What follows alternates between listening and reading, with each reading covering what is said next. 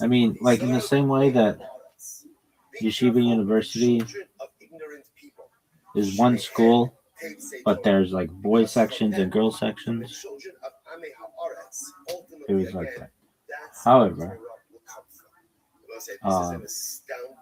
Yeshiva University, Los Angeles, the high school, that had separate buildings. Do we have separate buildings?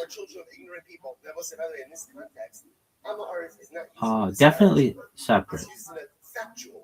A person grows up in a home where his parents are ignorant.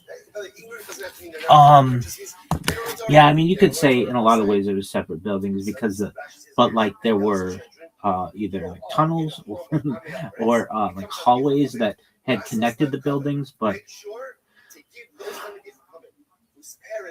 was like an old mansion. Anyway, really, yeah. Why? Why not? It's just what we offered. Because those that are going to come in anyway are going to create and affect the greatest change for Am Yisrael. Share Yatzu Shmaya about time they so we'll see examples. They'll say, what's the pshat? Is that the end of your story? No, we're getting there. Will make the greatest impact to Klal Yisrael. Not the children whose fathers are. I mean, we were with boys so much. And I gotta be honest with you, I didn't have any sisters. They have to work 10 times harder. Push perhaps. 10 times harder. Sometimes they have to work. My cousins were. Certainly, again, they have to learn a whole male. Body of things that perhaps they didn't. I had female cousins, but they were like far away. Like the commitment and the resilience that those.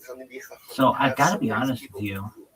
As a little boy, even going up to my and therefore ultimately the contribution that those ultimately again is tenfold over what I was going to say. It's an incredible idea. And again, if you notice up here, I didn't know women menstruated.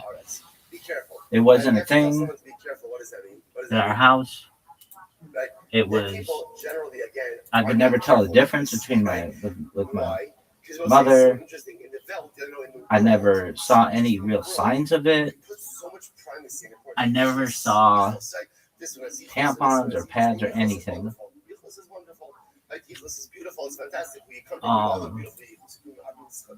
It was like, I'll just be honest with you, and I'm not going to be fucking alone when I say this. Many young men think women have penises. Really? I mean, we know that they're different, and we know that they're made like Adam and Eve, but we don't know. We don't know. And anybody who's out there like, oh, I knew. Okay, that's cool. Not all of us knew. And some of us were really fucking curious about it. Really? Yeah.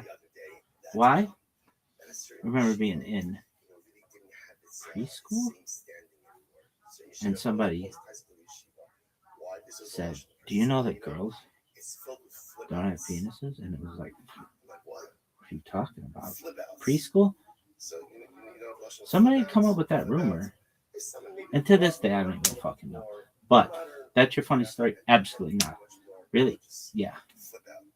But let's just say I was bound and determined to figure this one out. And I did.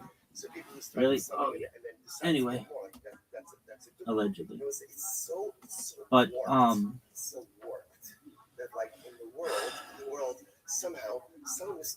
it's just like women were, I was around men, and women were just like, there was my mom, but she was a fucking magician, and I just didn't know. I didn't know.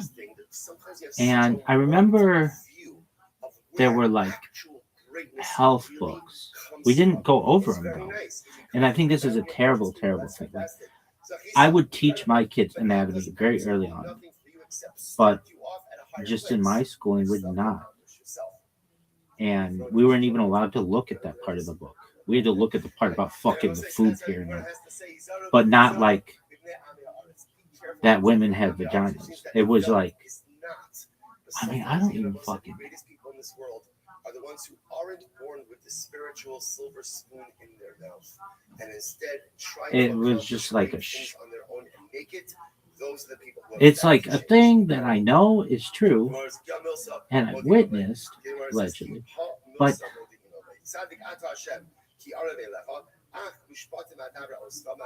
that fucking thing is doing a whole lot there. And women, you should know. I have to fucking adjust these others. You're really blessed with something. Hashem has blessed you with something really, really powerful.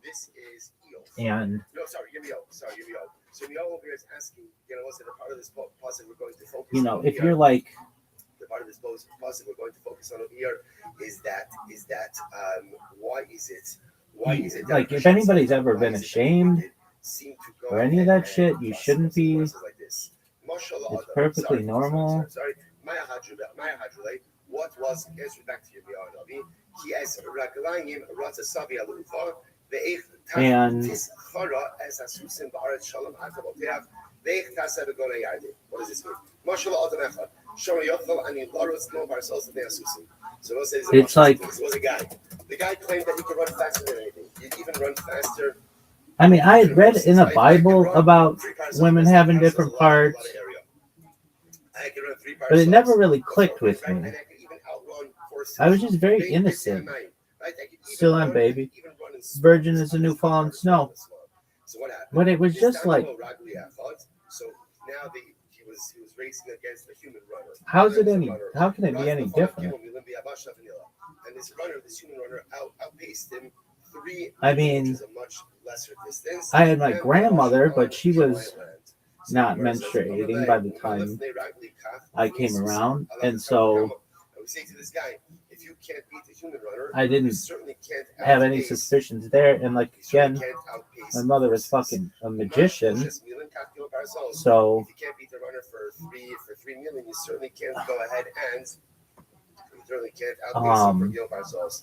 So the says, it was just like, and if you can't outpace him on dry land, I had no idea. I really had no idea until maybe we'll say that this one day.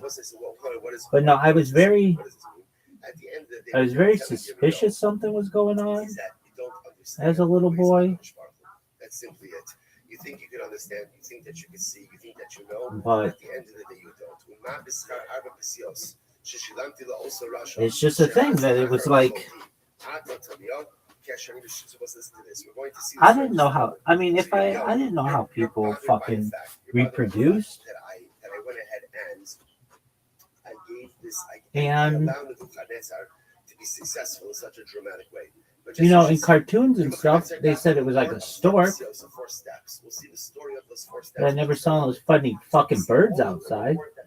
And for taking 4 steps, then ultimately, again, you're going to be overwhelmed. When I reward Avram, Yitzchak, and Yaakov, Shiratzu Lefanai Kisusim Alachas Kano V'Kano. So Nebuchadnezzar took 4 steps and was rewarded. You'll be overwhelmed when you see the reward ultimately of Avram, Yitzchak, and Yaakov, who ran before me. Like I can say, I was at a friend's house, so the Gemara says, and his mom had recently had a baby, and the mother was going to change the baby, and she asked me, have you ever seen a baby be changed? And I said, no. And she said, do you want to see a baby be changed? And I said, sure, because I've never seen this. This is like a new experience for me. I'm like a little boy. And I remember thinking, where's the penis? But I was like, maybe it grows. Maybe it's like something that like grows or something. Like, I don't know. I still wasn't raising any. No fucking bells were going off. I just remember being like, something that's missing here. But I wasn't like, I'm focused on like poop, allegedly, as well. And so I'm not like paying that much attention. But I was still like, did the poop come out of, where did, I just don't know. I was very, very confused. And I know I'm not alone on this. I know I'm not alone. And I went. I went up to like. Well, I can say this. I remember.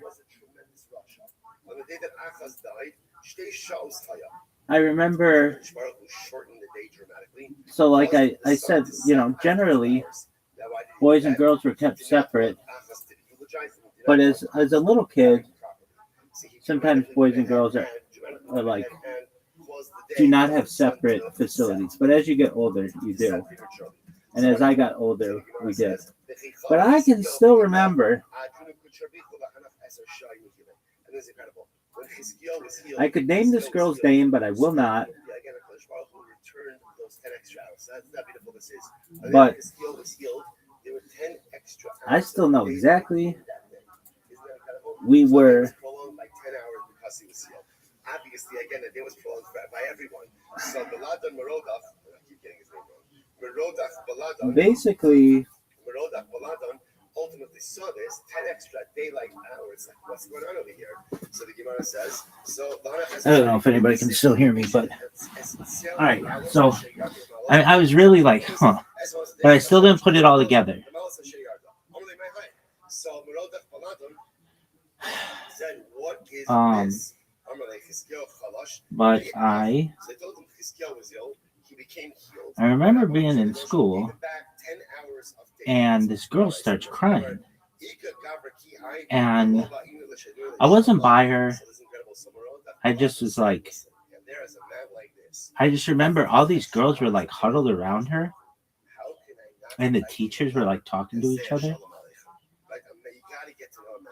And I was young. Still remember her. And all the boys were like, what the fuck is wrong with this bitch? And no one would tell us. I still to this day don't know what happened. But I have a suspicion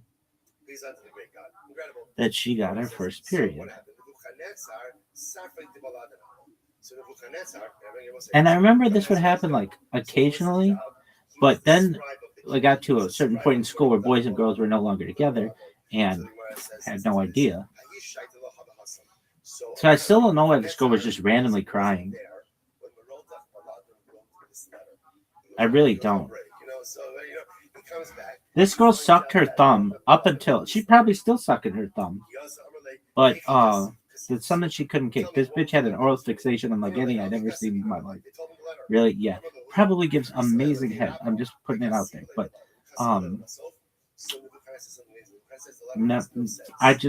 I never knew why this girl was crying. I still don't. But I thought about it in the years since and thought that might be what had happened. But as the girl started to start to menstruate, we were separated in different, I went to a different school where I was with boys, so it wasn't ever really clear to me what was going on. That's the story? No. So I did see a baby get changed, but that was like anything could have been happening. It could have grown. Who knows? I want to say this though on camera. I think everybody tries their own poop at some point in life, except for this guy because my shit doesn't stink because I don't poop allegedly. But there's just something. I think everybody tries their own poop. Everybody tries their own pee as a little kid. They recognize that they don't like it. They touch it. And then they're like, okay, well, I guess we're not supposed to play with that shit. But if they didn't, we would be eating it to this day, or we would be. I just think everybody tries their own poop. Really? When you're in the bathroom alone, I think people do. At least as a little kid. Like little kid. And then you realize this tastes like shit, literally. And then you're like, I'm not going to do that anymore. Or try your own pee. I can remember I didn't really necessarily do that. But this one time, my family was having a cookout, and I thought it would be really cool. I was talking to my cousin, and I'm like, I wonder if I spit in a glass, like, and filled it all the way up, and then drank it. What would happen? He's like, oh, you should try that. Anyway, so my other cousin, my older cousin, we ended up telling this person, and that person told my mom. My mom was like, you can't do that. Anyway, but people are curious as little kids. And I feel that somebody out there is going to be like, thank you for saying that you think everybody eats their own poop at some point and drinks their own pee, because I bet they do. I bet that is something that happens everywhere in the world. Amazonian tribes are doing it. People who think they're living in the 25th century are doing that when they're little kids. The Chinese are doing it. Jews are doing it. Muslims are doing it. African tribal people, everybody's trying it. Really? I bet. I've never been able to, like, I bet there's a scientific study somewhere about this, but I've never heard of it. But I bet everybody, there's a book, Everybody Poops. We never had that book because we don't, but maybe everybody else does. Really? I whiz like a motherfucker, though, allegedly. I'm the whiz kid. All right, so back to our story. I still have this bitch. It sucks. Really? Yeah, it's the worst. All right, so you think everybody eats their own poop? At some point, I think everybody tries their own poop. And there's like something to that. Like, what if it tasted really good? What if you were missing out this whole time? So the rest goes back over here to this king. I must say, I just want to point out over here, this king is the king of Babel before Nebuchadnezzar. So his name was Merodach Baladan ben Baladan. And like children may see dogs eat poop, and they might be like, oh, maybe Baladan the father was king. What happened? Maybe this is like a normal thing. Apparently, it's some type of I mean, you have to understand how little kids are. And this is very brave of me to talk about. Nobody talks about these things. Nobody. But I know that they're perfectly natural and perfectly human beliefs and experiences. And I feel like people appreciate this. Maybe not now, but 10,000 years in the future when nobody's pooping, like this guy.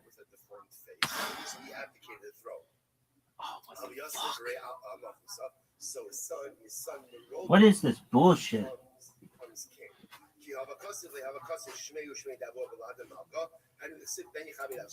It's actually very beautiful. So his son Baladan becomes king, but as part of the way that his son gave his father covet is he took his father's name as his own. So instead of just being, what do you mean you don't poop? I can tell you this: if you eat a pure protein diet, you don't poop.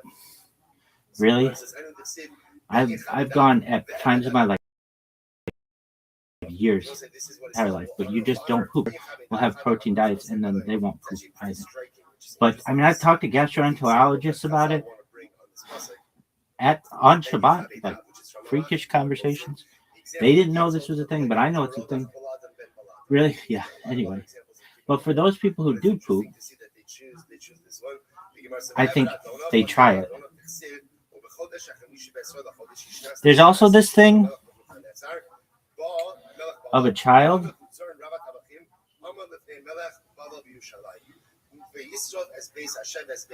It's called meconium, which it sounds like some kind of element, but it is a thick, sticky, tar-like black or dark green substance passed in the first 24 to 48 hours after birth. It is normal and composed of amniotic fluid, mucus, and cells ingested in the womb.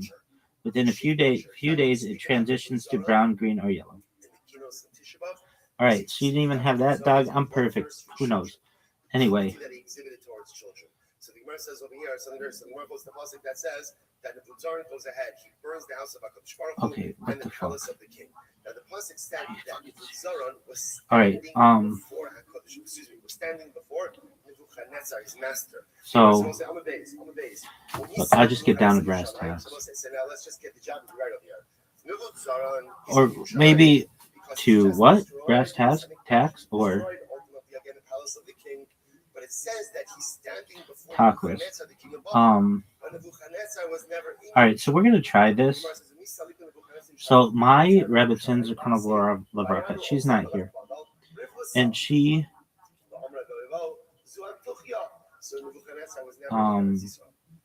from New York, but she's from upstate. But she did have quite a East Coast accent. Not Brooklyn, not New Jersey, like upstate New York, but not too upstate. All right. Yo, dog, I want you to explain the laws of NIDDAH with all the colors and when you can touch your husband and all of that. But I want you to make it like an episode of Coffee Talk from Saturday Night Live.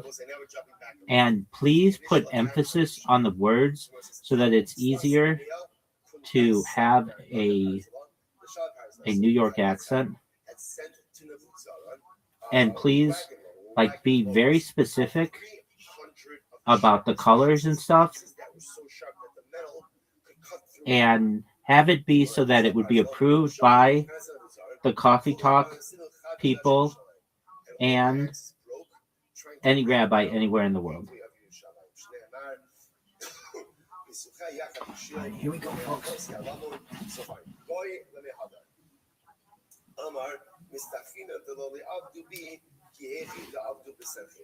this is is ready to turn back.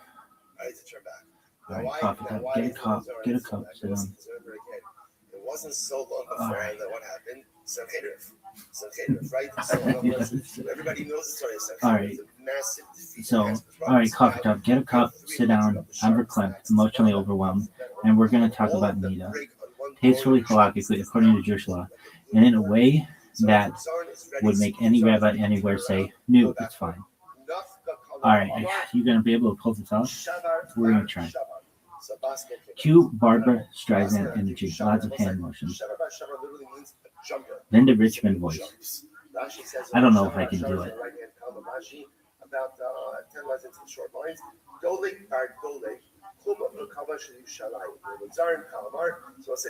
I can do it. I can't really.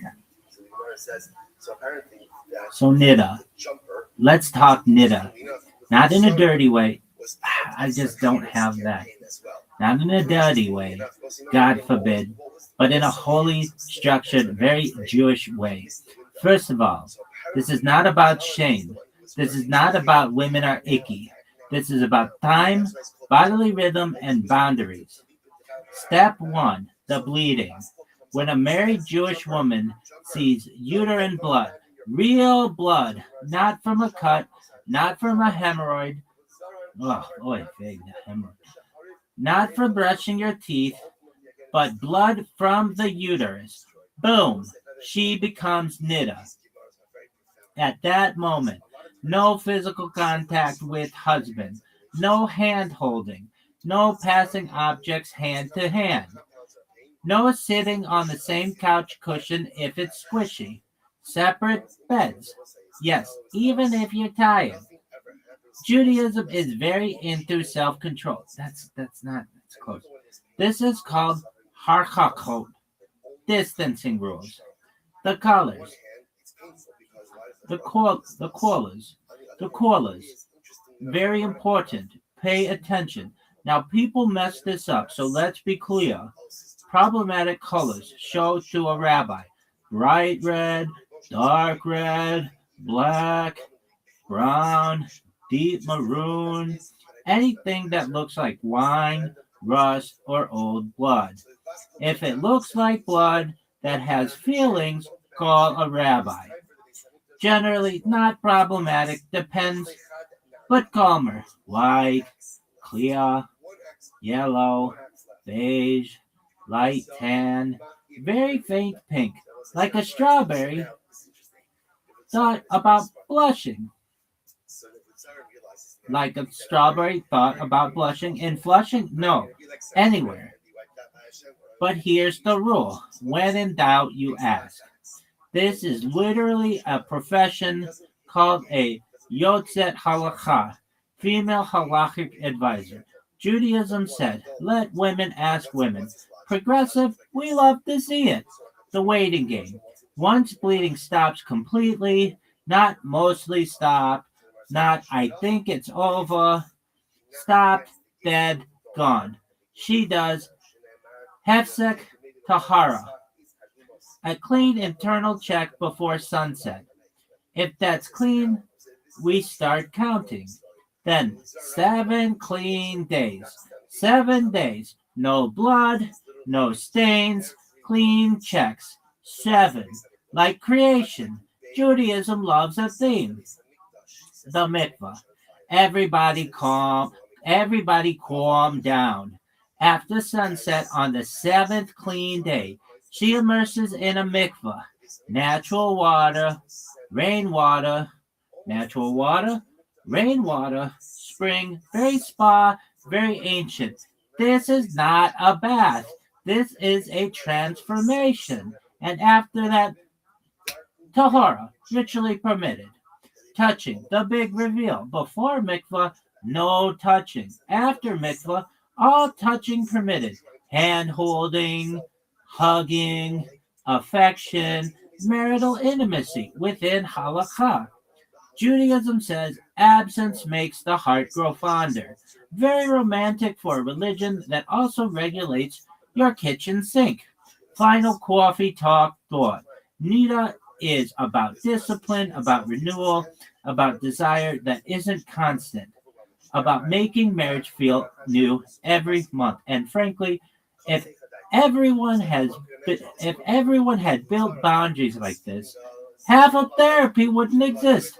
Amber clip. Talk amongst yourselves. I'll give you a topic. Nita. Oppressive or secretly the most emotionally intelligent system ever invented. Discuss. All right. That's not exactly what we want. Yo, dog. Talk about the different colors have names. Also, make it so that if someone were reading this, there would be emphasis with the words. Like coffee would not be COFFEE, it would be CAWFEE.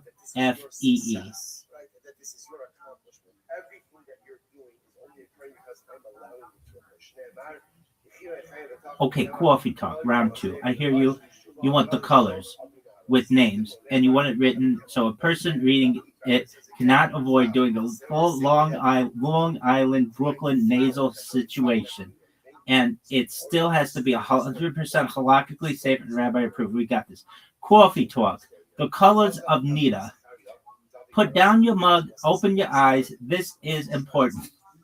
Linda Richmond. Dialed through 11. So Nita, everyone says, oh, it's blood. No, it's colors. Judaism does not do vague. We name things. Autumn, red. This is blood, like fresh blood, period blood. Oh, that's definitely blood. Problem, Nita, call it. If you see autumn, you don't philosophize, you don't squint, you don't say, maybe the lighting. You say, autumn, we're done. Yayin, wine colored. This is the deep burgundy, maroon, old wine on tablecloth energy. It's not bright red, but it's got intent. Also problematic. Show a rabbi. Judaism says, if it looks like wine, it might as well be blood. Very poetic, very strict. Shachum. Black or brown. This is old blood vibes. This is old blood vibes. Brown, rust, coffee ground looking. Not cute, not neutral. Blood that went to therapy and came back darker. Still counts, still Nita. Farad, pink. Now everyone gets nervous. Light pink, faint, like blood that thought about showing up and then changed its mind. This is context dependent. size dependent, fabric dependent. This is show the rabbi caller. Not panic, not ignore, just ask. Lavan, white. White is clean, white is innocent, white did nothing wrong. If it's just white discharge, not blood, not nida, Judaism does not punish mucus. We're not animals. Zahov, yellow. Yellow is normal, common, boring, not blood. Unless it's mixed with red or brown. Then we side eye and call someone. Beige, tan. No fancy Hebrew, just vibes. This is the annoying one. Sometimes all discharge, sometimes leftover blood, sometimes nothing. This is why rabbis have job security. You don't decide, you ask. Fabric matters. Yes, it does. Listen carefully. A stain on white underwear, taken very seriously. Colored underwear, more lenient. Why? Because Holocaust says, if you can't see it clearly, we don't invent problems. Judaism, anti-anxiety since Sinai. Final coffee talk thought. Nita isn't, did you bleed? It's what color, what size, what fabric, what time, what context. This is not vibes, this is law. And if you're even unsure, Judaism literally says ask, don't guess. I'm verklempt. Talk amongst yourselves. Topic, why does Judaism trust women with this system more than any ancient culture ever, and still make everyone nervous about it? Discuss. Still not it. Yo, dog, you didn't talk at all about Bedikin cloths and Bedikin clothes. I want the nitty gritty, and also, you're not doing enough emphasis on the words for a Long Island, Brooklyn, New Jersey accent. I want that for all the words, where applicable.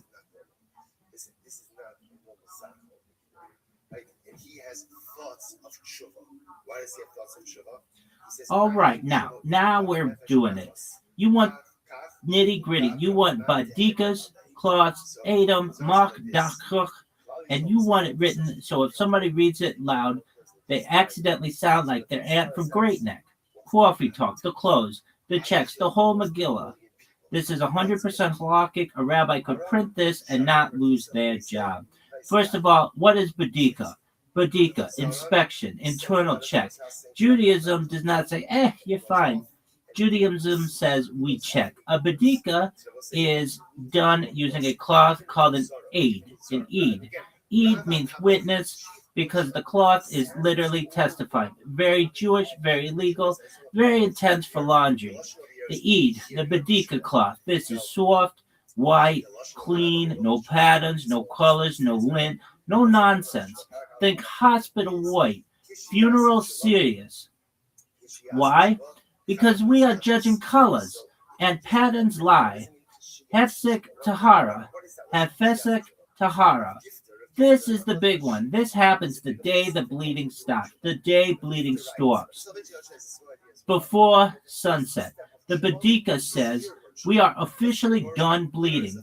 You do one proper check with Eid. Results, if it comes out Lavan, white, Mazel Tov, you start counting. If it comes out Adam, Chum, Shachor, Yayin, nope, try again tomorrow. No arguing, no poetry, just law. Makta, Chuk. This is where people panic. Mach, cloth. The chuk, pressed, held in. This is a second cloth, gently placed internally for a short time before sunset. Purpose, to prove nothing is coming back. If the Makta chuk comes out clean, we breathe. Stain, we cry quietly and wait another day. You don't have to cry.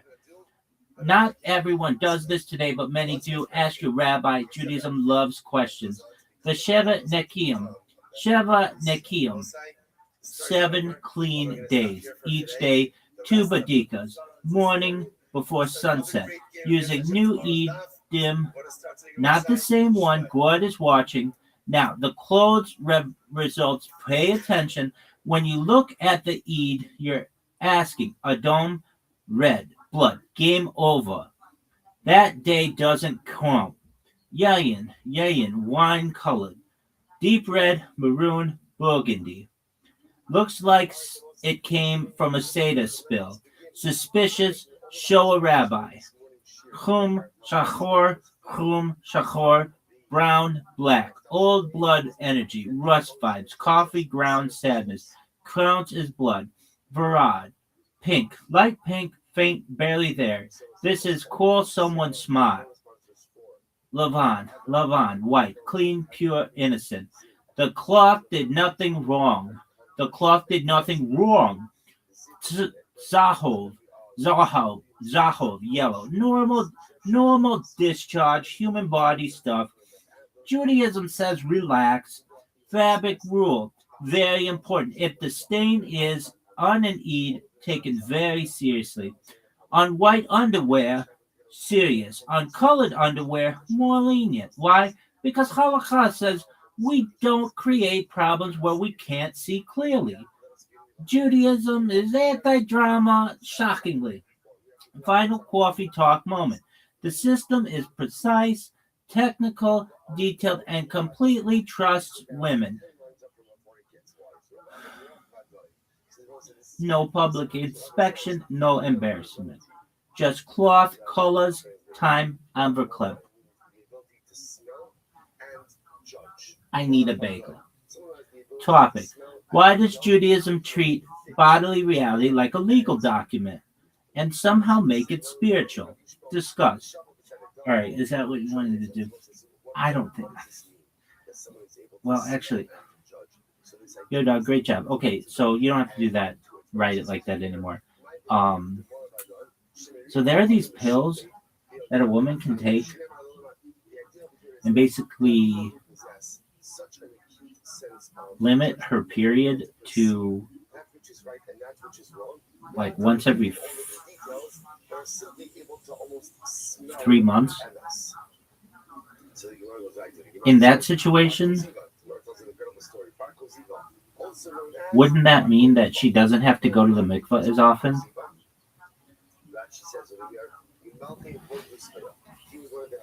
All right, cool. We're back to regular speed. Still coffee, energy, just less theater.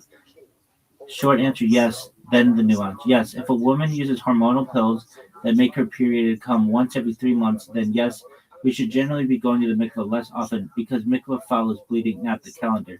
Now let's do it properly and rabbi approved. The core rule, very important. A woman goes to the mikveh only after she has had uterine bleeding that makes her nida. The bleeding completely stops. She does a hefsek tahara. She counts 7 clean days. No bleeding, no nida, no mikveh. Judaism does not say it's been a month, go dunk. Judaism says what actually happened in the body. So what about period suppression pills? These include extended cycle birth control, continuous oral contraceptives, certain hormonal IUD situations, medical regimens prescribed by a doctor. If the pills cause no bleeding at all for months or only spotting that is halakhically non-problematic, then she does not become nida and therefore no separation, no 7 clean days, no mikveh during that time. Yes, that's correct. But, very Jewish, but spotting changes everything. Here's where it gets tricky. Hormonal methods often cause light spotting, breakthrough bleeding, brown or pink stains. Some of that does count as nida, some of it does not. Some of it depends on color, size, and where it was seen. So in real life, women on these pills often ask more shilos, halakhic questions, even though they go to the mikveh less often. Less dunking, more texting the rabbi pictures of stains. Prop respectful, anonymous, yes, that's a thing. Is it? Yeah. Is this halakhically legit? Absolutely. Major poskim halakhic authorities have allowed this when appropriate, especially for medical reasons, hormonal regulation, severe pain, fertility planning, shalom bayit, marital harmony. Shalom bayit, marital harmony, important.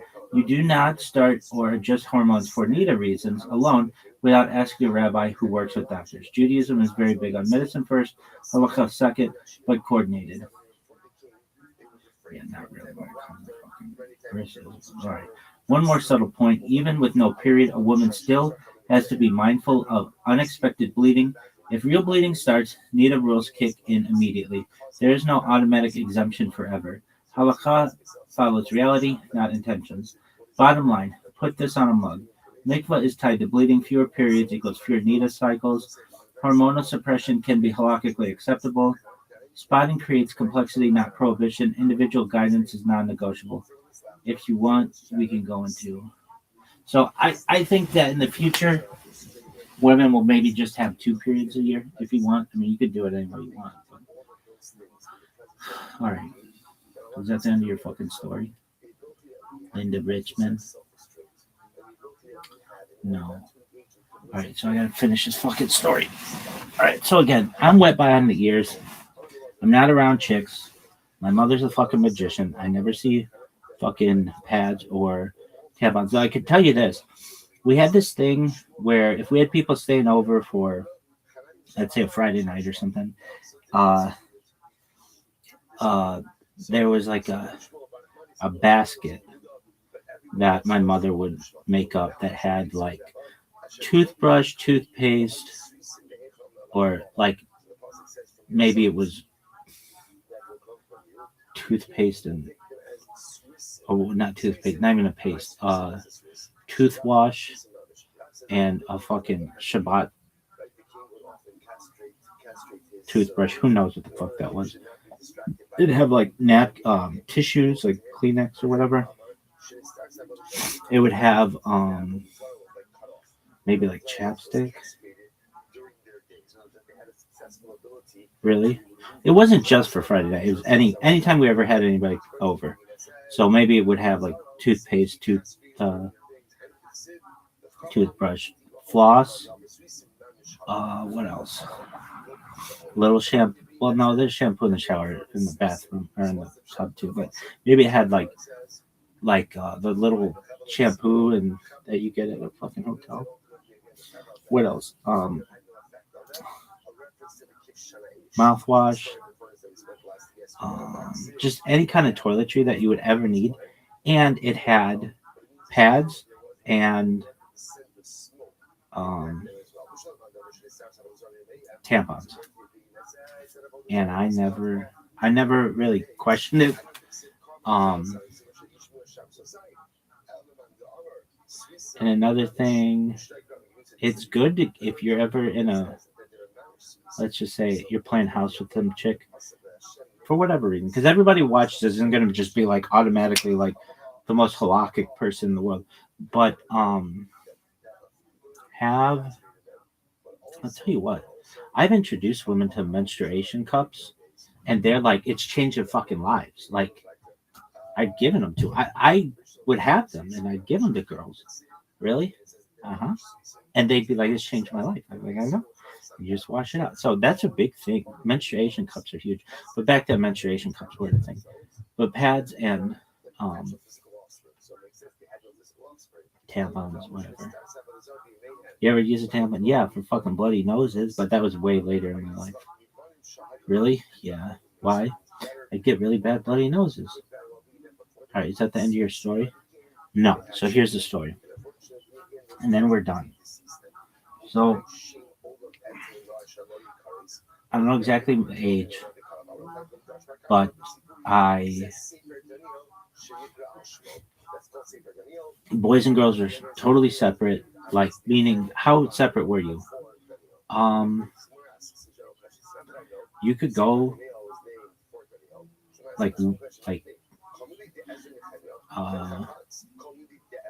you could go all day and not see a woman. Really? Oh yeah, definitely. Really? Yeah. I mean, it's like separate as possible, and under the configurations. Again, not Yeshiva University, LA, boys and girls. Those are separate buildings. But even they have like women and male teachers sometimes, and men and female teachers. So it's not completely like, but as much as it could be. and it was the most separate of like anywhere around. Like it's as separate as you could get. Really? Yeah. Really? Unless you're homeschooled. Yeah. So I'm telling you, like, we were just separate. And like even to the point like girls had their side of the school basically and boys had our side, and there was like separation, but there was a main stairwell. And now you got to understand like this, how would I describe what was it like? It wasn't quite Dead Poet Society, but as close to Dead Poet Society as my family could find. It was like affordable Dead Poet Society, but still very expensive. Without being a boarding school. Though Dead Poet Society, I believe, was a boarding school. But it's what you would consider like a day school, similar to a day school. And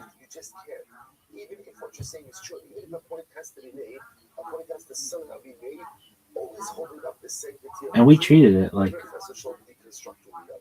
Dead Poet Society.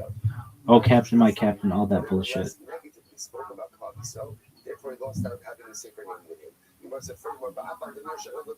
And we became very close as boys. And we'd shit on each other all fucking day. We'd make fun of each other. But not to the point I feel that we... I mean, you could consider it bullying, but we were just not to the point.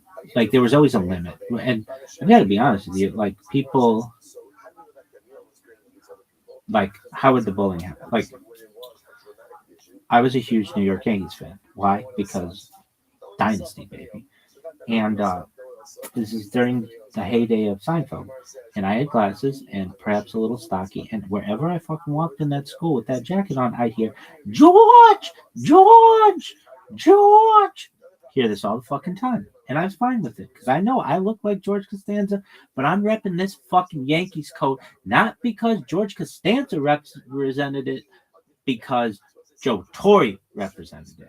And I'd be like, oh yeah, just wait till October. We're going to fucking beat the shit out of whatever shitty fucking team you like. Anyway, I'd hear George all the time. And it really never bothered me. I'm sure bullying did get to some kids, but if that happened, I think that you would just tell one of the male, our teachers. But it never got to that, at least. We'd give people shit.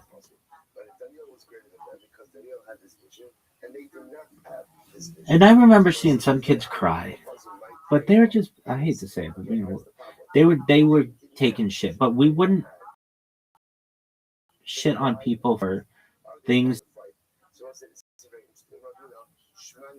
like what?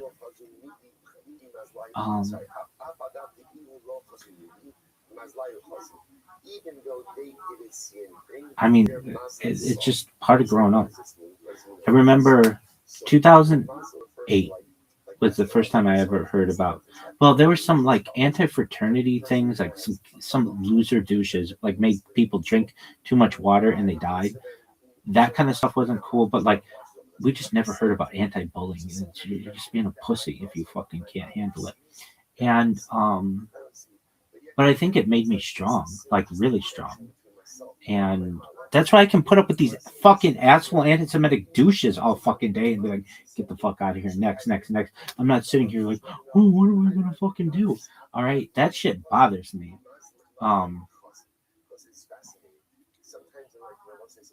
Nebbishness, I can't stand nebbishness. And I'm not. I'm fucking confident, strong, hilarious, cool. And I feel like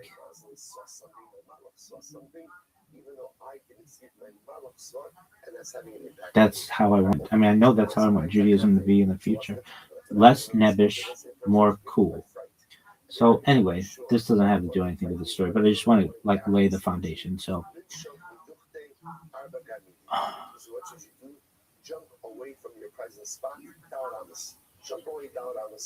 there's a main stairwell, and this main stairwell, you could get anybody in it. So it wasn't like the boys' stairwell, and it wasn't the girls' stairwell. It was like the central stairwell. So you could have parents coming through that stairwell. You could have a coach coming down that stairwell. You could have administrators coming down that stairwell, teachers coming down that stairwell, and especially if someone were going to the office or something, students coming down that stairwell. You know, as well, there was this part of the school, we didn't really have like a nurse. I remember when they checked for scoliosis, which I think I have, they just like kind of look, it's like some lady, like no doctor. This is the same lady who answered the phones, which nothing wrong with that, but like, give me somebody who like at least has like taken first aid or something. She's just like, yeah, you're good. And there's this part of the school that it's where all the yearbooks were actually. And so but if you ever got sick, they would put you in this room. And I remember my parents were like, if you're sick, you tough it out. And we'll pick you up. And then if you're still sick at home, you know, but it was like, I didn't spend a lot of time in this room. And I always wondered, why is there a fucking bed in here? There are like multiple beds in here. Like, it looked like a fucking MASH hospital kind of. And it was just like no boys I ever saw go in this room unless they were really sick. Anyway, it was just like the boys we knew all the fucking ins and outs of this fucking school, but this area we never really. I remember we just never really went in there.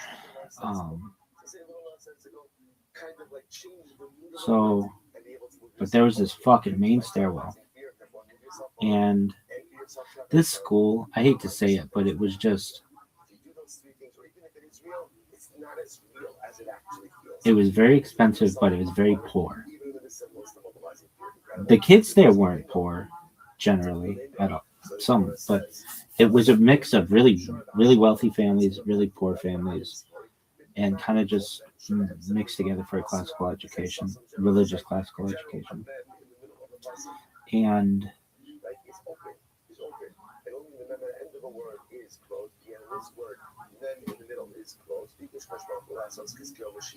did I talk about the stairwell yet? But you have to understand the details of this stairwell. This used to be a mansion, and then it was some other stuff. But like, I remember this was like a mansion. It had tunnels, like secret prohibition tunnels that I always wanted to go into. Tunnels have always fascinated me, but there was like a pool that became storage. It was like a very wealthy person's mansion, and they were so wealthy that they built a mansion and then they never slept in it. They would only throw parties there. So it was like a party mansion, and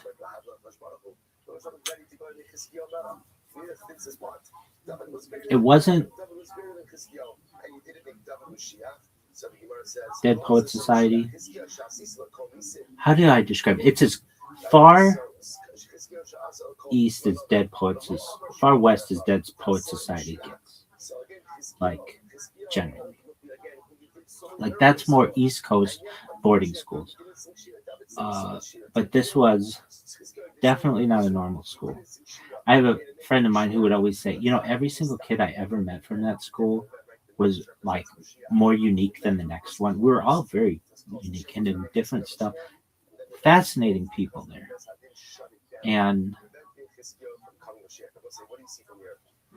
I remember there was like a ramp where they used to, I forget, it was like a delivery ramp.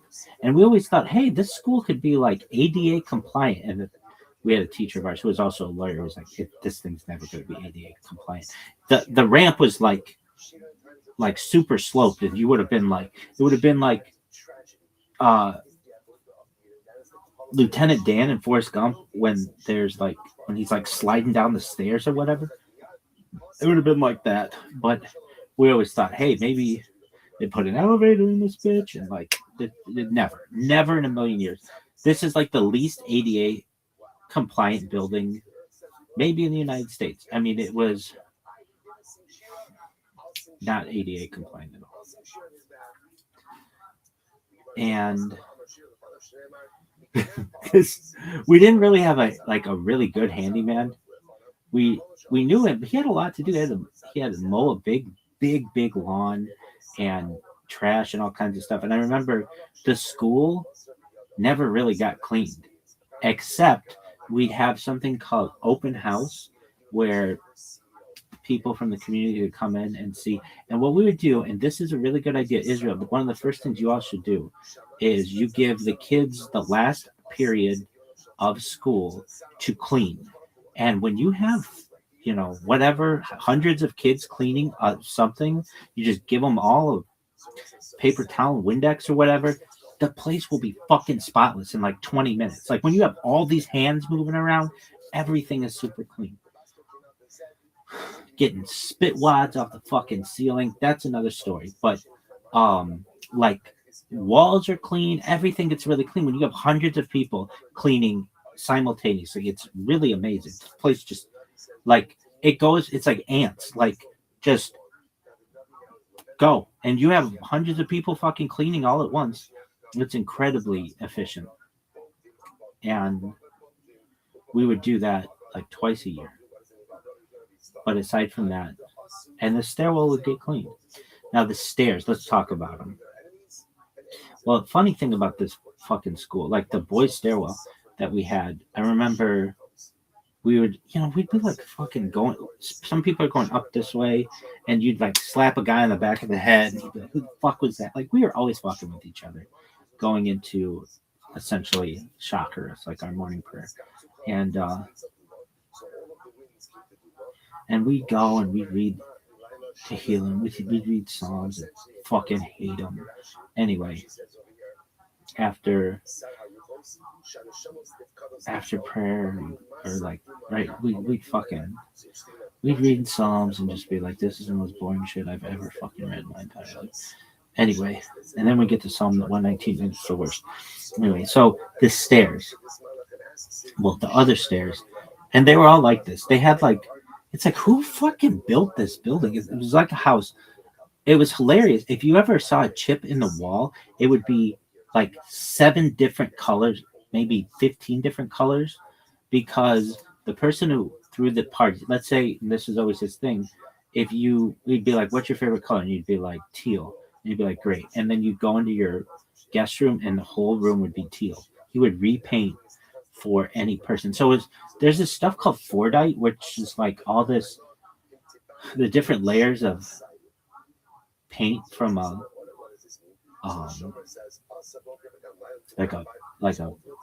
just when you have lots of paint that builds up, it happens in like automotive spray booths and things. It becomes like a gem, almost like a type of geology, but it's not. I mean, it's like synthetic. But the same thing with in the walls. You fucking like if you've ever seen a gobstopper. I don't know what one tastes like, but like if you cut it in half and you see it's got like a bunch of fucking layers, that's what the wall would look like. I remember looking at the chips on the corner of the fucking school and like it was just like that. And the school never got painted. I mean, I've seen it since then. It looks fun. It looks a lot better. But back then, I remember being like, this school is disgusting. And then there was this bathroom. Oh, this bathroom. They're all the bathrooms. I can tell you all about them. No urinals in the whole fucking school. No urinals. Which is always fast. Really? No urinals? Yeah. But there were tons of sinks, which is not the same. There would be random ass sinks like in the fucking schoolroom. There were sinks everywhere. And there was like nothing on the wall except a fucking satellite view of Israel. That's like the only thing that was on the wall. Ask anybody, they'd be like, yeah, I mean, that was basically it. We had like a map of the United States from the fucking Hoover administration, and in another room, and in this one room, a satellite map of Israel, which is all you fucking needed. Anyway, and we did this thing when we were young. We put a timeline around the wall, and that helped me so much to this day. Like when I think of time, like as a timeline. Anyway, and I talk about this fucking central staircase. So there's this staircase, and let me describe it. They were like white and teal checkerboard tiles. Why? Who the fuck knows? Who the fuck knows? Who picked this? I have no idea. And you go up the stairs, and the stairs had never, you don't wax stairs generally, but like the floors had never been waxed. It was just fucking LVT, like linoleum vinyl tile or whatever. It's like, imagine like tile where there's no wax and it's just digging into the tile, and the people are just like, pretty soon we'll go through the floor, who cares? The teachers got paid nothing. They would get paid far less than a normal teacher. I don't know how this fucking school, it's just a really unique place. And the stairs, they had like these bars as you would go up the stairs, and sometimes like I don't know how one of the bars would just stick out, and it'd be this just like really fucking sharp like saber like that would just stick out, and you like some kid would just like go like this and like this and like this, break it off, and then hit another kid or jam it in the other way, and some teacher would be walking by and like try to fix it. But there was just nobody who was going to fix anything. And I hate to say it, but like it would have been a lot to keep up, but there was just no, I don't want to call it the custodian or but it was like he had enough to do with like getting all the trash out and stuff for hundreds of students. Like it was just a lot. Anyway, did I talk about the stairway? So that this weird checkerboard stairwell, and it was just you walk into the door. It's like this, I'll say like a poor man's Dead Poet Society. You walk in, it's like that School and Bully in the video game, but like not nearly that nice. And there's like a beautiful great lawn, beautiful everything from the outside. This looks like the fucking, but inside this building it seemed some shit. And it would be like there'd be like a step and then another step, and like the teachers when they'd open the door they'd have to like jank the door. It was just like the handyman's like that does not exist here. And then you get in, and then you either go upstairs. It literally is this: step up, then another step, then you go upstairs or downstairs. There's no ramp, there's no handicap. That was the thing. If a kid got hurt, you were just on crutches, and you'd have to like climb the stairs. Like I remember being on crutches there, and you just kind of hop from stair to stair, and it's dangerous, and it can get really slippery. I remember at another school, they did a refurbishment of it, and really made it nicer. And I remember this was just such a big amount of money to me at the time, $100,000 elevator in it. And I remember my dad was like, "Why do you need an elevator? Like, nobody needs an elevator." And one of the heads of the school said, "If your son gets hurt and for any reason, God forbid, is in a wheelchair or something, you're gonna want this elevator. And that shut my father up. Like, oh, of course. But at the time, this was shortly after the Americans with Disabilities Act, which I think is one of the best things. And this is the thing, Israel, if you're hearing me, your shit is like my fucking school. It's all like, oh, well, it's just been like that for 2,000 years. Make a fucking ramp. I don't want to go there. Ramps should be everywhere. Even if you have stairs, there's a thing that you go like this, and you can go up. Ramps are really important. And elevators are really important. And escalators and all kinds of shit. But also for stages, there's like a thing that you go and it lifts you up and puts you on the stage. Someone who is in a wheelchair should not feel as if they can't perform on any stage in Israel without a lift. Lifts are really important. Anyway, because I'm telling you, I went to places where this did not exist, and it was like, if you got hurt enough, you weren't going to be able to go to this school. There's just no way. I mean, you would be able to go like 20 feet in a wheelchair, and then there'd be like fucking tons of stairs. It was like this school, I feel like, had so many stairs that it was like an is it MC Escher? Like, we had like a fucking picture of MC Escher. MC Escher?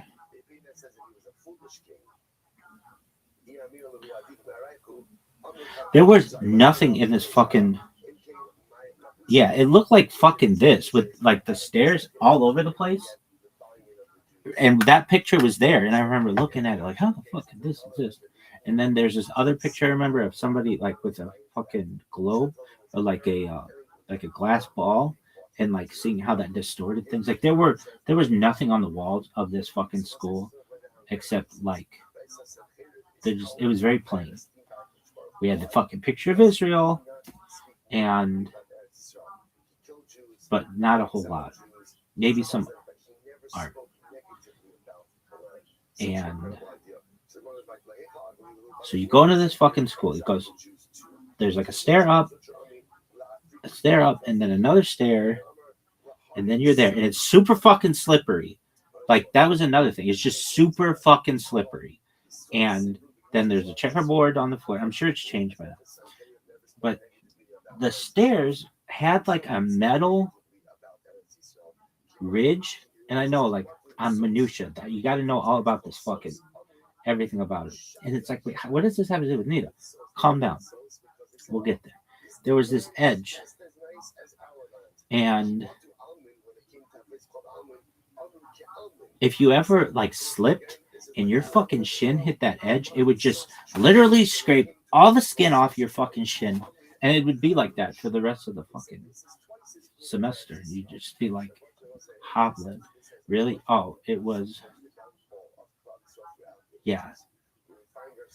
And I'm telling you, this school had a lot of fucking stairs.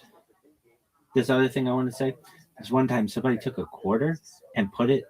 Everybody wanted quarters. That was a big thing. I've got to say, my mom made sure I had quarters for the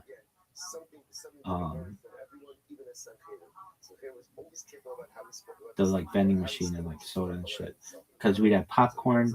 That was a big thing. Like, popcorn was a big fucking thing. I remember kids would bond over popcorn. Why? Because it was some kids, like, the school didn't provide meals, and maybe their parents were like poor, or there weren't many single parent families. If there were, I could like name them, like out of hundreds of kids, maybe one or two, like not a lot. And they would like, I remember the prices of the popcorn. It was 50 cents, and it was like a meal that you could have. And I did a lot of study hall, and so it was like a meal that you could have. And I know for like, and soda was 50 cents. For $1, you could get soda and popcorn and have like a snack after school. When other kids were with their stay-at-home moms or whatever, those of us who had working parents would have this ability to have something after school. And I had this tube of quarters that sometimes kids would maybe go in my backpack to get, but whatever. And that was another thing. Everybody had lockers. Nobody ever locked them. Really? You were a loser douche if you locked your locker. And there's another thing, you could get ginkgoed, which is like when somebody go in to throw all kinds of ginkgo. Oh, it smells so badly in your fucking locker. But we learned about ginkgo and how it's like a very old type of tree, just all kinds of shit. But that shit would be on everything. It'd be there for years. There'd be ginkgo everywhere. And there was only one fucking ginkgo tree on the campus, but we all knew where it was. We all knew how badly that shit smelled. Anyway, what about this fucking stairwell? Anyway, so somebody took a fucking quarter and glued it down on the floor. And every fucking boy would just try to pick up this fucking quarter, because if you had a quarter, that was like halfway to getting the soda or something like that. And I was so cool. This isn't about the story, but I was so cool. Even when I was the youngest grade, I could go up to the. Another thing that was super big was fucking foosball. I never had like foosball. I've never seen foosball was so big, and I did not like the way the proper rules of foosball are you can't spin the fucking things, but man, we go in there and fucking spin these things, and it was like this. It was like, I don't know why, but there was like a big push to like have more recreational shit in this school. But once it broke, it was done. There was no fixing it. We had, when I first got there, ping pong tables, and the fucking ping pong paddles were just, it would flap. It would like flap. It would be like nobody glued it, nobody cared. It was just like, and you just fucking play ping pong and these fucking foosball, and then the guy would break, and then it'd be like, and they just got rid of these fucking foosball tables. We put so much fucking spin on that fucking foosball, like just spin it in. And I remember we played older kids, and like just all the younger boys would play the older boys, and we'd play football, and we would play all the younger kids versus all the older kids. And then as you got older, you know, I remember I always, as one of the younger kids, wanted to just touch the ball. It was like we had a way to play football that you didn't have first downs. It was just you had to score in 4 downs, and you had to cross this huge amount of grass. And there were kids who played soccer, and that's cool, and that was fine. Sometimes we would do that. We had this thing called the World Cup, and we do that in the spring or in the fall, where every team was a different country. Every like group of kids was a different country. Literally, there was like a draft for all of the boys, and then we in the fall or in the spring we would do March Madness, and then we had field day, which is the biggest fucking day. It was just the biggest. It was just the best fucking day. It was just the best day. And previous school we had Olympic Day, which was really big. I remember these days very well, like very well. But field day was like a reason why you went to the school, because it was like you get to compete in all the different sports. Yeah. And so there'd be like seniors, juniors, sophomores, freshmen, 8th grade, 7th grade. So you get these little kids with seniors, and the seniors would have to like look out for the younger kids, and we would, like some of the years when I first got there, we would walk to the local park, which is also like a zoo, and we would just see all the nice houses. I remember that. And just we had people looking out for us. And then when I got older, the school had expanded to have this like athletic center, and that was like a big deal too. It was just an interesting school. We'll get to the fucking stairwell though. So, there's this fucking soda machine, and I'd seen soda machines that were like bottle soda machines for like old, like the 50s. It wasn't that old, but it wasn't one of the more modern ones that had like, I don't know what they look like now, but like soda on the right side. It was like soda was like here, here, here, here, and here. And there was this rumor around the school that sometimes this fucking soda machine would give out multiple sodas for the price of one.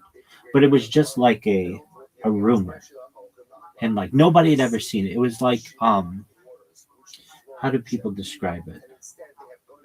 Like if you ever have seen The Office when Pam sees that fucking DVD that just hits the corner just perfectly, and then it really does, and she's like, "I told you," like it was like that, and just people doubted that two sodas could come out of this thing, and it was like this school didn't give a flying fuck. It had Coke next to Pepsi, next to Dr. Pepper, next to Mountain Dew. I think there was Crush and no diet to my knowledge. It was just what did it have? Coke, Pepsi, Dr. Pepper, nothing cherry, Mountain Dew, which was big.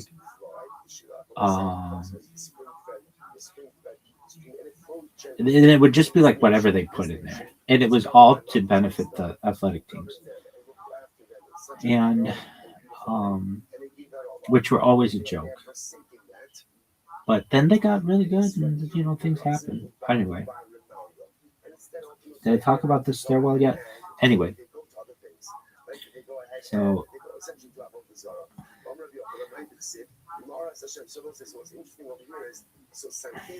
like I was really fortunate. I really mean this, that I had quarters. Like, may not have had a lot of money, but I was wealthy in quarters, and we had a slot machine, and I could ask my mom to fill this thing with quarters. This like tube, this like candy tube, and I put quarters, and they just fit perfectly. And again, sometimes I'd be like, this thing is fucking light, and I realized somebody went in my backpack or something during recess or something like that. And it was like, whatever. There were no cameras. There were no cameras anywhere. Like maybe at nowhere. Maybe at a bank, but like nowhere. Everything was just on the honor system or whatever. And nobody locked their lockers.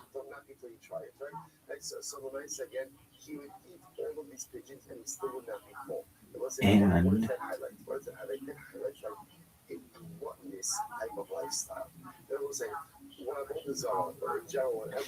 I'll say this one story. This one kid, he had a real rough upbringing, and under general circumstances wouldn't have been at this school, but he was at the school for a little bit, and he was one of the worst students in the school.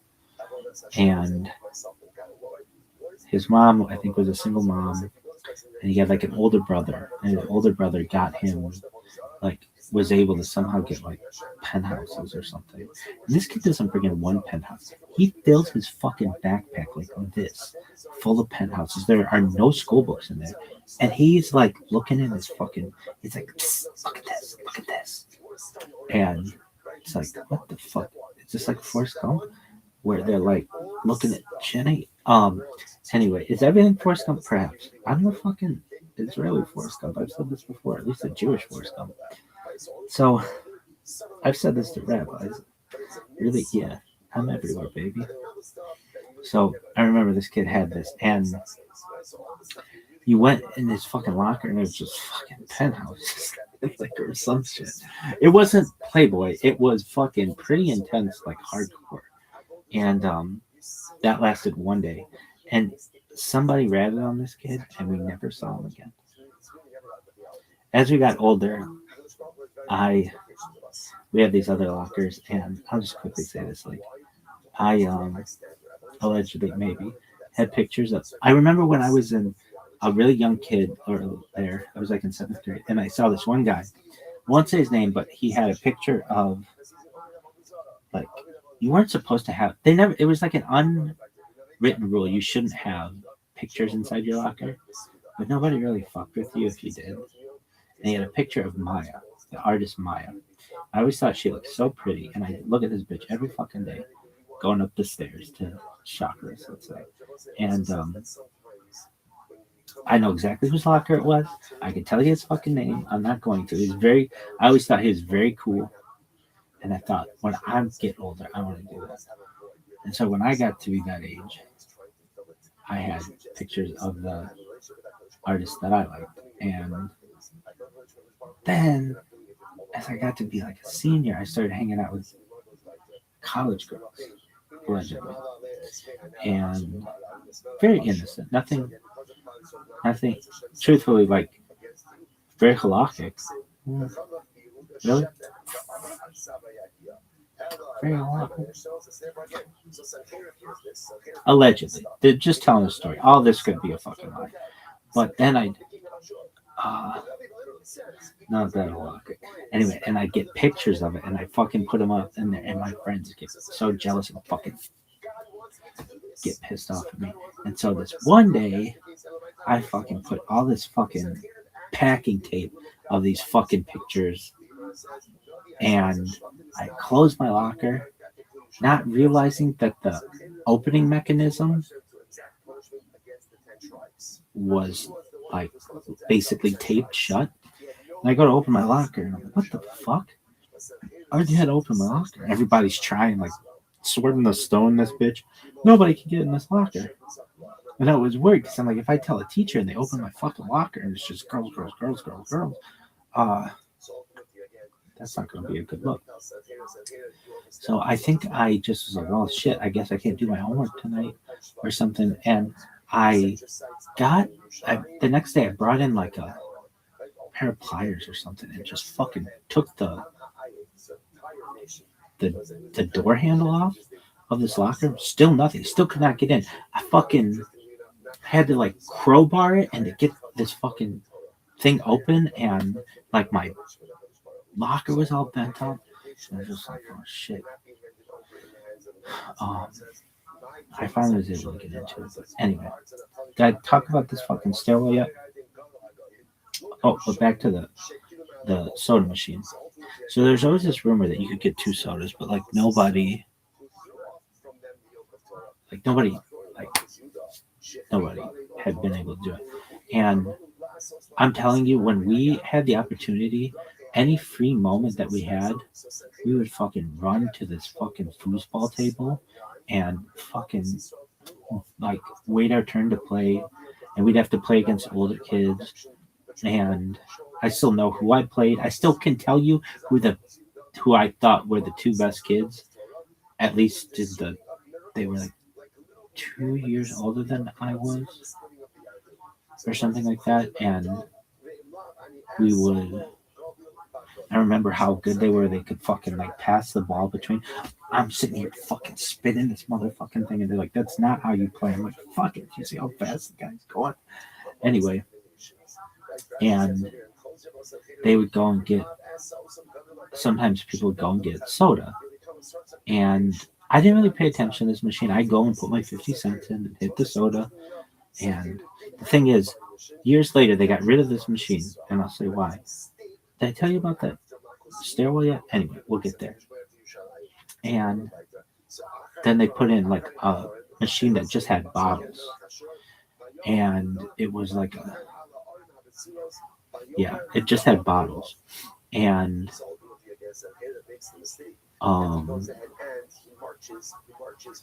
they were more expensive. They were like $1.25 or something like that. This is the good old days where it was just boom, boom. So did I talk about that stairwell yet? Anyway, so there's this giant fucking machine, and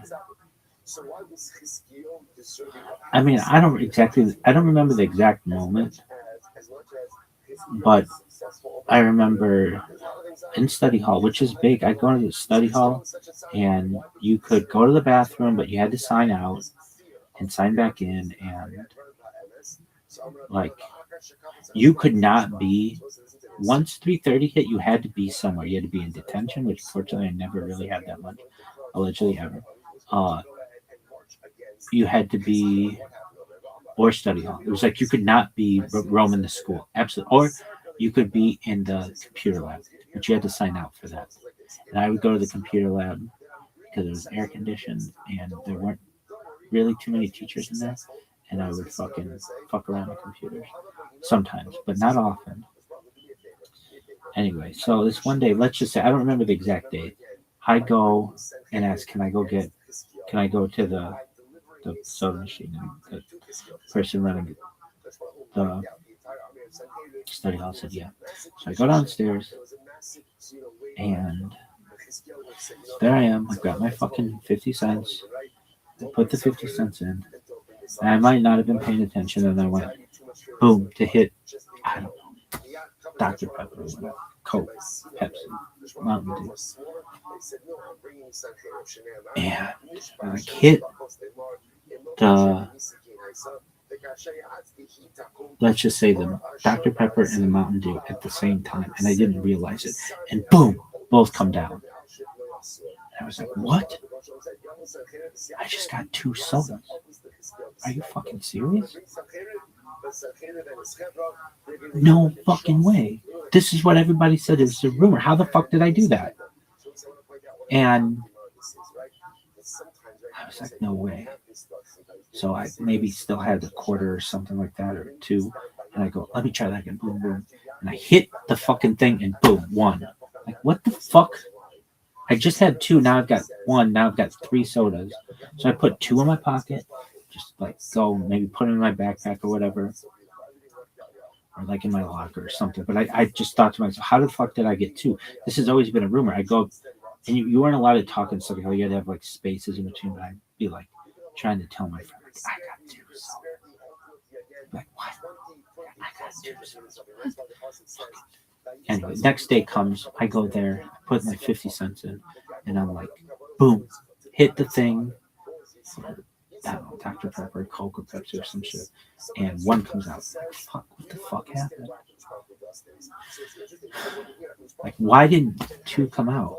Anyway, next day, same shit. I do this for like a week or 2. Still only getting 1, but I know that 2 is possible. Put 50 cents in, and I think to myself, you know, I got a Dr. Pepper and a Mountain Dew that one time. I wonder, and like, I'm not thinking of the mechanics of the machine. I think it's just like gifting me shit, like the giving tree or whatever. And I'm like, I wonder if I hit them at the same time, if it might open up like the mechanism for multiple things at once. And I go, boom, 2 fucking come out. I'm like, no fucking way. That's what you have to do. You have to hit them at exactly the same time. And it can't be like, boom, boom. No, then you're just getting 1. It has to be boom, like exactly the same time. Like, I don't know, like whack-a-mole game or something, but like at the same time. And boom, 2 come down. So I go, and I fucking start to figure this out. And I start telling my friends, hey, I got 2 sodas. They're like, no, you didn't. Like, yeah, I did. They're like, no, you didn't. I'm like, oh, yeah? Next time we have study hall, should be tomorrow, whatever, I will come back with 2. I'll go in with 50 cents, and I'll come back with 2. They're like, go for it. I go down there. 2. I come back. They're like, how'd you do it? Like, fucking magic, baby.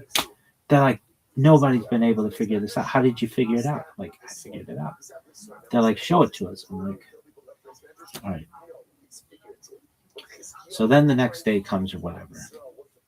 And I see some of the older kids going in there to put in their fucking quarter and hit Coke, and Coke comes down, and they go from the other. And I come up to them and I say, hey, you want multiple sodas at once? They're like, that's only been a rumor. Like, I know. Watch this. Give me your 50 cents. And I tell them, like, if I get 2, can I have 1? And they'd be like, yeah, go for it. Okay, cool. And if you have 50 cents more, I'll get you another 2, and you can give them to whomever you want. They'd be like, okay. And I go, boom, in front of everybody. And they'd be like fucking people surrounding me. And 2 come down. They're like, no way, you fucking figured it out.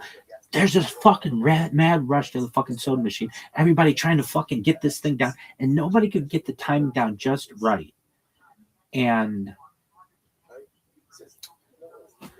it was like, wow. I was like, It was like Sword in the Stone. I was like fucking King Arthur. Like I finally fucking figured out this machine.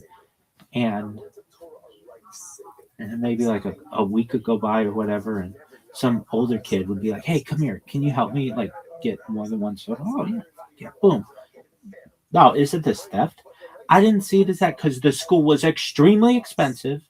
I knew my parents were basically struggling to pay the fucking tuition, and I knew that they were overcharging for the soda in itself. It was like, that's not how much soda costs. Why are you charging so much for it? But and it's kind of one of those things. If you're a really good customer, sometimes you get a little bit of a benefit here. Now, I considered it different. I knew other kids who got in trouble. One time they got into the concessions of that, and I never did that. I knew that was theft. But this was like a chance game. And if it's going to be a game, it's like if you're going to put a slot machine up there and I can win the slot machine, is that theft? Is that theft? I understand if I go into the bank or the casino vault or whatever and steal that. I get it. That's theft. But this is like, at the time. Really? Yeah. It was like, look, if you're going to have a shitty ass machine and I learn how to get around it, and it's not like I'm stealing all the soda. It's just like I'm stealing a small amount. Is it even theft? That's the thing. Is it even theft? It didn't say one can per 50 cents. No, it was just like boom, boom, boom. Did it even have a thing on it for 50 cents? It didn't say 1 can per 50 cents. It might just say 50 cents. Take as much as you fucking want. It didn't say it. It wasn't specific. And I remember, I became the man there. And there might have been some kids who could figure out this machine every once in a blue moon or something, but not as well as I could. And I would just, okay. To the point where like people would come up and ask me to do it for them. And I remember being like, I wonder if I could get 3 of those.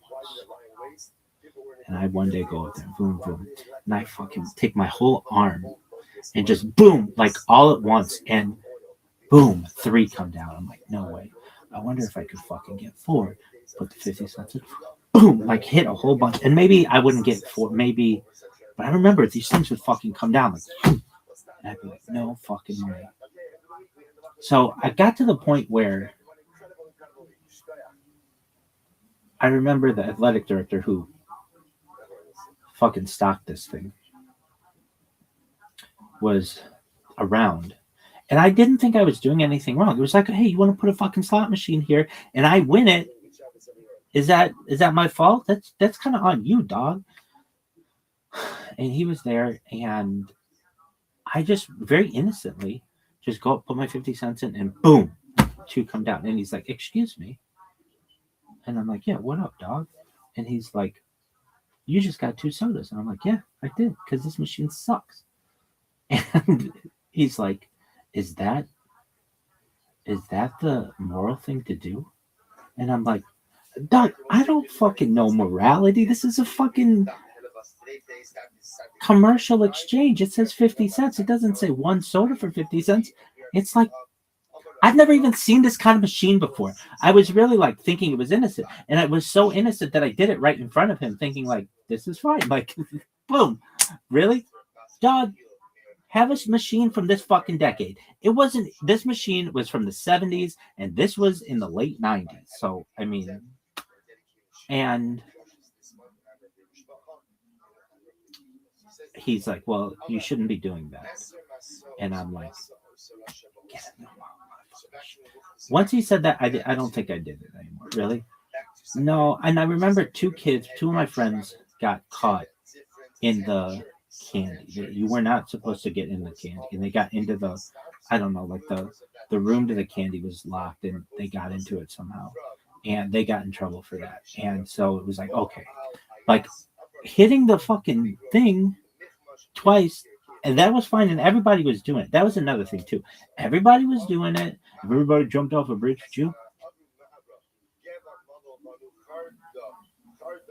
how high is the bridge? What are the repercussions?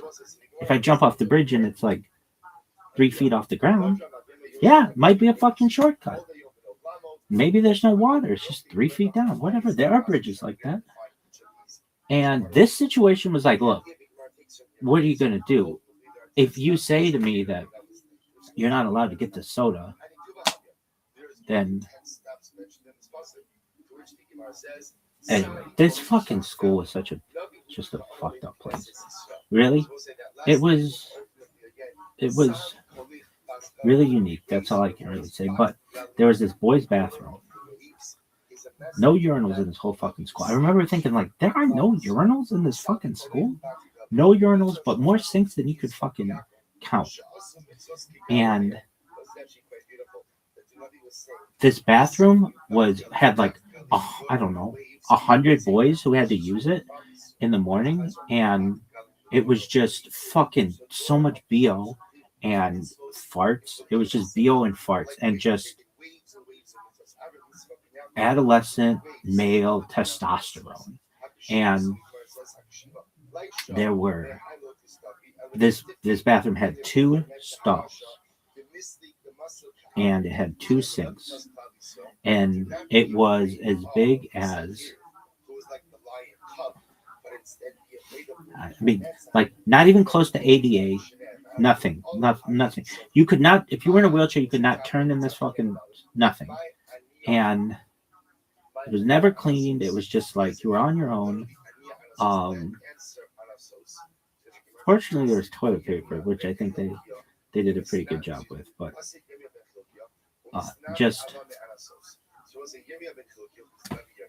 I'm a toilet paper expert, by the way. Really, yeah, but we won't go into that.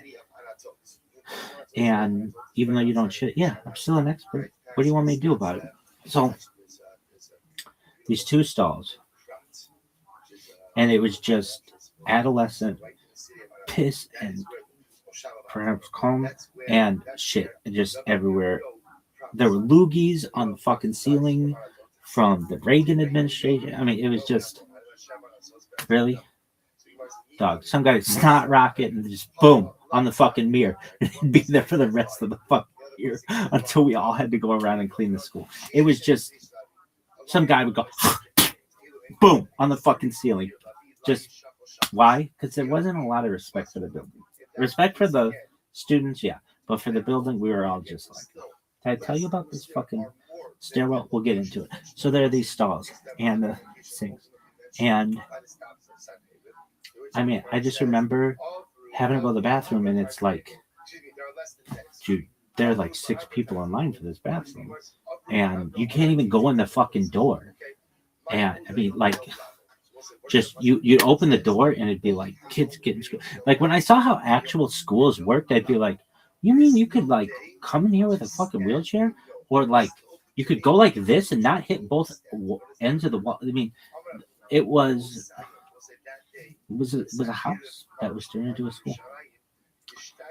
But this bathroom was the epicenter of BO, poop, piss, cum, sweat, just everything. Anyway, did I tell you about the stairwell? So what happened with the well, so I was kind of like the Fonz in this school, that I could just go boom. Like the Fonz used to be able to go boom and hit a jukebox and it would just play. I would just be able to boom and soda would just fucking rain down. Really? Yeah. And then the next year they got a different soda machine that were bottles, and did I get another concession machine or vending machine? I think they did. They got new everything, and all the prices went up. And I don't think I bought too much more out of it. But back when the old days of this school, when everything was cheap, that's how I can remember. Kid would just be fucking like really frustrated with school and would just get a soda, take it, drink half of it, throw it across the fucking, what do we call it? The locker room, and like hit the side of the fucking wall, and it maybe went in the trash can, maybe it didn't. There was no recycling at this school, none, no recycling.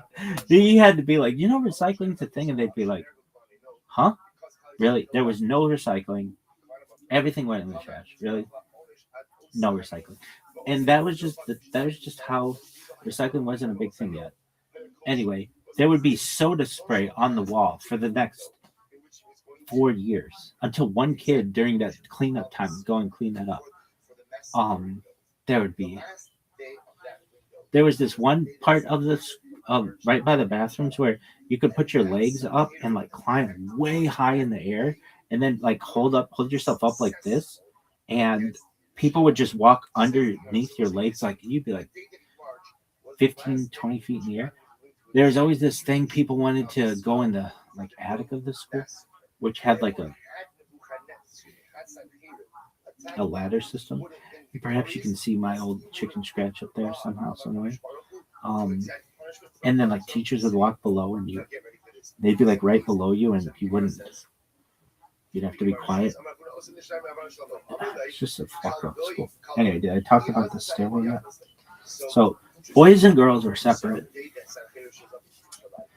for as much as could be, which was unlike anywhere of a normal school that isn't like a religious school. But this was a religious school, and so boys and girls were separate. And again, we didn't have a lot of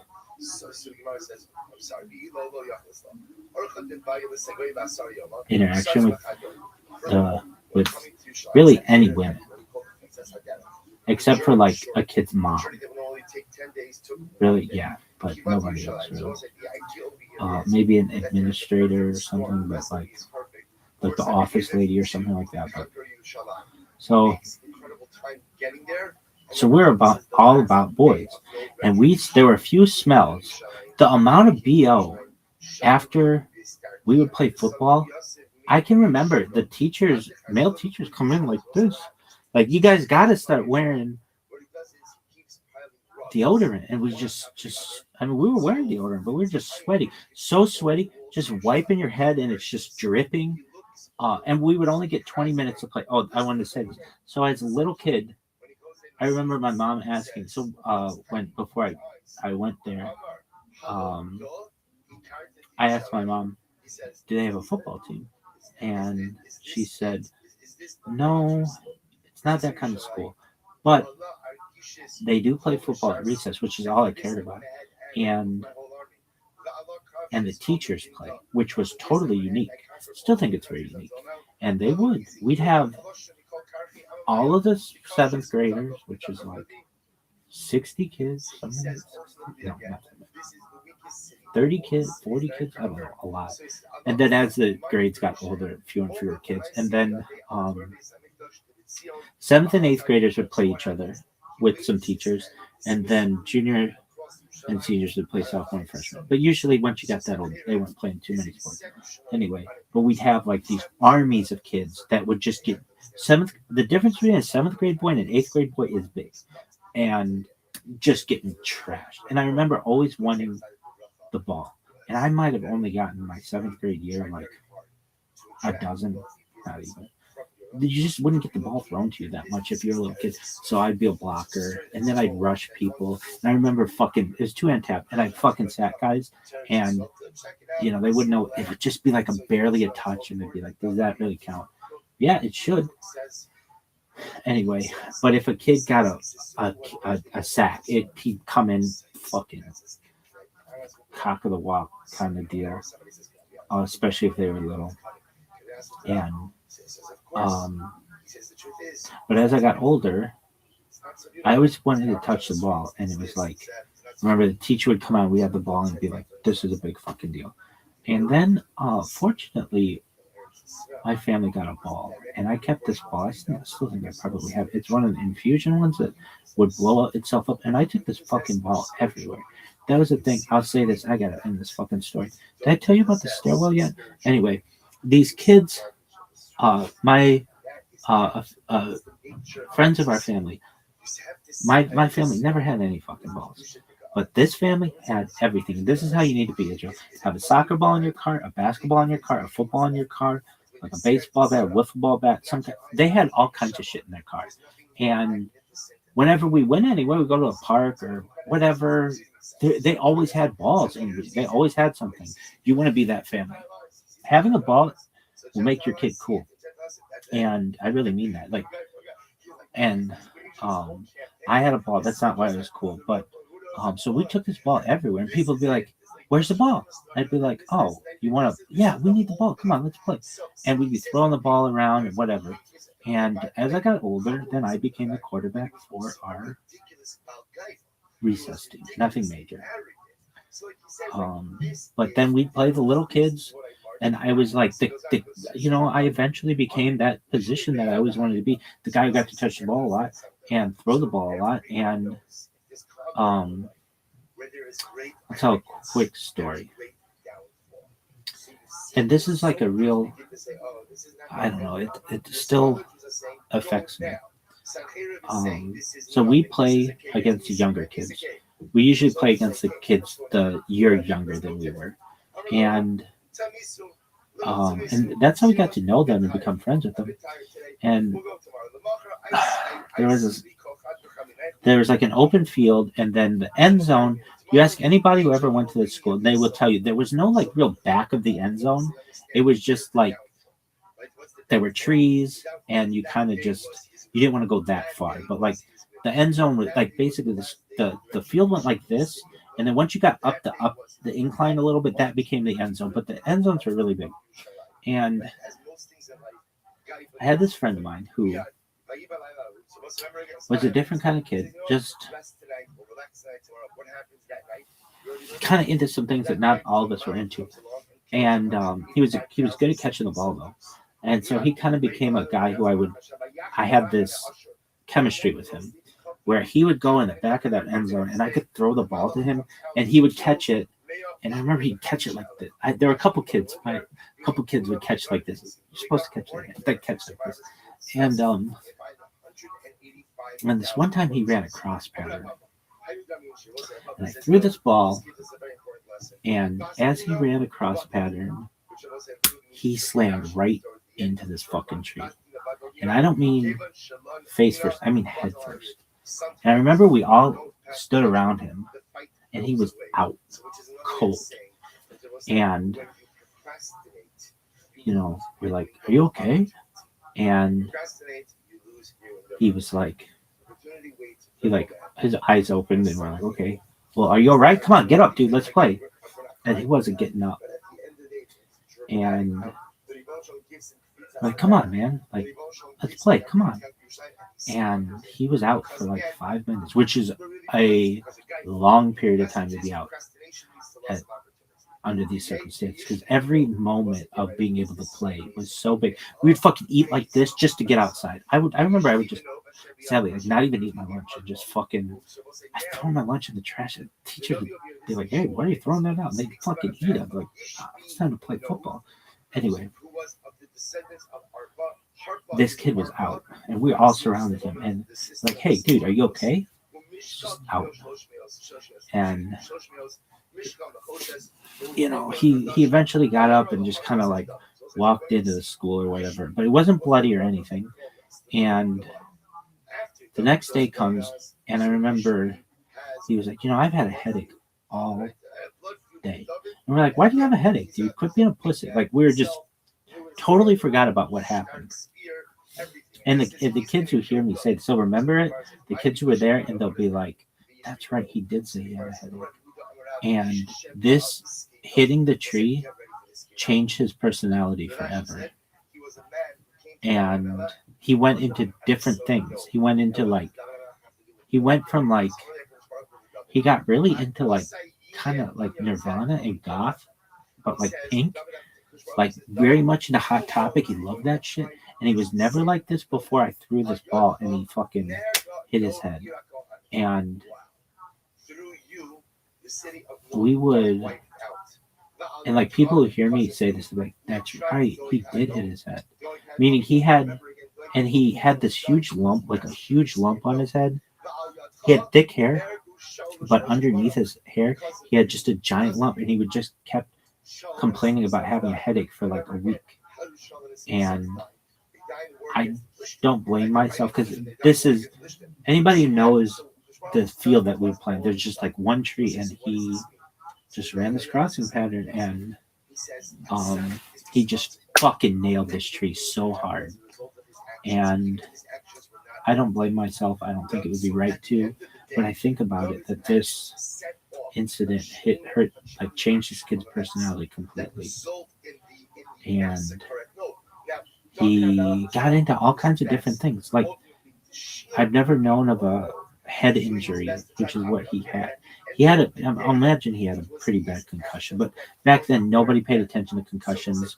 CTE wasn't a thing. Ask anybody, it was just not a thing.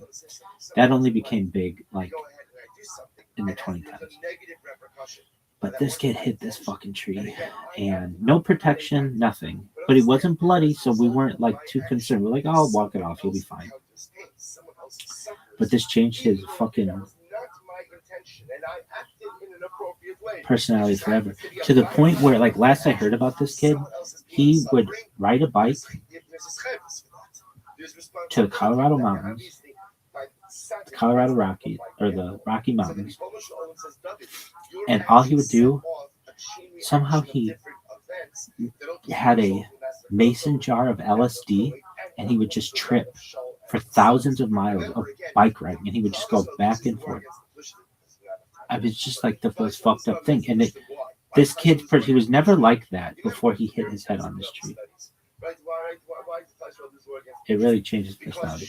Anyway, did I tell you about that fucking stairwell? All right, we'll get into it. So you were like the Fonz. I was like the Fonz. I could hit the fucking thing, and I always had the football. So it was like we didn't really have jocks. Really, I was never academically eligible to be we didn't have a quarterback, but like even to play sports. But you could play at recess, and recess is the best. I fucking love recess so much. I still love recess. Really, it's the best. Anyway, so let's talk about this fucking stairwell. Alright, so the stairs, there's like a hump. It's like one stair, like a plateau, and like you look in it, it's like a poor man's fucking bully game. Or like poor man's Dead Poet Society. And then there's another step. There are no fucking ramps. Well, there is a ramp, but it's like fucking, Lieutenant Dan in the fucking New Year. Really, it's just like that. Okay, so there's a plateau, and then another ramp. Then there's like, what do you call those things? There's like tracks, like these metal tracks.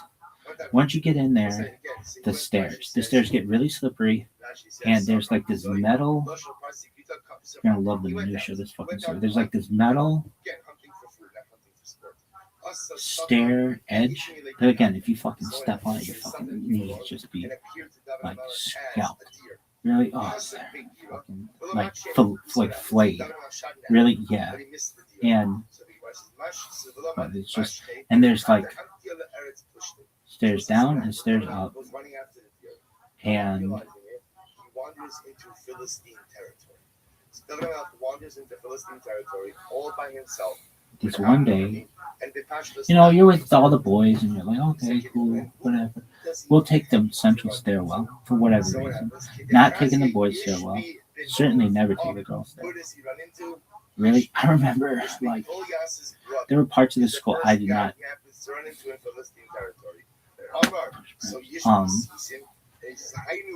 Perhaps I never was in. Really?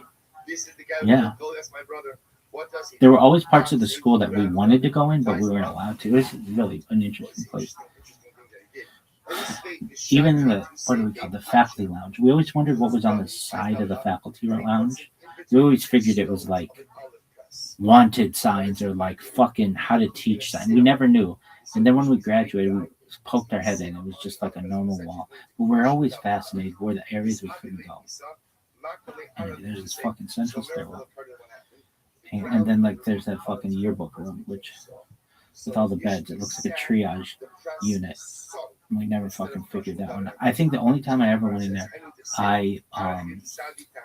there was another house like on the grounds of the school that are like it's like complicated, but there's a house that the school purchased as I got older, and it was in the front yard of the school. We were playing football. Somebody threw me the ball, and I went to catch it, and the like lawn of this school just had a random fucking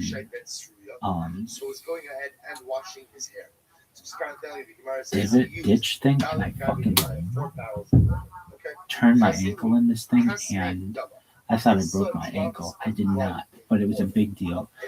We had to call my mom, and they put me in that fucking triage room. I think that's the only time I was ever in there. And my fucking ankle was very swollen. My left ankle was not broken enough. It was very close to broken enough. Anyway, one of the worst pains about it, but not even close to fucking multiple spinal taps. Anyway, we'll get into that some other time. Did we talk about this fucking stairway yet? So, there's this fucking checkerboard tile that was like whatever, and there's fucking this edge. I'm probably like, why are you telling us this? There's absolutely no reason, but I want you to picture it.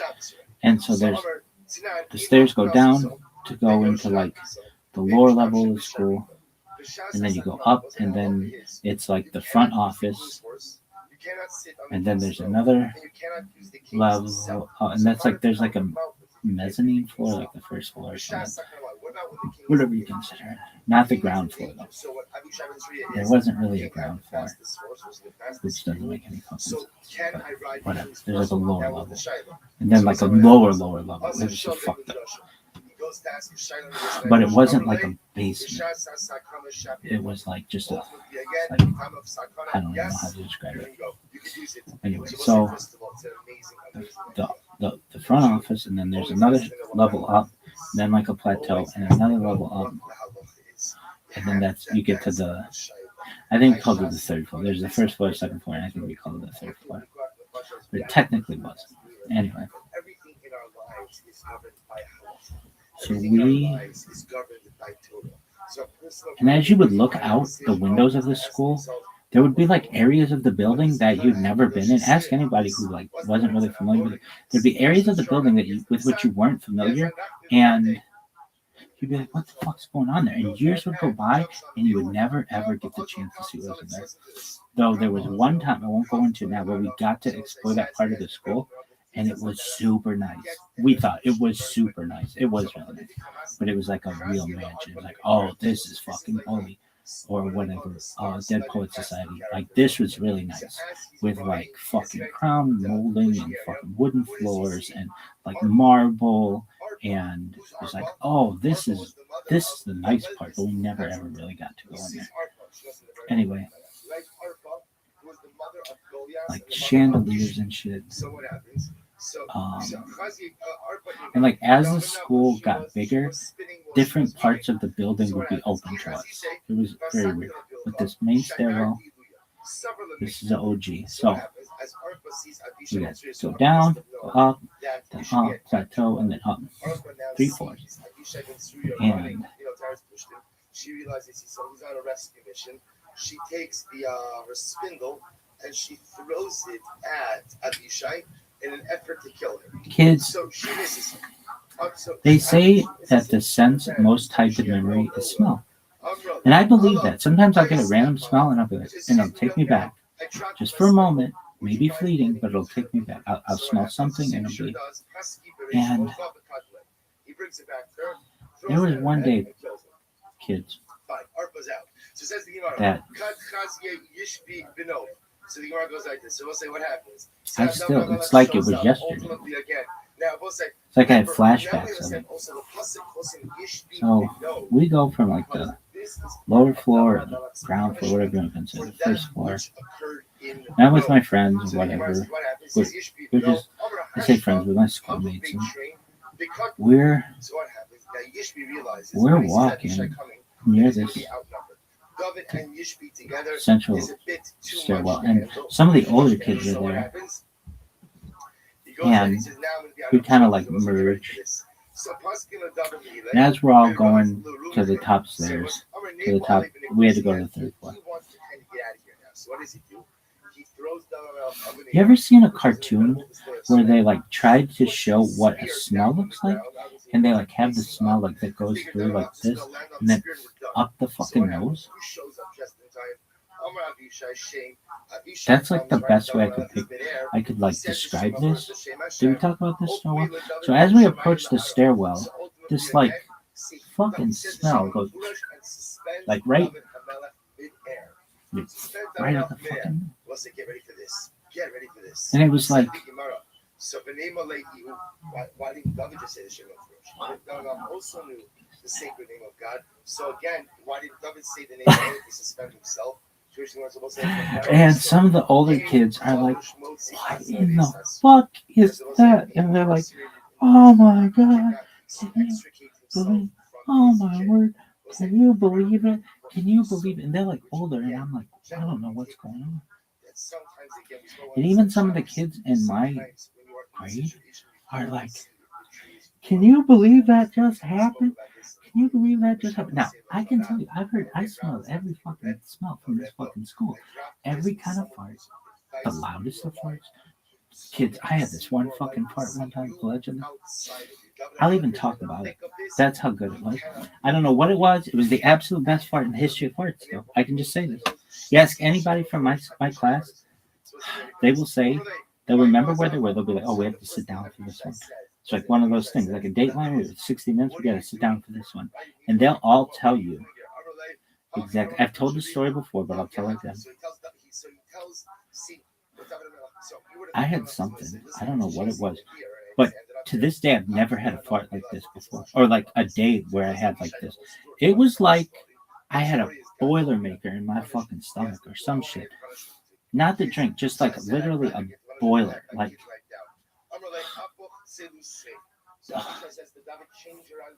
This school had no air conditioning. They had like individual air conditioning. It was everything. I just remember there were such bad smells. There was ginkgo, and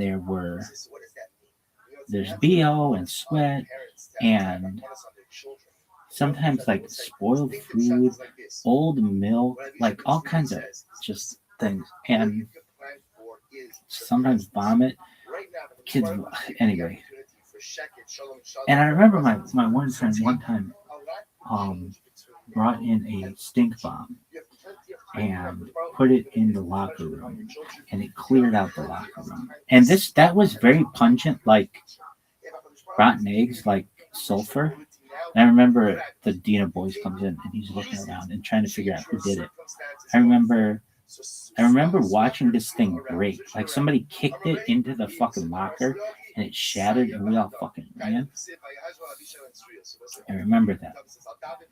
It just stunk really, really badly. They had to open up all the fucking windows. I can remember teachers at school would smell so bad after we came in, after playing football, all sweaty. They would take the door and go like this and just try to wave out some of the fucking smell.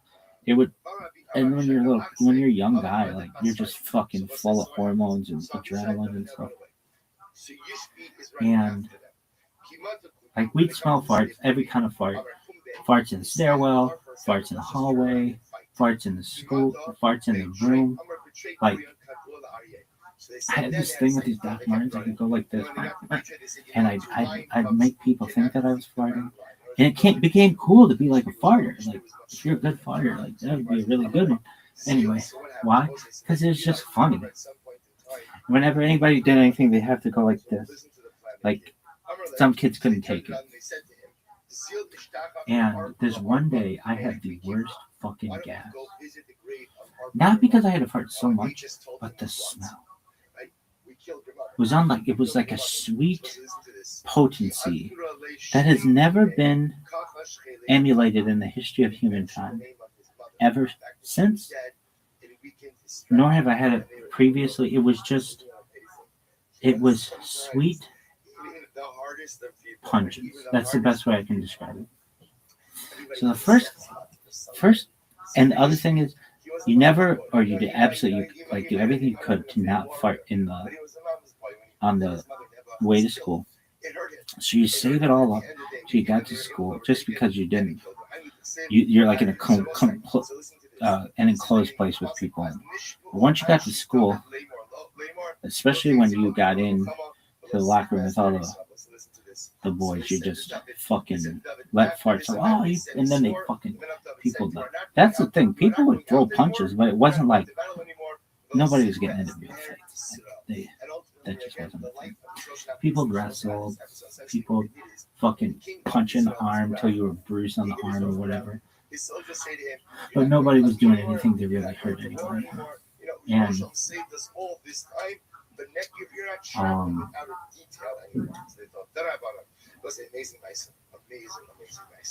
the smell.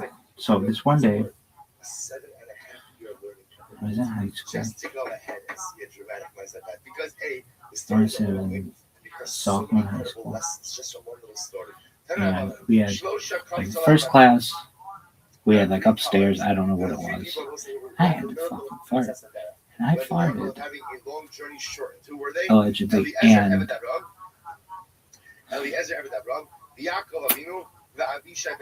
it was silent but deadly. And everyone who was within like a few meters of me, like they knew. And they were like, dude, what the fuck is that? They like knew, like I was the man for that shit. But they're like, dude, that's like the worst fucking smell we've ever smelled. And I'm like, I know. They're like, no, you don't realize we've had fucking stink bombs go off. We're nearly like that. I mean, it was like making kids tear up. Like, and then the fucking bell would ring and it'd be like, you're sitting there and you're like sitting in the swamp gas. It was just, and I was like, oh, this is a good one. So then the second class comes by. And I'm like, oh, I'm gonna fucking let this bitch rip. And I do. And the thing is, when somebody would let it rip, the fucking, sometimes it'd be loud, like the vibration of your ass cheeks on the fucking, I still remember that, on the fucking desk, like on the seat of the desk or a chair or something, like, it was just like a, boom, like a rhythmic instrument almost. Anyway, it was like the drum head, like, bow, bow. Anyway, I do this in the second hour. And the kids are like, dude, that is the absolute fucking worst smell we've ever smelled in our entire lives. Like, that's worse than anything you've ever put out before. That's a new flavor. This motherfucker's changing flavors. And I mean, it was tremendous. It was. There were kids who were talking about it like, what the fuck happened? Like, it was knocking kids into new dimensions. And the teacher would come in and they'd be like, oh, what? Opening up the fucking window. It's just, and I was like, this is amazing. This fucking formula that I got going in here is, this is fucking rice and gas. This shit is like Agent Orange. So I'm like, man, this is good shit. And these kids come up to me and they're like, if you fucking fart again, like, we understand normal farts, but that is not normal. They're like, you need to see a doctor. I'm like, look, I ain't going anywhere. They're like, if you fart again like that, we wouldn't normally do this, but we are going to gang beat you. I was like, do whatever you gotta do, baby. But I do me, baby. They're like, no, seriously. Like, you did it before. You know that you could go to the bathroom. You decide to do it in the middle of the center of this small classroom so that we can't breathe. You know that there are no fans. There's no air conditioning. That's gonna help. There's no fucking Febreze, nothing like that. I don't even know Febreze or nothing. You're gonna, if I do this at fucking 9, 10 in the morning, you're gonna be smelling that shit until 9:59 until you get the fuck into the next classroom. Really? Yeah, that's how. Is that how they work? Actually, usually though, it wouldn't be. You would stay in the same classroom, and the teachers rotated, which is a better way to do it than having the homeroom or whatever. Just have the teachers rotate. It's a better way to do it. Anyway, why move 30 fucking? I mean, in our case, it was like 13 boys, but why move 13 boys when you can just move one teacher? Anyway. There'd be one kid in the fucking corner just like rocking back and forth. It's like, welling up. He'd be like, are you okay? He'd be like, why does that smell? Like, remember I was talking about like when it would smell like lofts and it goes like, whoa. Right in the fucking. Now, this wasn't like the loudest fart I've ever had, allegedly, or the funny. It was the worst smell in the history of smells. I can still tell you to this day, I have smelled maybe thousands of different farts, perhaps of my own, but other people's, everybody's farts. There's been nothing before like this, nor nothing after. It was truthfully the most unique concoction in the history of smells. It was sweet.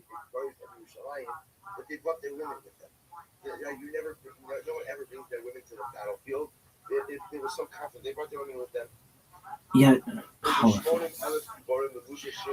Powerful yet sweet. I don't know how to describe it. Did I tell you guys about this stairwell? Anyway, we'll get to it. So, it's like second period. Like, well, I mean, these guys said they're gonna gang beat me, and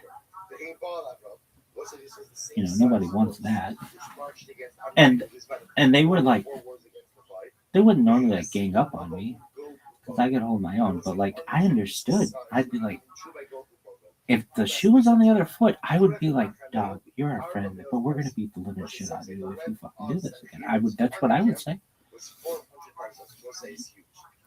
So the third period comes by, and I'm just sitting there smirking, and the kids are like, "Oh shit, he's gonna do it again," and they're like bracing themselves for this. Like the whole fucking 13 boys are just like, and the teacher's like, "What's going on?" And they're like, "He's gonna gas us." Really? Yeah, gassy smacks. Really? No. I was George. It was everything, baby. Sexiest motherfucker of all time. Anyway, they were like, he's gonna gas us. Really? Like a fucking chamber, folks. And I mean, this shit was like the Zyklon beat of flatulence. It was deadly. So third period goes by, nothing. But I knew I had to. Then lunch and recess. I think we got 30 minutes for lunch and recess, and we'd spend 10 minutes at lunch and 20 minutes at recess, and then we had to be back in the school. And we had to be like in our seats in like 5 minutes to go or something. I'll never forget, I was in physics class, which was 10th grade. And there were two, like, can you see? I'll fucking line this up for you.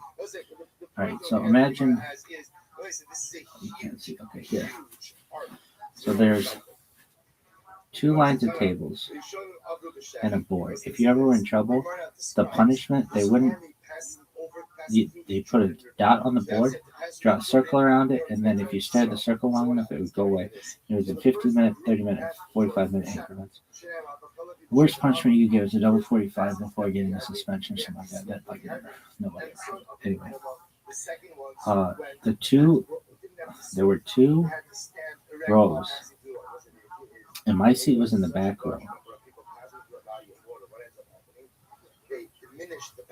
And I remember so the first group had to swim. The second group had to walk. Like really having a fucking fart after lunch. And these kids, the teacher was like in the front left corner of the class, which is opposite of where I was. And then there was like this open area to my right. So like, how would you describe it? Can you do it like this? Okay. Imagine a line of okay. How would you do it up here? Okay, the chalkboard's up here. The door is like here. There's like 2 lines of desks, like here and then here. They're just tables with chairs. So the teacher is up by the whiteboard or chalkboard or whatever, talking with some other students over here. And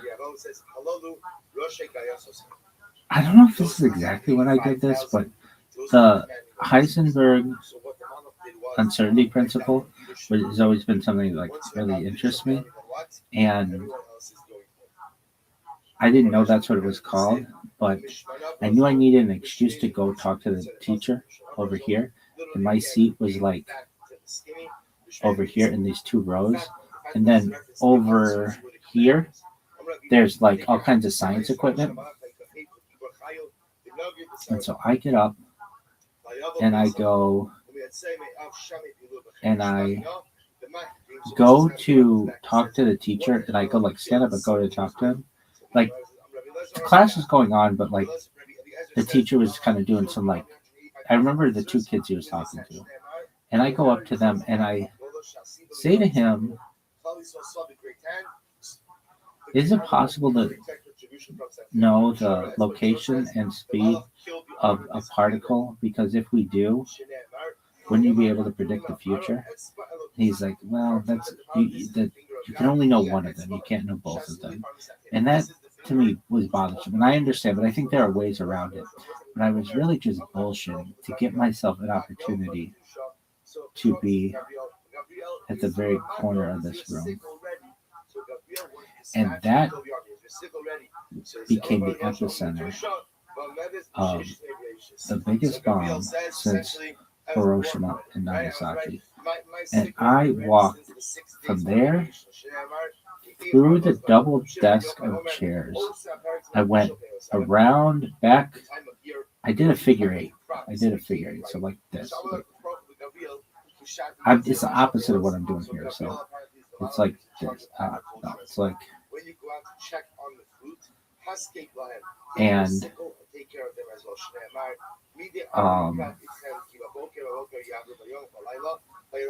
I remember there weren't a lot of people where I was sitting because I had a friend of mine, my very good friend from all school, who had just left the school to go to another school because of sports.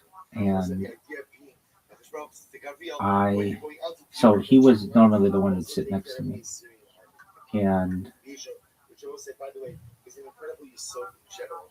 I just remember this part of my life where I just felt alone. Not completely alone, but just like I was still in shock that had happened. And perhaps but that didn't really affect this. I'm just saying like that's why there weren't any kids there, like right next to me. But there was a kid, the next closest kid to me was like towards the center of the room. And I remember having done this figure 8. And I look at this kid. I'll never forget. And he was it was his side profile. And he was just staring dead forward. This kid would stare just dead forward into the fucking. I'm telling you, kids, if you've ever seen, what is it called? Back in World War I, it was called shell shock, and then it was called like post-traumatic stress disorder. It's had different names, but it was like bunker trauma, whatever. It was like this kid had the 1,000, I think it's 1,000-yard stare. But this kid had 1,000 mile stare. Normally, you'd be like, hey. And he'd be like, he just was out of it. And you'd be like, dog, you've been staring at the fucking wall for 45 minutes. What is it? And I had to stand next to this because he and I had similar names throughout like all our school. And this kid, I remember I saw his side profile like this, and this caused him to turn his head. And it was like he was the first person to know.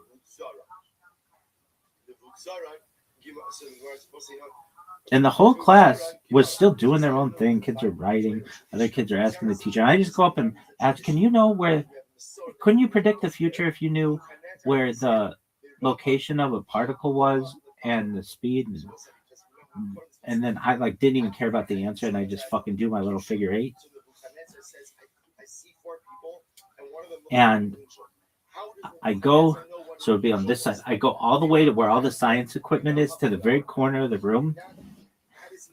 And I'm fucking like, I'm ready. I'm fucking ready. And I'll never forget the look on these kids' faces.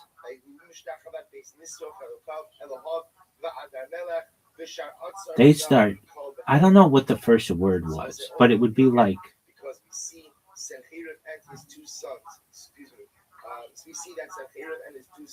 I just remember, let's get him. And there's a teacher there who was like at the fucking epicenter of this thing and didn't even know it.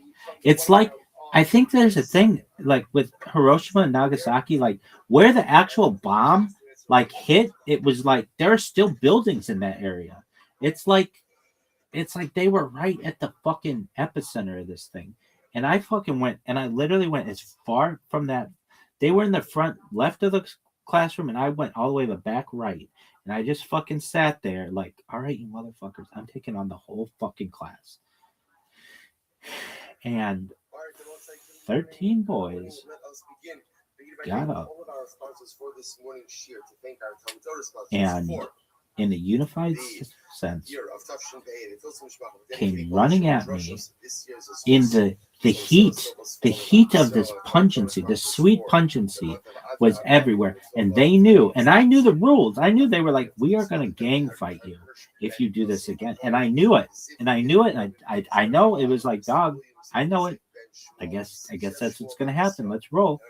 And there's this thing I always used to say. What would I say? It was from Cyprus. You want a piece of me? I would always say, you want a piece of me? Really? Yeah. And they wanted a piece of me that day. And they fucking all got up. And they fucking were coming at me with fucking fists. And I remember looking at the teacher. Like, you're just going to let 13 people fucking attack me like a horde of Mongols? And he absolutely was going to. This motherfucker has a doctorate. He could have lost his position, but nobody's going to take it from this smell. He would have just been able to be like, dog, I'm going to fucking test this fucking smell. It was so... I remember he was just in shock. He was like, what is that? And I remember just being like, it was like napalm, it was like Zyklon B, it was like Agent Orange combined. If you could combine that and put it up my asshole, that's what it was like. It was like the most pungent fart in the history of farts. And I've told this story a few times on the stream over the last 4 years or so. And every time I tell it, I maintain the accuracy of how bad this motherfucking thing smelled. It was... Have you ever seen Jupiter with like a... Back in my day, it had like a great red spot, and it's like a bunch of fucking gases that are just kind of like going around each other, or like Saturn with that fucking hexagon at the top, but it's like gases that are just like going like this. That's what I imagine my stomach looked like. And that great red spot was like my asshole. It wasn't, but it just that's what I imagine. It was like, do you know what chicken paprikash looks like? It's just like a kind of looks like Jupiter, kind of like a mishmash of shit. Anyway, I remember just blocking these blows. They never got in my. You wouldn't punch in the face, but I just blocked them. And then I remember thinking to myself, dude, the teacher isn't like stopping. He's literally letting a dozen plus people fuck me up. But it was like I was able to like defend myself in front of all these dudes, and they all were like, they came at me like this, so maybe they weren't as well ventilated as they could be. But I remember sitting there, like standing there, like there was like this thing we'd have with like a strobe light, and it was like a car, and it was supposed to be frictionless. That was there, and these fucking levels were there. I mean, I still remember it very well. Anyway, did I tell you about that stairwell? So that was the worst part in the history of. I remember the teacher was like, "Go to the bathroom." I was like, "But I don't have to go to the bathroom. It was just really, yeah." And I was like, "Okay, cool. Let's just fucking walk around." You ask any of these kids, ask all 13 of them, they will absolutely, every single one of them will remember exactly where they were. And they'll be like, yeah, I was there. And I still think about that being the worst fart. Worst smell in the history of smells. I remember it was sweet pungence. That's all I can describe it as. It was, and I've never had anything like that ever since. And I don't know what it is. If you're like, oh, what was it? I don't know. I'm very consistent, as you can see. I eat the same shit. I do the same things generally. And I was very consistent then, as best as I could be. But I don't know what it was. But it was like that.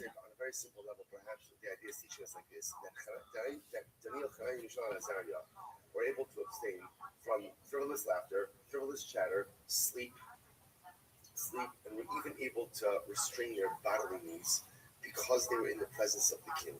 If they could do all of those things in the presence of a human king, then Allah has come of a camel. Meconium? I don't know what that smells like, but it was like it was different than that. But you know how meconium is like a different kind of shit? It's like a baby's first poop. This was a different kind of fart, but it wasn't meconium fart. It was sweet pungent. I don't know how else to describe it. And that's the thing. If you ask them and they were really truthful, they would say it wasn't like eggs. It wasn't like sulfur. It wasn't like poop. There was a certain sugar to it, like a certain sweetness to it. Like, but hot. They wouldn't be like, it would be like if you took hot sauce and like cotton candy. It was like there was a certain sweetness to it that was just, you know how like in the cartoons they have like the fucking smell that goes like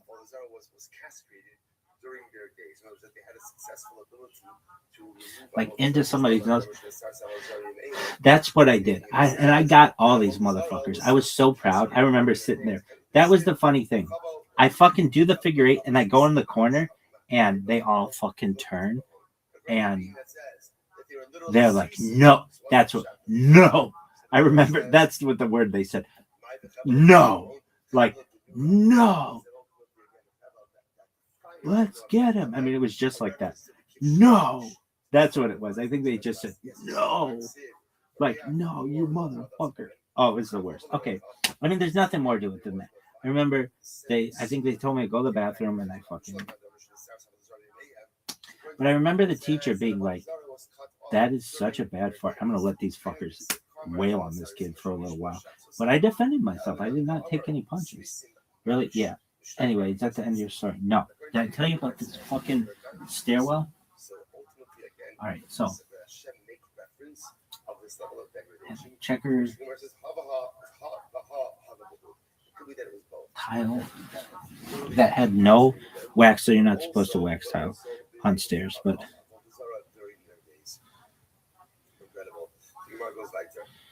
it's so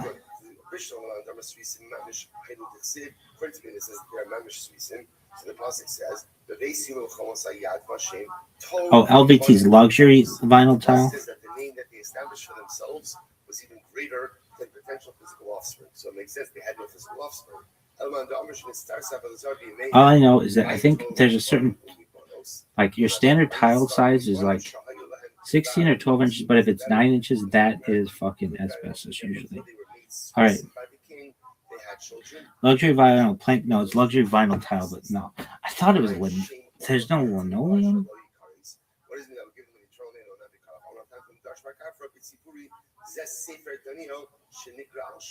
That's called Sefer Daniel because ultimately, again, Sefer Daniel is named obviously again by or for Daniel. Michtek, Zumar asks a general question. It's not that I know that Sefer Daniel was named for Daniel. Zumar asks an interesting question. Michtek, Kamili de Ezra Nechemia ben Chachas. Kamili de Ezra Nechemia ben Chachaya Amridu. So interesting enough, the Gemara says pretty much all of the words.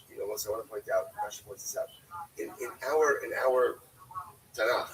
Right, we have Sfarim Ezra and Nechemia. In reality, it's really only one sefer called Ezra. It was divided out later on. So the Gemara says something very interesting. Most of Sefer Ezra was actually prophesied by Nehemiah, said by Nehemiah. So if that's the case, why is it called Ezra, not Nehemiah? For which the Gemara says, "My Tamilo Ikri Sefer Al." Anyway, why was it not called Sefer Nehemiah? Actually, this was not LVP or LVT. This was linoleum. It had a fucking smooth surface. It did not have a dimpled surface. This was smooth, but anyway. So it was linoleum. Yeah. Anyway, it was checkered, and then there was this ridge that was metal, and it could get really, really slippery in this area. So remember, I was talking about there was this stairs. You walk into the school. It's like step up. And then another step up, and then you can either go down. If you go down, the classroom where I ripped ass, and the epicenter was like right ahead. You can actually see it from the doorway. And then if you go up, that's how you go up. And then there's like the main office, and then okay. So I got a taste of my, well, not my own medicine, but so I remember. I want to say I was maybe 8th grade, something like that. And we're about to go up this central stairway. Did I tell you about this central stairway? So there were like some older kids who were going up first. We were kind of following them. And I hear from above these older kids. Did you ever see that Seinfeld where... Okay, so when these kids smelled my fart, it was like that Seinfeld where Frank serves the... He's got the Jewish... You can't speak negatively about Jews. You just can't. Even if what you're saying is true, even if a point has to be made, a point has to somehow be made, always holding up the same matchmaking event. Never has to show deconstructing the other. So therefore, again, because Nehemiah, perhaps truthfully, but nevertheless negatively spoke about Klal Yisrael, therefore he lost out having the Sefer name in him. Gemara said furthermore, he ever spoke negatively about Daniel. I mean, I've gone this long. These aren't supposed to be 3 hours, but we covered Nida, did I? Nida? I don't know that he was greater than him. So the Gemara says, tomato, potato, potato. Which one is it? It's whatever you want it to be.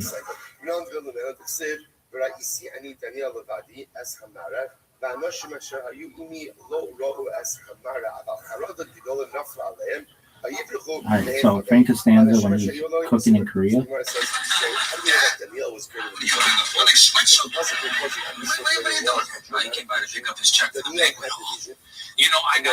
Jewish singles.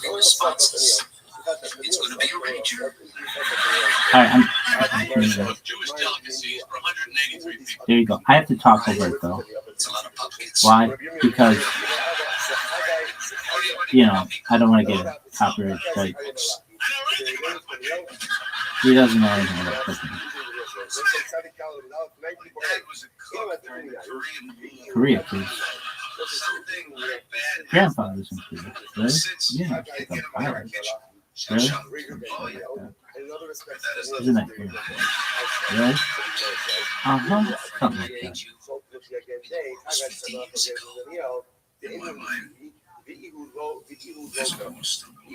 When you ask these kids, this is the kind of response that they're gonna give you. Especially this one kid with the 1,000-yard stare. Really? Kid's working for the government. It's a contractor somewhere. But this smell, I bet it's still in the nasal cavities.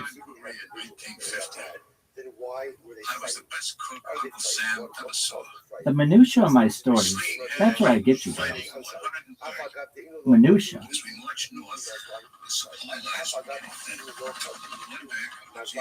I'm Mr. Minutia. I'm Mr. Big. Sexiest motherfucker of all time. We won't go into that though. Why? Obvious. I thought if I used just the right spices.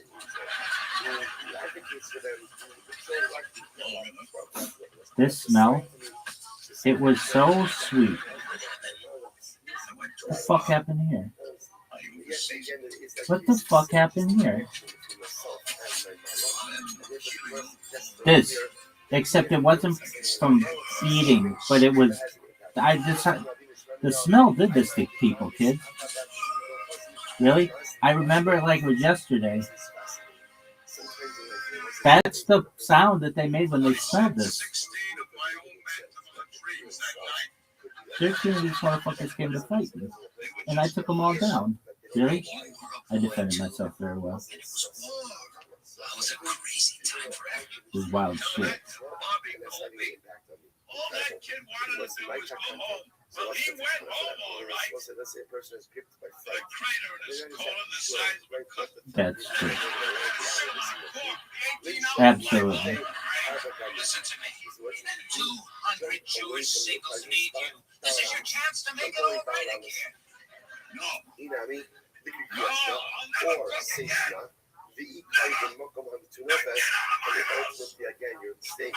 There you go. Is that the end of it?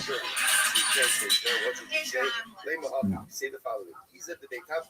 I love when he goes, this sucks! I love how he says it. Well, it sucks. I love that.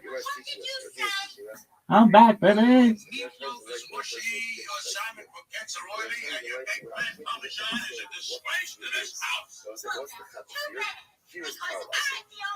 Who do these two people remind you of? Hi, parents. Really? Yeah. George!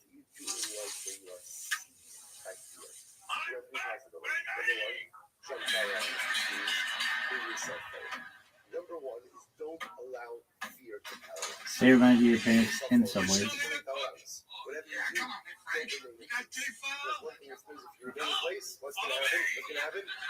I have to talk, or I don't want to get a copyright strike.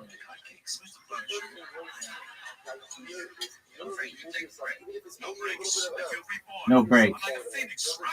Phoenix rising.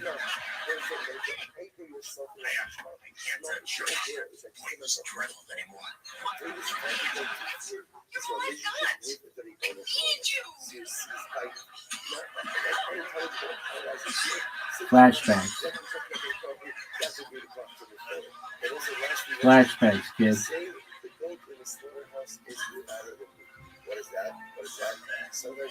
They'll remember it. Ask any of them. I am sure of it.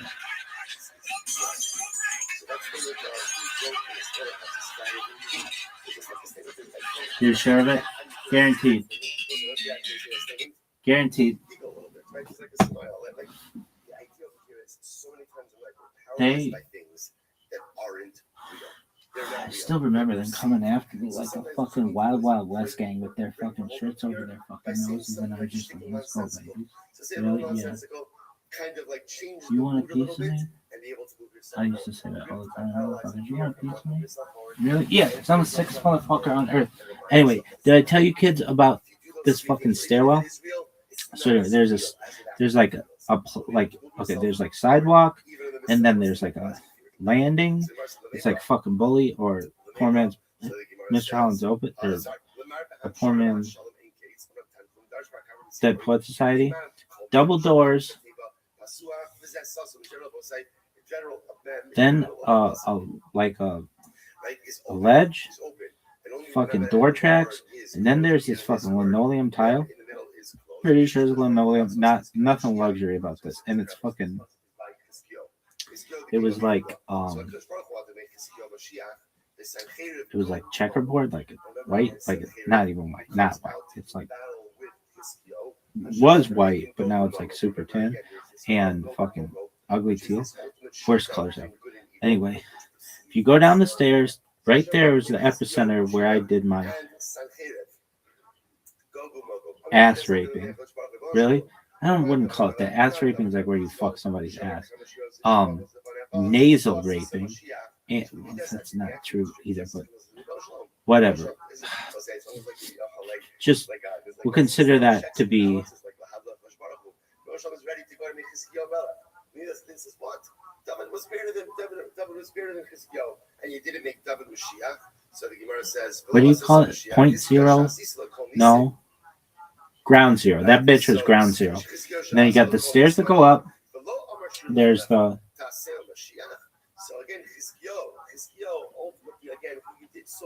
office, and then stairs. There's a plateau.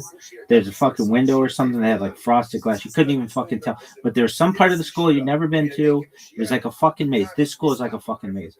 And then the upstairs, and then okay. And kids, we were just, and the other thing is you'd have these fucking backpacks with so much fucking shit in them. And you'd have like all this fucking shit, flashcards and fucking 15 different books. And you're never going to use them all. In fact, one time we all after school used to put our books down when we were waiting to go home. And I had a book bag that had like a fucking rubber bottom, looked like a tire on the bottom. And I put this backpack on, and it was super, super heavy. And I go home, and I don't fucking look at my schoolwork yet. And we get this call, and it's one of the teachers. And it turned out that I had taken their son's backpack, and they were like, oh, their backpack was really light. When I still thought it was fucking heavy as shit.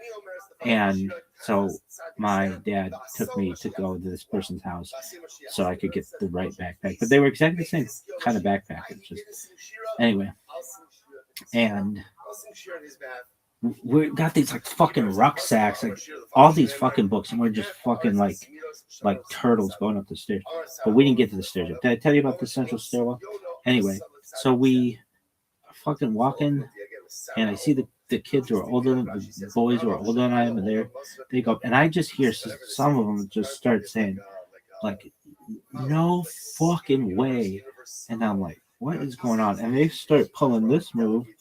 And I'm like, what is going on? And then the kids around me are like, what is that? And I'm like, what do you?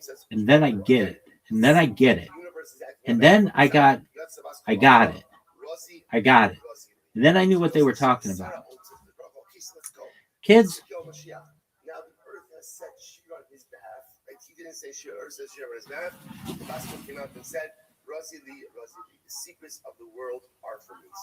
He says, I've changed my mind to be a home. Have you ever smelled a fish hatchery? You may say, Rabbi, what are you talking about? Smelling a fish hatchery? So the Navi says, woe to me, right?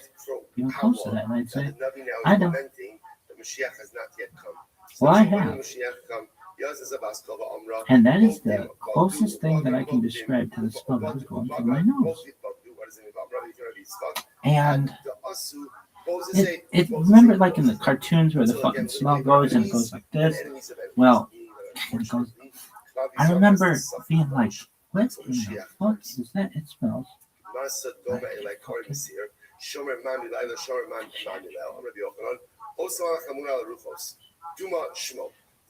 and we start going up the stairs, and it's getting stronger and stronger. It's stronger. It was like I was expecting to get to the top of the stairs and see somebody just filleting fucking salmon. Or like one of those fucking Japanese chefs with cutting into fucking tuna. So everyone comes to this malach and asks him. Have you ever seen like when they get caviar? When is it going to come? It's incredible, by the way, to see what the Gemara is highlighting over here is we often think that we are the only ones, we being mankind, Klal Yisrael, are the only ones constantly and consistently pushing for Mashiach. But you begin to see something from sturgeons. You ever see when they get the caviar and they get like fucking, they like massage it? I mean, I would have expected to see somebody massaging a sturgeon at the top of the fucking stairs.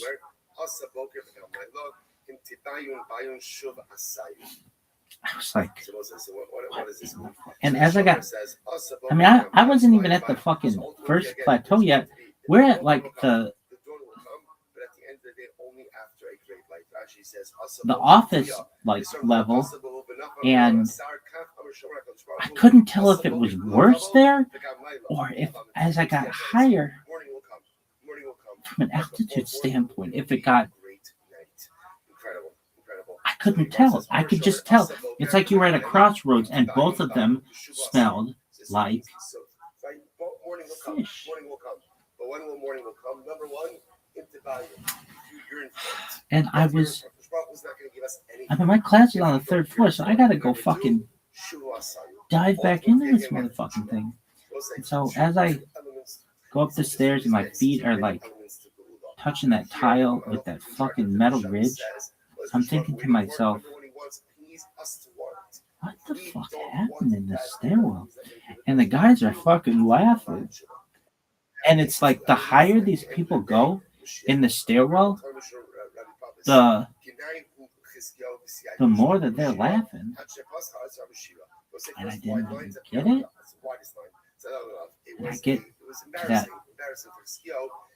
up the stairs to the last plateau before the top, and there's like the frosted glass and a fucking dusty ass windowsill and this little like linoleum plateau, and fucking it was as strong there as it was near the office.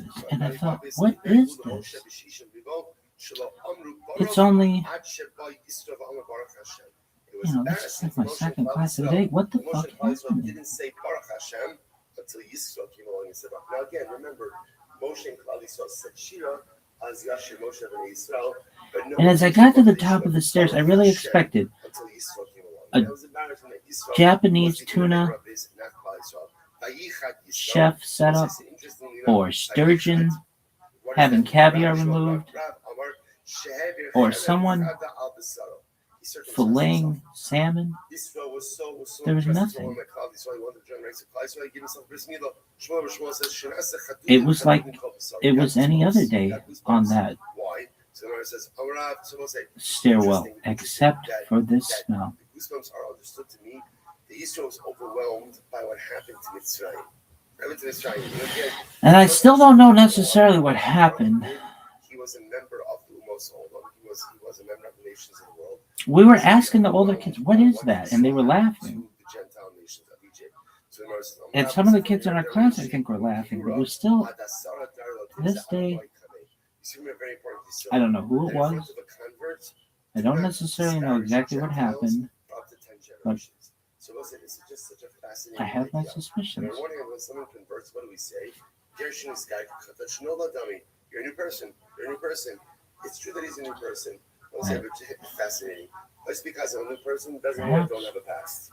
Doesn't mean I don't have a past. And that's still well, or somewhere here. But only Jews can live in this world of contradictions. And where it says, be sensitive to the fact about what you say about Gentiles in front of converts. Because at the end of the day, a person came from that world. So if you're disparaging of that world, that person is going to feel that thing. So Yisro, remember again, Yisro left everything in order to come to Klal Yisrael. He's a Gary. In other words, he circumcised all these things But at the end of the day, that's the world he came from, and because of that, there was a sensitivity there. And use Gemara that says, stairwell be cognizant of that sensitivity. Fascinating. as a route. So Gemara says, "Lachin, Yishalach Adon Hashem Tzvakos Mishmanav Razon, my Mishmanav Razon, Amar Hakadosh Baruch Hu, Yavach Chizkiyahu, Sheyish Lo Shmona Shemos, V'yifra Misel Cherev Sheyish Lo Shmona Shemos." Like Chizkiyahu, I will say, remember, there's a lot of allusions. We're going to see more over here. This battle between Sancheiriv and Chizkiyahu. So let Chizkiyahu, who has 8 She had her wounds, first let period him come and conquer. during first period. Or actually overcome Yifra, exact punishment from Be fine. Sancheiriv. Go fuck From yourself. Sancheiriv, who has 8 names. So now the word just goes through the names. Chizkiyahu Tivsid, Ki Yalad Yulad Lanu, Ben Nitin Lanu, Lati, Hamishra Al Shechmo, Yikra Shmo, Eliyoes, El Gibor, Abihad, Sar Shalom, Aiva, Yikra Chizkiyahu. Okay, what about his actual name, Chizkiyahu? This was interestingly enough, Chizkiyahu might not have been his full name, might have been a descriptive name, Shechasku Ka. This really is just a descriptive name that the Prophet gave him strength. Letter Akar, Chizkiyahu Shma, Chizkiyahu, Shechizek Yisrael B'Yishla Shemayim. So we'll say other possibilities. Once again, Chizkiyahu is not a real name, it's a descriptive name. Why is he called Chizkiyahu? Ultimately, because he strengthened the bond between Klal Yisrael and Yaakov. We'll see more about that in just a little bit. Sancheiriv, what are Sancheiriv? All Sancheiriv's names. Tzim Bey, Tiglas, Pileser, Planeser, Shalmaneser, Pool, Sargon, Asanpar, Rava, Yakira. Okay, I have Sancheiriv. What about Sancheiriv? In other words, you forgot about that name. To which the Gemara says, no, also that's descriptive. The Gemara says, Shesichaso Yid.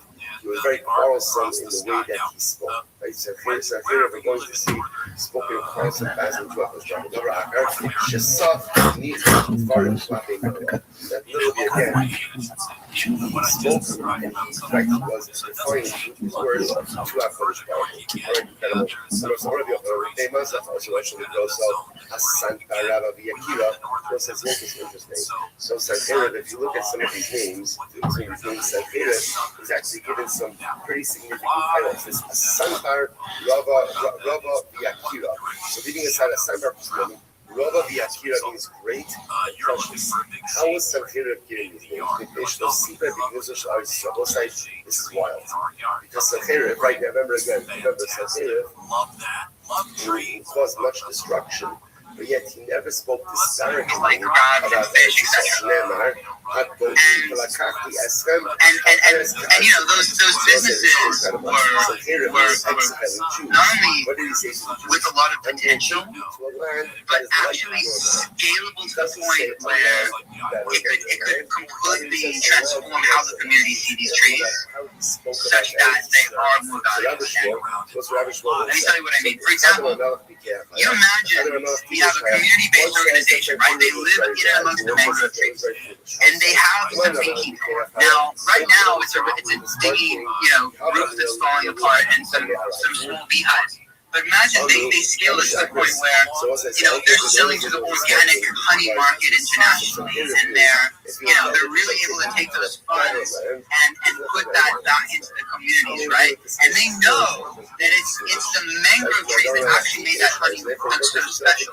Now look, I'm not the only one, because obviously I'm biased. At least 5, 6, 7 people have tried this mangrove honey, which is like dark in color and it's rich in antioxidants, and it's obviously organic because it comes from the mangroves. It's objectively the most delicious honey you've ever tried. Objectively, freaking delicious, dude. I'm telling you, and it's also healthy in those other ways because it has antioxidants.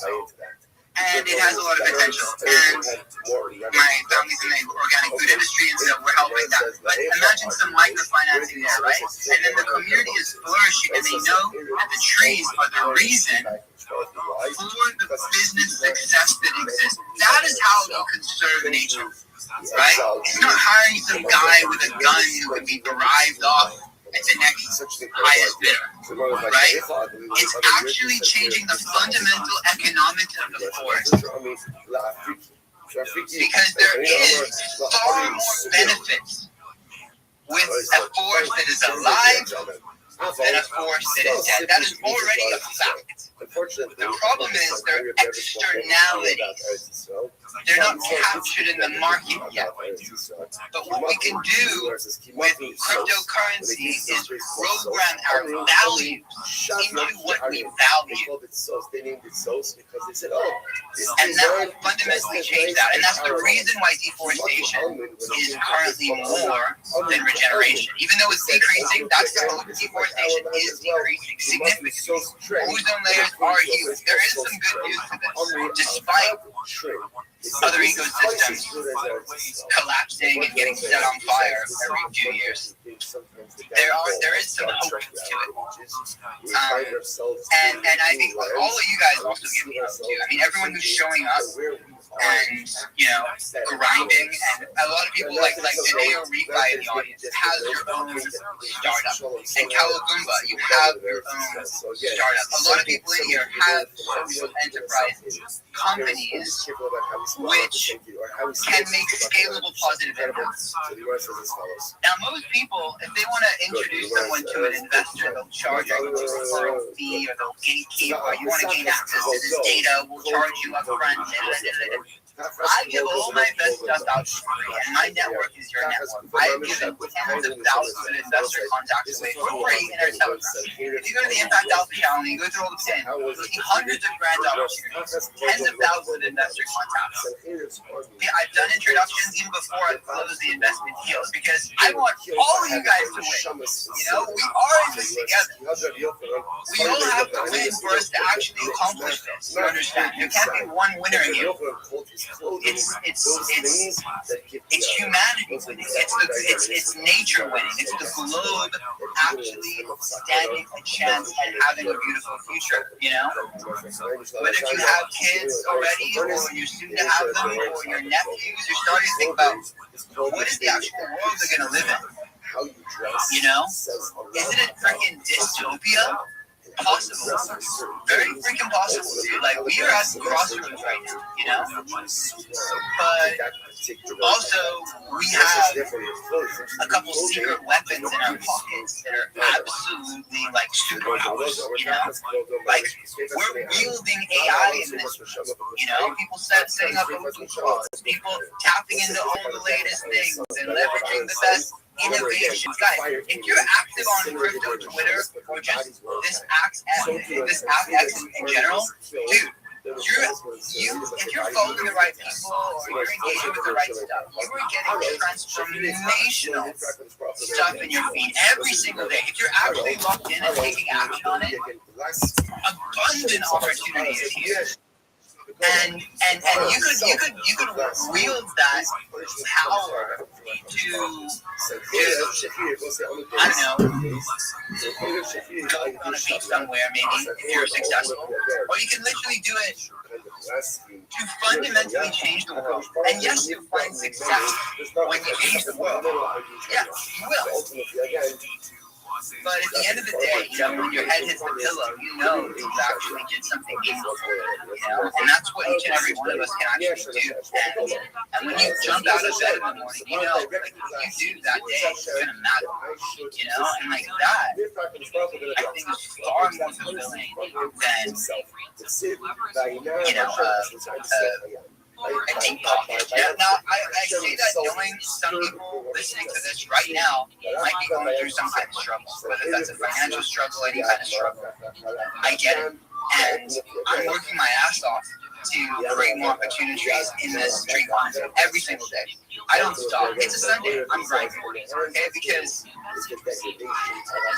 I see so much potential here, and I fundamentally know you guys can take so much. And I love seeing people go through transformation. I've seen it. I've seen people go from no purpose, broke, struggling, to really locked in and seeing success and actually tapping into their purpose, their passion in life. You know, that is like night and day transformation. And I've gone through it. and I want as many of you as possible. And so anything I can do to help you guys, like literally anything. I don't promise I can, but I bet you I probably know something. You know, my network's pretty extensive, and so just ask. That's why we have in leads and offering channels. You can just ask for stuff. You can just put it out there to the universe. I'm looking for this. Whether it's a partner, a customer, whatever. I need this. Right? And you might not get it right away. But if you keep putting it out there, this is what I'm looking for. This is what I'm trying to do. This is what I'm trying to do. This is what I'm trying to do. You know, people talk about it, law of attraction.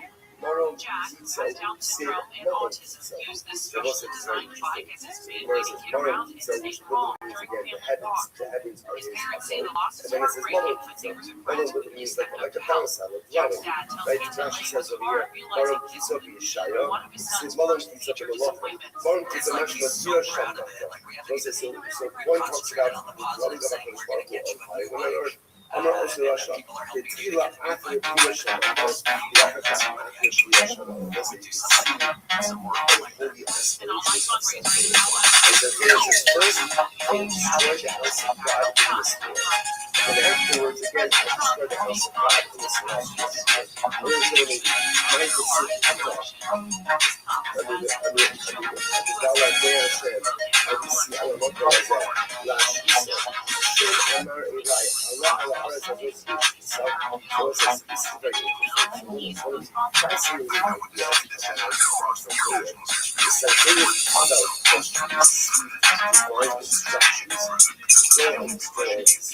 instructions that this was a divinely orchestrated message. So again, Also attracted to, and you're gonna see more lacking if that is all you can focus on. That's just the way it works. And so you gotta turn that why me to try me. You know? Try me. I'm at first. I double dare you, you know? Like, that's gotta be the attitude. Try me. You know? Because that's the true identity, bro. The true identity is not why me. The true identity is try me. Come at me, bro. I'm not going anywhere. I'm going over here. That's the direction. You know? Let's go. That's what's up, bro. And so I want you guys to lock in right now, alright? It's February, all right? It's time to lock in, you know? We're going to all... What's up, guys?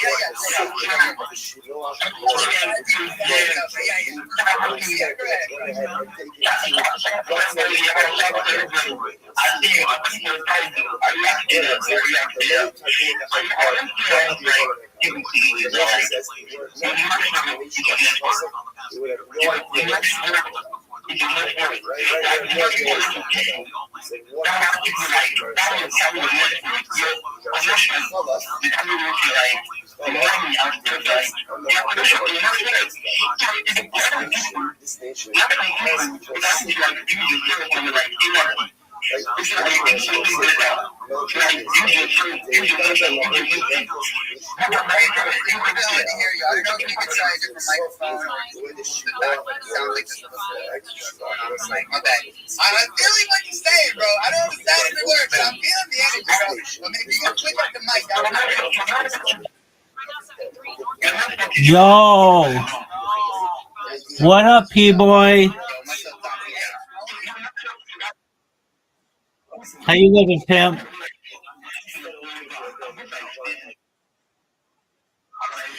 All right. Did you create everything? Did you check your links? They all work? Do you have a Spotify? Get out of here. P-boy. P-boy. Wait, we talked about this. Wait, what did you say? You can only create a creator account? Yeah, I can hear you. Go ahead.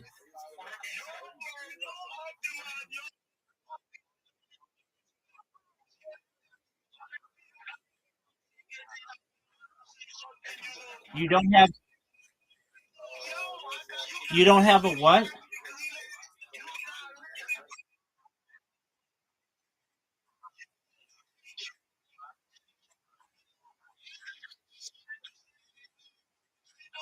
All right. All right. All right. All right. Do you have a Mastodon account? Do you have a Truth Social account?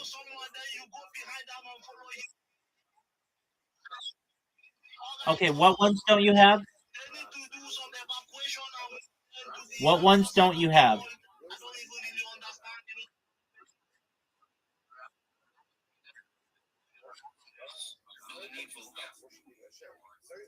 Okay, I'm gonna look right.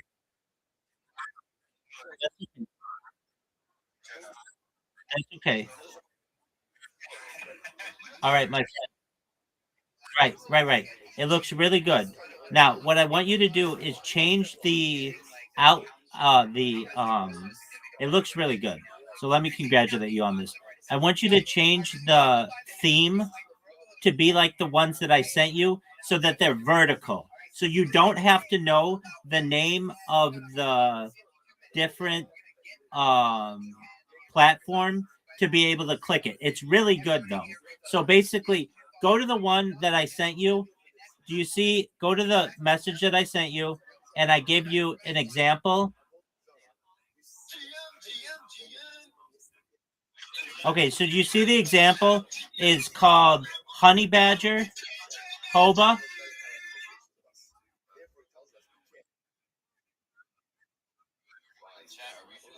Do you see the look? I'll send you the link. That was something. Wow, I am fired up and I'm ready to plant a million billion trees this morning. GM to the community. I feel okay. Go to the link that I just sent you. Community tree is growing in its vocabulary tree. Some things that he touched on. I'll throw in a new keyword for the class. The tragedy of the commons is something that you can do your own research on, and unfortunately, it is a tragedy, and it is also way too common. I would love to try some mangrove honey one day. Do you see that I sent you a link? At least like 3 minutes ago, I was mutuals with every single person on the speaker and listener section, at least the ones that were loading on my phone. So that's pat myself on the back for the day. I can't do it because I'm from the land of great limitation apparently. And last thing, the tree gen, what Jimmy was talking about, Jimmy Tree Gens, Mr. Jimmy, last name Tree Gens, middle name based.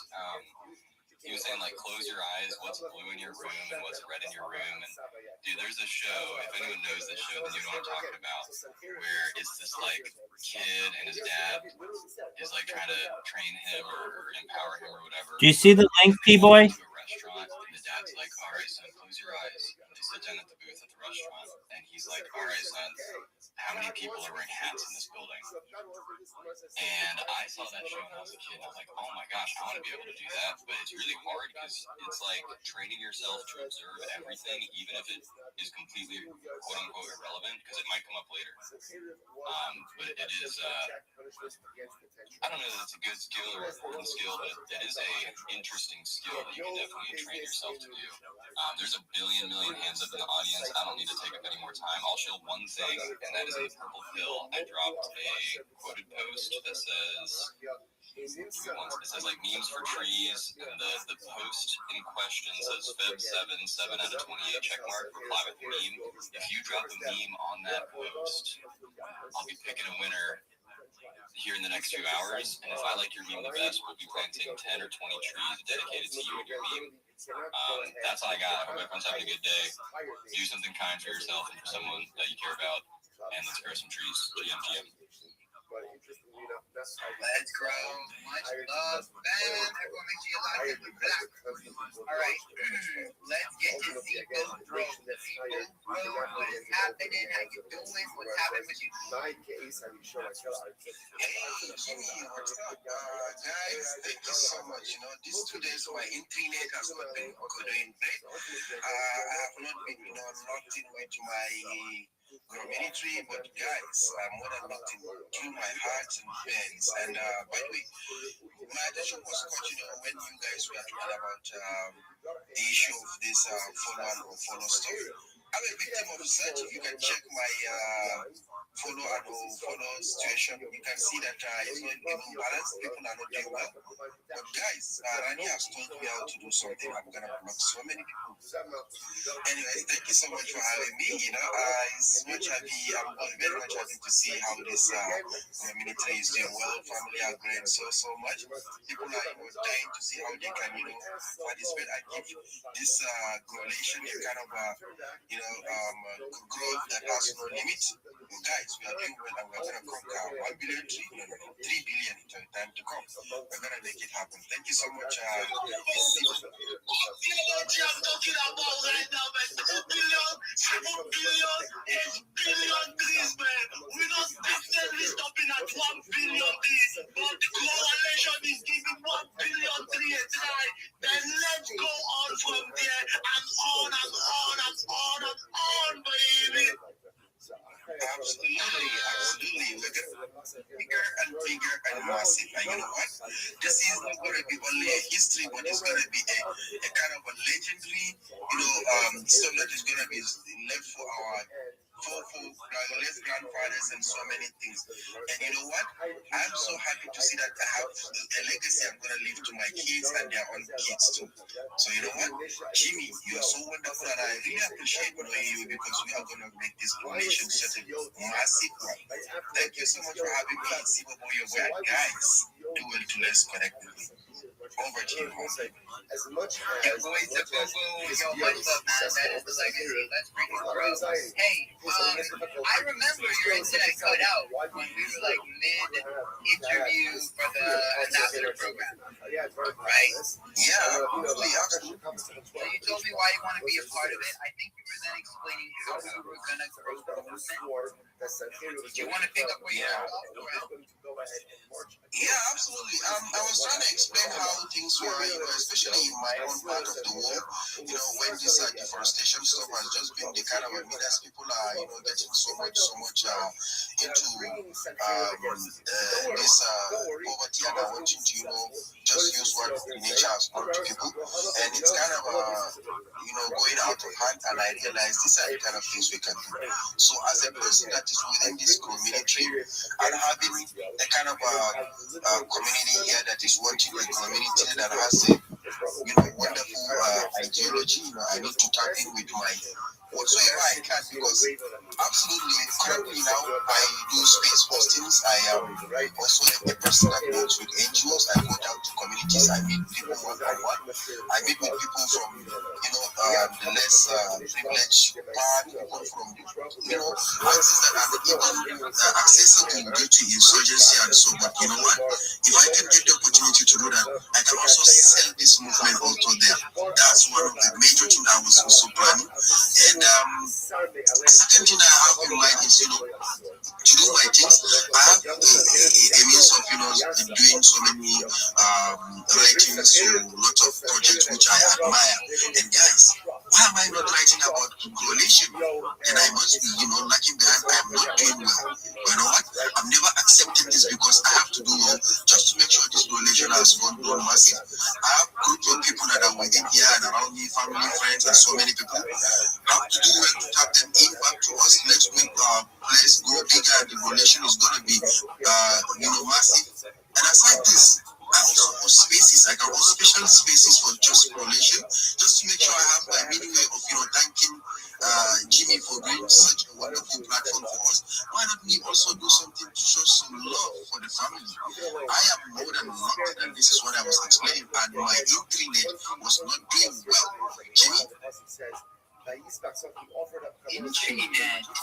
I'm intrigued by this potential vocabulary word. I like it. Zimbabwe, do you have any questions for me, my bro? You know what? All the questions I was supposed to ask you has just been, highlighted in some of the spaces I was in, the kind of a thing. But you know what? I am definitely going to ask you whenever I feel like I have. we have this fundamental question. Yeah, things work out. I'm in a stressful crisis situation with concentration. It turns out. Jackie, I feel like you were speaking before. Anything else you want to say before we go to the next speaker? Very nice you got this up. Yeah, it's been I'm edging everyone here. We are all one community. Yeah. Whilst I see you are doing massive. Again, thank you very much for giving me the speaker. Black Circle, you are doing great. Zububu, that's very great from you. I like your energy. We are all one community, so please, let's keep on following each other. Not follow and then unfollow back. That's not a good habit. And then let's all buy the tree. Yes, let's get to the tree and then it's going to grow massively. Yes, guys. Let's keep on supporting each other, keep on following each other, guys. Those on the speakers, on the listeners page, please do want to follow your post and then your co-host. Yeah, keep on following everyone you see on the timeline. Like every post. Yeah, let's keep on supporting each other. Thank you, everyone. Every post on the timeline. Okay, I'm going to rotate you guys when you come. Request a mic, let's get it. We definitely can. We just got some legends requesting, and I got to rotate through everybody, alright? So it's much love. Request the mic again, and I'll get you with the Dude, I appreciate the grip. Oh my God, you know, I did say community, no. Yo,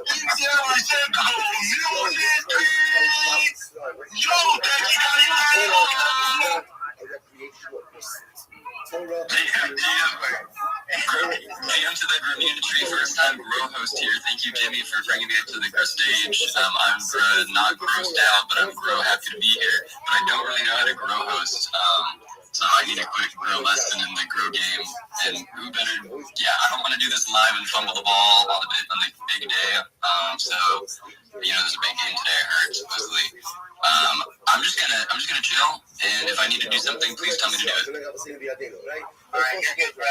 Grow host basically can just unmute at a time, and they're basically stabilizing the spaces. So, you know, if my phone runs, which it tends to do, then you guys will just keep the space alive until I get back in here. That's a great plus of having grow host. Alright, William, without further ado, what is happening with the waves? Words of Torah. Or grow industry, either or. Taking that opportunity.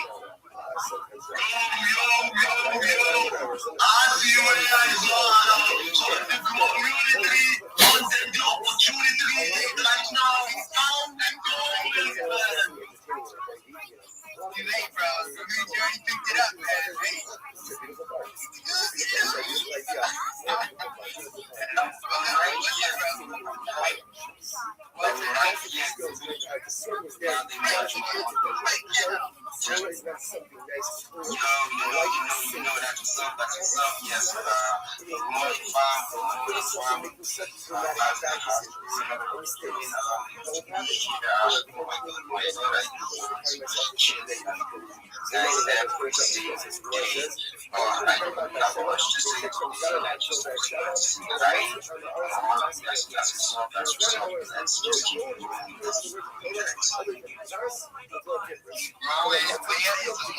I see you on the leaderboard for the Telegram giveaway.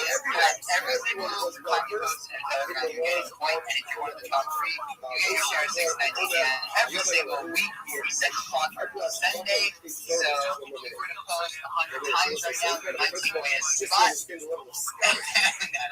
would have had to already have. Wait, hold on. I haven't even checked the leaderboard. So you can just use /LB. Guys, keep in mind, if you're spamming, you will get muted. But,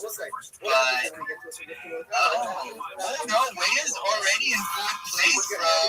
Bermuda Tree took your spot, man. Oh, shit. Bermuda Tree taking his spot, bro. You have to message 7 more times before midnight.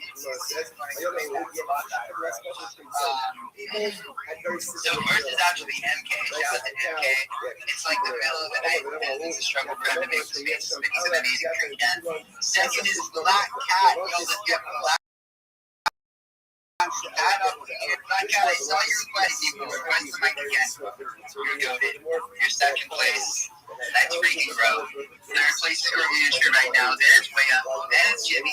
Then it's Pascal. Then it's Dingus. Then it's Modified Entity. Then it's Emmy.td. And then it's Diamond. Sometimes we have prizes for all 10 winners. We did that one time. That was cool. All 10 winners got DBT. But definitely every week it's oh, and we got daily requests to Mike. Yo, get up here, Black Cat. We miss you. Every time Black Cat gets the mic, it learns something. All right, Rabbi Rothschild. I know we're live. Everyone, say hi to the people. Much love, Rabbi Rothschild stream. We're live on 100 different platforms through Rabbi Rothschild right now. Everyone say hello. How you doing, Rabbi? Every day is a holiday. Every meal is a feast, Tree Gems. If you all weren't aware, we are 116 days exactly on our way to June 5th, the big day when 1 billion trees will be planted. Get your countdowns ready. It's very exciting. Also, you should know that you should do exactly what Block Circle did, and that is follow every single person in this space and make sure that you are following everyone who is following you. I do the same thing in any space that I go to. You'll notice I'm following every single person in here. You should know, though, unfortunately, you can't follow over a certain amount. And if I get to that point where I max out, sometimes I have to unfollow people who aren't following me. So you want to make sure that you're following me so that you don't get unfollowed. That's very important. Nobody wants an unfollow, especially as important as someone who is working for world peace as much as I am. If you weren't aware, I have been 24/7 streaming an X space now for more than 350 straight days, and not just on audio, but also on video as well. So if you ever check in the Twitter space search and you type rabbi or shill or share or any of those keywords, you'll notice that I'm always live in there, and I've been doing that almost for an entire year. You don't know anyone else who 24/7 X spaces for an entire year, especially on video. It's a one of its kind of project. But that being said, is not the most unique thing about what I do. I'm Rabbi Rothschild. If you don't know who I am, you will. I stream my life 24 hours a day, 7 days a week, 365 days a year for world peace. I've been doing so for more than 4 years. My streams go back to the pandemic. We've seen the death of a queen, the birth of AI, the coronation of a king, and everything in between. This is a real life Truman Show, a real life Big Brother. This is a timeline and a time capsule of human achievement. In the 1990s, the phrase content is king was coined, and I'm making it true today. I'm king of the internet. This is the biggest event in global history, and here's why. In 2018, The Economist magazine stated that data had overtaken petroleum as Earth's #1 resource, and I have more data archived on the internet than any person ever, which is making me very influential. I'm going viral, and when I do, I want to make you, your friends, your family, all financially independent if you're not already.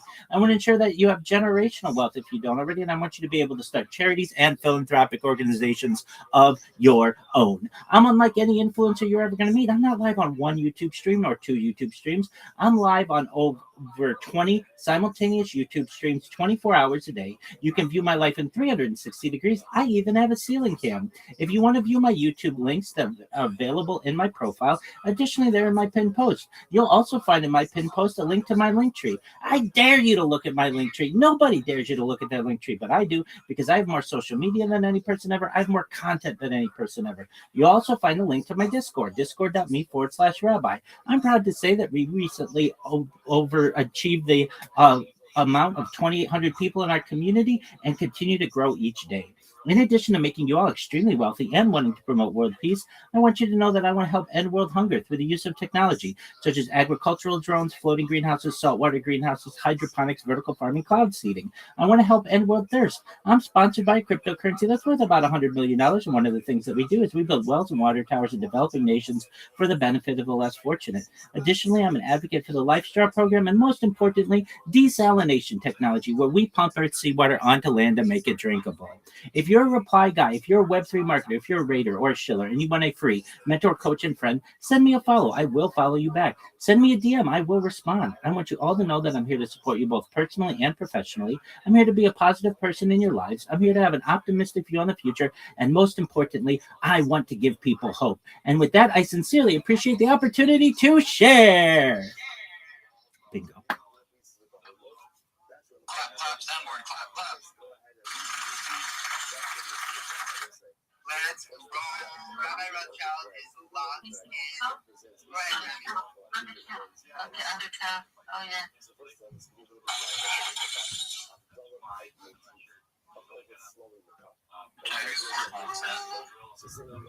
What's that? All right, I see Emmanuel's hand is up. High five, Emmanuel. Now, of course, my second suggestion would be to have an opportunity to put a tree in. Hello, everyone. From the listener to the speakers, to the co-hosts, oh my God, you know I love you. Thank you for all you do. Why? Respect. As one of my mentors, I'll put one of my mentors now. He hosted Restream. How are you guys doing? Thank you for the opportunity for bringing me up. Thank you. I don't know if you want to say, but first, I want to give a kudos to my energy guy. I love the vibe. I love my job. Many of us don't have the energy of someone that is out. But I want to learn from you. Oh, this vibe. I hope many easy. I hope I'm saying this way. Don't have the energy of someone that is out. But I want to learn from you. Thank you for bringing the vibe. I hope I'm saying this way. All right. Yeah,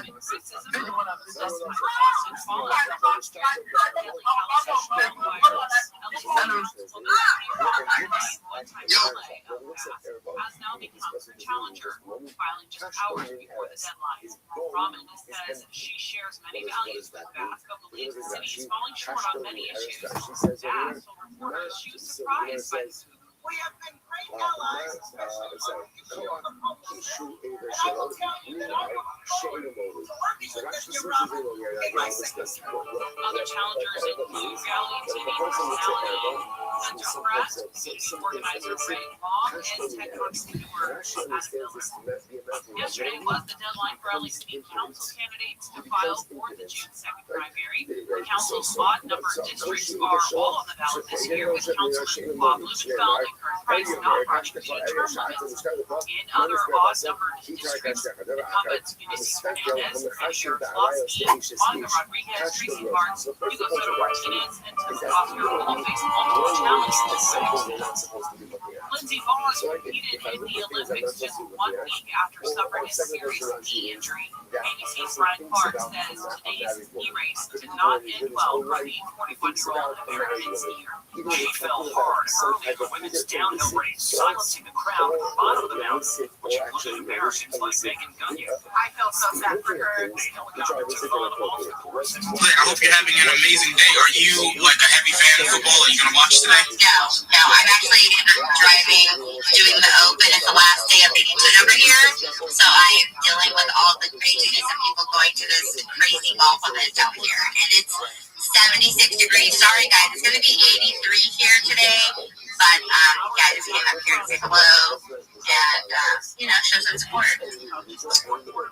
Well, that's really cool of you, because right now where I'm at, it is a lovely and balmy 14 degrees. It is 14 degrees outside. We're all dying slowly. And Danielle, I thought you and I were starting to become friends. I feel like you definitely came here to rub it in my face. Guys, make sure you're following Danielle. It's so good to have you here. We appreciate you stopping by.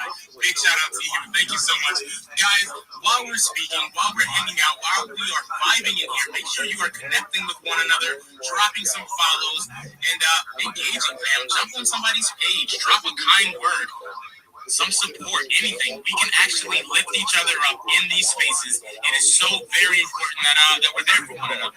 Shout out to all of you in this space, guys. Let's keep cooking. I want to go to the very next speaker, which is going to be Crypto Keys, because he has just arrived. What is good, Bam? How are you doing today? Yo, what is up, fam? Great to see everybody. Peanut, I got a chance to meet you a few weeks ago. It's wonderful to be in the same space with you. I love your energy, and I really kind of share the same sentiment. I feel like, if you're these communities, like if you're in the right ones, they just swoop you up, and there's so much love and so much support. So just like Danielle, I'm just here, just showing support and just lending my good energy to everybody. Yeah, dude. I don't even feel like doing a super big show. Like, I really just wanted to be here and hang out with everybody. But I am a space host, so if you want to check out my profile, and we're Campfire Chronicles every Wednesday at 6 p.m. Eastern Time. Yeah, like I said, I don't even really feel like chilling too much, but I love everybody. And it's good to see everybody here on Sunday, so shout out to you guys. And why is it so cold, bro? Do something about it, man. Bro, I'm working on it as we speak. You know what? It's a topic of discussion within the Yucky Ducks community. They said they would trust me a lot more as a founder if I could make things a bit warmer. So that's what I gotta do. Everything's gonna get warmer. I'm gonna do this for my community. It simply must be done. We'll see about that. Bro, it's coming, fam. It is coming. And Crypto Keys, while you're up here, bro, let's see that emoji game, fam. You're still living on that high. Bro, let me see what you got right now. I want to see those emojis move. Yeah, baby. Yeah, I can do it on command. I used to struggle. I feel like people know how to do it, but they don't really know how to do it. So if you want to learn the alpha, you got to hit me in the DM. Bro, you just took me on an emotional roller coaster with your emojis. It was absolutely insane. I am so pumped up now. Thank you so much, Crypto Keys, for being in the building. Make sure you're giving him a follow. Make sure you are max engaging and connecting with everybody in this space, because we are simply cooking. I was about to go to 32 Dream. I want to know what she's doing, but I am afraid that she is just drinking another beverage. So instead of that, I'm going to jump to Nervy, who has just entered the building. What is going on, Nervy? How are you doing today? Yo, everyone, happy to be here in this space again. I hope you're all doing great, and shout out to you all showing up on a Sunday. So yeah, just hanging around. I want to come up and say hi. I see people coming up here speaking about what they're doing. So I want to say I'm creating content, hitting content, all this stuff, memes. So take a look at my page if you would like. Make a follow. So that's all on my side. So what do you want to hear? Your introduction, maybe? Alright, I want to hear whatever you want to tell me. If you want to tell me about what you're working on, great. If you want to tell me the funniest joke that you heard this week, I would absolutely love you forever. Bro, the mic is yours. To be honest, funniest jokes. I remember there's a lot of jokes. Funniest. I'm not sure. Yeah, I'm not much into speaking about whatever I don't have anything to say, so I would prefer to respond to the questions if you have any. If not, you can pass the marks down. No, bro, for sure. We're just vibing here, man. So you want to jump in and say something at any point? Bro, just let me know. It is a pleasure having you here. So grateful you decided to stop by. And bro, I hope you're having an amazing Sunday. I hope everybody in this room is having an amazing Sunday. Guys, we're going to be doing giveaways throughout this space for some of the people who are absolutely locked in.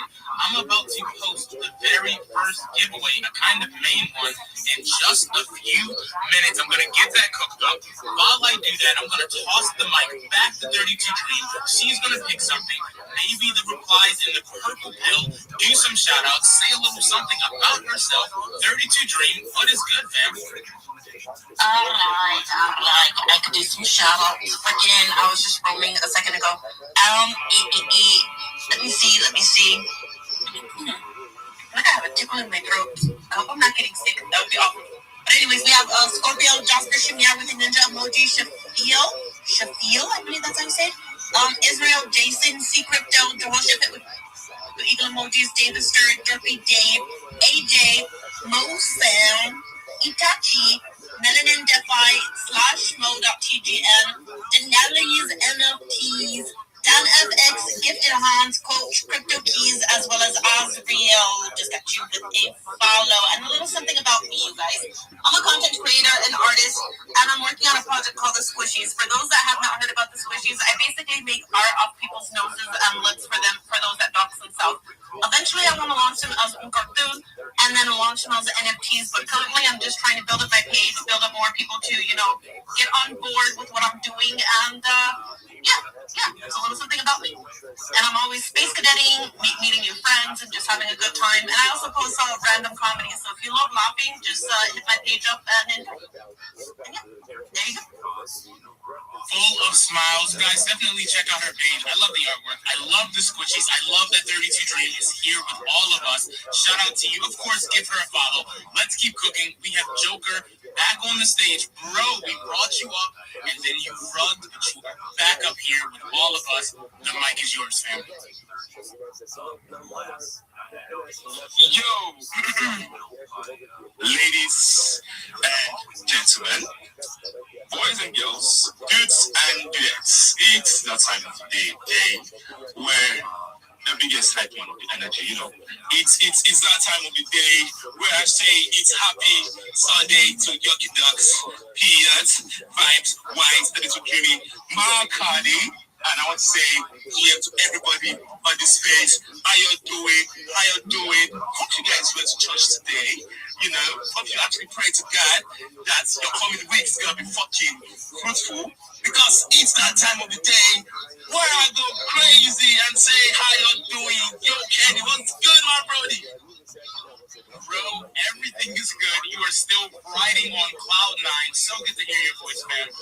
Bro, every time I talk to you for the next month, I'm gonna be telling you congratulations again on the graduation, bro. Major achievement. So good to have you here today, man. It's awesome to be here. Just not to bore you guys. You guys say, I know we're your time. So, guys, my name is Joker. I am I'm a community strategist. I'm a community builder. And also, I'm also a marketer and a promoter. See, I'm also a space host. I am the energy you need in your project, bro. I bring crazy ideas that I've worked on a lot of projects. I bring meaning to your project. I bring value to your project. I bring the huge visibility you need to your project. And it's something to have someone that you can rely on the project as a dev. I'm that guy for you. And I really want to connect with a lot of new people in this space, because, bro, the connection on this space right now is one of the best things I can say I've ever had.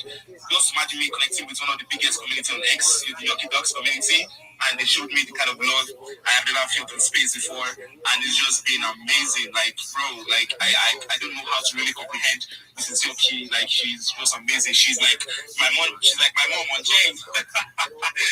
It's crazy. So, you guys follow me, follow back. Let's cook. Your EBY page. I just DM me. I'll drop ideas for you. You want to work with me? Let's just do something, man. It's that time of the year we were going all in. Crypto is going wild, and let's go wild together. So, Yucky Ducky, I love you so much. Thank you for always being here. I'm always gonna be here to support you guys forever, man. Bro, and we're going to be here to support you right back. This space is all about the connections. It is all about the community. And when I say this space, I don't mean literally this X space. I mean just crypto, Twitter, Web3, what we're building as a whole. I'm a firm believer of collaboration. When you have like-minded projects that are community first, that have something to offer, it's so important for them to work together. It's so important for us to do it together. So shout out to you, Joker. Thank you so much for being here. Such a pleasure to hear your voice each and every time you're in this space. Guys, we have so many amazing speakers in this room right now, so many great projects, so many amazing listeners. Make sure you are tapping in and make sure you are requesting to speak, fam. I'm going to be doing shout outs throughout the space for some of you who are requesting to speak. You guys are locked in. I appreciate you guys. If you look up in the Jumbotron, and I'm a liar because I definitely did not put it in the Jumbotron yet at all, so I'm going to do that right now. And now it will be posted. There it is, in the Jumbotron. You guys will see our weekly meme contest announcement. It is featuring Peanut. Yo, Peanut, when you have a second, bro, you should check out the image in the Discord. Or you'll see it when people start posting about it. It's pretty funny, bro. I will take a look. Sorry, this unmute button sometimes navigating between apps can be a lot. I'm gonna go take a peek right now. Bro, it's all good. It's in the Yuck Off Alert channel. You'll see the actual image, and it's a ton of fun.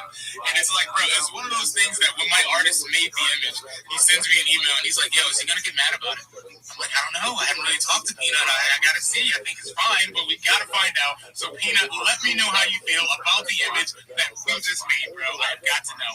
Guys, we are picking 2 winners for this meme contest. All you have to do is jump into the Waddle Discord. That Discord link is right on my bio, guys. It's right on my page. You jump in there, you're going to grab the real image. Take the real image, meme it, caption it, change it, do whatever you want. We're going to be picking 2 winners. They're going to get $50 in Ethereum each. And it's going to be a lot of fun. Just make sure you post it up on X, tag me, tag Peanut, and just have a good time because that is exactly what these things are about. They're about having fun, man. They're about vibing with each other. So lock in and get that done, and we'll have an amazing day. Melon and DeFi, you are in the room. I'm going to keep switching around the stage just a little bit because I got to get more people up here. While I do that, Melon and DeFi, take the mic, fam. How are you doing today? Hey, Yucky Ducks, I'm doing amazing. Thank you so much for having me every single time. It's always a pleasure to be here with you guys. Shout out to you, Yucky Ducks. Shout out to you, Vibes. Shout out to you, Peanut. And shout out to you, 32 Dreamy. And every single amazing speaker here and every listener here. I'm a content creator. I'm a content moderator. That's with KOL. And I would love to know what person I'm actually working with, which is Peace and Word. Last year, they had your bypass, which was the and we actually ended at the end of last year, December, which is actually success. And currently, they do have the debit card, which you can be able to access your crypto in real life. So currently, now they do have their core NFT, and their core NFT enables you to be part of the project and everything the project is actually working on. So you, by just being a part of the project, or by you being an NFT holder, you can be able to get lots of amazing things. And also, Discord NFT actually produces for you the project token, which is SBCM. And this SBCM is actually listed to you. It's actually listed to you, so you can be able to swap that to USDT or swap that to USDC. So yeah, if you're looking for a project that actually rewards holders and actually is transparent, SBCM is definitely a project you have to put an eye on. Thank you so much, Yuki, for having me here. Don't have to connect with me. Give me a follow. I'll definitely follow you guys right back. Thank you so much, Yuki. I appreciate it. You are so welcome. Big shout out to you, Melon and DeFi. Guys, make sure you're giving her a follow. I see so many people in this space. Special shout out to Shiny Gal. I see you down there. I don't know if you requested, but you already know the vibe. We would love to hear your voice. So good to have you here in this space. And shout out to all of you down there who are requesting, who are in the listeners, who are absolutely locked in. Peanut, my guy, did you see that image, fam? I did. I was smiling. I was laughing. It was like the first. It was like the first image that you guys posted and shared for. I think the space that was supposed to happen last weekend. That first image that you guys put out. I thought that was great too, with the s'more, the marshmallow roasting. I thought that was great, and this one too that you guys posted in the Discord. I'm absolutely loving it. It's smiling ear to ear. It's funny. I mean, I'll say this: you can, because I don't want to give it away, because we want to get as many people into the Discord as possible. I'm sure. But you can give your best effort. There might be more ducks that try and follow suit of the one duck there in the visual. You can bring everything you can at me, but I'll say this: the flame stays on, stays lit. It does not go out. It does not die. So the eternal flame can take on quite a bit. I'll say that. Yeah, shout out to you. He was so excited when I sent him, because this was over a call, right? So I gave him a call and I was like, listen, I have a major project, Peanut, this guy's coming through. Check out his PFP. Immediately, he's just so excited. He's so pumped up. He's like, how about we roast some marshmallows, and then maybe we get a steak, and then maybe he's just listing all of these ridiculous things. I'm like, bro, just stick with the marshmallow. We'll just start there, because your PFP is so fire, quite literally, and awesome that it kind of gave him so much to work with. So every now and then I'll talk to him where he just truly gets excited about drawing a piece of artwork or something. He really gets pumped up about it, and this was one of them. So I hope you enjoy it for sure. Guys, that meme contest is going on right now. Make sure you're doing your submissions. It is just about good times and having a lot of fun. Tag Mina, tag Yakida, get them up there. We're going to be reviewing them, and then we're going to absolutely cook. And bro, are you able to, like, so since I'm picking two winners, are you down to pick one of the winners in like a day or so? I normally announce it like tomorrow, the next day. Would you be down to pick kind of one of the winners? I could always message you a bunch of finalists, see what you think.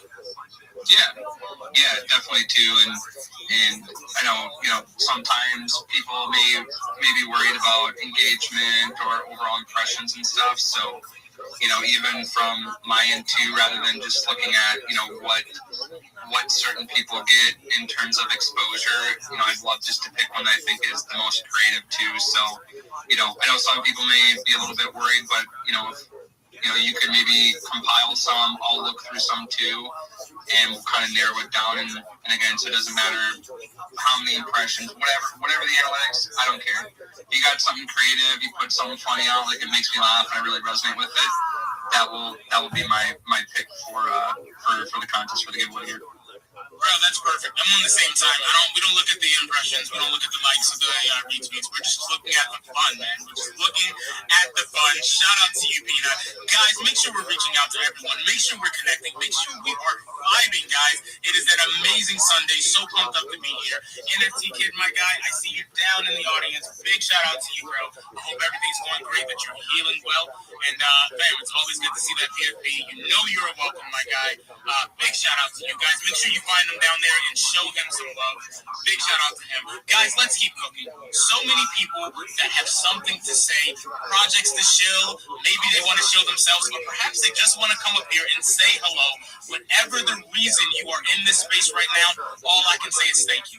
Thank you for spending a little bit of your day, a little bit of your time in here with each and every one of us. Let's move to the next speaker. Velvet, what is going on, bro? I just saw you in the Discord. You were vibing. So good to see you again, man. It's good to see you. How's it going, pal? How's everybody down there? And the listeners, John down there, like on the Discord, my actual doc is the lurker, so I guess I'm not a lurker anymore. Yo, bro, you are locked in. No more lurking.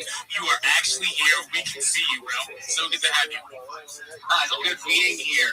I don't know if I want to chill today or if I just want to talk, but yeah, it's been good show so far. Bro, I appreciate that, fam. I appreciate that. And yes, so it's not even like these spaces don't need to be a hardcore show. They can be whatever you want to come up here and say. If you want to say something about yourself, drop some support. You know what? I got a question for you. I'm just going to drop your questions that you don't want to show, and that's totally cool. Random. We had this discussion a while back, but I'm curious. Bro, what does success look like to you? What is success? That's a question right there. That's kind of like, what is normal? No, it's tough. I mean, it's a good one, but I feel like everyone has their own view, their own desires when they're looking at success. So for you, what is it? Is it a certain amount of monetary gain? Is it a situation where, you're just at peace in your life? What does success look like to you, if you don't mind sharing? I don't know the easiest way to say it. Family. That's legitimate, bro. That's a really good. I mean, it all comes down to the family. No, I appreciate that, man. I appreciate you sharing. Guys, make sure you're connecting with Velvet. Velvet, I appreciate you stopping by today. It's always great to see that PFP. It's always great to see you, to hear your voice. You're showing up. And, fam, I support you the same. So, guys, make sure you're giving him a follow. Make sure you're engaging. And make sure you're doing exactly what needs to be done. Eddie, what is good, bro? I know you're having a little bit of issues coming up and down. It's so good to see you, fam. How are you doing today? They are very amazing and you guys hear me because when I come up it sounds all optic, but when you guys talk if I'm down in the listeners I hear you guys just fun. So I don't know if you guys hear me, but yeah, fam, we can hear you perfectly right now, and at least I can, bro. It's good to hear you. Is it sounding any better now? Well, it's often on, but I can pick what you said. Yeah, so how's the Yucky Dog fam doing? I've been occupied with Spaces, Soul City. We've been having 24-hour Spaces that ended last night. Yeah, it was a really, really long. It's been a really long, well, 2 days, I'd say, because it started on Friday and ended last night. So it's been a lot, and it's been fun so far. And you did pull up to some of the Spaces to show your support, and I just had to show up for the Yucky Dog fam as well, and Peanut did come in our first space, and I just wanted to thank him for that as well. And the mint has been going slow, but it's I'm happy with the way it's going. It's an expensive mint, and it's on Solana, so it's taking its time, but we're getting there. And at the 1,000 NFT mint, once the 1,000 NFT is minted, will be nothing of original dog in the whitelist spot.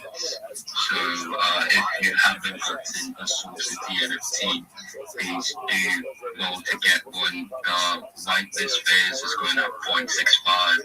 The public is at 0.775, and this NFT does come with a utility in the sense that 18% of the moon funds will be going into diversified trading and liquidity systems. So every quarter you'll be getting airdrops from the profits traded on these funds. And if you do have any question, you can check our website, showgodsnft.com. We do have the white paper there as well. You can go through that, and we do have the Discord link there as well. You can open a ticket, ask whatever questions you have concerning that, and I'm just here to provide with the Yucky Dog fam. Bro, Eddie, I appreciate you stopping by, man. Just showing that support. I'm super excited for the Soul City, man. That's why I jumped over there. I minted several. I'll likely mint some more.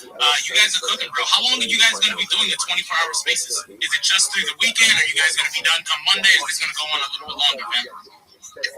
I believe we're done with the 24-hour spaces for now. It's more of our regular spaces now. And for the 24-hour space was more than mandated. It was rotated. Glow hosted the first space on the Soul Gods account, then to Ritik, and then to me, and Glow, Normi, Rasi. So it was a really long run, and it was something we decided to try. And it was fun, a lot of work, and I don't know if we're going to be bringing it back, because a lot of people on the team are sleep deprived at this point, and catching up on sleep. So yeah. Bro, shout out to you. I know it's tough. So Peanut, and I guess everybody in this space. This is like around Christmas. It was around Christmas time, I think.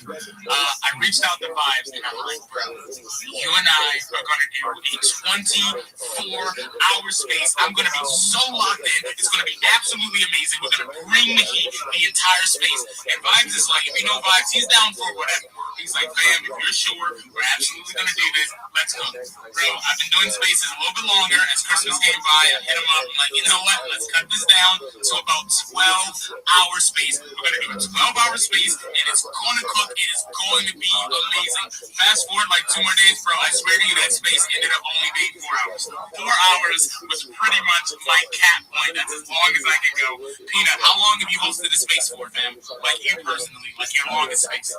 The longest continuous space, not that long, to be honest. I mean, maybe the longest is 6 or 7 hours, maybe 8.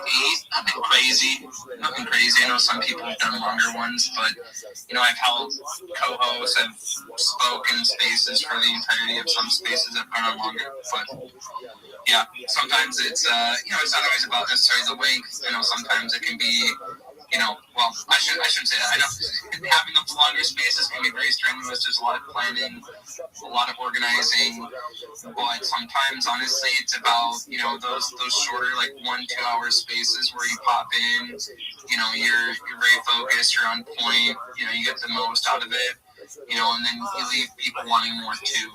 I think that's something that isn't always necessarily talked about. And I'd rather have spaces be shorter. People again are kind of hungry for more, and they want to come back to the next one, whether it's run daily, weekly, whatever it might be. People's attention spans are pretty short, so whatever we can do to keep people engaged, to keep people on point, I think that's the biggest thing too. I know again with some of the longer spaces, it can be even a little bit more difficult to retain everything. So yeah, nothing crazy, 7-8 hours at most. No, yeah, to me that's crazy. So right now, like my spaces that I run during the week, they hit a pretty solid 2 hours. It's pretty much where I'm at. The only time it runs longer is actually on Mondays, bro. We do a 2-hour space here, and then I jump over to Spaces Media LLC, and I do another like hour and a half. So it ends up being about 3.5 hours. I forgot to log in. Math is so hard for me. It's been about 3.5 hours, and that for me, it's pretty much like I'm done. That's usually my cap. I am a big fan of like the shorter spaces. But that's just me. But I admire the guys who are just high energy, going for like 6, 7, 8 hours, absolutely crushing it. Shout out to all of you guys that crush it in the spaces. We see you, and I see Lucky Wiz flashing those emojis. What is good, fam? How are you doing today?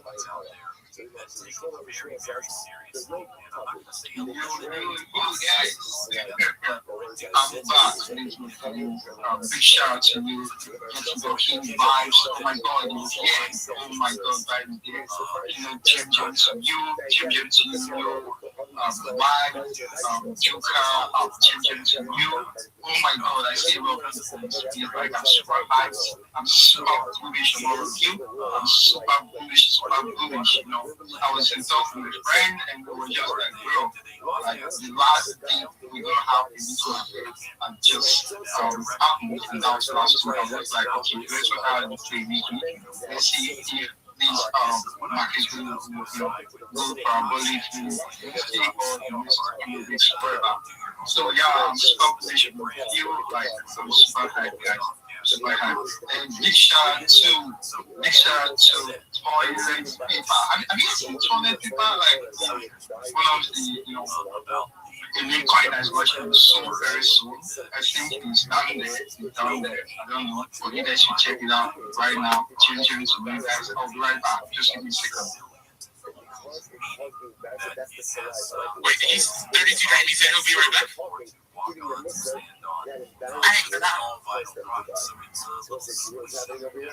not sure exactly what was said. Yes, I'll be right back. I'll be right back. I'll be right back. I'm so sorry. We will be here waiting for you, my guy. Guys, give Lucky Wiz a follow. Check out his page. He will be right back. He has a very pressing business. We are cooking. Things are happening. We have Alpha in the room. Amazing speakers. Shout out to Peanut and the long lost NFT collection. Bro, are you guys do you see yourself doing like another collection anytime soon? Like an additional one?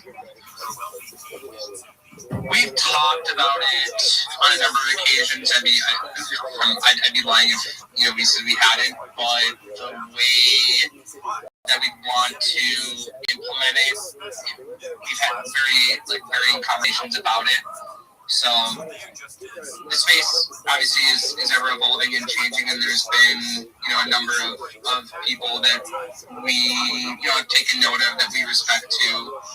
And I think from some of the earlier conversations that we had about potentially introducing something new, it's certainly shifted, and at least my sentiment around the new collection, that itself has changed. So I think there's some creative ways that we'll want to incorporate some new art at some point, but again, it's certainly going to be different than some of the initial conversations that we're having. happening. So still strategy and approach to be discussed and laid out in terms of how we want to implement it, how we want to introduce it. But there's certainly more around the original IP of Long Lost that I know that we're going to want to grow and evolve into as well too. So no immediate plans of launching or releasing anything new. There's still a lot that we want to get under wraps and excel and really succeed in first before we're introducing new IP or the evolution of again off of our original IPs. So yeah, for now it's just about continuing to be here, be present, show up every day. Support people that want to be in the community, support other collections, other ecosystems, and then again really just implementing and taking action on those core things that really matter to us too. So yeah, I'll leave it at that. But excited just to see where not only the next couple of months, next year, but the next several years come for us too. For sure. And how many? I can look it up. But how many's in your collection? Your main collection? How many do you guys have? 10,000. Yeah, straight 10,000. Gotcha. All right, thank you, man. I appreciate that. Guys, let's definitely lock in. Let's reset this room just a little bit. Let's check in with 32 Dream. Let's see what she's got going on. 32 Dream, what is good, fam? Well, it's Super Bowl Sunday, and what is good with me? You want me to do some shout outs? Is that what you want me to do? Okay, I'll do it. Okay, give me a minute. I was zoning out. Okay.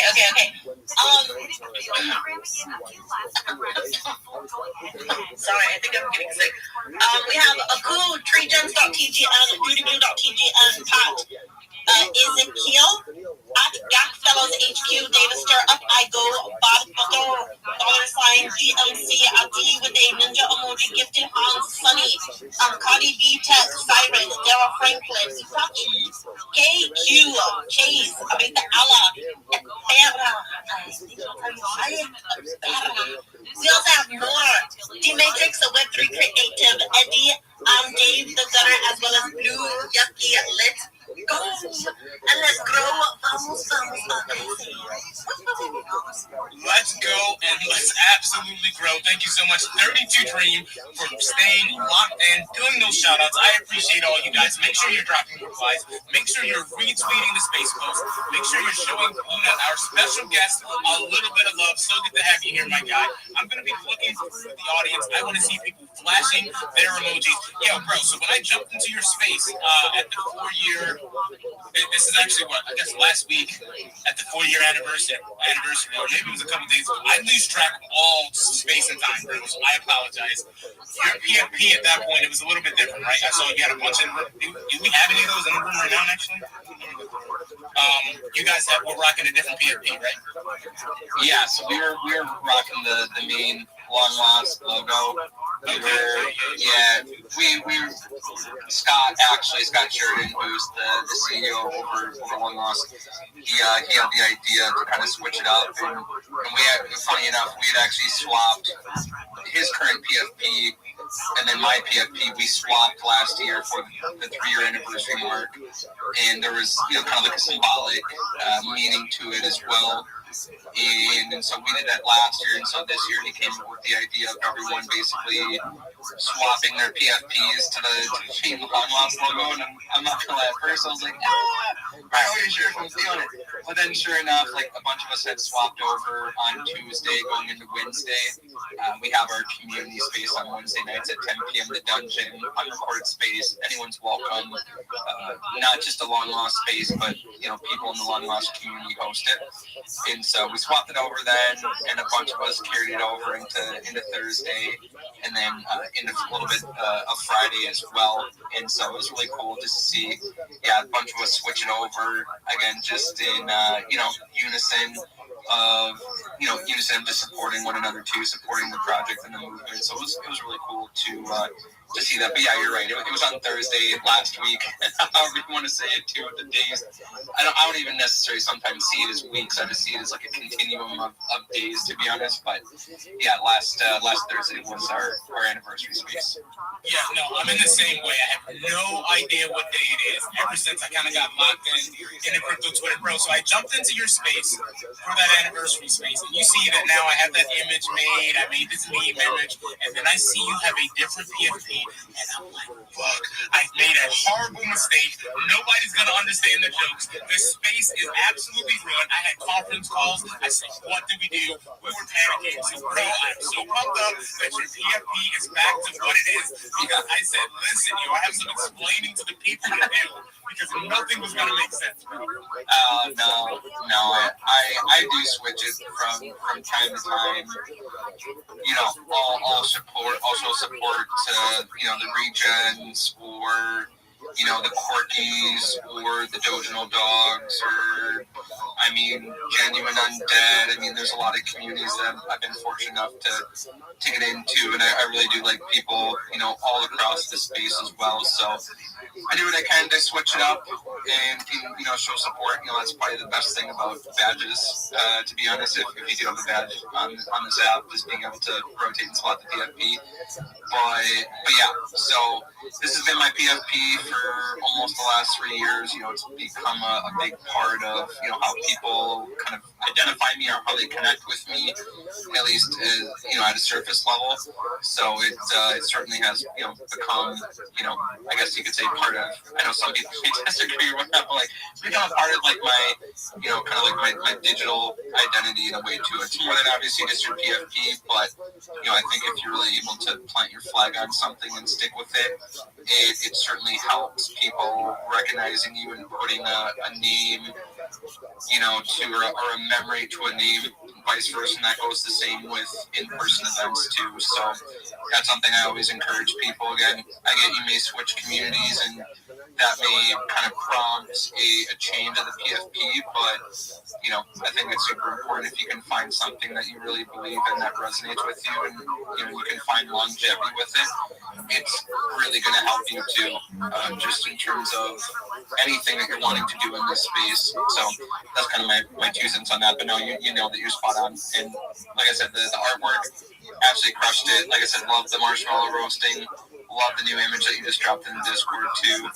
And again, super pumped, super excited to be here and be included in this. And again, just connect with great people that maybe I haven't been able to connect with as much yet too. So yeah, great times. I love to see a lot of my friends down in the listener section too. I see Keith, like you were saying, Kira, Darius as well.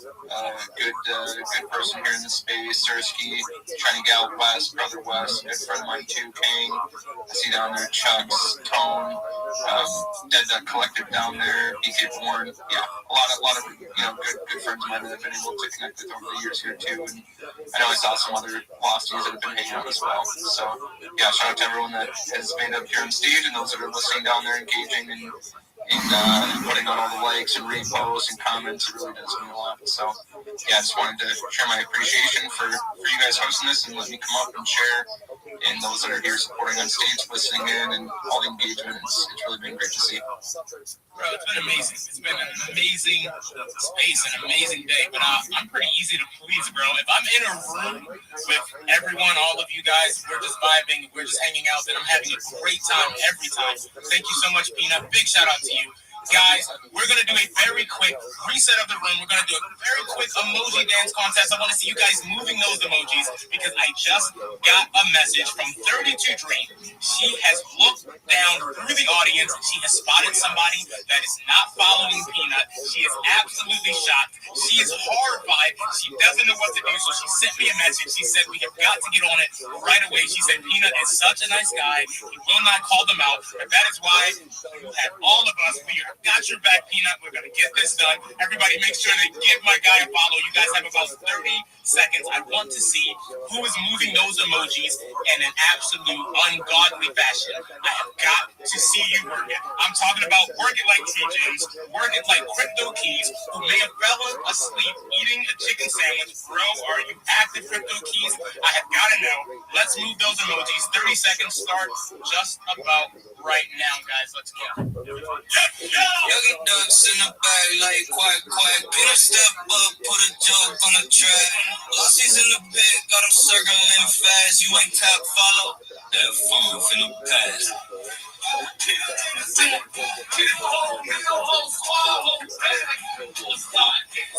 She's on the tag. We'll get you if you don't tap back.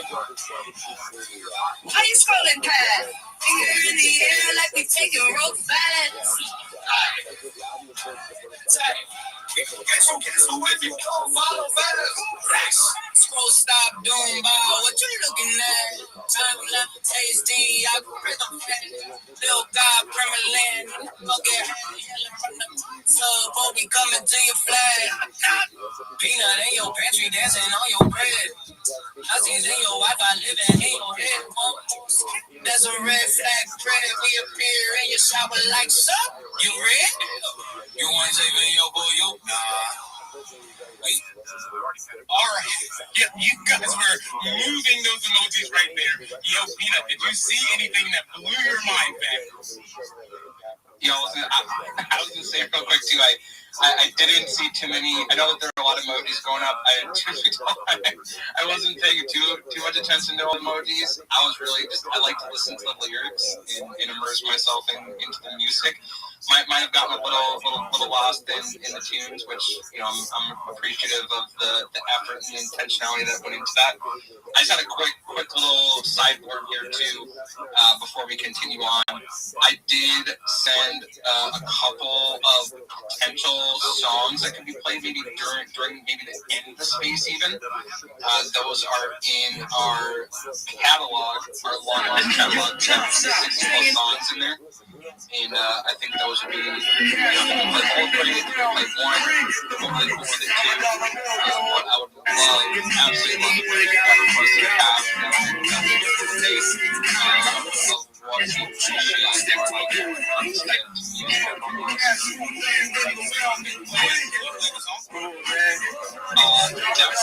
yeah, I can get my speaker hooked up to my other device. Whenever you want to play that song, get it done. I don't want to do it on my side because anytime I do it, it comes really messed up. I don't have I use like a mixer that's connected to my computer that's connected to my phone so that it comes through. So I put that down to that ruler and yeah, bro, you can definitely play that. Sorry, I didn't see that message, man. I'm going atomically. Socrates, philosophies, and hypotheses. Can't define how I be dropping these. If you guys did not get the message, Peanut is not a snack. He is. Bro, what the fuck? I don't even know what that song was about, but it made me laugh so much. Bro, Tregens, please take the mic, bro. I'm gonna throw up a bit. I'll throw up the post right now. I forgot to throw that out. Bro, Jimmy, so good to have you here, fam. The mic is yours. What is good? Happy Sunday, bro. So good to be here. I'm going atomically. Stop my cover photo. Do me a favor for a second. Click on my profile. Check out this cover photo. Isn't that beautiful? I love this artwork so much. Like, straight up. Okay. By the way, you guys know we have this partnership with the Yellow Ducks where they're planting one tree for every follower that already was following them. And for the new followers, can actually be 10 trees. As long as you fill out this quick form with the first comment. So make sure you're filling that out. Anyone who's not currently following the Yellow Ducks, make sure you do that. It's literally 10 trees. That is the easiest trees you will ever plant. Alright? So lock in. Much love. And by the way, Yucky Ducks didn't tell me to put this as my cover photo. Yucky Ducks didn't, force me. Bro, I'm so sorry for jumping in really quick. Go ahead. That is massive, bro. I did not see that cover photo. I did not realize you did that. I do this because I genuinely love you guys. I just wanted to say, I'm going to go above and beyond to support this. However I can, because you're helping so many people and constantly supporting causes. I freaking love it, and so that's why it's amazing that we have this collaboration. And I was blessed with this badge of honor over here with the duck, and I'm just super grateful, man. Thank you for planting all these trees, and thank you for supporting the movement. And let's bring in Bro. Bro, we have to. First off, Jimmy, I get so happy when I hear your voice. You lift up the stage, you lift up the space so much, bro. You have this amazing energy while you're talking about something that is so very important. I thought you would be excited to know, I don't know if anybody told you, but inside the Discord fam, inside the Yuck Exchange, I have now set it up so that people can actually buy an additional 100 trees for themselves for some Yuck coins. So that's something that we're really going to start pushing, and I think it's going to be a great addition. I just added that literally like 2 days ago, so we're super pumped about that, and we're pumped about working with you, fam. While you're still up here, I know you have so much to do, so many things you're cooking. Bro, can you let everyone know just about the day that is coming very soon, where you're going to be getting 1 billion trees planted? Bro, they have got to know. So a lot of people have heard about it, but I think everybody should know. Which means Tampa Bay would also be AFC South.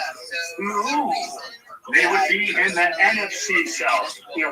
It's because they're not in the AFC, they're in the NFC. That's why. Which means if you place a bet on Bovada for Miami to win their division, that division would be NFC South. No. Why would you think? AFC South? No.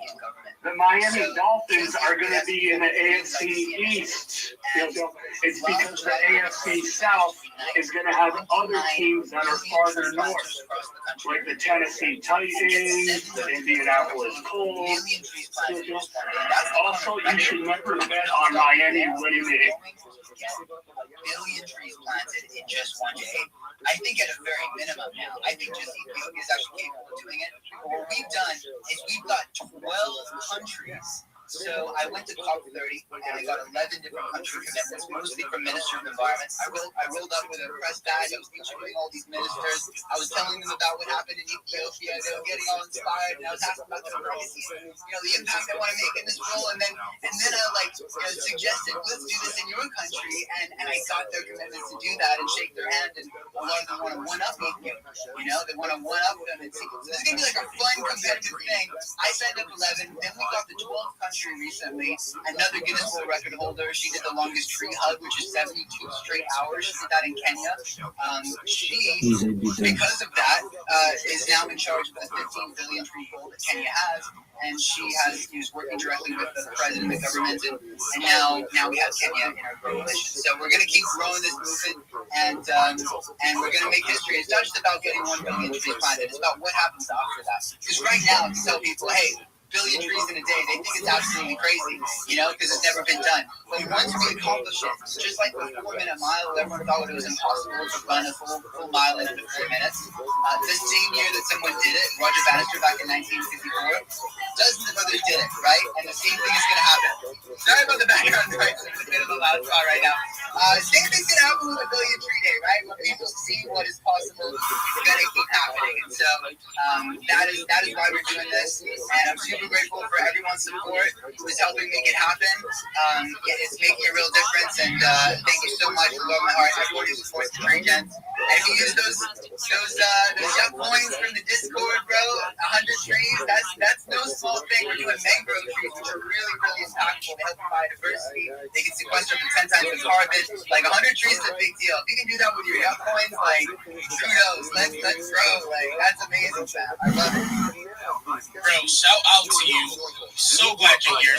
Thank you so much for sharing. I'm pumped up about these billion trees. I'm pumped up about working with you. And again, bro, I'm so grateful for all the things that you're doing. Guys, make sure you're following Tree Gens. Make sure that you are locked in with what they're doing. This tree planting, everybody can do it. On this day, everybody can get involved. Everybody can plant some trees. Everybody can do just a little bit good. So big shout out to you. Thank you again so much. Guys, I forgot. I got so wrapped up in the conversation with Peanut that I totally forgot to announce the giveaway of this winner for the emojis. That is Mr. Comfy, Jimmy Hartley at Mr. Comfy. Shout out to you. You are the winner of this emoji dance contest.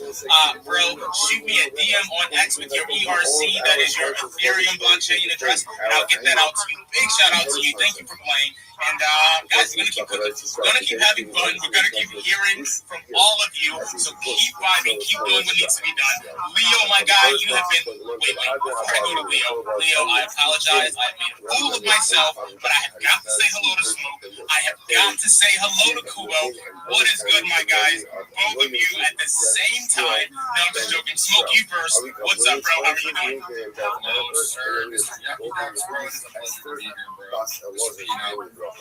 Nice to talk to you finally, bro. Today's the street. Good to see you here. Leo, Vibes, Kubo, Jensu, Eddie, Bagel. How are y'all doing? 来店客30人に聞いたところ、ほとんどの人が3500円以下を希望。2500円ほどを選ぶ人もいました。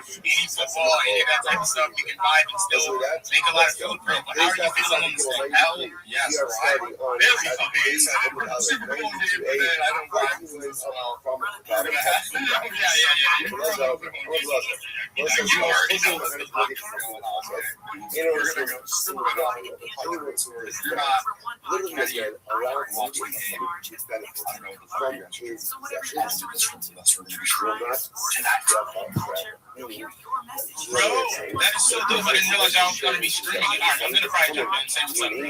Big shout out to you. I did not realize that. That is absolute alpha. Kubo, shout out to you too, my guy. How are you feeling, bro?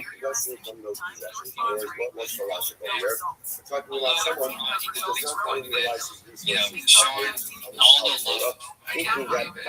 You know, it's Sunday, so I had to come in.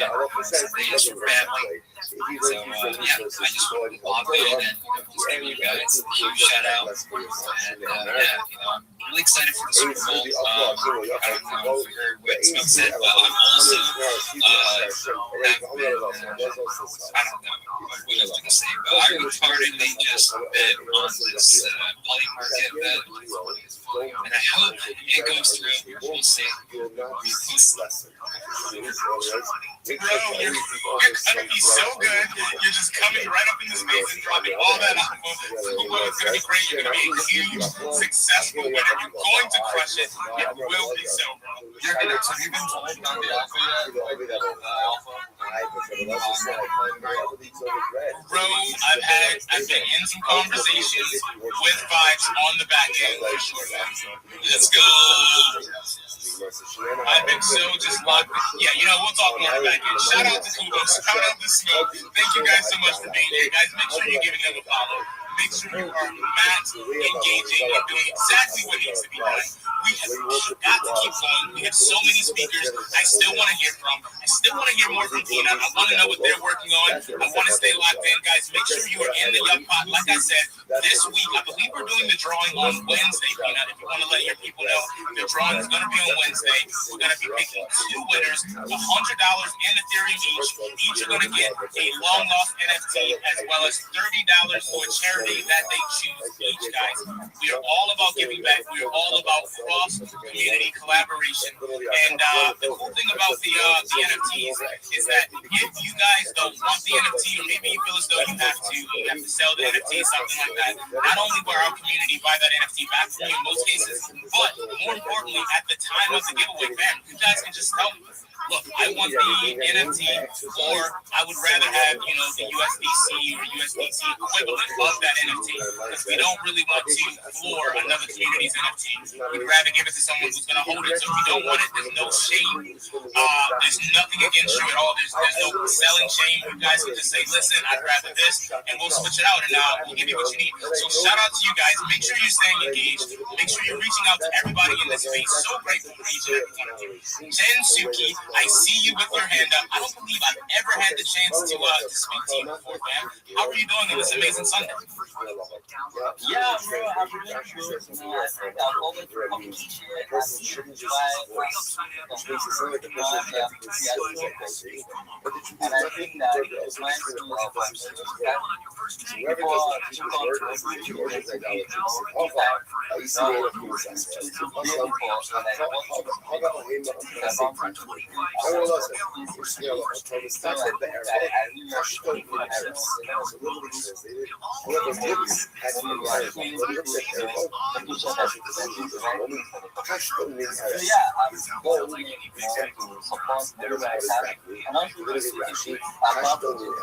It sticks with the person, and helps to provide some rehabilitation and guidance to the So good to outcome. have you here, bro. I knew I hadn't heard from you before. It's a pleasure to hear from you. Yeah, thank you so much. I think I'm very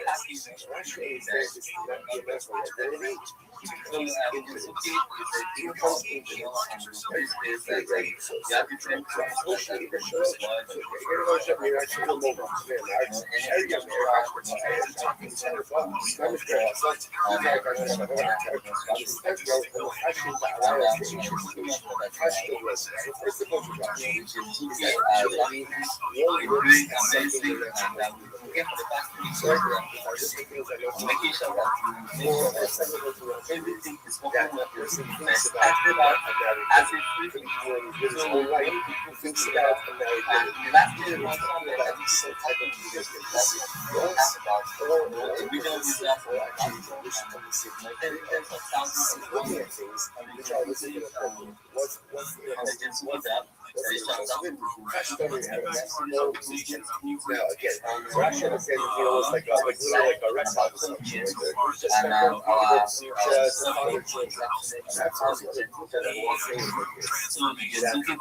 the thing about Iran doing this application that we face that is so consumed.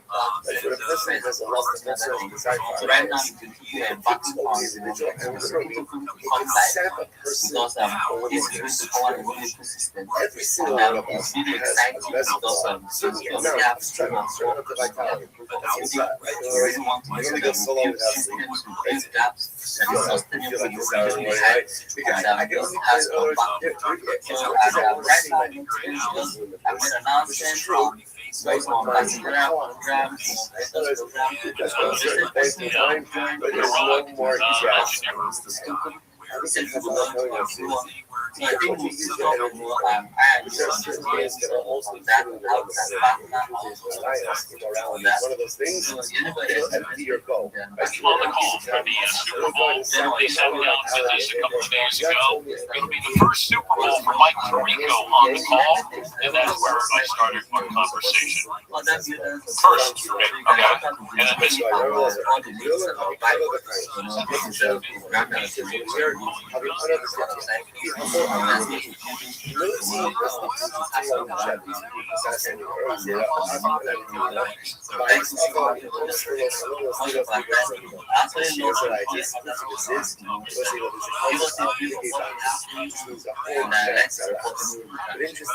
Yo, shout out to you. Thank you so much for joining us, bro. I love to collaborate. I love to speak to people. I love to hear your voice. So glad you're here. Hope you're having an amazing Sunday. Guys, I have a quick announcement that I need to make. This announcement is for Bagel. Bagel, if at any point, my guy, if you see me flashing my emojis, if you see me going crazy, I want you to know that I am battling you directly. It is a direct emoji battle at all times. If you see the shit go off, bro, I am coming for you directly. So for the rest of the week, fam, I know you do a lot of spaces. I know you have a lot of things going on. If you randomly see me in space, I might be a listener, bro. I might be a speaker. It doesn't matter. If you see me flash the emojis, know that it is the battle and it is absolutely on. At all times, it is absolutely on. I am coming for you. Bagel, it simply must be done. I didn't expect you to advance the way that you did. And bro, I gotta level up. Bagel, what is good, bro? Yo, that's the best introduction I've ever gotten in this space of all time.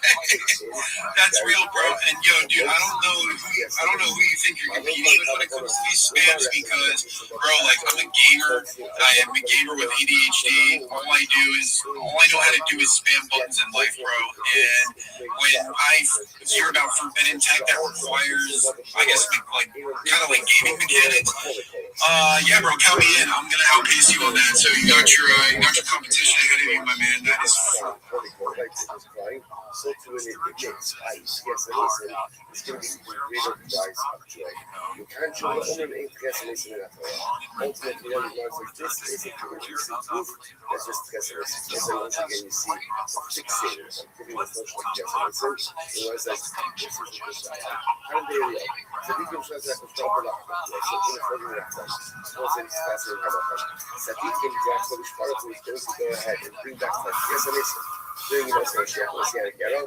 will not die. Right? All these questions come up. So it doesn't we need to get some resurrection of the dead. Okay, it's really incredible. So people die again afterwards. The Gemara says tzaddikim don't die. Once the tzaddikim are resurrected, they remain alive. שנאמר בעיה, נשאר בציון גלוז ירושלים, קדוש יום עליו. אבל חסר בחיים ירושלים, מה קדוש יום חיים, אבירו את חסר compares tzaddikim to Kadosh, Baruch Hu. Just like the Rebbe Shalom is eternal, so too the tzaddikim come back to life and be an element of eternality as James Omar, Osam Shanu Shasa Kadosh Baruch Hu Zahed, as Shah, Osam Shanu Shasa Shema, the Niskav Hashem Yavado Bayomahu. This is pretty wild stuff. So we're going to talk about this idea of that this concept that at a certain point in time, the world will stop. Like you have this, you see this, the world is good for 6,000 years. After 6,000 years, the world stops. What happens after it stops? Take two or three, whatever they're up to, right? There's probably going to recreate another world with something. It sounds like everything that exists will be erased. And this problem will start again. What happens to tzaddikim during that like cosmic rebirth? Where do they go? The Gemara says,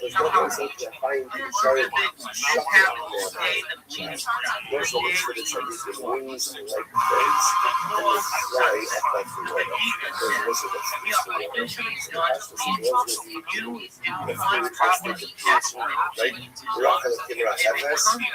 water. So the world will go back to water, but the tzaddikim will be given wings.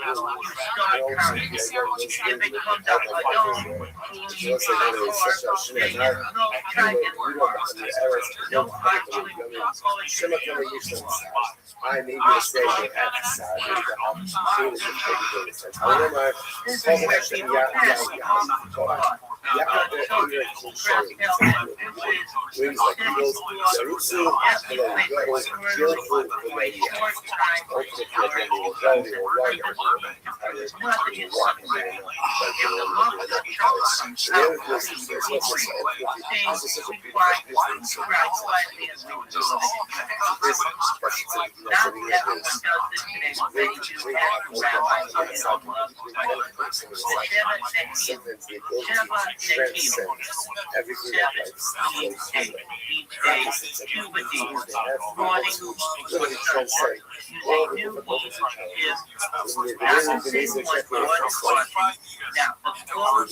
and challenges. So what about this dead that has now, after the festival, they died. Again, so shouldn't that be a liar that even if tzaddikim come back to life, will open the back? Will die. So you might say, the Emas and Moshe, the opinions, and the story of the Pesach, that you had some salvation, the body of dry bones, that was Moshe. That was Moshe. Did it actually happen? The brother of this parable, so this is what the self is obviously not going to say. But also, Mason Shep, yeah, that's what I was doing. People go back to life. He's still on the feet. The same Shira on the guy. Not Shira, I don't know what's going to say. Not Shira. Hashem nameless said that the Kayim. Yeshua Omer, Shira Zu Omer, Hashem nameless Kayim, Moshe Omer. Judah Omer, Judah says, Moshe Omer. But Judah says, no, this is Hashem. And that's the Moshe Omer, it doesn't matter. Because it doesn't make sense. Oh, we're going to go. Okay, Enes, Nama Moshe, then Moshe Omer, Enes. Which one is it? If you tell me it's Enes, Enes means that it was happening. If it really happened, it really happened. Otherwise, it's a Moshe. It's a Moshe. So the Gemara says, "Allah, the MS, that means reality. It's reality. And it's emotion." Right? So we'll say, by the way, guys, so maybe let's look at this about whether or not the episode of the testimony of hallucination or was it simply a fundamental purpose. Otherwise, we don't show us anything like that. They seem to have to just go out. I was trying to say, the Russell Russian, well, we do come with us. And they say, what are the actors? By the way, they shouldn't die immediately after seeing Shira. That's why what happened. Let's go back to life. They say Shira. No one tries to start. They marry their kids. Their kids. So we must have to do it. We say, I'm not going to I need to make the new one. I love it. So it's Sharia. I'm a descendant of them. I'm a descendant of one of the people who go back to life. I don't know if you're going to use it to it. I was from my great-grandfather. By the way, who are these people? Who are these people who died in this valley? Like, who are these individuals who you test their brother and listen to, right? I'm not asking you to inspire Shemana with kids to tell. This is a so listen, there is a that's so I understand. If there is a group of Jews who try to escape from Egypt earlier than the rest of Israel, they were members of the tribe of Israel. The friends of Pharaoh's members and lower than the Gentiles who were Israel. They were Ephraim that tried to escape from Egypt earlier. They were killed. So he wants what happened with them. They made a mistake. They were good people, they just made a mistake. Shouldn't have died. When they find she set up the Torah to the Well, show your white dick, Tommy. What's the tits, bro? Please be pink. Please be pink. Oh. I didn't know. What do you have big areolas? I'll take over for Red Band. What are you afraid of? What exactly is it that you're shy about right now? Can you describe your tits to us at least? Yeah, they're very voluptuous. I need to lose some weight for sure. But yeah, I don't know. I just feel like my shirtless body on the internet's not good. Yeah, no, of course. All right, Tommy's taking it back. He's backtracking. Very seductive eyes, Tommy. Yeah, that's nice. Very Jim Brown, right? Look at the lashes. Look at the fucking bounce. That's like my boobs, dude. Show me your fat tits. AJ, how else has your life changed since Interesting. It's been incredible, man. Just like the comic stuff's been going great. Actually, me and Mason Bird work at the same Dutch Bros right now. That's another guy. Dutch Bros. Yeah, I got him a job at the Dutch Bros. So yeah, me and him are just making coffees. It's been great. I've been just crushing chocolate milk, man. Like a lot. Get out. Yeah, dude. Tell us more about this chocolate. Yeah, so I tracked it. I started doing math because you get as many drinks as you want when you work at Dutch Bros. You can just drink as much as you want. They don't stop you.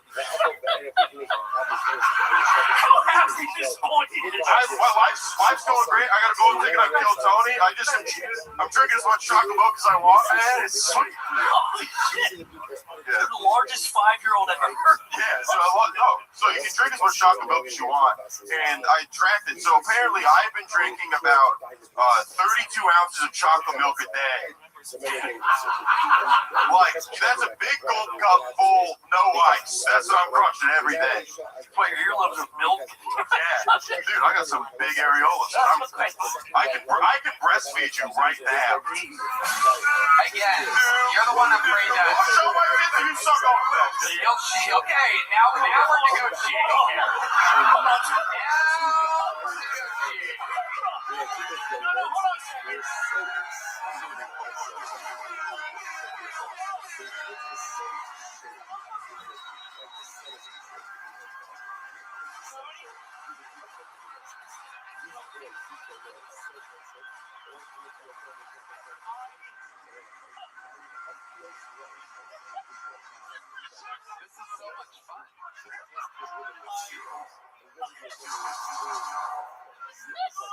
Dude, cow noise. I'm gonna do the cow noise when you pull out those fat tits. not going to do it now. You have a force field around those tits. Bullshit. Let's see your fucking tits right now. I want to see some big, milky, pepperoni nipple titties right now, okay? Let's do it, Junior Andy Reid. Pull out your fucking tits. Thank God you put the AR-15 down and did some stand-up. Now pull out a titty. He's had a lot of peanut butter. I won't say he's a little thirsty puppy. Look at me. Look at me. He's a thirsty puppy. Can we at least see your belly button? We'll settle for a belly button. Oh, he's proud of his belly button, ladies and gentlemen. Here it is.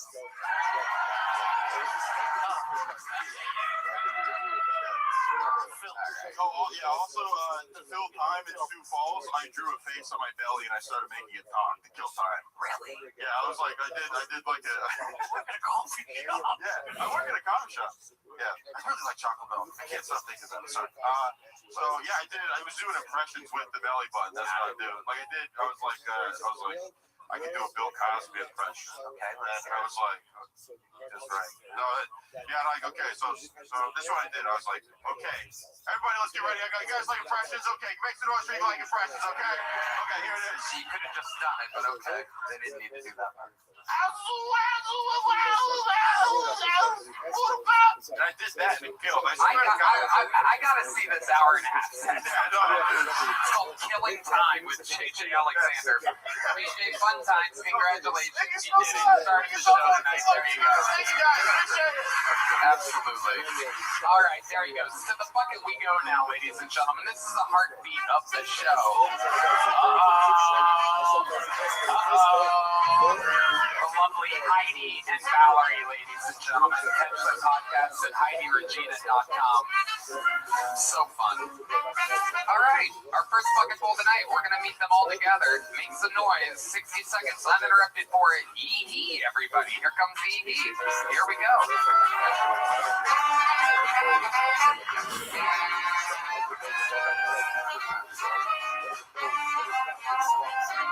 One more time, make some noise for EE, everybody.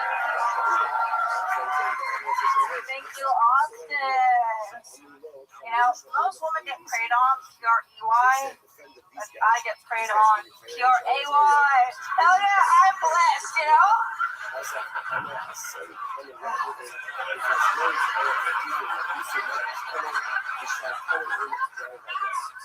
A lot of people think that I would swipe right on anyone. I would say right now. As soon as I see wheels, I'm swiping left. We can't both be physically vulnerable, you know what I'm saying? We gotta make IKEA furniture, you know, we gotta go to the UPS store, return some Amazon package. When it comes to people I actually date, it's mostly military men. And the thing about them is civilian men, not military, they would tell me about how strong I am, like just all day. But with military guys, a lot of their friends' legs have blown off, and I got both of mine, you know what I'm saying? Hey! I'm a peg above them. Thank you. Fuck yeah. EE, welcome to the show. Oh, look who's back. Man, we were really struggling without you. Don't know. Why are there so many stairs? There he is. All right. Why are there so many stairs? I mean, you know, I feel like you say that all the time. You know, Houston comedy scene has much more territory worse, so.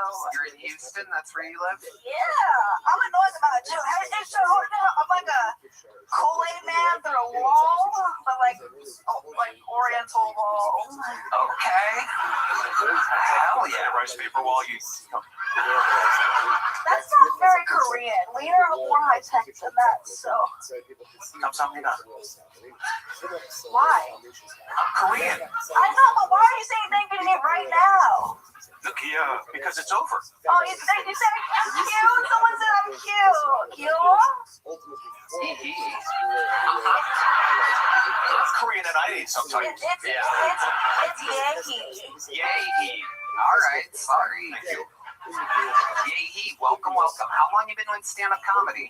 7 months since May. I love it. What made you want to get started? My life's a joke, but like in a very disabled way. So is fat. Recently I got an award for being the most resilient. Isn't that incredible? Yeah, that's amazing. Where'd you get this award from? Pop the balloon. I got on a dating show just to be funny. I knew it was gonna be like a real life Tinder situation where they see the crushes and they're like, nah, she can't bang. So you know what I'm saying? And then they all popped on me. Like it's exactly what I thought would happen.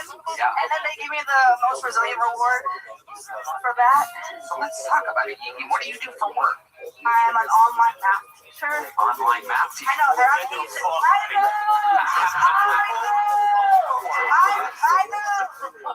work online because I'm disabled, but I teach math because I'm Asian. It's incredible. It's wonderful.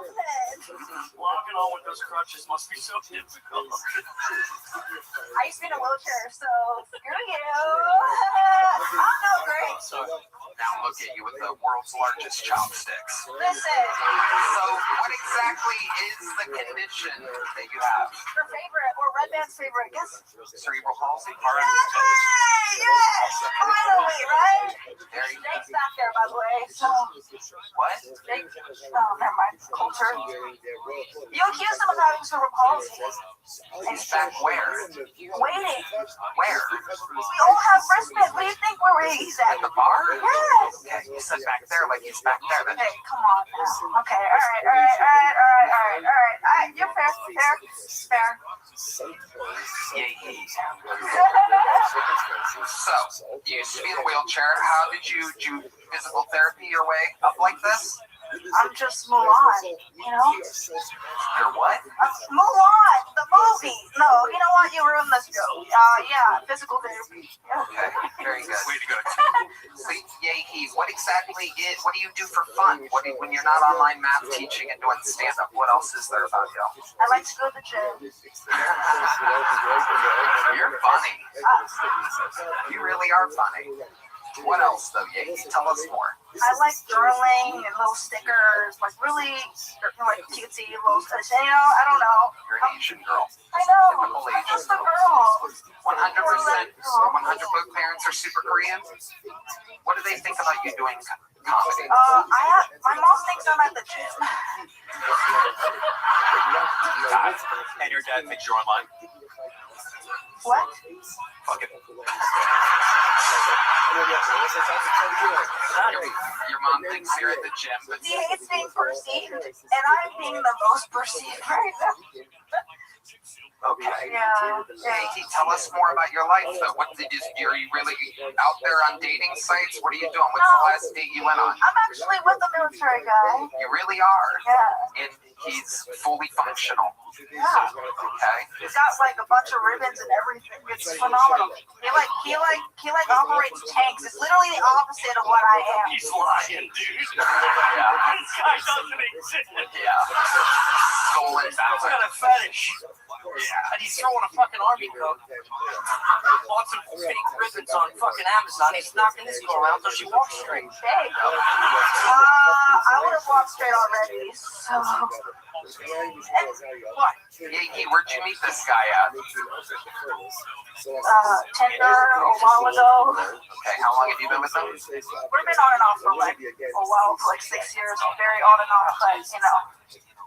Yeah. That's great. Very good. Yeah, and is he here tonight? He's in Georgia. He has there we go. There we go. Yeah, he works at Old Travel a lot, babe. He's not in the military. Yeah, no. He lives a block away. Yeah, totally. Above a milk shack. He's out, he's like in a monastery in China or something. He's done that actually in no one believes him, so. Monastery in China, is that what he calls your pussy? Let me ask you this. So you live in Houston. How often do you drive down here to sign up for Kiltony? This is my 9th time. First time was my birthday, and I actually was so excited. I got 2 balloons. One that says happy birthday, and the other one said get well soon. And I thought he would really love that to me. Well, that's how it works. Sometimes But you never know. don't get pulled. Have to feel sad taking those balloons back in the car and packing them up and driving back to Houston after that. It's actually the first time today. Today is the first time I drove here alone, and I shouldn't say that in public. Wow. But what are the odds? An Asian woman driving in the streets of Boston. There he is. Deceased at 12:05. Oh my God! Don't say that out loud. What kind of car do you drive, Yahi? I found that Asians are extremely loyal to Asian car brands. God, close your ears. Nissan Altima. There it is, Nissan. You went Japanese, bitch. You didn't I know. My mom said that too. I know. She Bad Korean, bad Korean. Wow. Korean fighting each other yet again. North versus south over here. You're giving me the dollar right now, dude. Like, I had to bring my dad the milk, so please, gotta be nice to me. Yahi, how old are you? I'm 30. Red Man, you want to invite her to the secret show? Lord knows you do. She was very funny. I missed it. I don't have a secret show for a couple weeks, but in a couple weeks, yes, I'd love to have you on the secret show. There you go, Yahi. Congratulations. And here's a big joke book. Don't throw it to me. That's a hate crime. I bet you catch it. I'm really good at throwing it. I'm really good at throwing it. Yahi, trust me. Put your hand. I'm gonna land it. No, I'm not. I'm gonna. Yahi, look at me. I have the teacher here. You're fucking weird. Easily stand up straight. Put your arm near your chest. Well, maybe not straight, but like as best as you can. Take your hand off the fucking microphone. Put it close to your chest. Right there. Don't move it. Don't panic. Don't move. Don't you fucking move. If you move, you're gonna ruin this for both of us.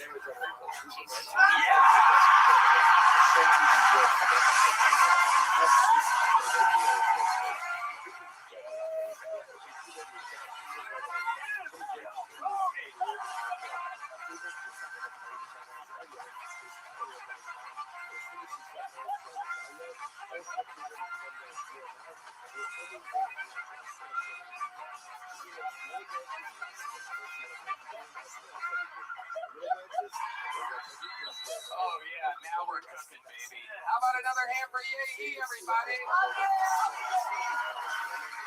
This is where it happens. This is where the magic happens, everybody. Wow. You got to see someone fucking face their fears there. No way I'm gonna catch you, Tony. There's nothing that can happen where I'll constantly catch these joke books. NFL Films work. What I do, I just set people up for success. That's gonna be it. Insane ability. Send it straight to the highlight reel. Insane ability. No, it's fine. They'll get it. Well, hello there. This podcast is sponsored by Quo. 2026 is the year your business stops acting like a game of telephone gone wrong, scattered messages, missed calls, and who's handling this shouldn't be a daily ritual. A modern communication system is like giving your team a GPS instead of a treasure map. Everyone stays aligned, no opportunities disappear into the void. You'll catch yourself saying, all right, let's fucking Quo. And that's why today's episode is brought to you by Quo. Q-U-O, the smarter way to run your business. Speaking of running, here's Red Man. Tony, Quo is the best business phone system, hands down. Quo works wherever you are, right from your app, on your phone, or a computer, and lets you keep your existing phone number. Wow, your entire team can handle calls and texts from one shared number. No more missed messages or disconnected conversations. Everyone sees the full thread, making replies faster and customers feel genuinely cared for. It's easy! With full context at your fingertips, the team communicates faster, stays aligned, and delivers a more personal experience. Make this year where no opportunity and no customer slips away. Try Quo for free. Plus, get 20% off your first 6 months when you go to quo.com/KillTony. That's QUO.com/KillTony. Quo. No missed calls, no missed customers. Hello, everybody. This podcast is sponsored by Shopify. 2026 is the year you launch your business. One powerful move puts a the future firmly in your hands, starting a business with Shopify. Maybe you've got an idea you can't shake, a craft everyone tells you to sell, a story you've already designed in your head. With Shopify 2026 is when you finally make it happen. Shopify gives you everything you need to sell online and in person. Millions of entrepreneurs have already made this leap, from retail to Gymshark to first-time business owners just getting started. Tony, I love Shopify, obviously. It's the best business tool out there. Shopify gives you all the tools to easily build your dream store. Plus, setup is as fast as crazy possible with Shopify's built-in AI tools that write product descriptions and headlines and help you edit product photos. Marketing is built in to create email and social campaigns that reach customers wherever they scroll. As you grow, Shopify grows with you. Handle more orders, expand to new markets, and do it all from the same dashboard in 2026. Stop waiting and start selling with Shopify. Sign up for your $1 per month trial and start selling today at shopify.com/KillTony. Go to shopify.com/KillTony. That's shopify.com/KillTony. Hear your first this new year with Shopify by your side. Are we having fun here tonight, huh? Make some noise for your second fucking pull of the night. It's Blake Apatow, everybody. Here we go.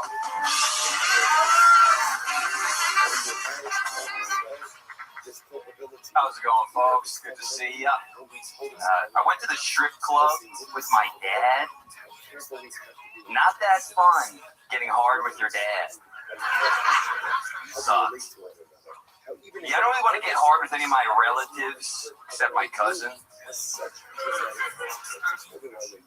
I feel like if you don't want to bang your cousin, you just don't have a cousin hot enough. My cousin is gorgeous. Okay? She looks like Italian Pocahontas. I would pay money to see my cousin. I try every Thanksgiving. Try again on New Year. I'm pretty sexually adventurous, folks. I've gotten like 300 Asian massages with happy endings. I call them Jackie Chan's. Big fan of Jackie Chan. These massages are so good.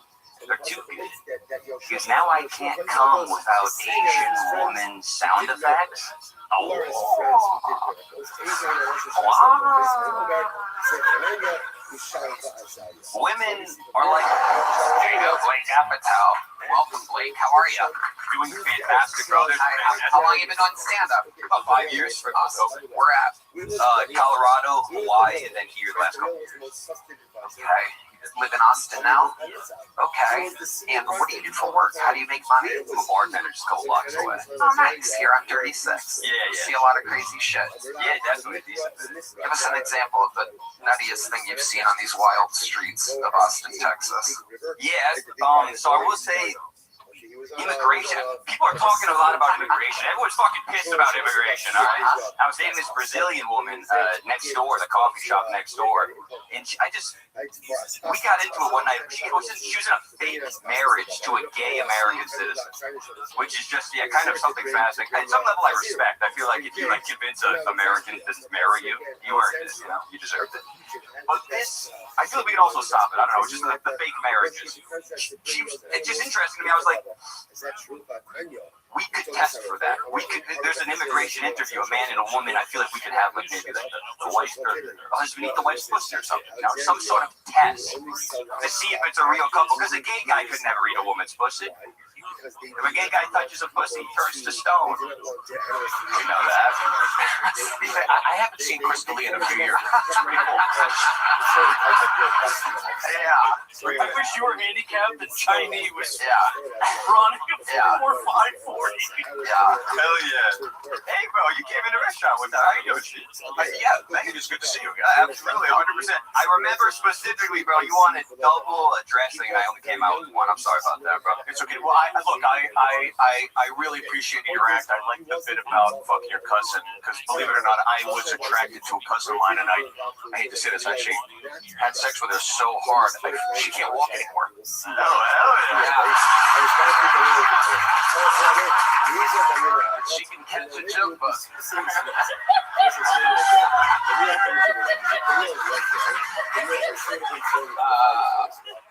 Blake, what's your dating life like? You seem like a real womanizer. You have that voluminous hair that you pretend like you're not strategically taking care of, but blatantly you're obsessed with it. I can just picture you in the mirror fluffing it up. I know 1,000 guys like you try to run off of hair confidence. Go ahead, tell us about your love life.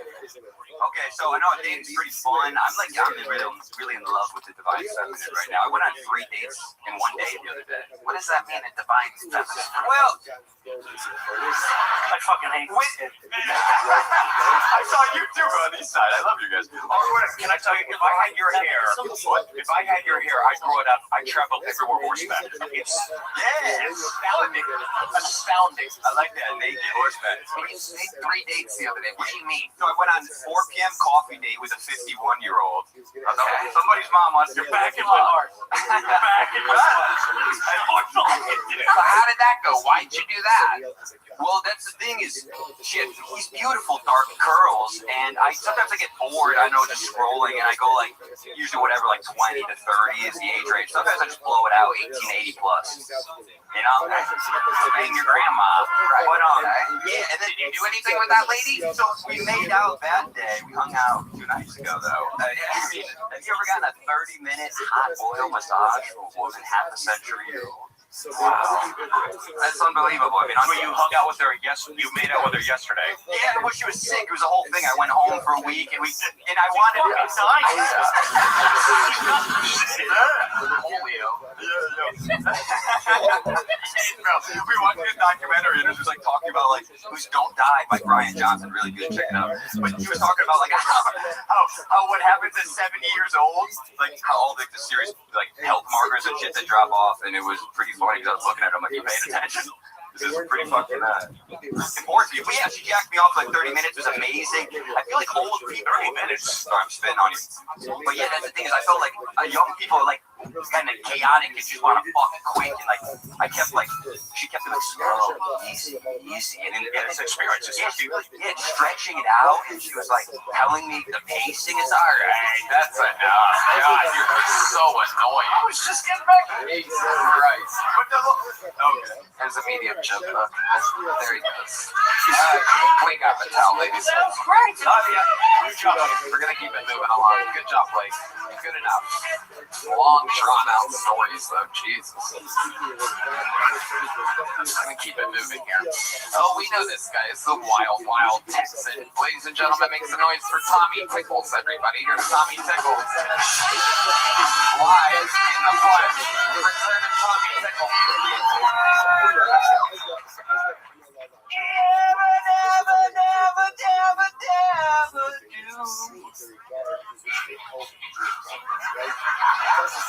I hate audience participation exercises. Who's with me?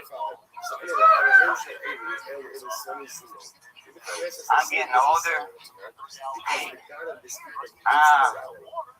I'm going to bald spot. If my granny would have said, if you don't stop doing that, you're going to go bald. Well, then she would have been right. I know I'm getting older. I'm getting older. I'm going to massage parlors just to get a massage.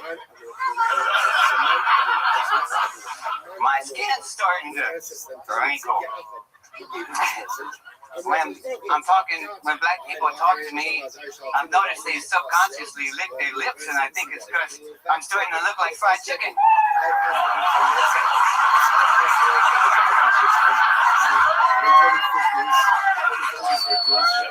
So far, Tommy Tickles. Sticking the landing there. Very good, Tommy. Eddie, you're actually getting better. Seeing growth here. Taking my exam, looking Mike out of the way. Look at you. You're like a real pro. Yeah. I love it here. Also, super likable coming off of the last guy. I gotta tell you, it's just good to have a real human up here, not a fucking sociopath serial killer pretending to mix in with old patchy pants.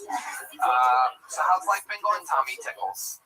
Life's been going good. Right now, it's baby season out on the farm and ranch. What does that mean? Explain to the people who don't have ranches what baby My wife, we go crazy.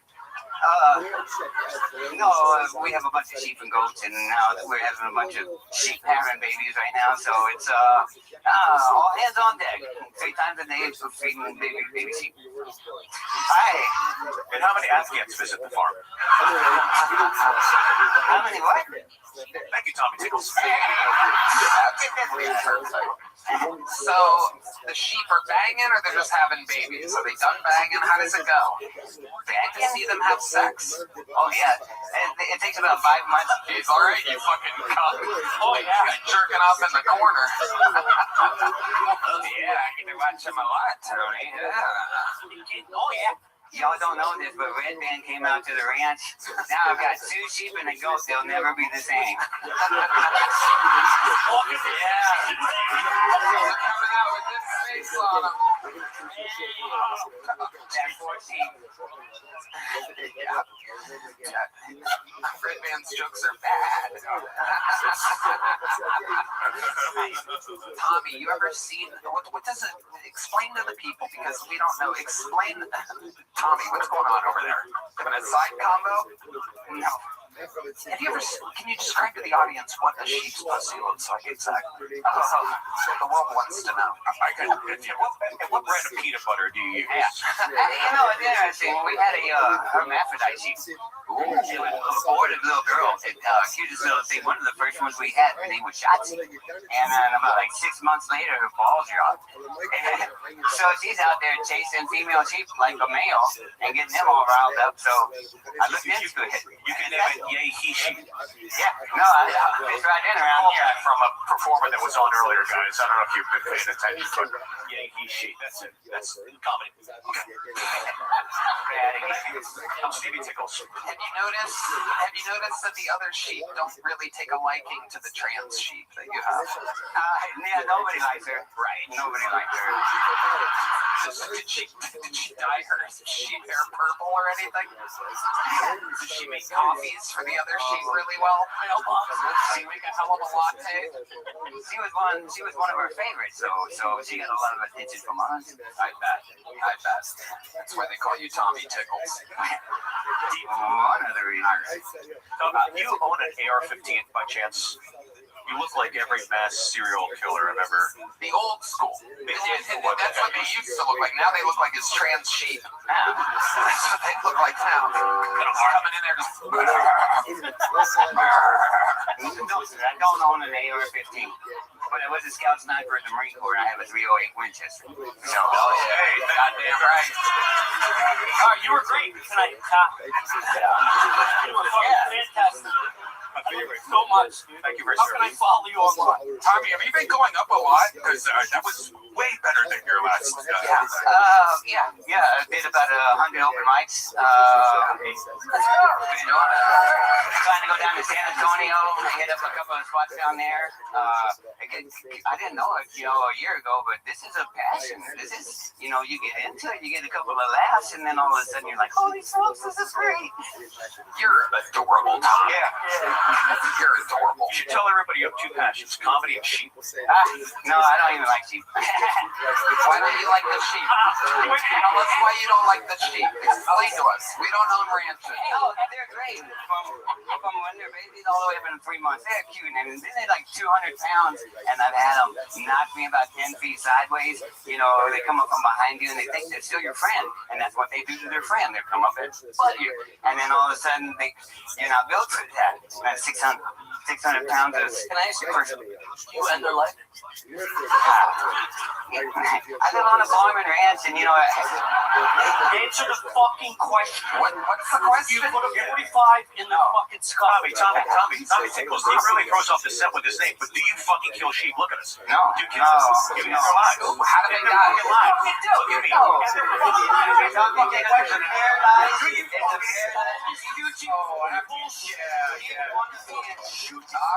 All right.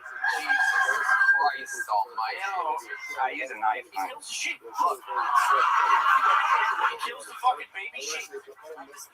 No, not the babies. No. We bring their babies so we take care of them and make sure they live. So we try to give them the sheep that we do have. They're You're smiling right now, dude.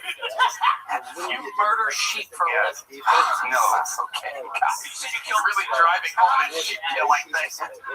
Really making a point. He's a ranch hand. Hey, ranch hand is also what Red Band has. Okay, Tommy's all right. You got this. Tommy just disengaged from the show right now. I love it. We're gonna keep moving along. Tommy tickles great stuff. Tommy Pope just ranch hand is also what Red Band has on Friday nights when he dips his pizza in ranch dressing. He's got a ranch hand and a blue cheese hand. Look out. He's a big boy.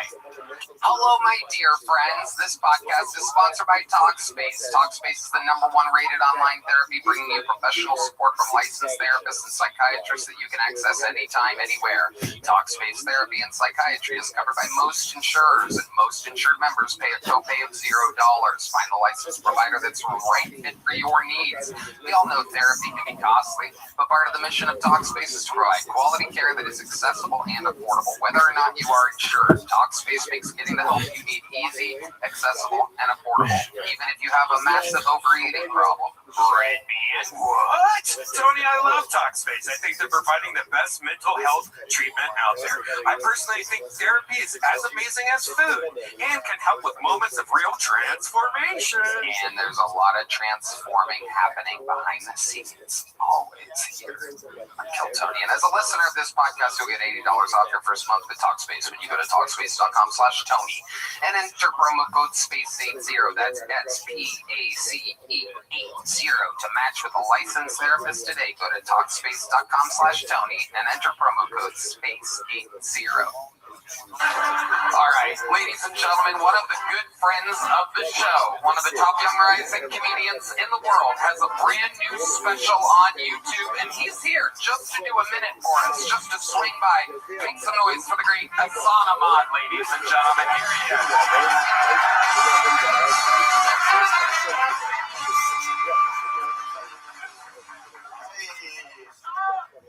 I think the darkest thing going on with Kanye West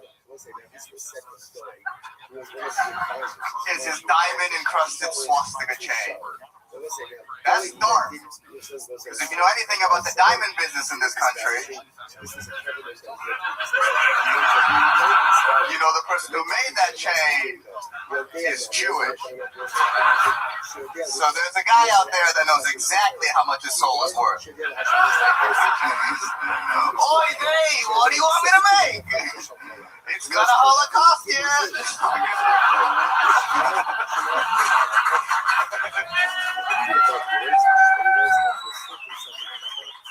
That is a rough joke to do in Yeezys. I'm aware that is.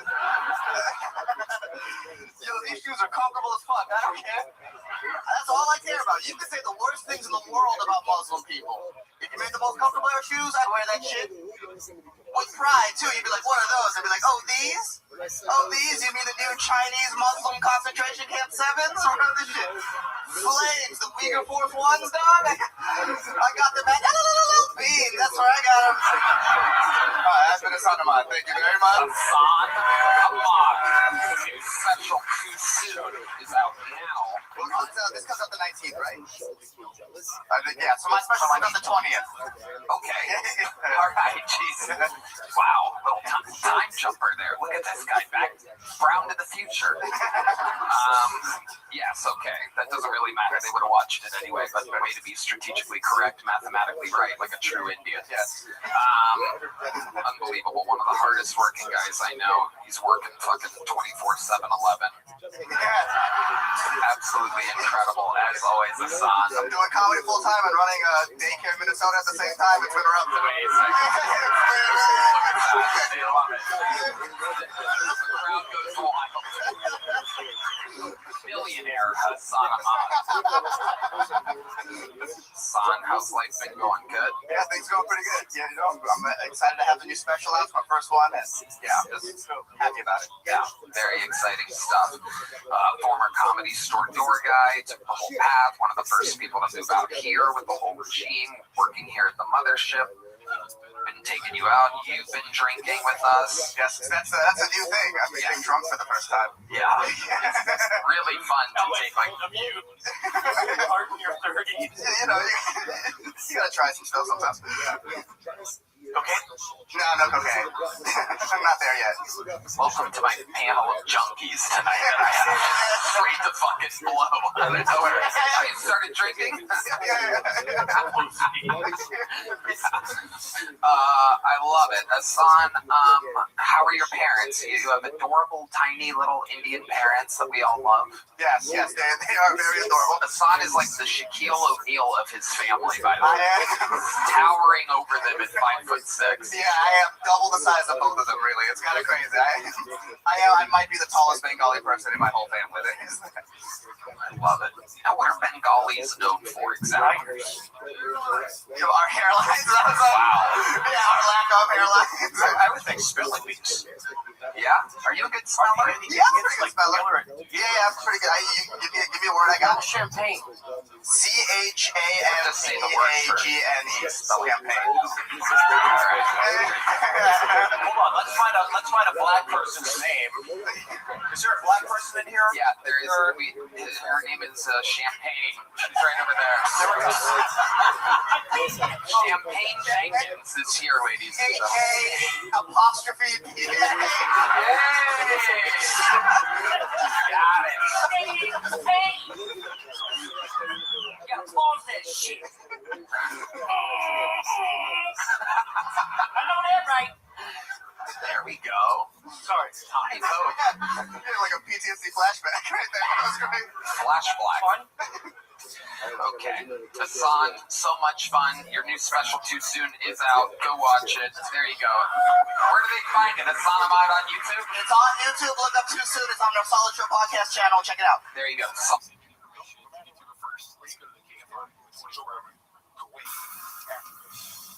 Gonzalez live. Here's my tweet. Here's the latest.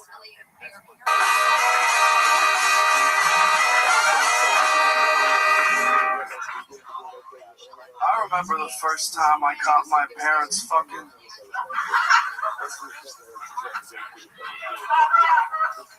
My mom had to sit me down and give me the talk.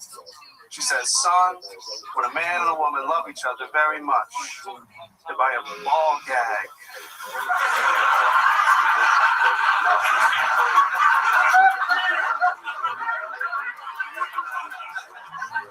And I said, Mom, put a shirt on.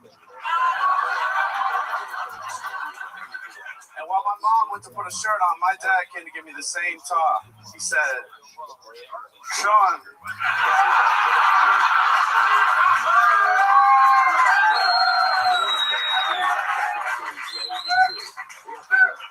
I'm autistic. And I found out the other day that I look autistic because I went to the Olive Garden and the waitress handed me crayons and paper. And I was trying to explain that to her that that's dehumanizing. But dehumanizing is really hard to pronounce when you're chewing on a fistful of crayons.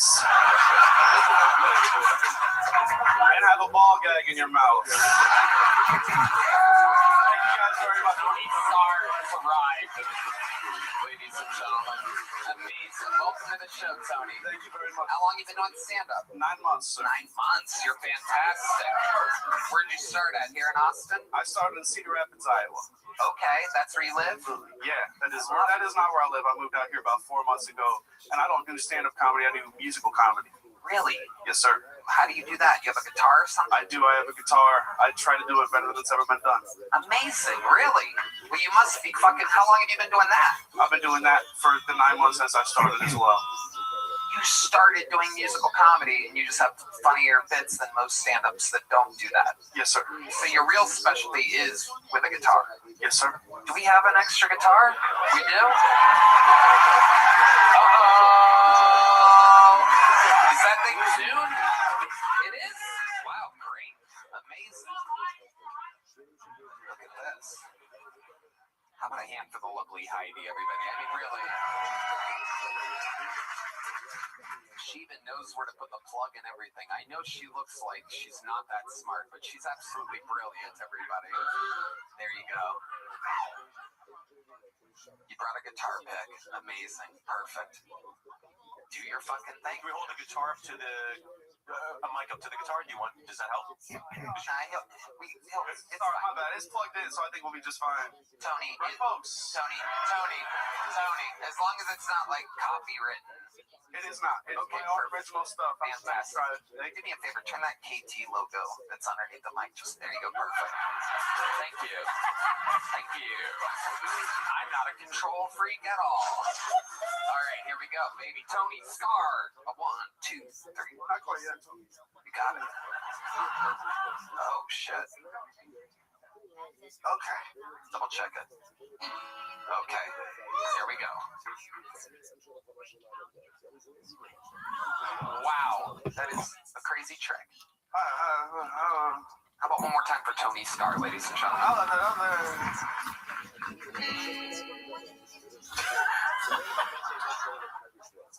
I saw the most beautiful thing today. I saw a homeless man playing guitar to a homeless woman. It was homeless love, or as we call it in Austin, love. And I imagine what that homeless love song would sound like, and I think that, folks, it would sound a little something like this.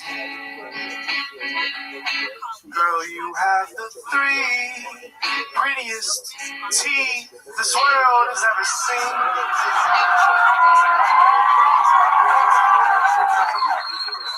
You make me want to bend this used needle right into a wedding ring. And I like other girls, 'cause other girls would never try to street fight a pigeon. Or rummage through the trash by chewing through the bag. But she's a little bit different.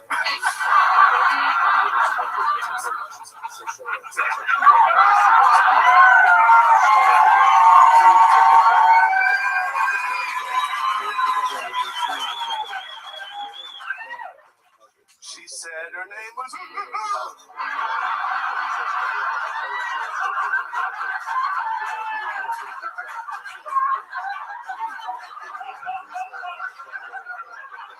Is it French? 'Cause I love it. She's the only woman I've ever met whose love language is masturbating and poetry. I bet they say cute shit in that song. They spell it out. You know what I mean? Like, the L in love is for heroin. The O in love is for heroin. The V in love is for violence. And they don't know that there's an E in love.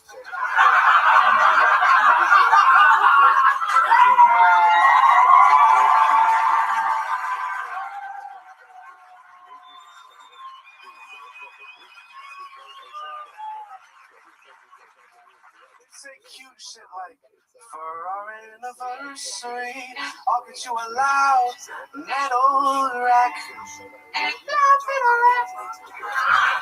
That you can bang on if it gets too quiet and the voices come back.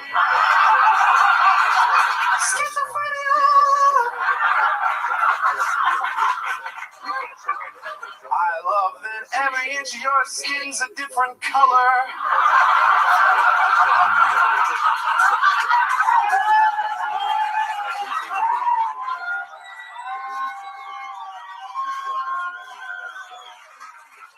And I love how every one of your mess sores feels like rubber.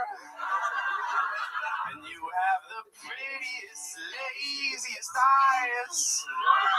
And when you defecate, you pick it up just to throw it at other guys. The world is ours. I know that it is. We can write our initials on the sidewalk with piss. Or maybe we can start a family and give birth to a miscarriage.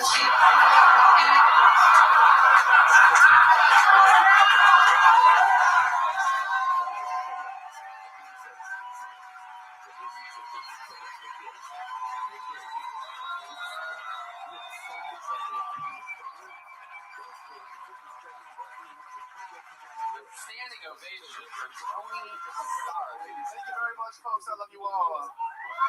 Amazing. I gotta tell you, for 9 months, my mind is completely blown. I think you have an unbelievable gift. How old are you? I'm 21 years old. 21 years old. Amazing. And this show means a whole lot to me. I love that. I gotta tell you, go fuck yourself, you asshole.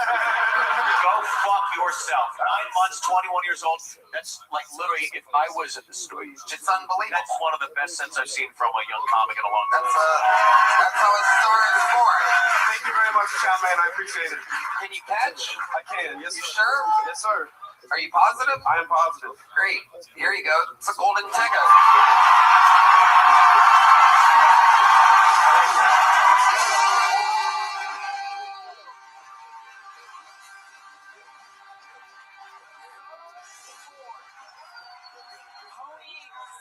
Ladies and gentlemen, live in the flesh, 21. Anytime you have another song that you want to come play on the show, you just let us know and you're going to get to do it in front of millions of people anytime you want. Thank you. Tony Starr, ladies and gentlemen, with his Still Tony debut. I'm sure you'll be in the next Secret Show. Secret Show, man. Yeah. Absolutely, sir. I will see you there. Congratulations. Welcome to the family. Tony Starr has arrived, ladies and gentlemen. There you go. The American Dream here on Kill Tony. There he goes. Tony Starr. How fun is that? I'm not lying. That's literally hands down one of the best. Yeah. He's got it. Shit. He's got it. Oh dear God, thank you. That could end up being like the greatest musical comedian of all time one day. Only 9 months in, has us all laughing. Great jokes in there. Great jokes. Great, Incredible. Big dick. Sorry. Well, we have another golden ticket winner back there, ready to go. This was his spot on the show. Ladies and gentlemen, make some noise for the return of Colin Sledge, everybody. Here he is.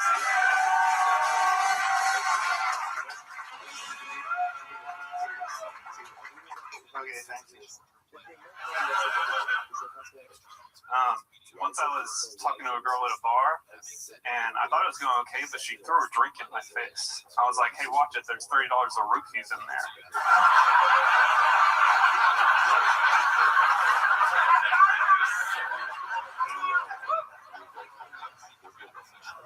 So the problem with that joke is I don't know if that's the right amount of money to say. I'm afraid to look it up. I'm nice. I would never catcall a lady because that would give away my position.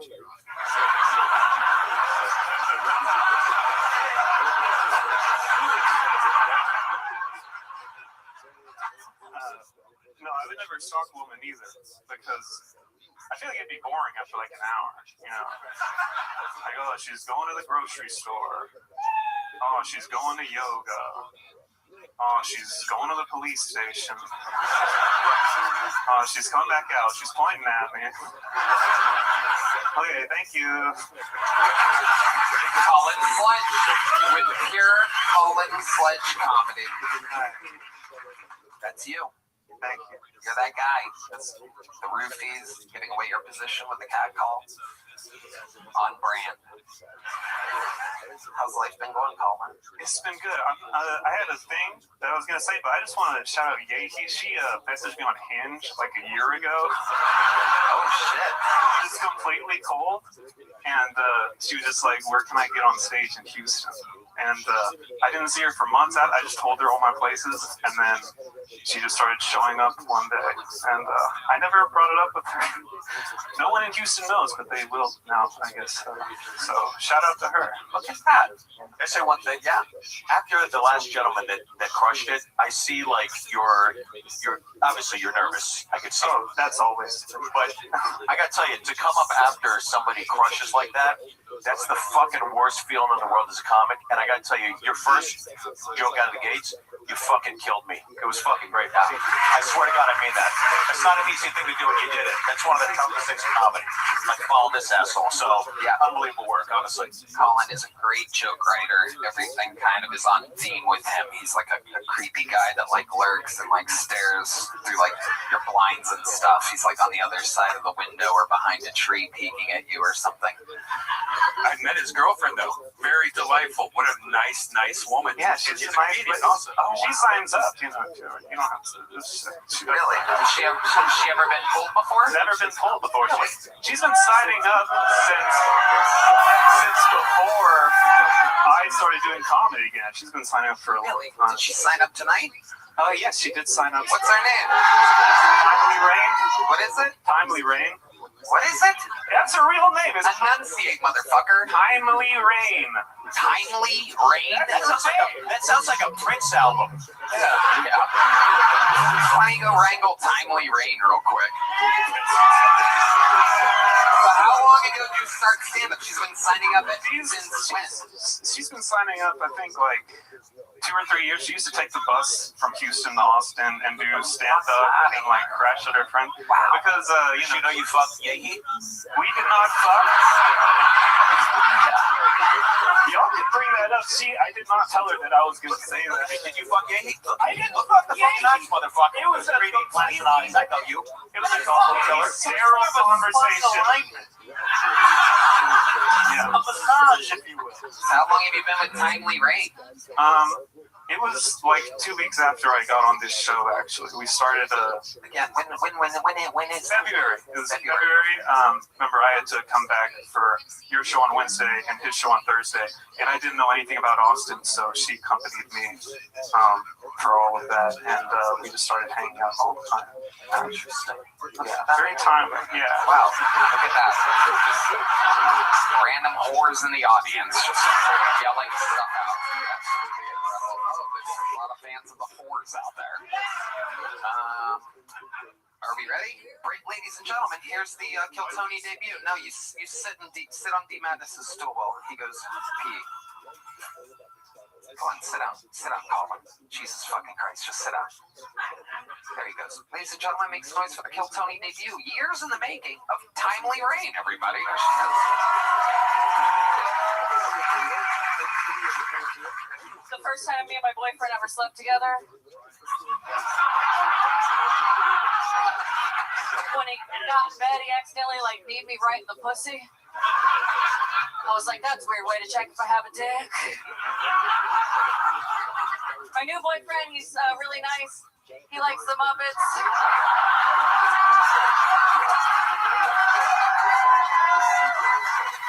And he sings Wicked with me in the car. So my mom really likes him. But he's a little racist, so my dad likes him too. He does comedy as well. And he's been doing it for way less than I have. And he gets booked more than I do. Which means not only is he funnier than me, it means he sucks better dick than I do too.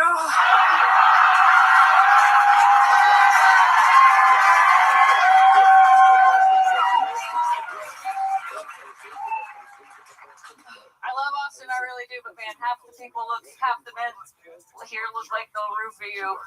On the other half of them look like they're actually it's called Rohypnol. Thank you, my name's Tyler Ray. Timely Rain. Welcome to the show. Hi. Hell yeah. We just heard all about you. It's an anomaly how many times you've signed up and not gotten pulled. I've wanted this for so long. Wow. Congratulations. Thank you. You're in it. Thank you. Hell yeah. Thank you. So Timely, how long have you been doing stand-up exactly? 4 years. 4 years. Actually, this week is my 4-year anniversary. Nice. And all of it in Houston, Texas. Houston, Texas. How do you make money? Stand-up comedy. Oh, nice. I produce shows, but I do a bunch of gig work. I work at the Renaissance Festival, and I'm a bartender at different theaters and stuff like that. Well, what do you do at the Renaissance Festival? I do sometimes comedy, but mostly I just talk in a British accent and serve people alcohol. Can you give us an example of what that sounds like? Good day, my lord and lady. What would you like to eat? Wow. I usually wear a little hat. He's been waiting for years to play Renaissance fair music. Wow, he was on that. That is incredible. I have loaded up forever. Timely, that's fucking awesome. Colin, why don't you go start the car? Go start the car. Fucking killer. Fucking killer. Go start the car. Thank you. Wow. Amazing Timely Rain. That is incredible. Is it true that you guys really sing Wicked in the car together? Yeah, that's how he got me. Really? One time. Colin, let's hear you hit that crazy note up here. No, come on, Colin. No, you have to try, Colin. What song is it? What do you mean? You know which fucking one. You gotta try, Colin. What more? Stand up, Colin. Listen to your lady, Colin. Yeah, bitch. Stand the fuck up. How you hell home life? This is the time, motherfucker. Stand the fuck up, motherfucker. Not being a bitch. Yeah, stand up here. It's my time, motherfucker. My fucking time. All right, give him the mic. Now fucking build something, Colin. Very good. Kermit the Frog on the Wicked. Do it again. No, it's all right. It's okay. Timely, what's the craziest thing about your life? You ever see anything traumatizing or been through anything wild? What? No. Why do you let her decide what the fucking funniest option is right now, Colin? I don't know. The most traumatic thing. My trans sister said she witnessed a stabbing. Hold on. You can't speed through that. You're sheep. You have to say my trans sister. You can't say my trans sister. My trans sister. It's a 311 song, everybody. It is. It's called Transistor. Off the hit album 311 from the band 311. You know that song? Yeah. Okay. My trans sister told me that last night she witnessed a stabbing at a venue, and I told her she needs to stop hanging out with those kinds of people. Yeah. Those kinds of people, the kind that stab. Yeah. Was it a trans person stabbing another person? Yes. Yeah. It's crazy. Almost seems like there's some type of correlation between mental illness and the trans community. They both run in my family. It almost seems like there's a slight thing going on where those are the people doing things. My brother. I don't like them. My brother, he's not gay, but he does wear like crop tops, and he hasn't told us what that means. What the fuck is going on in your family? My real name is actually Timely Rain. Wow. Yeah. Like he says, what's going on with your fucking family? So your parents, your real name is Timely. Are they very strict, religious, or quite the opposite? No, quite the opposite. Right. My mom was a raver in the 90s, and my dad was a straight edge punk, and they met while working in a record store together. Hell yeah. It all makes sense. And I'm like, you know what that makes me? And Portland was born. Yeah. Well, Timely, congratulations. You got a big joke book. Very fun stuff. The secret joke. Congratulations. Timely Rain and Colin Sludge, ladies and gentlemen. There you go. How fun. Hey. Hey. All right, back to the bucket we go. This is the perfect music for this name. Make some noise for B.D. O'Loughlin, everyone. B.D. O'Loughlin. G'day. I'm from Australia. I'm trying to move here. Get away from gun violence.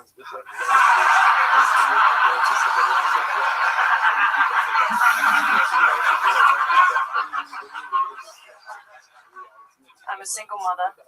People say that's bad for kids. But I reckon abortions do more damage.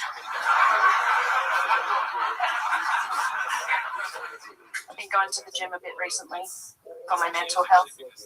I've already got a six-pack. I just want to stop wishing I was dead. Membership was cheap and the gym's on top of the tall building. I don't do long at the gym. I go for like 20 minutes. Turns out pissing off fat chicks is a real mood booster.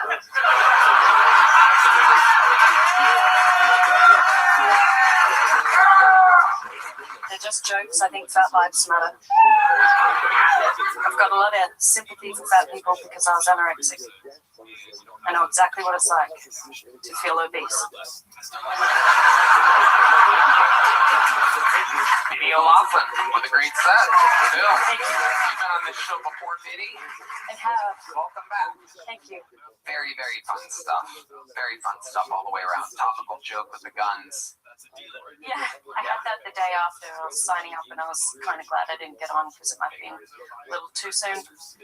Yeah, that's perfect. That's when it's the most fun, I think. But I get in trouble all the time, so what do I know? I love it. Biddy, remind us, how long you been on stand-up? I started 15 years ago, and I took a really long break, like I did 9 years off, and then I started again in 2020, just before the pandemic. And then it's been on and off. Kind of got cancelled in Australia, like blacklisted for some jokes. What jokes? Trans jokes, and then drinking with Aboriginal people jokes. Please do that. Yeah. Do that. Like, I would love to hear. Hard up. What were the jokes exactly?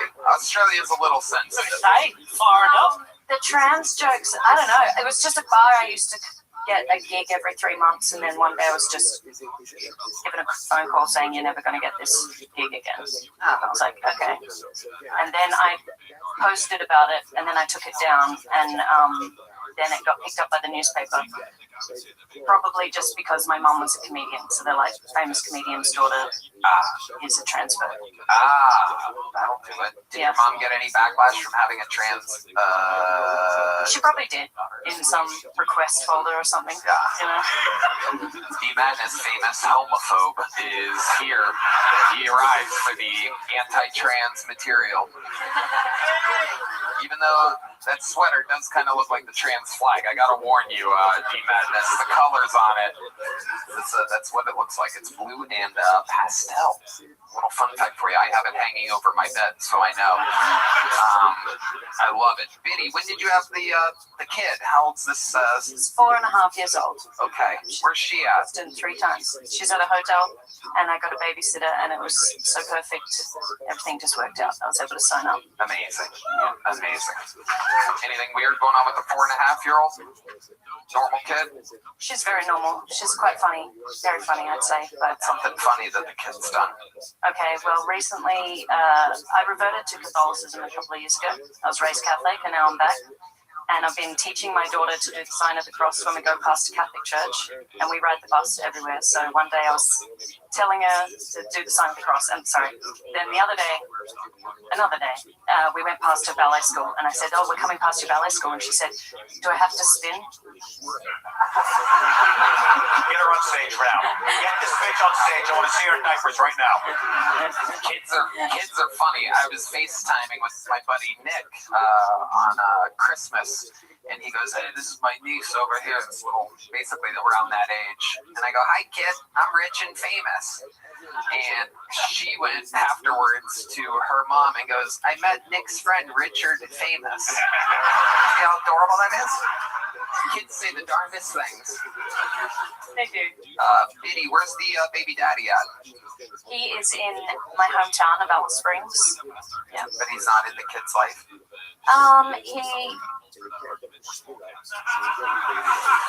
He knows about her, and he would catch up with us if we went back down.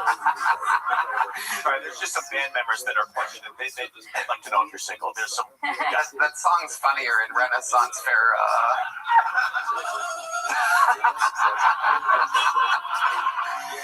I love it. What does the dad do for work? We met at work, actually. We were working on a TV show. He was a camera assistant, and I was the director's assistant. And you fucking slut. I said, go for it. But I'm celibate now. You would? Are you really? Yeah. Is that by choice? Sex until I am married, which probably means I'll never get married. Yeah, well, you have a single kid, so it's not easy out there. Yeah, you're fun. I gotta tell you, you killed the vibe in this room. No, Biddy, you're fantastic. You are a true pro. Thank you so much. Fun stuff. You already have a big joke book, right? From your last time on? Perfect. There she goes, Biddy O'Loughlin. On to the next one. You guys still having fun out there? Anything can happen, ladies and gentlemen. And this looks like a new name, maybe? I don't know. We'll see. Make some noise for your next comedian. It's Jimmy Prescott, everybody. There he is. Jimmy Prescott. I made a mistake. I shaved my beard after 2 years. I used to look like a man, a homeless man, but still a man. Now I look like I never got over Weezer. I look like the cup chair at the hotel was created for me. Politically, I am a leftist, right-wing, liberal, far-right, left-right, woke racist. I'm only joking, guys. I am not woke, and I don't like politics. But I do like starting political arguments on social media. I like it so much that if I had pronouns, they would be blocked or bored.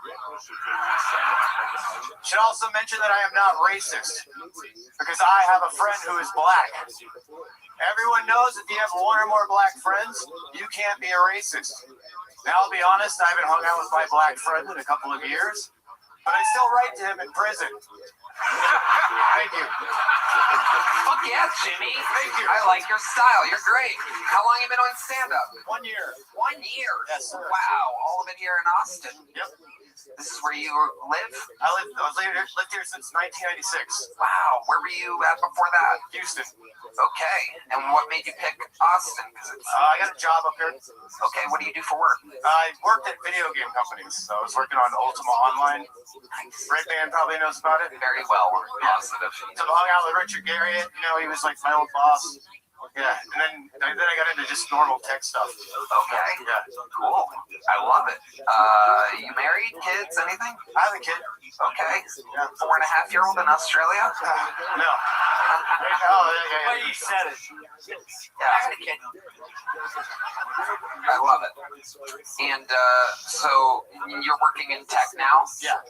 Just some weird hardware. Yeah, it's like I'm not supposed to talk about it. I got it. What made you want to start stand-up a year ago? I was like, just hanging around, and I've always kind of wanted to do it. And I was making short films and stuff a long time ago, so like comedy short films. Yeah. I made a short film called Love Holstery. It's about a guy who finds comfort over a recent breakup in the arms of his favorite chair. Ooh. Yeah. If you get to about like, I think it's 14 minutes, 30 seconds in, and you're watching it with no headphones, somebody's gonna think you're watching porn. Yeah. So it's called What was the time mark again? The what? I got pissed. It's called Love Holstery. Love Holstery. And that's on YouTube? Yeah. Nice. Yeah. Okay, great. What else, Jimmy? Tell us more about your life. Let's see. My high school girlfriend went on to become Penthouse Pet of the Year in 2002. Wow. Let's start it there. Megan Mason. Yeah. Megan Mason. On your phone? What's that? Can I see her? Oh, yeah, you can Google her. You can just Google her, dude. You don't need my phone. Megan Mason. Penthouse Pet of the Year 2002. I did 2020, so. Oh, there you go. Yeah, Megan Mason. All right, you horny fucks. Jesus Christ. Let's stick with the interview here while you go fucking try to get a boner. Have a good time? That's her stage name. I know her real name. He does too. Fuck. Okay. Jimmy, what else? Tell her I was on here. What's a weird habit that you have that you do every day? Shit. A weird habit. I don't know. I just, I don't know about that one. A weird habit. I'm trying to think of something. What's the first thing you do when you get out of bed? You get out of bed? Do what? I eat a Zen. You eat a Zen? Yeah, I gotta wake up. Oh, okay. I think you're supposed to just leave it in your mouth, but... Well, yeah. I put it in my, I eat it. It's fine. Perfect. Okay. And cereal. And then what, you have a cup of coffee? Does your kid live with you? No.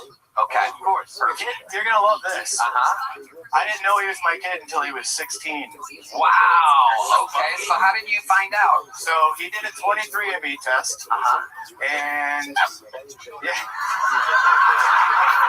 and people with my last name started popping up in the family tree. He asked his mom, and his mom was like, "Oh shit!" So she messaged me, and I was like, "Hey, let's do a paternity test."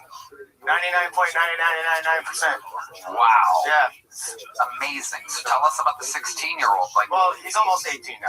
Right. Yeah. So we're hanging out. We've been hanging out. I'm paying child support. What was the time mark on that short film? Is it 14:30? Oh, it's 14:30. 14:30. Yeah, about 14:30. I'm sorry, I just got back. About 14:30. Yeah, yeah.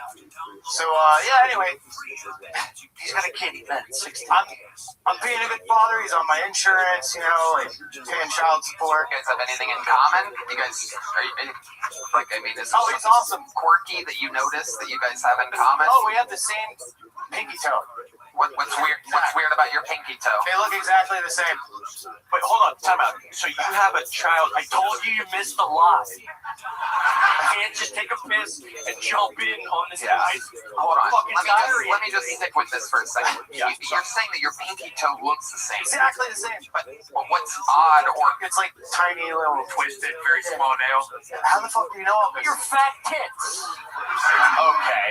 Jesus Christ. On your fat tits. My God.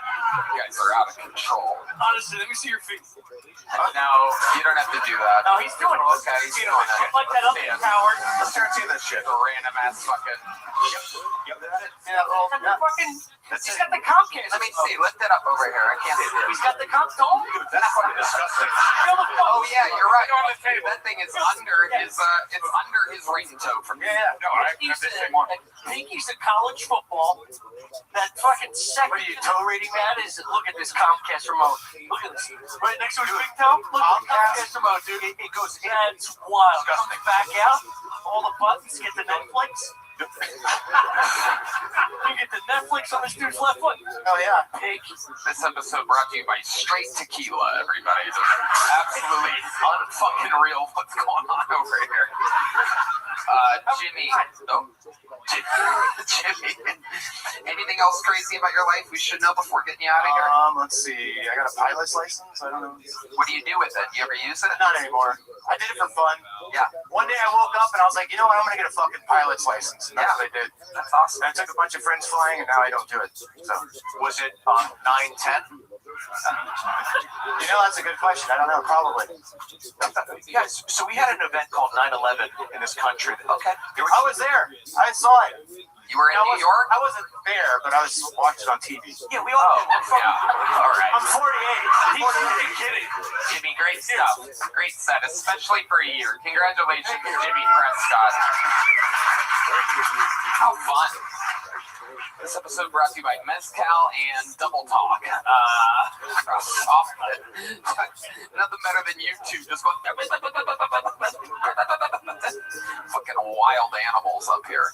I'm like, this will be fun. I'll book two of my favorite drinking buddies at the same time. What could go wrong? Ladies and gentlemen, your next fucking bowl. Hold on, this lady's got to go fuck a sheep with her vest on. Look at this. Look at that thing. Look at that. Unbelievable. All right, your next fucking boy. You guys still having fun out there, huh? Make some noise for your next one. It's Matt Revis, everybody. Here we go. It's Matt Revis. How we doing, everybody? Damn. Fuck, man. I just got addicted to OnlyFans. Yeah, man. You guys realize OnlyFans is like the new form of scratch-offs? Yeah, it'd be on the homepage, just blurry picture, $5. Well, I can afford that. I bought 10 of them one time, like they're a pack of Pokemon cards. I started ripping them looking for a Charizard. Oh, just a bunch of EVs. I'm like, God damn it. Yeah, one time, dude, I bought a 10-pack worth of toes. $10. I'm like, bitch, this is $4 worth of toes max. Yeah, I looked at it, I was like, I sent another $1.99 just a message. I was like, bitch, this is $4 worth of toes max. So he painted skin on that pinky toe. That's a nub. It's fucking crazy. OnlyFans is cool. I feel like OnlyFans is like the new form of fantasy football. Yeah, fantasy football. They get the fan groups together and start competing for the MVP. Yeah, the most valuable pussy is just crazy. I guess that's it. Matt Revis. Matt, are you extremely tired right now? Yeah, I am. A little bit. Yeah. I'm a little Asian too. It doesn't count. Okay. Are you high too? No, just a little Asian, dude. I found out that 10 years ago. Yeah. Wait, hold on. You found out you're Filipino? Yeah. No, I found out I was a little Japanese. You're a little bit. Well, every Japanese. It took you long to look into a mirror. Shit, I thought I was Mexican until this time. Just him in a lake going, oh shit. I might be fucking Japanese. So exactly how did you don't have your dad in your life? No, I do have a father. Nice brown Mexican father. So your mom's a little bit Japanese? No, my dad is. He's the guy. It's like 3 generations ago from like the 1800s. He came over making fireworks and shit. Does your dad have those eyes? Look at your fucking crutches and come back and do the set again. It makes sense because you just bomb. I know. Yeah. Trust me, I know. 10% Hiroshima. Yeah, you were 150% Chinese tonight, pal. It was a prophecy. It had to happen in the happening. Matt Revis, how long you been on stand-up? 4 years. What do you do for work? I was roadieing for a singer. I've been doing roadie work this last few weeks, months, and shit like that. You're a roadie? Yes. Right. You like plug in microphones? Plug in microphones, drive the tour bus, all that good stuff. Okay. For anyone we would know? He's a country singer out of Fort Worth, Louis the Singer. Pretty cool guy. Yeah. Good match for Japanese. Yeah, dude. Yeah, I was the most driving a tour bus. Nothing better than you people out there with a weapon. So, Matt, what's your love life like? Dude, it's horrible. I got rejected at HEB the other day, man. It fucked me up. They wouldn't let you buy groceries? No. What do you? No, this nice lady rejected me, man. What do you mean? It's hard. It's hard to buy groceries and hit on women whenever you can only afford fucking Vienna sausages, you know? Yeah, I'm walking around with 5 flavors of Spam. This girl got chia seeds and kale. Well, I can't afford that shit. The kale's like $10 a bushel nowadays, dude. It's fucking fucked. And I don't like chia seeds, man. Yeah, I hate that shit. Feels like cum. I don't like it. Like, ugh. I just thought your blind guitar player said, I wish I was deaf. Yeah, it's amazing. It is incredible. All right, Matt, I'm going to keep it moving along. Here's a medium joke book for you. There he goes, Matt Revis, everybody. Go take a nap, Matt. Go take a nap. You're exhausted right now. It's more than just Asian there. All right. Your next bucket bowl goes by the name of Emmanuel Martinez. Everybody make some noise for Emmanuel. These people have been waiting all day for this. For the opportunity of a lifetime.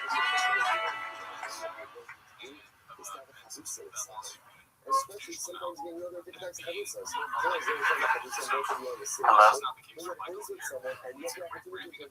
Thank you. I had jaw surgery growing up. It's a fun fact that I like to bring up on dates. I was on one day and this girl was like, "Oh my gosh, can we still kiss?" I was like, "Actually, I just prefer sex."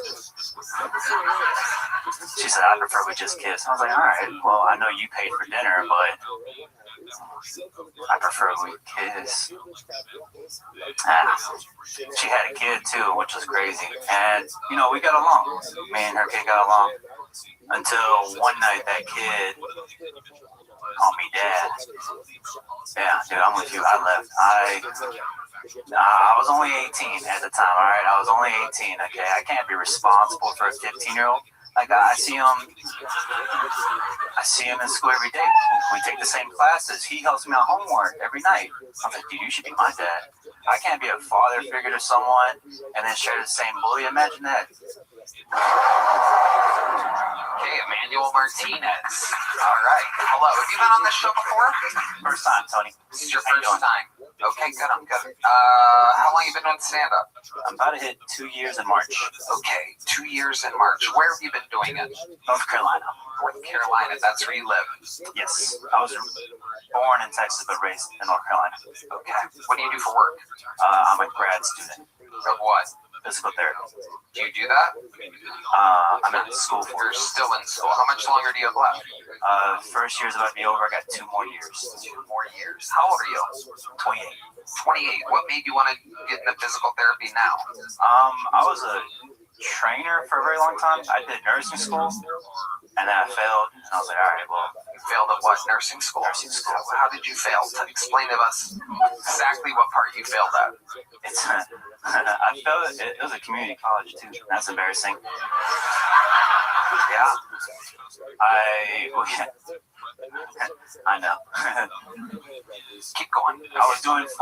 You have 4 exams throughout the year. First one, I did good. I got too cocky, and then I bombed like the 3rd exam, and then. Dude, he's breaking down the exams. Why you're dumb? You got to talk about that, dude. You got to talk about that. Like, you're the worst doctor, a shitty nurse. Like, do that. Like, that's, yeah. Nursing at a community college, that's pretty awful, dude. Yeah. Were you studying? Were you trying? I was trying. Do you think that maybe, do you think maybe, like, that might not be your thing?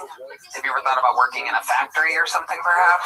Like, maybe helping other humans' health if you can't pass the stuff, like, isn't for you? I have a question. How long have you been in the country? How long have you been here? Look at me. Look at me in the eyes. How long have you been here? 28 years. What's your first name? Emmanuel. It's on the well, this one's on the graph. Emmanuel, anything crazy about your life that we'll find interesting? Let's see. I had the jaw surgery a little bit. Why? Why'd you have jaw surgery? I had an underbite. So like they like broke both my jaws and they fit it like that. Somebody's booing your surgery over here. Was that you? Or was it? What are you gonna do? What are you gonna do? I'm gonna perform physical therapy on them? All right. Yeah. Emmanuel, here's a little joke book. We're gonna keep it moving along. Thank you. Good job, buddy. Here you go. A couple very sleepy Mexicans back to back here on Kiltony, really bringing the momentum to a screeching halt. Just exhausted Mexicans. Anybody notice that? Just, I don't know. We need another crippled Asian to bring it back. Remember when they used to have the energy? They used to be ready to work. Hey, what's up, everybody? Now they're exhausted. These people are exhausted Mexicans now. I found out of nursing. Food and snoring. All right, your next bucket bowl goes by the name of Saul Wilson, everybody. Here we go, Saul Wilson.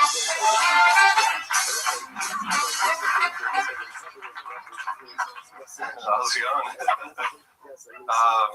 I overheard a lesbian talking to her friend about how she's going to spice up her relationship. She's like, yeah, we're getting a fleshlight for our dildo. So, third party. But I was in traffic and I saw this lesbian again driving in a car, except she wasn't on the road. She was like on the sidewalk, and it wasn't a real car. It was like a much smaller car, like kind of odd looking. And on the back of her window, it said, "Toys are just like real boys." Anyways,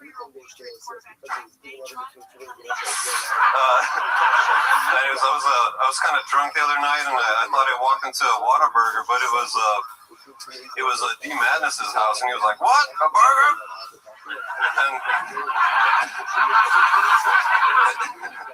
And let's say when I turn on the lights, he didn't have all the ingredients for a burger, so that's a go. All right, thank you so much. All right, Saul Wilson. What the fuck happened there? Hi, Saul. Welcome. This is your first time on the show. Yes, thanks. I would remember that fucking head. I always wonder what Tony Hawk would look like with full-blown leukemia. It's amazing. Saul Wilson. Looks like you could use a little jaw surgery, huh? All right, Saul. How long have you been doing stand-up? Not too long, like 2 years, I'd say. 2 years. I love it. Where at? Okay, this is frowned upon, but in my car. Okay, tell us what you mean by that. like doing rideshare, just doing my bits to people. Oh, really? You're one of those guys? Holy shit. Has it ever backfired? Has anyone ever been like, yo, dude, please, can you just shut the fuck up? Because that's what they're thinking, so. Yeah, this one time I had, I guess there was like, 2 wives, and, maybe in Texas that's like, you don't talk about the stuff, but I made like a big joke. What was the joke? I forget, but, like I said, as I said already, I said too much. Anyways, but it was just uncomfortable. They didn't have to know that. Can I hear the joke? He doesn't remember it. So. What is going on? It was like, You tell jokes in your car. yeah. The 2 lesbians? How are you always around all these lesbians? Looks like everything you do, there's lesbians involved. That was your theme for tonight, yeah. All right. You don't remember the joke? You sure? Yeah, it was like in conversation, like just like that. Got it. Chatting it up with lesbos. Saul, so that's what you do for work? You drive? Yeah. Okay. What kind of car do you have? Okay. Pre-owned or new?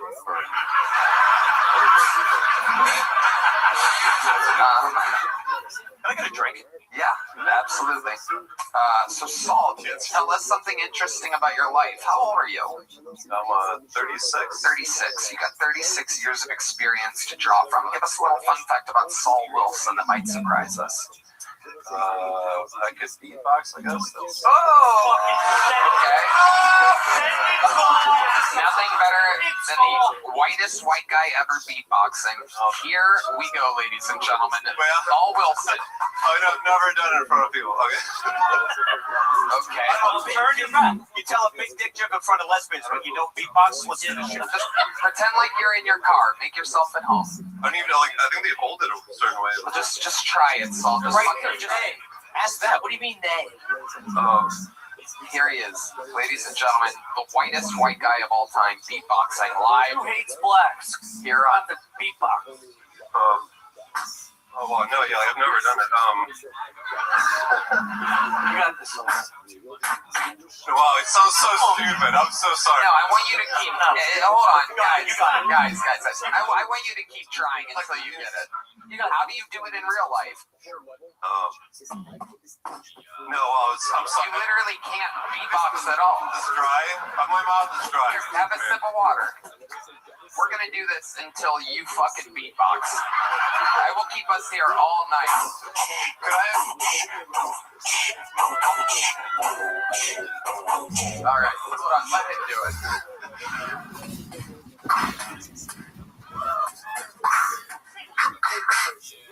Wow. You have the... No, man, I'm sorry. It sounds so stupid. Wow, that's incredible. You have the rhythm of Yehi's crutches. Incredible. Unbelievable. Just no timing whatsoever. Just sounds like Yehi coming up the stairs. Why so many sales? There's so many sales. You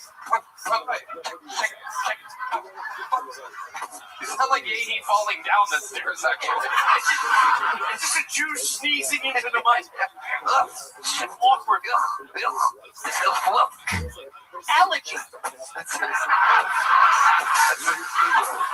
Allergies. That's a Jew opening the bill at a restaurant. Not crying. Not crying. Yehi is actually a Michael Jackson impersonator too. She's Yehi. You're out of control. Let me get my whiskey. Jesus, Drake. Wow. Saul, is there anything you can do? I could kind of do the late SNL guy's voice. Okay, let's hear that.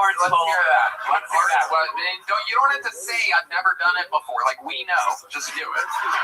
Live from Austin, it's School Tony. You can't do that either. No? What else do you think you can do? This is absolutely incredible. You might be the most untalented man in the history of the show. You should give me a gold bar for being here. You are the opposite of a talented human. You owe me a gold. Okay, what else do you think you can do? Because this is entertaining. Come on, give us something else.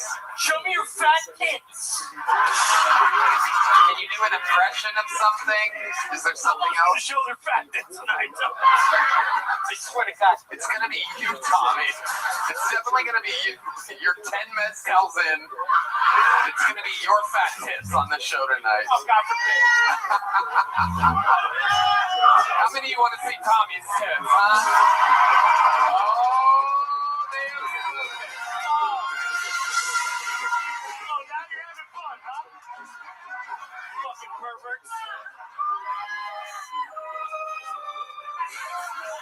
We want to see those pepperoni pizzettes. Yeah. Normal fucking nips. I don't think anybody believes it. Oh, there's the lovely Heidi. Here they come. Here they come. He's gonna open up that Shawshank Redemption fucking polo shirt he's got. Fucking hot chicks. Get the fuck out of here. It's for the boys. It's for the boys. I don't want any. Let's see it. Oh my God, look how hairy those are. Oh my God. Literally. He's got the chest of the mighty Chewbacca, ladies and gentlemen. This guy knows how to co-pilot the Millennium Falcon. Wow. I just saw 50 Shades of Grey. Foul. Just pass out. Saul Wilson, you've had some time to think over there. Is there anything else you're good at? On the stage. Yeah. Dude, I'm not kidding you. I thought you left. No, I know. That's crazy. You're still here, dude. Saul, I would fucking ran through the vent if I were you. is there anything else you think you could do? That's nuts. Nothing around. I'm leaning on the comedy, guys. What?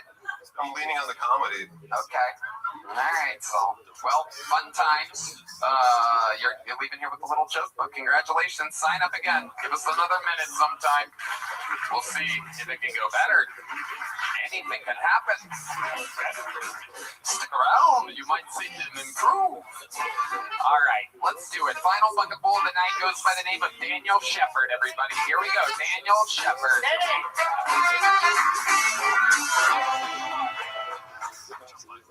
I saw a black guy driving a Waymo. He definitely stole that shit. There's no other way. I actually saw a black technician driving it. The joke wrote itself. But I asked my gay friend, what is it like to be gay? And he said it sucks cock. That's amazing. I found out bananas are technically berries. Did you guys know that? I always knew you could bury them up your ass, but I never would have pegged them as berries. Y'all ever notice that trans women are always really cool dudes? They're great guys every time. I love trans women. I'm 1950s gay. That means I like black women. According to my grandpa, that's gay. Okay, Daniel Shepard, ladies and gentlemen. Here he is. Absolutely adorable. Thank you. Obviously, what ethnicity are you? French Bulldog? Oh, got an adorable round head, this boy. You just want to squeeze those cheeks. I got called that today. I got called that and a testicle today. I bet. I can see. I'm happy about it. I can see the resemblance. So you used my third French Bulldog. I love it. Daniel, how long have you been doing stand-up? I'm about to be going on 5 years. Where at? Here in Austin. I love it. This is where you're born and raised? Yes, sir. What do you do for work? I just got a job. I'm a stripper. I work at a wire factory. I just got a job stripping wires and fabricating cables and stuff. Very nice. Yes. Very nice. What did you do before that? I was into welding. I actually parked cars for a long time with the PMC company out here. I was a valet. Then they made me a bellhop, and the tips were really shitty, but I loved working there, and I got free food. But the black guy got tipped a lot, and I got tipped nothing. We both did a great job, and he couldn't understand why I wanted to quit. And, you know, I like that guy a lot. I don't know. Never mind. What the hell? Come again? You hate blacks? I was jealous of my black coworker, but no, I don't hate blacks. I have a lot of black friends. How many black friends do you think you have exactly, Daniel? I have many black friends. I have a lot. Can you name some of your black friends for me? We want their names. Mr. Mars Martian, and I have my best friend Brennan from childhood. I have. You stay in touch with Brandon? Brennan, yeah. He's from Ohio. How often do you talk to him? I touch base with him a few times a year. We met in middle school. He taught me how to be cool in middle school. You know. Okay. So you didn't work. So I haven't seen Brendan in a long time. You haven't seen him in a long time. Okay, what black friends, other than co-open mic comedians, what other black friends do you have? Name one that you see that you don't have to do work with. Let me see here. Again, Jamar has been. I've been Who's Jamar? Who's Jamar? Are you lying?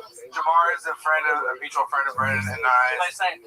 Huh? What's his last name? Yeah. I don't remember Jamar's last name. How many Asian friends? Look at you, I have. How about you, racist piece of shit? Koreans. Yes. Okay. Name the Korean. First name, last name. My Korean friend just died. Oh fuck. Yeah. That's so easy. Last Christmas. Yeah. How did your Korean friend die? On a motorcycle, he got hit. Wow. Oh, your black friend? I don't know who hit him. Your Asian friend died on a motorcycle, and you're saying that he didn't cause the accident? No, I don't think so. I think he got T-boned. I think, I don't know. It's been a North Austin. That's your other black friend, T-Bone? I'm not making shit up. I'm trying to be honest. Yeah. They all hit each other at the same time. T-Bone Jenkins, ladies and gentlemen, it is true. Wow. So your Korean friend died on a motorcycle. Yeah, I've known him since I was 5. Game over for him. R.I.P. You've known him since you were 5. I love you. Bye bye. I'm going to those clouds now. Bye. See you soon. I can do that because I'm coming. Bye. See you. Yeah, I should be doing Bye. Visit dinner for you. Bye. I love you. I loved you in the Oscars. What? I did. I loved him on the Oscars. What do you mean? Didn't you host the Oscars? No, I'm Timu Jokoi. Oh, fuck. Yeah. Sorry, dude. I was praising you. I think you were serious. I didn't know. That was a storm. What is your name, sir? Rules. You got rules. I love it. All right, Daniel. You've been on this show before, right? Yes, sir. What'd you get then? I got a small joke book last time. Okay, well, you've moved it up to a slightly medium joke book. Let's go. There he goes. Daniel Shepard. Thank you, Tony. You're welcome, buddy. Put that mic stand back where you found it, Daniel, real quick. Daniel, there you go. Put the mic stand up. Instead of networking with the comedians, put it back where you found it. There you go, buddy. There goes Daniel Shepard, everybody. This guy's trying to shake hands. Hey, if you ever need an opener or something sometime. All right, ladies and gentlemen, our regulars are all out this week. Yeah, crazy. But we do have one prolific golden ticket winner left to close tonight's show. Ladies and gentlemen, make some noise for the great Aaron Malayal, everybody. Here he is.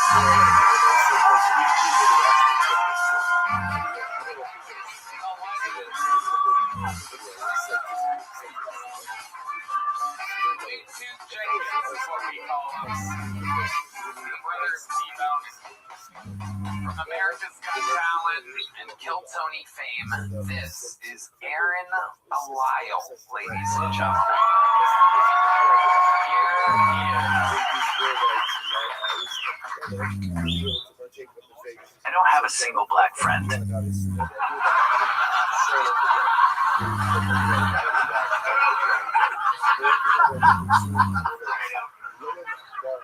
People assume I'm mentally retarded and they start playing charades with me. It happened 6 times at the airport on the way here. Like, I ordered Starbucks, and my order was ready, and she starts doing this.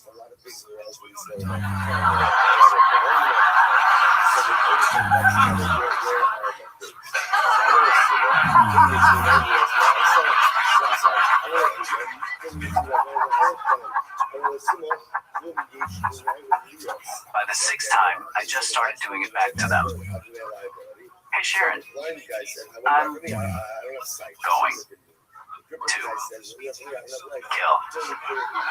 your whole fucking family. You stupid piece of fucking shit.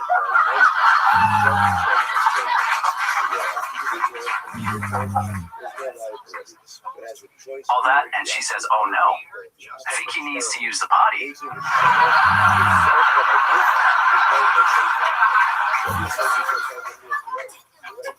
Tommy Pope, this sick fuck, is just sitting here thinking about smelling my retard foot.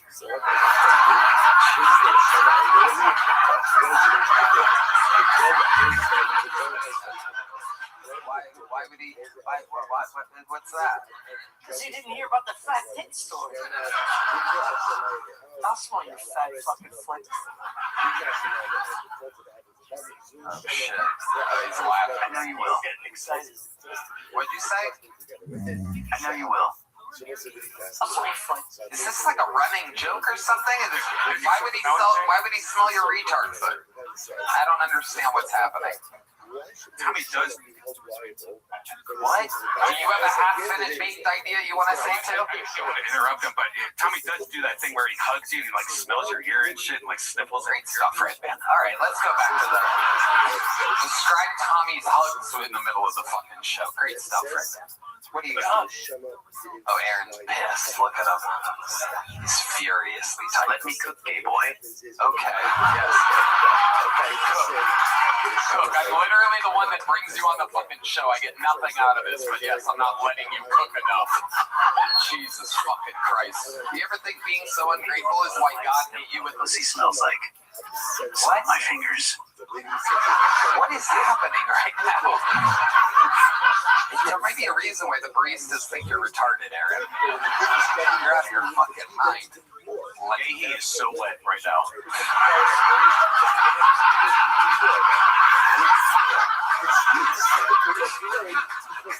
Aaron, what's going on in life? Tell us about it. I want to let you cook. I want to give you an opportunity to really cook it up in here. A guy that can literally only cook things in a microwave, but yes, go ahead. I'm going to let you microwave something up for everybody. A little lean cuisine over here. Old fucking Swanson dinner over here. Go ahead. I have an air fryer. Oh.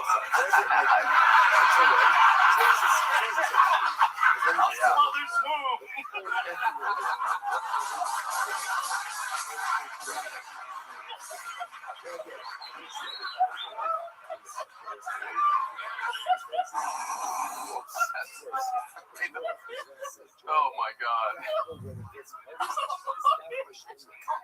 I'm sorry. I love you. Jesus fucking Christ. I know. I'm sorry. Aaron, what else is going on in life? I'll beat the fuck out of you right now. Do you really cook? We got on cooking. You do have a built-in spatula. Is there something since you said let me cook? I'm curious. Is there something you specialize in? Me and Aaron are friends, by the way. He doesn't. Yeah, there you go. He likes to see when he has to type, he can't smile and type at the same time, so he gets serious. But when he looks up, he can smile. There he goes. I'm just on the road a lot. Going back on the road with Steve-O in the new year. Nice. Absolutely. Aaron, you're fantastic. We love you. You're a golden ticket winner as always, and you did it yet again. How about a hand for Aaron Belial, ladies and gentlemen? The drawing for Brian J. Ebel is in. Steve Byrne is on tour. Go to punchup.live, find us toward his podcast, Stuff Island, and look at Dish, a cooking show, which is awesome. How about one more time for Aaron Belial, everybody? Sweet boy. He can get a little feisty sometimes. He paid for Let Me Cook Gay Boy. I put him through the ringer for that one. Let's see what Chris Rogers drew over there. That's the great Ron White. But yeah. Fun times tonight, people. Make sure you go to Netflix. Watch Kill Tony, Once Upon a Time in Texas. It's out now. Push it to the moon, Red Band. Check out my new video on YouTube, CatBread7. It's called Cherry Root Beer. Thank you. Okay, there you go. And we love you guys. Thank you. Good night, everybody. One more time for Seaburn and Tommy Pope. God bless this audience and God bless the United States of America. Thank you. Good night, everybody.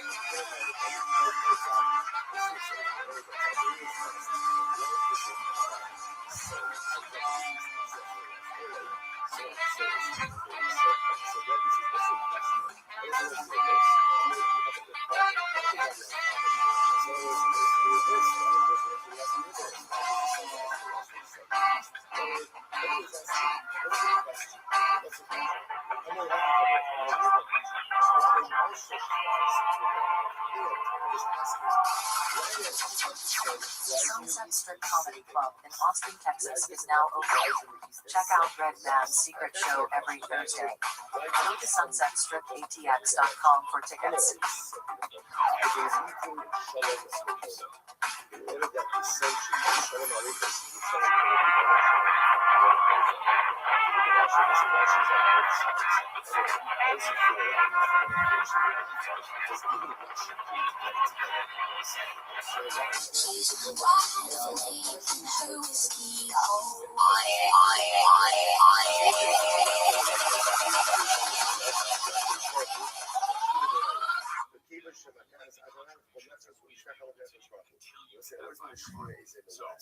Remember again, using the base of English now, so remember, Kodesh HaKadosh and the Holy of Holies is situated in the westernmost part of the base of English. So that's when it says that the Shekhinah is in the west. So therefore, the sun comes and bows down the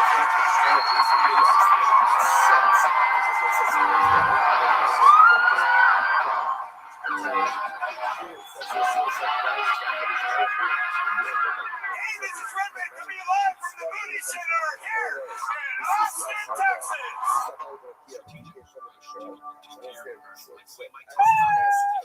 Once again, why not allow the sun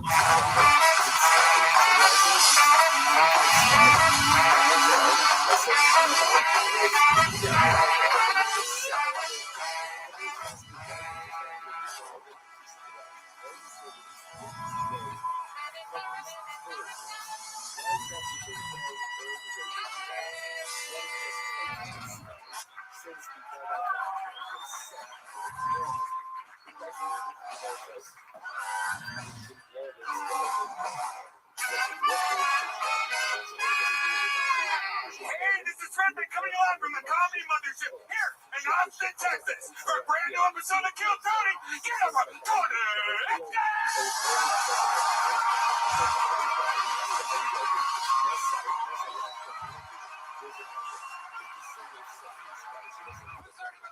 Fucking night of their lives, huh?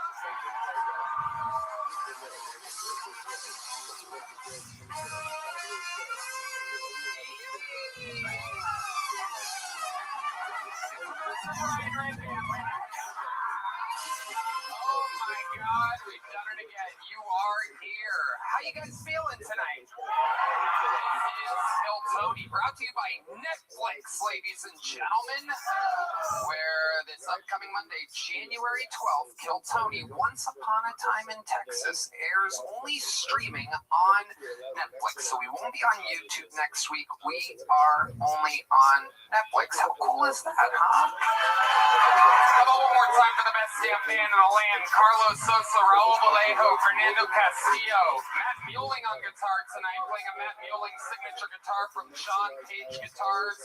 That's John Dees on the keys. And believe it or not, that is the real D Madness live in the flesh. The Kill Tony band single Pandemonium out now on Spotify and everywhere where music is played. Here's a little bit more from the amazing sponsors that made tonight's episode possible. We live in Austin, Texas, but we are jumping in a tour bus, ladies and gentlemen, and we are taking the actual Kill Tony show to Houston, Texas, February 28th, and Dallas, March 28th. Go to TonyHinchcliffe.com for tickets right now. Come see an actual Kill Tony show in the great state of Texas. One in Houston, February 28th. One in Grand Prairie, March 28th. TonyHinchcliffe.com. Get tickets now. You guys ready to start tonight's fucking show or what? You know, I love living here in Austin, Texas, and I just get to work with my friends every week. This is one of those episodes where truly 2 of my best friends in the world are on tonight's panel. Austin Zone, make some fucking noise for Joe Rogan and Shane Gillis.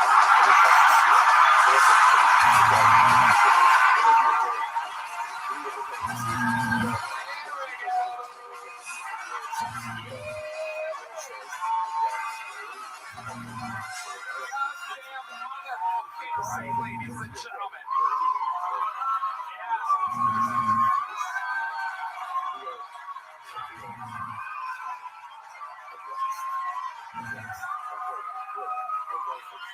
We are here. Shane Gillis. The Financial Field, aka Eagles motherfucking football stadium, July 17th. Yeah, go to that. And Joe Rogan of the JRE, the #1 show around the world. These are the homies. Normally we get to hang out on Tuesdays, Wednesdays, some Thursdays, but tonight we are here on a fucking Monday, getting the week started right. How we feeling, gentlemen? Let's fucking go. I feel good. I feel excited. Legitimately. Very excited to be here. You guys are 2 of the best guests in the show's history, so you already know that this bucket is filled with over 250 or so of hopefuls' names. Sometimes it's a great upcoming comedian who we haven't discovered yet. Sometimes it's an insane person that just signed up this week. You never know what can happen. I'm gonna let this guy whose eyes are extremely close together, I'm gonna let you pick the first name tonight.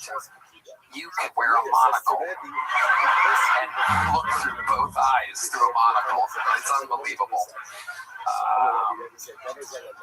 If I select one of these people out of the bucket, they get 60 seconds uninterrupted. You know their time is up and you hear the sound of the kitten. That means they have to wrap it up then or else they bring out the angry West Hollywood bear, which rudely interrupts their set. And then I conduct an interview. They get feedback from my dear friends here, and we have a hootenanny. The whole thing's improvised. Anything can happen. You guys ready to start tonight's fucking show? We're going to get it started tonight with a golden ticket winner while we go wrangle that innocent soul who's going to go up after him. This golden ticket winner is great at opening the show. Very neurotic, very, very wild boy. Make some noise. 60 seconds uninterrupted. A brand new set from Jack Shaw, everybody. Here we go!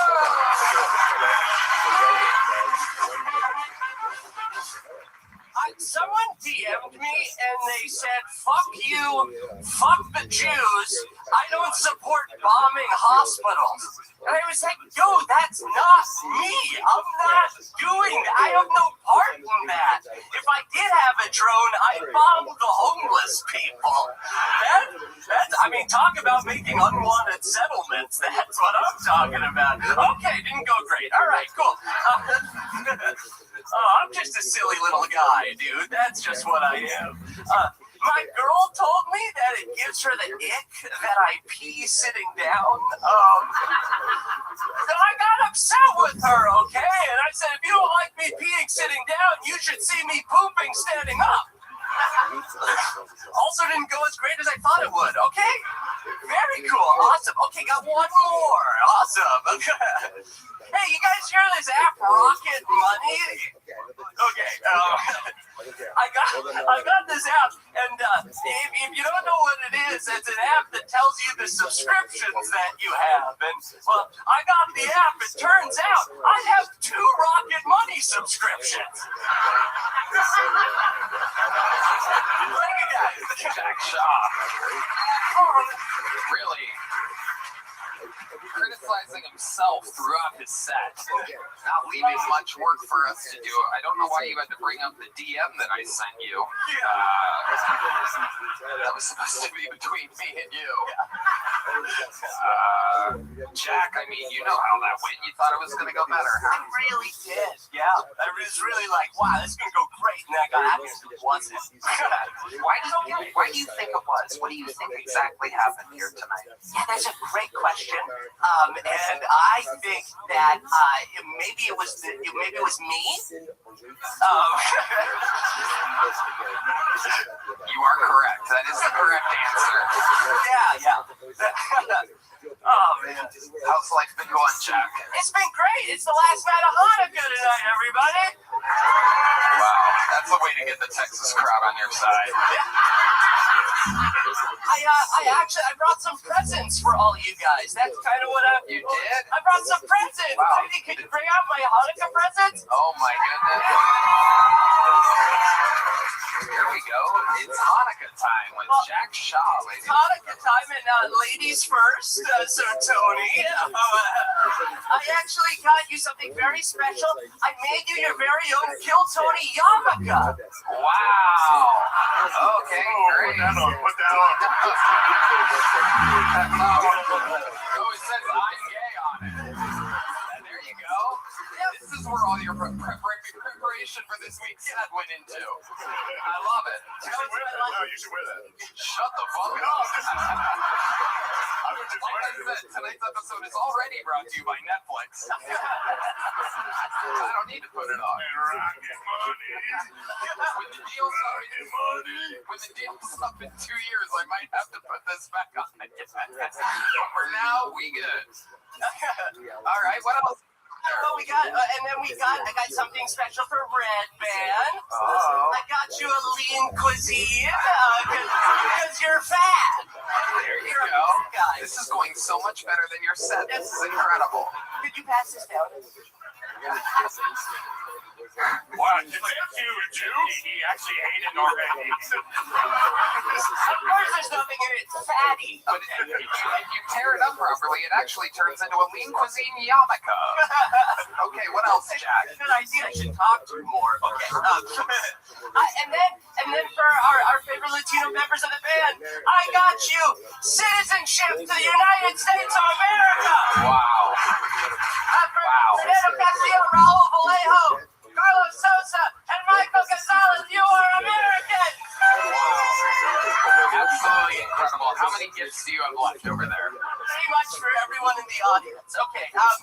And then John Dees, I got you something. I didn't really know what to get you, but Hans Kim told me to get you a bike lock so you can practice stealing. Wow.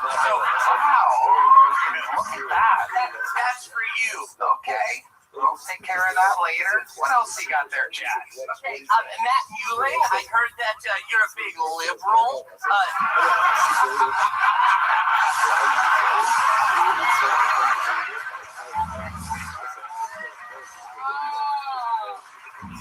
Oh my God. Wow. That flag is crazy. You go, wow, that's just schizophrenic. You know what? That flag is totally schizophrenic. What is going on here? Apparently it's an inclusivity flag. There's so much happening in that flag. Yeah, I don't know what the circle. Wait, did we get a white stripe on there? Now, hold on a second. This flag might fucking be all right. There's a white power stripe on the flag. That's crazy. We're fighting the good fight. Don't throw it on the ground, dude. I can't do that. Wear it around your shoulders like a prize fighter. This is Matt to wear, so I'll give that to him. I'm gonna wear it like a cape. Fly away. That thing is flag. You gotta treat it like it's the Iranian flag. I don't know what that means. It means that it'll kill you if you leave it on the ground. Oh, okay. You gotta fold it properly. Yeah.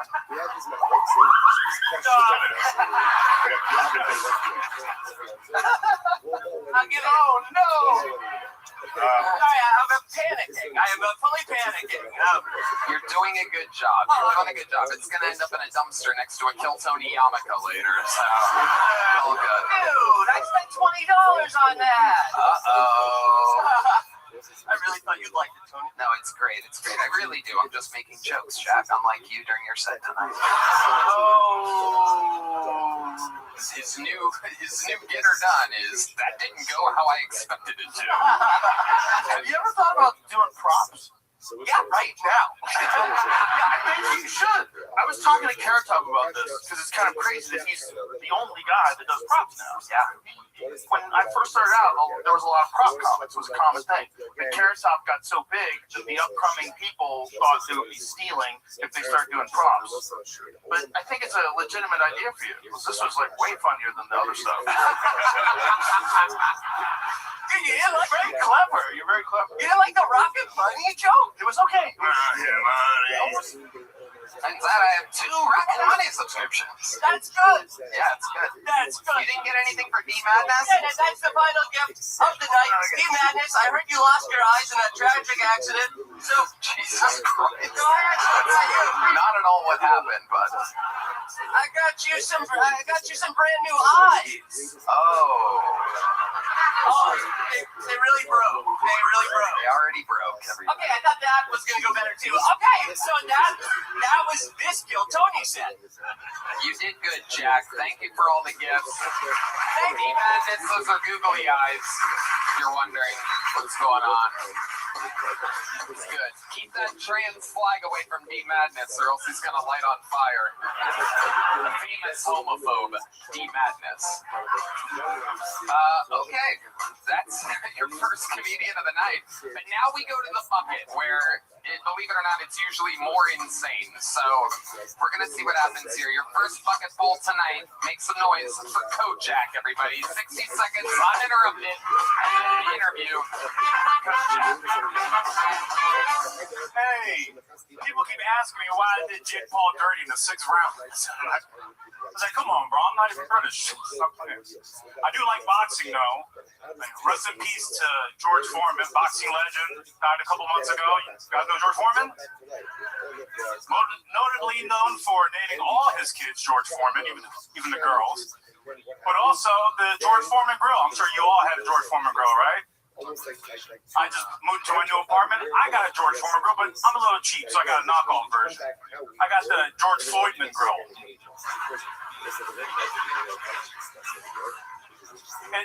It's sort of like the George Foreman grill, but you got to press down extra hard to get the grill marks.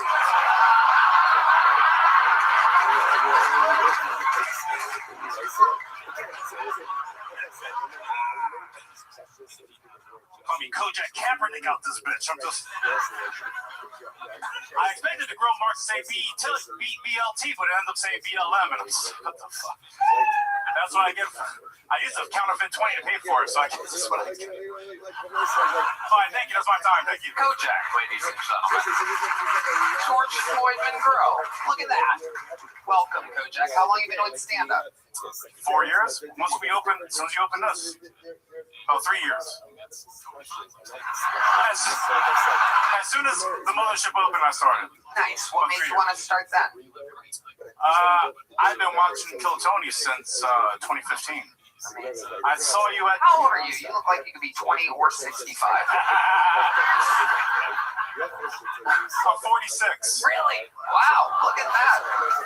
Yeah, I believe it. You're doing good. How do you stay so young? I stay in the gym. I stay in the sauna. Stay there. Yeah. You have 24-hour fitness membership. Yeah, I'm fit, man. I do some things about lift. You just looked at Joe Rogan and said, I love. I lift. I was uncomfortable. I lift weights. Okay, shape. I run. What do you do for a living? I am the #1 waiter in Austin, Texas, at a fine dining establishment. Okay. I took care of Shane. Like, what? Yeah. Last year, I was with Egan, McCann, and Sam Talent. Yeah. Right after, How was I? I don't care about it. What was the name of the restaurant? Do you want to say? I don't fucking remember. It was good, though. You were great. I didn't know you were so fucking racist.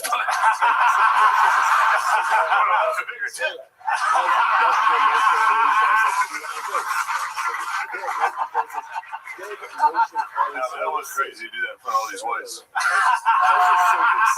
Even I didn't like that. We gotta be careful out there, man. A lot of George Floyd types out there. I saw 3 on the way in. What does that mean? Where are you from? Philly! Go Birds! Let's go. 22nd and Diamond. Stop playing. Oh, wow. All right. Well, the hood. Yeah. I take back every joke I made about you. How was I? I waited on you. Was I great? Great. You were wonderful. Thank you, Mike. I remember it. Yeah. You don't want to say the restaurant because you think you'll get in trouble for a George Floyd joke? Is that what I'm picking up? Yeah, definitely. My people don't go to my restaurant. Wow. Don't say it now. Definitely don't say it. It's going to fire you, bro. For those of you maybe not watching and just listening to the podcast, the Kojak is black, everybody.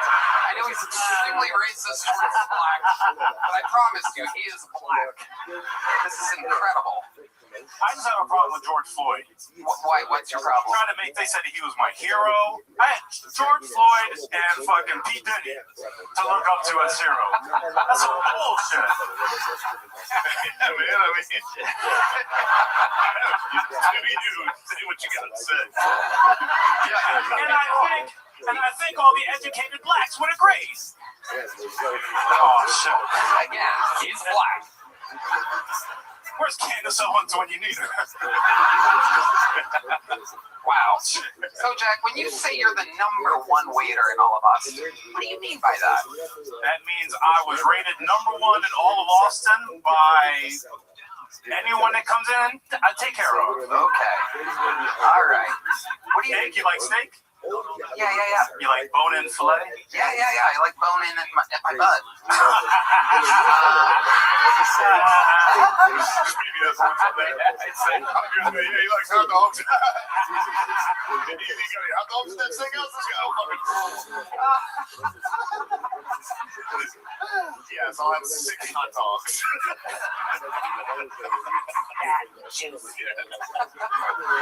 We got a nice petite filet for you. Oh my God. Coach Jack, what do you do for fun when you're not doing stand-up or waiting tables? I do a lot of cooking at home. I have I'm always at HEB shopping, so I have a lot of, my boyfriend is Puerto Rican, so we make a lot of Puerto Rican.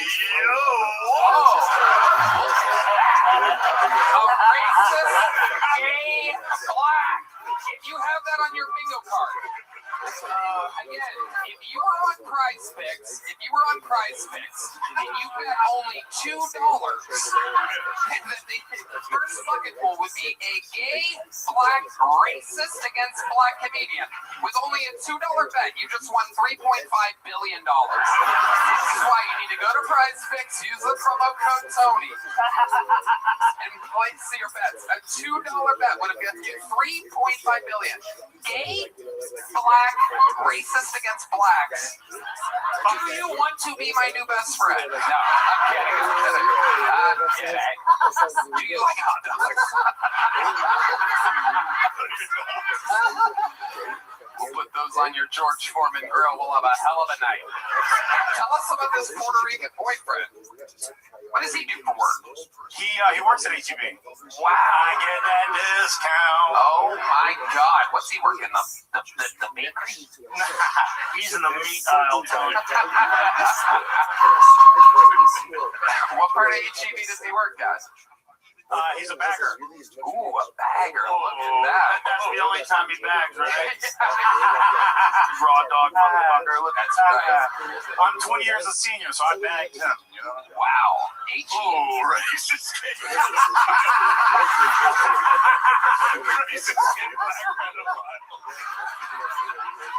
That whole flag that was just out here.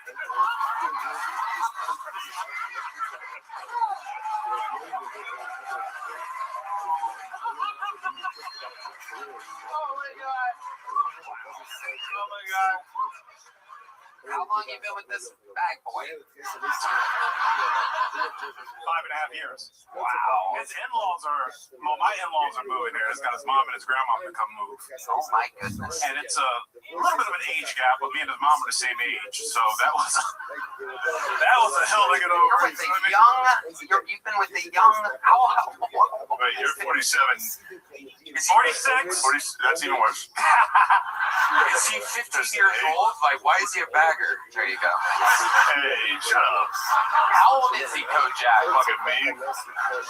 He just turned 25. Wow. Look at you. Oh, y'all care about gay shit now. Get the fuck out of here. Like, y'all fucking care about gay shit all the time. Fuck out of here. I love it. HEB now, HIV later. How exciting is your life? Fucking go. Well, Kojak, fun times. You know, I like the George Floydman joke. Getting that big joke, but buddy, there you go. Hey, can you come? Can you come? And I'll serve you. Come to my restaurant. I don't know what fucking, you didn't want to say the name of the restaurant. I'll tell you. Okay. The Lowercase Grill. Lowercase Grill. Hey, that's good, dude. I don't know what you guys do. He knows. You guys are great. There he goes. All right. Kojak, everybody. There he goes. Right out the back door, just like he likes it. Oh, there's the lovely Heidi, everybody. Look at her. She's going to be working hard tonight on these Bud Lights. Live in the flesh. HeidiRegina.com. She's got a podcast, a bunch of shit going on. Hey, what's up, everybody? This episode is brought to you by PrizePicks. Whether you're starting a new routine or making player picks for the first time, trying something new can be hard. But in life and on PrizePicks, it always feels good to be right. With high-pressure playoff matchups every weekend and elite hoops action almost every night, the action never stops, and PrizePicks lets you take control. I love PrizePicks. It was so simple to get started on the app. I even won my first pick. It really makes my sports watching experience with my friends even better. That is incredible, Red Band. The app has a new feature too. PrizePicks now has early payouts. If your player gets off to a hot start, you now have the option to cash out those winnings before the game even finishes. So get in on the action. PrizePicks is now available in all 50 states, including California, Texas, Florida, and Georgia. Plus, PrizePicks puts their users first, so all withdrawals are fast and secure. PrizePicks accepts most major payment methods, making deposits into your account quick and easy this sports season. So download the PrizePicks app today and use code Tony to get $50 in lineups after you play your first $5 lineup. That's code Tony to get $50 in lineups after you play your first $5 lineup. PrizePicks. It's good to be right. But how to do? This podcast is sponsored by Shopify. 2026 is the year you launch your business. One powerful move puts your future firmly in your hands. Starting a business with Shopify. Maybe you've got an idea you can't shake, a craft everyone tells you to sell, a store you've already designed in your head. With Shopify, 2026 is when you finally make it happen. Shopify gives you everything you need to sell online and in person. Millions of entrepreneurs have already made this leap, from Mattel to Gymshark to first-time business owners just getting started. I love Shopify. It's the best business tool out there. Shopify gives you all the tools to easily build your dream store. Plus, setup is fast with Shopify's built-in AI tools that write product descriptions and headlines and help you edit product photos. Marketing is built in too. Create email and social campaigns that reach customers wherever they scroll. As you grow, Shopify grows with you. Handle more orders, expand to new markets, and do it all from the same dashboard. In 2026, stop waiting and start selling with Shopify. Sign up for your $1 per month trial and start selling today at Shopify.com/KillTony. Go to Shopify.com/KillTony. That's Shopify.com/KillTony. Hear your first this new year with Shopify by your side. Back to the bucket we go. Ladies and gentlemen, 60 seconds uninterrupted. This looks like a new name. Make some noise for Nick Tormey, everybody. Here we go. Tormey. Hey, everybody. So a little bit about me. I'm not really great at following through on things. Like, I dropped out of community college twice. I tried hanging myself, wound up with a choking fetish. The rope broke from the ceiling, but I shot a few more right back up there.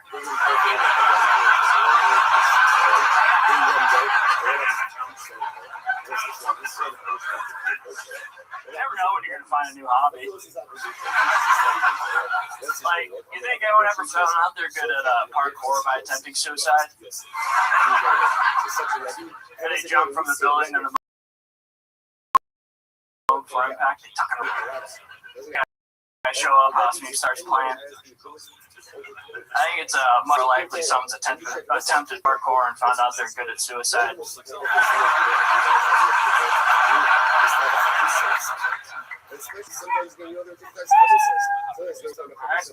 he is. Nick your first time on the show, Nick? Yes, sir. Welcome, welcome. How long you been on stand-up? About 6 years. Nice. Where at?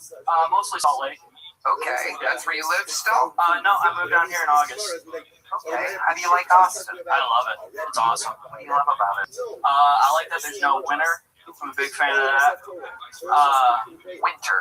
Yeah, I'm from upstate New York, and I lived on top of a mountain in Utah in a van for 4 years. So, I fucking drive down. Took me 4 years to realize that shit. I'm a smart man. I love it. What do you do for work? I did work at the ski resort for a while.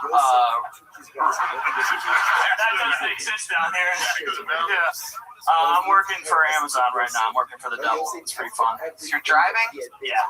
Okay, what's that like? Tell us. Yeah, tell us. Now for us. What do you think about it?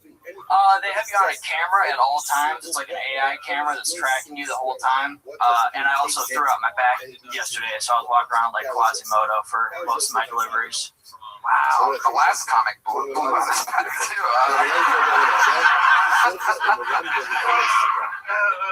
Yeah. So Nick, tell us more. What are you into, buddy? You have any special skills or talents that might surprise us? You seem like you have a little something up your sleeve. I'm engaged. Me and my fiance collect taxidermy. Oh, wow. Where'd you meet this bag boy at? I met her at an open mic. Huh? I met her at an open mic. Oh, nice. She does comedy too? Yep. Yeah. Wow. Interesting. Did she sign up tonight? She did.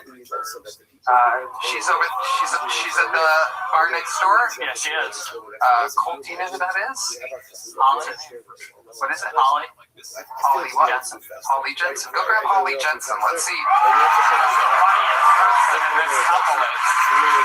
Always spontaneous fun here. Come on, folks. How did you get into collecting taxidermy? She got me into. I got her a taxidermy frog. It's like a cane toad, like the invasive species in Australia. It's like a purse. She has it with her.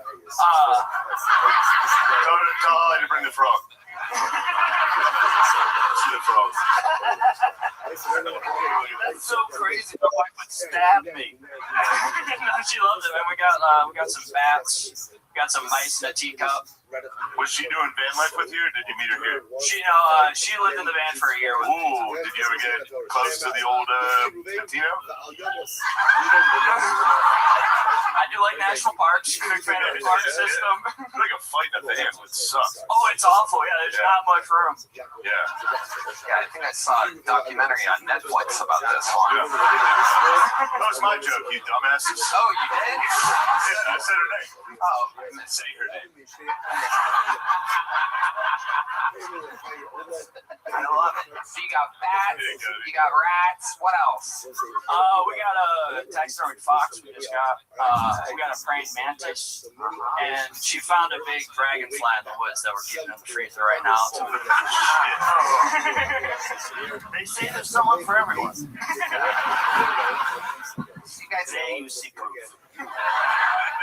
you guys have a place. It's here in Austin. What does she do for work? Nothing right now. Wow. For something. Okay. Yeah. Do you get like used taxidermy, like people that have died that have like sold it, like so it's like creepier? Oh god. She would probably love that for sure. But no, we went to a store. They had human skulls too. It was nice. Ladies and gentlemen. Well, I guess they just sent her out. Okay, that's one way to do it. Can I see that, bro? Yeah. Wow. That is awesome. He's got a little butthole. Is that real? Yeah. It looks fake. 100% real. How do you know it's real, Joe Rogan? He's an invasive species in Australia. He's a cane toad. His name's Winston. He's our son. That's incredible. I think I don't see a dick on it. I don't know. It might be your daughter. Holly, you want to do the set that you were planning on doing here? That's how I would have done it. Instead of just sending her out randomly, I would have brought her up. Ladies and gentlemen, doing 60 seconds uninterrupted makes some noise for Holly Jensen, everybody. So I'm actually from Salt Lake City, Utah. I just moved here. And the first thing everybody always asks is if I'm Mormon. I'm not. I'm Jewish. But I did have a lot of Mormon boyfriends growing up. The cool thing about Mormon boyfriends is they have some really weird rules. Like they won't drink coffee, but they will finger a Jew. I've been having a hard time getting a job out here in Austin. When I was in Salt Lake, I was a stripper. Thank you. So much more supportive than my parents. I appreciate it. They hated the stuff that I would do at work. Like, I loved showing up with googly eyes as pasties. Turns out men don't like it when the tits stare back at them. Shit kept going wrong at the strip club. Like, one day our DJ didn't show up, so we had to dance to Pandora Radio with the commercials on. So I was just twerking on some old dude, like, do you struggle with osteoporosis? Thank you, that's my time. Wow!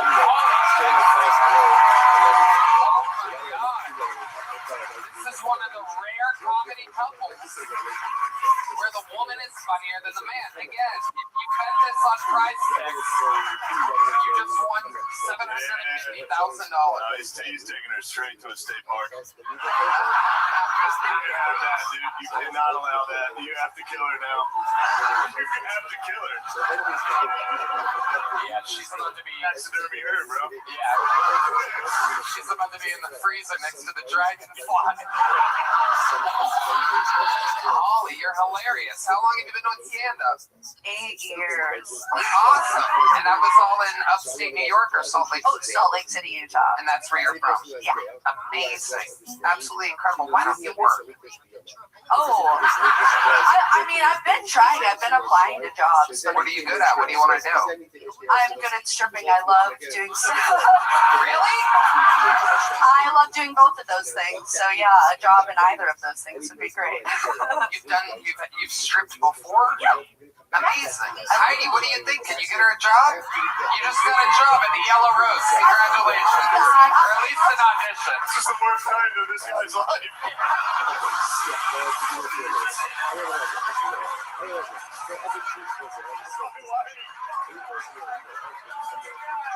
You're fired. This poor guy is going to be all alone tomorrow night at 2:30 a.m. petting a fucking dead bat.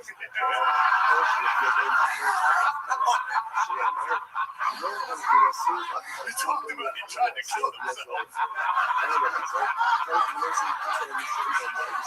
Holy shit. Well, you guys fucking just did something real special here. Very entertaining. We got a small one for Nick.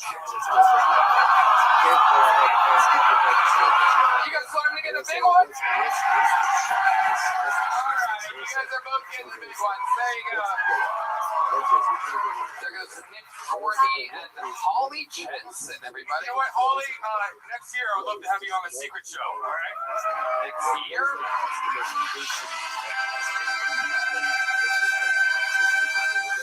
Alright. Why'd you word it like that? completely off in January. Next Thursday's Christmas, week after January. Yeah, so January. Say fucking January. Yeah, just say the next secret show. Hey, I'd rather have you next decade. Jesus Christ.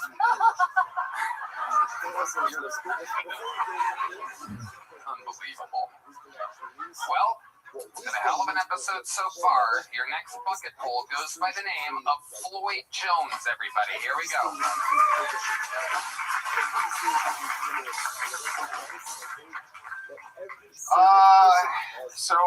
Are we just gonna act like Kanye wasn't a Nazi? That's just how we're okay. Perfect. I don't know if you guys heard, he actually changed his name. He's Kanye Auschwitz. Kanye, which is crazy. Like, he said he was done making music, done making controversial statements. He's actually going to open a chain of all-natural grocery stores. He's going to name it Trader Joe's. I don't think it's problematic, to say the least. But I like the thought of restaurants just fucking up. Like, I think it'd be cool if Olive Garden gave abortions. You know? Because then their tagline could be, when you're here, you were almost family. Speaking of how I'm a piece of shit at restaurants, you guys thought I was Puerto Rican. I'm black. I promise. I've got the paperwork. I'll get 23 and beat right now, even though that just sounds like a cool movie about Michael Jordan. So, but white people just need to know. They're like, I just want to make sure. Like, God. And so, I like to go to sushi restaurants because the waitress is never black. And, when she comes over, I go, hi, can I get some salmon nigiri? And she's like, you mean nigiri? I'm talking about... That's a lot of oohs and ahs during that set. Floyd Jones. Welcome, Floyd. Is this your the show? Yo, grabbing that microphone, buddy. I don't know how that happened. Yeah. Okay. Welcome. How long have you been doing comedy, Floyd? Since like 2021, you know, January 6th, right? Okay, not great. Yeah, Shane knows. Oh my God, Joe Rogan, dude, hell yeah! Dude, hey man, without you, man. Let's go! These are your heroes, Joe. Honestly, it's like Pokemon. It's like you started Tony, you hit the chin, and like, the Charizard himself, dude. Let's go. Where was this? Funny. Hey, dude, I wasn't ready for it. I'm sorry. Yeah. People are having better interviews than sets tonight. Hey, it's... Floyd, tell us about you. What do you not do for a living? Just, here, I guess, here. No, I play music, man. You're a professional musician? And a metal band, yeah. Really? You're a drummer? Yeah. Well, I mean, it's been a long time since we've done this. For those of you that are fans of the show, you might know that if anybody that does comedy on this show drums, we have a little thing where they get a drum solo and our house drummer gets a drum solo, and if the guest drummer is able to beat our drummer in a drum off, they become the full-time drummer of the show. So, like Highlanders, a drum off here. And if you beat Michael Gonzalez in the drum solo off, you become the full-time drummer on the show. And Michael has to dress like a 5-year-old and play in a metal band. This is a Mexican drum off, ladies and gentlemen. Now, I must warn you, Floyd Jones, Michael Gonzalez, all time, is undefeated here on his home turf. But I'm guessing that Floyd, since he does this for a living, might have a little something. Well, we know he doesn't have anything up his sleeve because he's wearing a basketball jersey. But I'm guessing he is very talented. Let's see what happens here. This is Kill Tony, brought to you by Netflix. January 12th. 1, 2, 3, 4.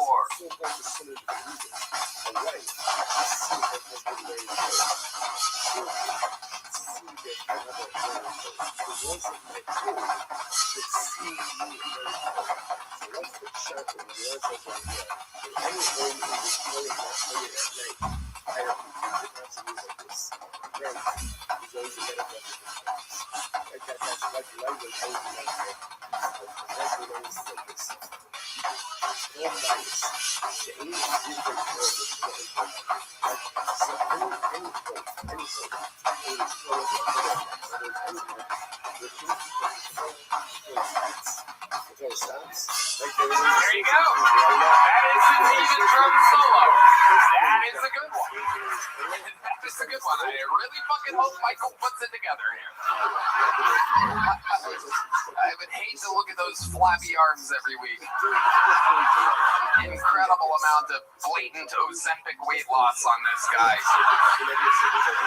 Wow, defending his throne, undefeated all time in Mexican drum-offs, on his home turf. This is Michael Gonzalez.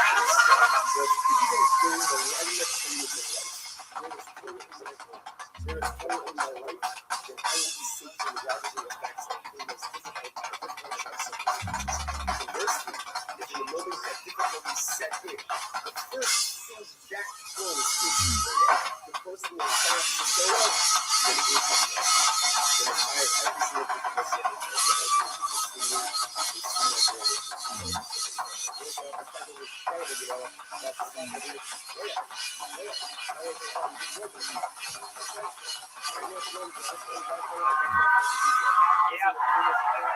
Thank God Almighty. Really tied it together there at the end. Let's see. Unfortunately, it's not up to us. It is up to the live audience here. Do we have a decibel meter? I can't remember. We have it going? All right, so here we go. Colt on the camera, on the decibel meter. How many of you have Floyd Jones winning this Mexican drum-off? Make some noise. How many of you have Michael Gonzalez winning? Thank God.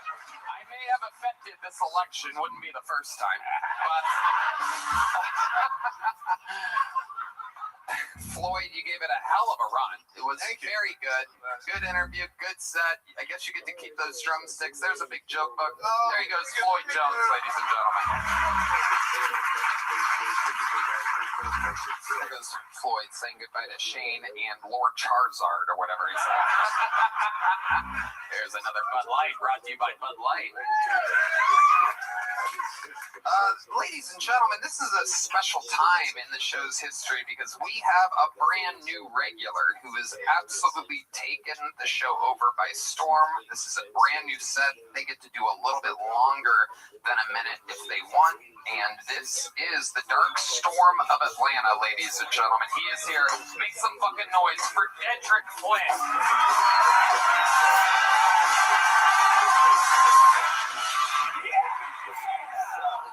Oh my God. What you know about being the only black dude at a country music festival in Kennesaw, Georgia called Shaking Boots Festival? Yeah, no, I only found that out because when I walked into the venue, a dude ran up to me out of breath and he was like, "Hey, my nigga, you know you got a uniform, right?" And I was like, "No, I'm here for the festival. I love Blake Shelton. I love Kenny Chesney." And then he was like, "Nigga, stop lying. I got an extra vest in my car." And I was like, "No, I'm here for the festival." And I showed him my ID and I showed him my badge. And he looked at my ID and he looked at my badge. And he looked at me and he looked at my... Tasha!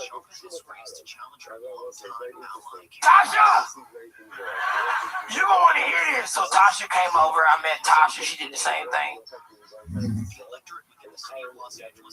Jamal! I met everybody one by one. I made all 37 black people like I'm a black Noah's Ark. They kept calling me the Day Walker. They said I was Blade. And it was a great country music festival, man, because all the black people that was working the event kept giving me free drinks, but they also had re-entry. They stopped doing it. They had re-entry into the festival, so we just go to the car and like parking lot pimp drink beers. And the reason why we knew it was time to go drink beers is because my best friend Jessie, who's a redneck Filipino but raised black, she was my best friend. Her older sister Jackie had just had a kid, and she would look us in the face and she would be like, "I need to get out of here. My tit's about to pop. I gotta go pump." So we would go back to the car, and she's chugging beers. We're all drinking beers, and she's pumping, but she pumped more than like a regular, like a white woman could never pump as much milk as it takes to make a redneck Filipino that's raised black. Like my nephew Maxwell today, he's 10 years old. He's taller than me. So she's pumping a lot, and I'm looking at her titty milk, and I wanted to taste some, but I didn't know how to ask.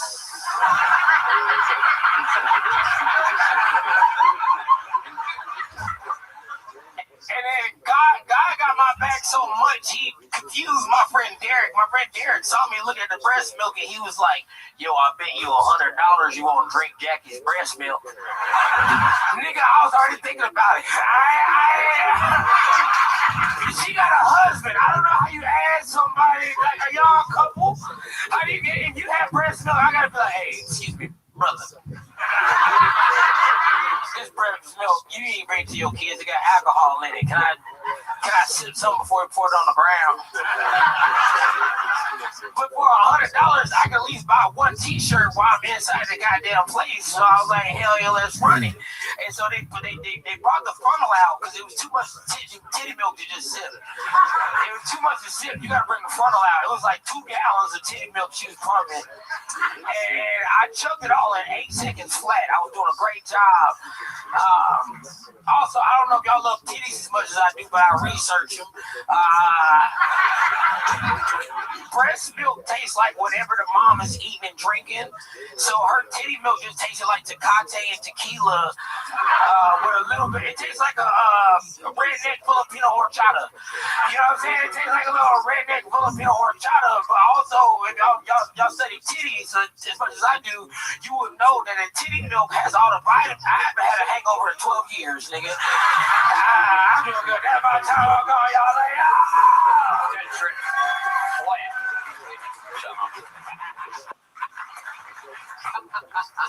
Dedrick, it is so fun to watch you perform. 2 weeks ago, you had regular teeth. You're getting better with the grill, but there is a slight speech impediment still there. One of my favorite parts of the set is when you said, "I wanted to taste some, but I didn't know how to ask." The grill is affecting those S's. It is. It is. I'm not used to money, Tony. It's amazing that you're willing to make the sacrifice. Out with the S's, in with the gold teeth, still making it work, plowing. I love it. Camoed up tonight. Look at that. Oh yeah, I got that shit on, Tony. Did I say it right? That shit on. Hell yeah. Got that shit on. You know what I'm talking about. No, you don't. Yo, you still disguising that forehead. That shit is big as hell. Yeah, that shit is swooped over, but it's still goddamn plasma screen TV. That's good. Good luck. Don't let anyone talk to you. Take your hat off, Shay. Fuck you, dude.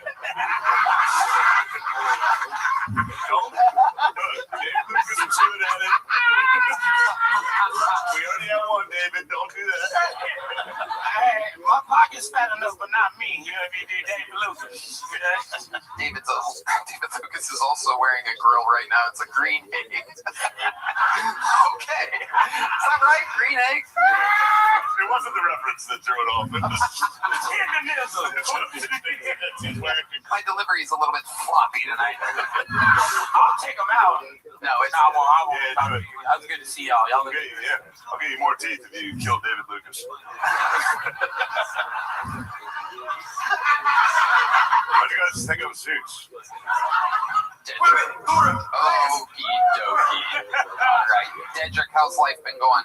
Man, I'm doing good. I'm goddamn touring like a motherfucker. We just left Lincoln, California together. Yeah, I took Dedrick on our first road gig together. That was fun. That was fun as a motherfucker. I ain't never been on a private jet, nigga. I was so used to getting pat down. They just walked down and it's like, dude, would you like a coffee? And I was like, am I in interrogation? I'm ready to snitch on you. I don't know what you did. It was a fun trip. Especially the ride back in. Yeah, that was so Hammond. Yeah, it was a blast. It was actually a very good Red Band. Yes, we banged Red Band. Yeah. Fucking I like where he's going. Yeah, of course you did. You did learn. No offense. That's why. That's where his new lisp actually comes from. All right. Sorry. Yeah.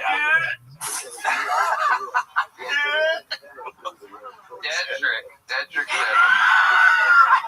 You guys have seen Dedrick, the Dark Storm of Atlanta.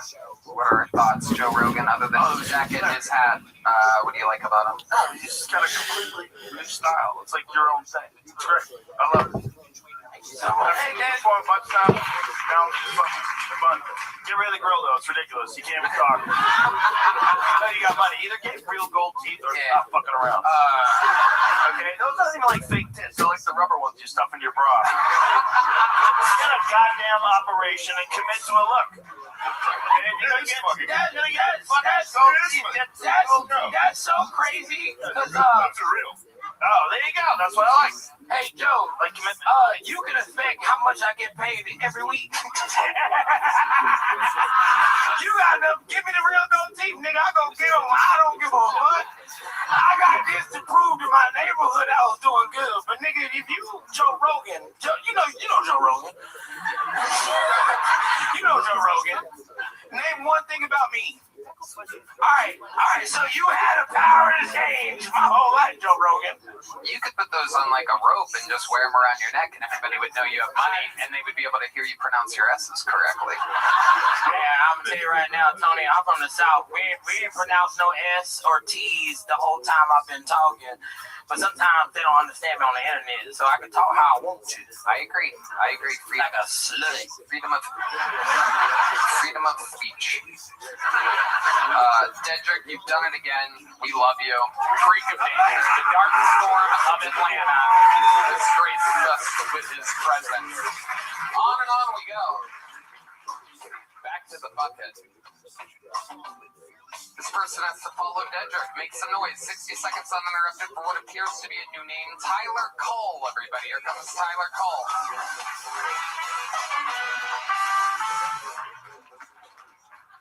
Do y'all think Indians do that head bob thing when they're sucking dick? Oh my God, this is so big. Did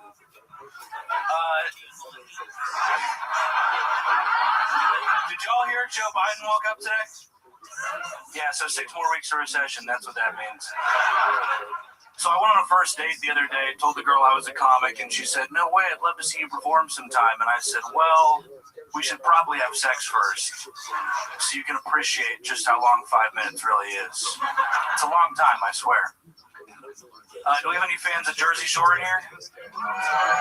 Yeah, someone told me the other day I look like a cast member on the upcoming spin-off Gaza Shore. It's just 5 Jews and 5 Palestinians arguing for an hour. This bedroom was promised to me. Someone also told me I look like the situation in the Middle East. And then they said it looks like my forehead could bench press 225 pounds. That was really rude. I've been Tyler Cole. Thank you guys. Tyler Cole. Making fun of himself, the Rob. Fun stuff. Tyler, welcome. Is this your first time on the show? It is. Welcome. How long have you been doing stand-up? 4 months now. That chain's kind of tight, huh? A little bit, yeah.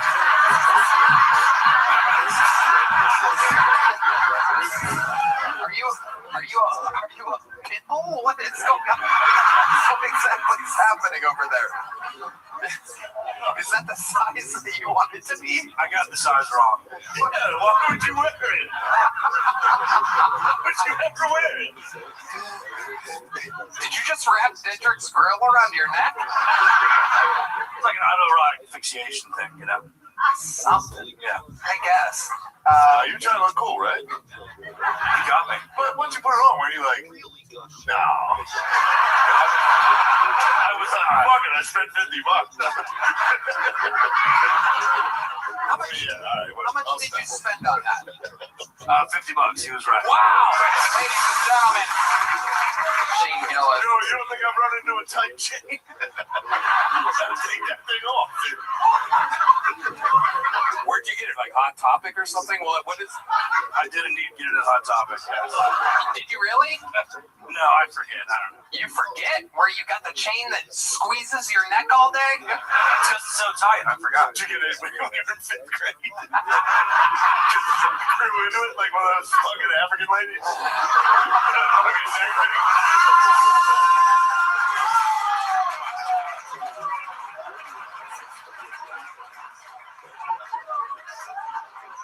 What part of New Jersey are you from exactly, Tyler?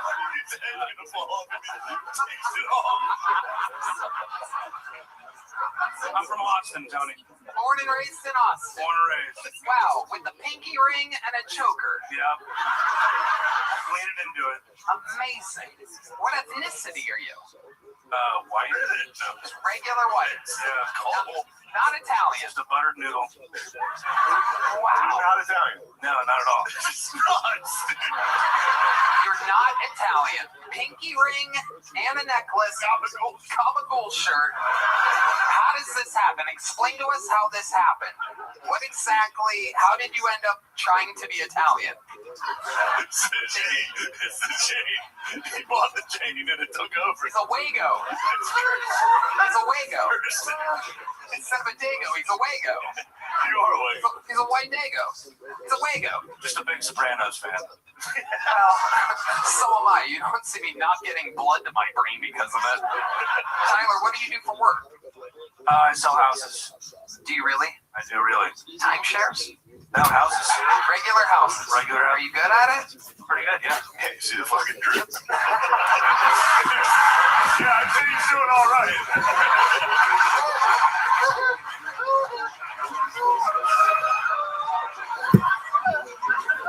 When's the last time you sold a house? When you closed on a house, when was it? It was in October, but I have a closing coming up tomorrow. Okay, what are you closing on tomorrow? Just a 2,000 square foot house in South Austin. Okay, what'd you sell it for? How much? $380,000. Wow. Fuck yeah. Hell yeah, dude. Might be able to add a few links to that necklace. Holler at your boy. I love it. Okay. What do you do? How long have you been doing stand-up? 4 months. 4 months. What made you want to start 4 months ago? Kill Tony. How old are you? 31. 31. And you've just been watching the show and you're like, I could do that. Yeah. Okay. Just been hitting open mics and getting booked by local promoters. And I love it. Yeah. You're taking it seriously and you seem to be doing good at it. What do you do for fun when you're not doing stand-up and selling houses and pretending to be Italian? I like to shoot clays, and when it's warm out, wakeboarding, paddleboarding. Yeah. When you shoot clays, do you get the gun out of the bathroom first? Yes. Godfather reference. Godfather joke. I love it. You shoot clays. What else did you say? Lake sports. Lake sports, like what? What exactly? Wakeboarding, wake surfing. Wow. Amazing. Amazing, Tyler. What's your love life like? You have a little chicken parmesan at home? Single currently. Single. When's the last time you had a girlfriend? A few years ago. Okay.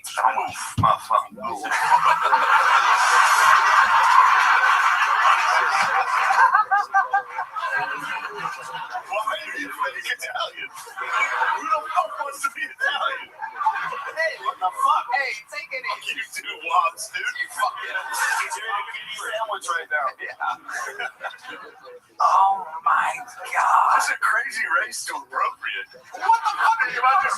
acting like Polish. I don't know, I like being Polish. What the fuck? Who compares the Italians No, season 2 of The Wire. Now I'm a Polak. What the fuck?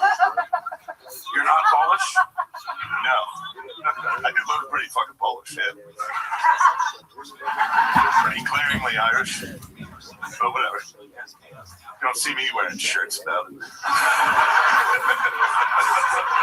So this relationship that ended a few years ago, how did it end? Found out she was married. Wow. Okay, I love this. My God, am I good at these little interviews. How did you find out? Exactly how did you find out that she was married? How long were you hooking up with her? Give us a ballpark here. But it was like 9 months in that she told me she was 9 months in, and she just told you.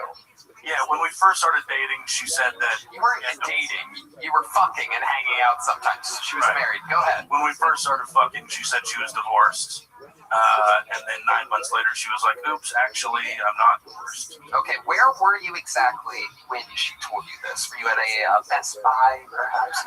No, we were bartending together at a club on 6th Street, and she told me while I was at work.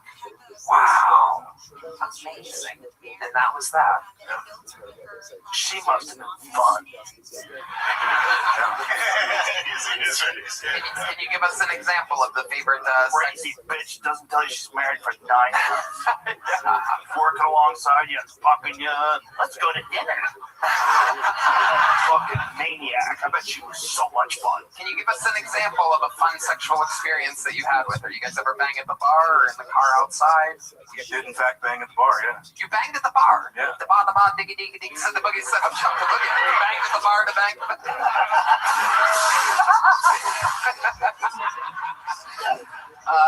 Take us through this. How do you bang at the bar? Just various locations, you know. At closing? Yeah, we'd already closed like an hour ago. Yeah, and she grabbed you by your chain and said, come over here. That's what it sounded like. That's Tom Segura after breaking his arm. He was on my podcast today. So let me ask you this. That rules, sir. You're at the bar, right?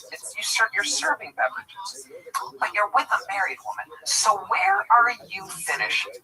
You have to. Is it inside or are you pulling out? That's a really good question. Thank you.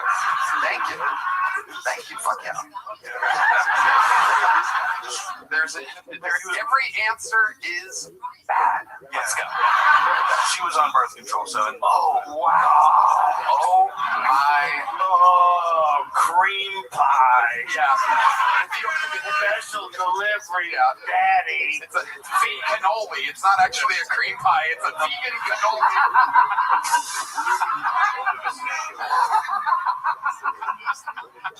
Some poor guy.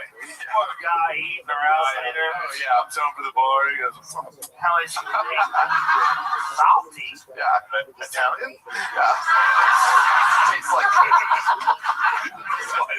Tastes like dairy-free Alfredo.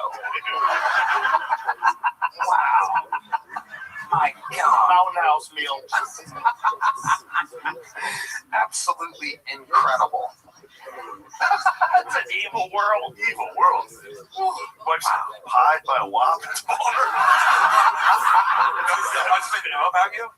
Did the husband ever find out? This is the $1 billion question. I mean, they were separated, so they didn't live together. They weren't reminded. How the fuck do you know?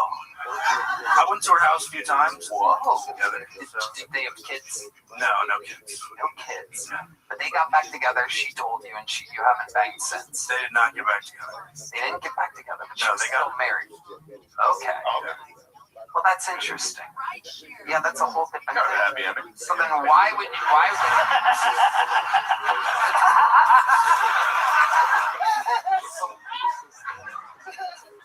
I don't really get it. She tells you that She's fun, Tony.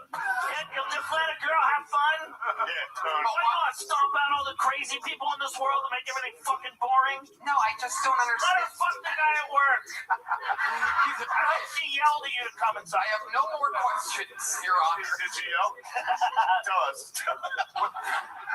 Come here. I need to hear shit like this. Come on, Paisan. Call you. What was her nickname for you? There was no nickname. Yeah, there was. It was Come on. Get the fuck out of here. Get the fuck out of here, this guy. What was the name of the bar that you guys were banging? No, don't do it now. Don't ruin everyone's life. Yeah, I'd rather not. Tyler, the set was for 4 months, pretty good. The interview, unfucking believable. Here's a big joke, but there you go, my friend.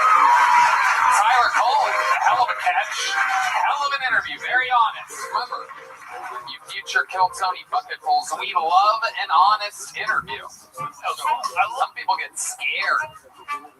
All right, this looks like a new name. This looks like a fun name. Ladies and gentlemen, put your hands together for Diamond Debbie, everybody. Here comes Diamond Debbie. Oh my God. Let's fucking go.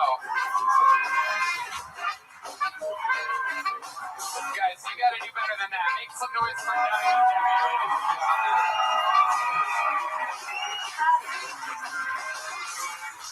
Oh, blue-haired ladies, we know things.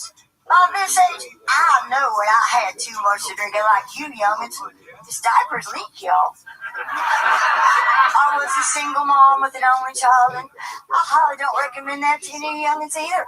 If only I'd had a litter, surely one of them would have failed at life and wanted to stay home and take care of me. Hey, and what's all this about the T-word? We had that T-word back in the 60s, y'all. Tomboy. Most of us grew out of it. The rest became y'all's gym teachers. Well, I was looking for love in all the wrong places during the pandemic. I mean, the nursing homes. But, you know, the competition's pretty stiff there. Women outlive men. And there's a lot of Debbies in there, I'm telling you. But by now, even the guys with dementia, after 4 or 5 times, they got it figured out. I'm not Debbie with the pop-out plate. Nah, not me.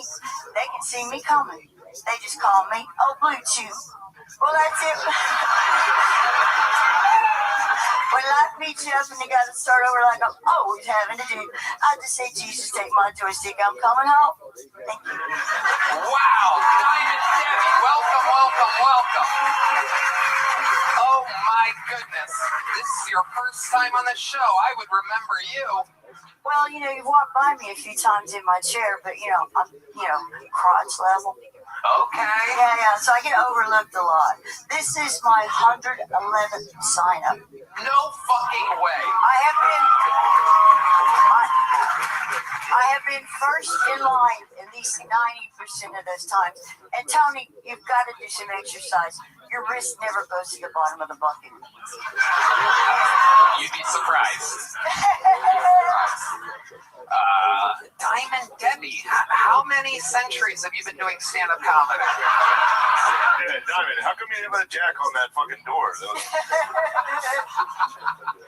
Titanic.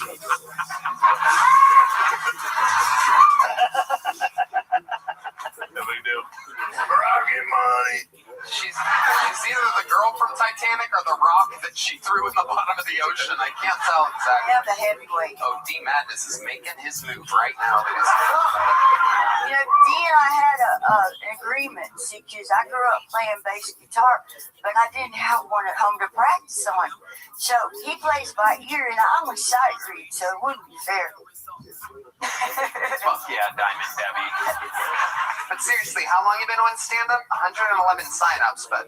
Okay, I started in 7 years ago. And right the same month that I started it, I got run over. I got my wheelchair is crash test approved by the DOT, a Tesla, and me. It was going 45 miles an hour. If Elon Musk had been driving, I'd be okay, but the dentist was driving. I never heard of a Tesla in the trash can. Hold on a second. You were in your wheelchair and you got hit by a Tesla? Going 45 miles an hour across the street in my neighborhood. And that Tesla got messed up, honey. My chair was laying on the ground and I was standing up. What the fuck are you doing down the road? Well, that's something I want to talk about, yeah. It's odd that we do have the right to go outside. Wow. Diamond Debbie. This is incredible. She's only 25 years old. That's why she looks like that. Yeah. Oh, honey, I got socks older than you. Damn right. And Red Band's like 55, so that's crazy. How old are you, Diamond Debbie? I'm 67 years old, and on 1/11, and this is my 111th sign up, I'll be 68. Wow. Look at that. 111.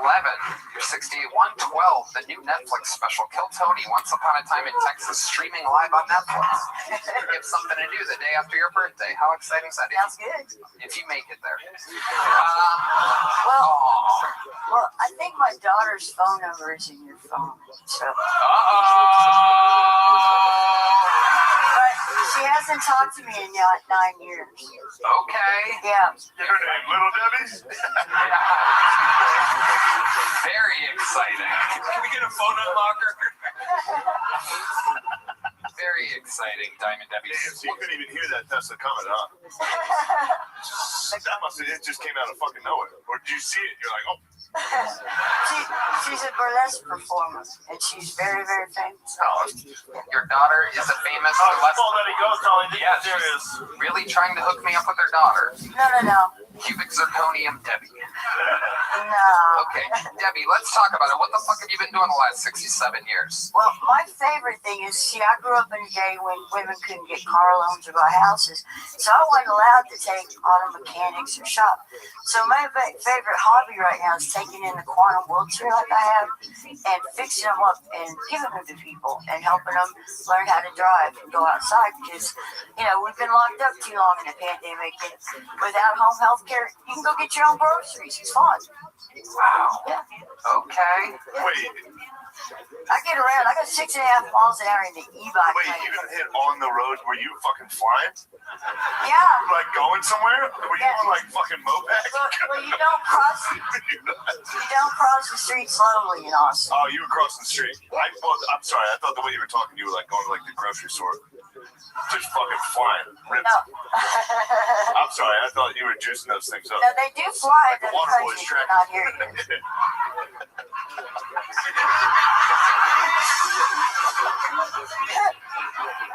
I'm sorry, you guys don't like it. Diamond Debbie, what made you want to start stand-up comedy? Well, it's funny. I was doing Toastmasters, and I like to give hour-long speeches, and the guy that... Hold on. Stop. Yeah. What's Toastmasters? It's an organization to help you learn how to give speeches professionally, right? Okay. And so I signed up with them because it was online, and the friend told me that he could talk for an hour, and all anybody remembers is a couple of jokes. So I'm like, why don't I tell jokes instead? So that's what I did. Wow, look at you. You're such a little charming lady. Where are you from? Oklahoma home is my home. Okay. I grew up in Oklahoma, yeah. All right. And you drove your wheelchair all the way here. Yeah. Bro, you're going to hell. Because of this? Actually. You think, dude, if I go up to the gates, if I go up to the gates and they're just like, do you remember this? Like, it's fucking Diamond Debbie. I'm going to be pissed. All the shit That's the straw. Where'd you get your name Diamond Debbie? Were you like a stripper at the Black and White Rose or something? Or Great question, Red Band. That's a solid joke. Black and White Rose, that's a solid joke. Oh, I get it now. I'm so used to this joke nominating you as Red Band. I'm like, that's a champion arrived.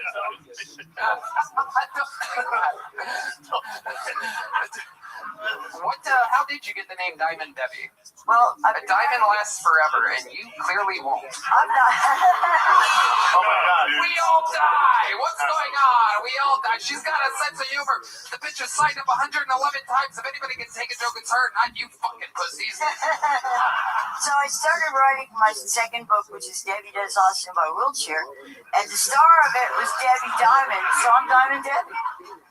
Wow. Wait, so you wrote a book about I'm writing a book called Debbie Does Austin by Wheelchair. When's the Tesla chapter? Pardon? The Triple X chapter? It's the next chapter. Well, I'm waiting for my happy ending. I haven't had a date. He doesn't do Austin. I haven't had a date since I had my last pelvic floor. I'm so sorry. So basically, Hold on. Time out again. You haven't had a date since when? I had my pelvic floor vault. Pelvic floor vault. What does that mean? Bladder comes out and they put it back in.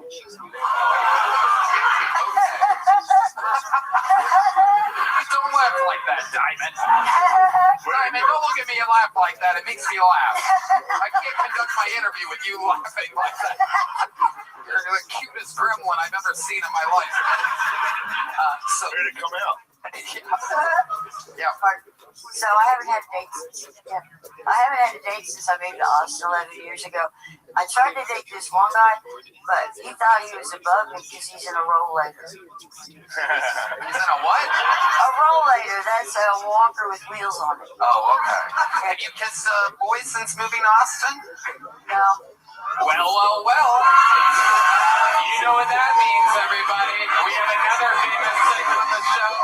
No, it's not D-Man. No, not D. Don't do it, D. Is there a guy out there that wants to be a legend and give Diamond Debbie her first kiss? This guy right here. Come on, look at this fucking stud. Look at him. Watch out for the camera right here. No, sit back down, you creep. That's our guy. No, he's coming right here. Look at this fucking guy. Oh, she's pissed. Oh, his girlfriend is not happy about this. Oh, which makes it all that much better. Diamond Debbie is about to get her first Austin kiss. Here you go, Diamond Debbie. What did she do? It's a miracle. Wait. Oh, my God.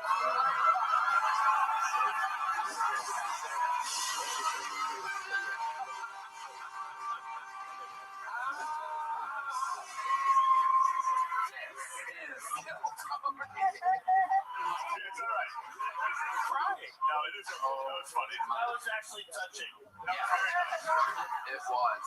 Diamond Debbie, how do you feel after your first Austin kiss? I'm breathless. I love it. And that was before the kiss. That's incredible. Well, you know what's hard? From emphysema. There's no guys my age awake this late at night, you know, with the big heartbeat. Well, you might be surprised. Where's Joe White? Is Joe White out here? She's 3 years younger than Ron White. I know, but he's taken, he told me. And you know what? I make brownies, happy brownies, and they're Cam Patterson special. But I've taken them up to every white guy, and not one of them will take candy from a stranger. When you say the brownies are the Cam Patterson special, what exactly do you mean by that? They're peanut butter, dark chocolate fudge, met with walnuts. Wow. Damn. They're weed in them? They have my medical prescription in them. Oh, my God. When I started doing comedy on Monday nights, when I came down here 2 years ago, it's the same night as my food pantry, and I got down to 80 pounds. Wow. And they thought I had an eating disorder, but, you know, it's just Kiltami.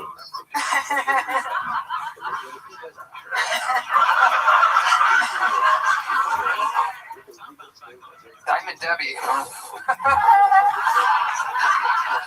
I'm getting word that there's another boy that wants to kiss you. You want to kiss another boy, Debbie? All right, let's send out another one. I'm getting word that there's one time. How many times you gonna make this poor lady stand up, Tony? There's one more. Oh, my God. Look at this. You say brownie 3 times. Oh,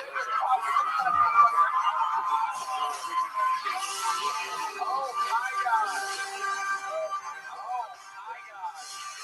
I just got so hard. Was that a flash? I agree. Well, that was that first time with the black guy? Not my first kiss. No, she was with George Washington Carver. After she discovered the pee. That's why she can't walk so good. She was a marathon runner before her first flight. I couldn't walk when I started, but it took so long to get up here. I learned to walk again. There's the videos of me jogging now. I love it. I love it. I'm getting word that Dedrick just caught polio, everybody.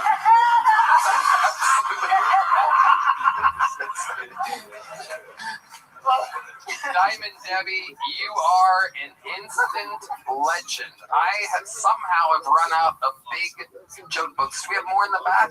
Great. They're gonna hand you one in the back, and Diamond Debbie, let's just have you sign up again sometime. But why don't we just time it out so that you don't have to wait out there with all these fucking. The worst part was waiting in the alley when it got so cold a couple of weeks ago. Oh my God! Nobody could hear me trying to get in. I feel terrible. Wait out there for an hour. I told you to go to hell, Tony. Let me in. I gotta start considering these people, dude. They really want to be a part of the show, and you treat them like garbage. How about get some warmers out there or something? Kind of heat. Oh, hey, Ida. I love it. Well, there's one with the Virgin Mary on it. You probably went to high school with her, so I'll give you that one. Make some goddamn noise. How long can this place be? We have all different shapes and sizes of sign-ups here tonight, and I fucking love it. 111 sign-ups, and she finally got on tonight. That's absolutely insane. Defies the odds of the bucket. But it goes to show the bucket's real, or else I would have pulled Diamond Debbie out a long time ago. Use cursive either. She has good handwriting. All right. You guys still having fun out there? Oh my God, she forgot her cane, everybody. Kiss number 3 coming up. Shane Gillis, ladies and gentlemen. Let's go. Sir, did you get there? All right, this next bucket pull is from the inside, everybody. Make some noise for Kelly Quinn. Where the hell's Kelly Quinn at? Oh, they got her already. Great. I lost my job. My husband suggested volunteering, but I feel like I've given enough back to society. I married a redhead. I used to be a radio DJ, and not to brag, but I got loads of handwritten fan mail, all from jail. Prisoners must not have access to high-quality paper. The pages were always stuck together. I have passionate fans. There's one inmate who had a clearly expressed crush on me. My husband asked me why I was saving all his letters. Evidence. My husband's retired Air Force. The hardest job I ever had was being a military spouse. Just all day, every day, banging out your partner's PTSD. And does the military recognize us? No! And how could we after being banged that long and that hard? I'm Kelly Quinn, reminding you to be a patriot and service those who service our country. Wow, Kelly Quinn, one of the more serious sets of the night. Kelly, welcome to the show, Kelly. This is your first time on, correct? I was on about a year and a half ago. Oh, okay. I don't remember you with the new hat. I didn't know they made hats in uncircumcised penis. I've been married 27 years. I've actually never seen an uncircumcised penis. So if this is what it is, it's pretty hot. It is literally, it's been voted, I'm getting word, it is the worst hat of all time. That's what the world is saying right now. Paddington bomb. Come on, folks. Wake up. Instead of the bear. Get it? Instead of the Paddington bear who has that hat. Where's Diamond Debbie? Kelly, you were on a year and a half ago. How long have you been doing stand-up? 3 years. 3 years. All of it here in Austin? I live in DFW. DFW. Hell yeah. Okay. What do you do for work? So I own a small business. So when I lost my job in radio, I just switched full throttle to that. And so the question remains, what do you do for work? I own a website called ChristmasCockpit.com. I run it off of Shopify. Oh, we love Shopify. We absolutely love Shopify. In fact, you can go to Shopify and start your own business. Not a lot of people know this, but Mattel and Gymshark and a lot of other companies all started with Shopify, ladies and gentlemen. And on Shopify, you can perhaps hire a hat at the men's march. Remember the pussy hats? The women's march? That would be the hat you would wear at the men's march. They were the people. Come on, damn, dude. This I'm spitting out gold. It is incredible. You did it, and anyone can do it. Create email and social campaigns that reach customers wherever they scroll. Shopify grows with you. I love Shopify. That's right. Shopify.com/Kiltony. That's Shopify.com/Kiltony. Shopify.com/Kiltony. This year, Shopify will be by your side. Okay. Kelly Quinn, tell us the craziest thing about your life. I've lived in 4 countries. What were the 4 countries?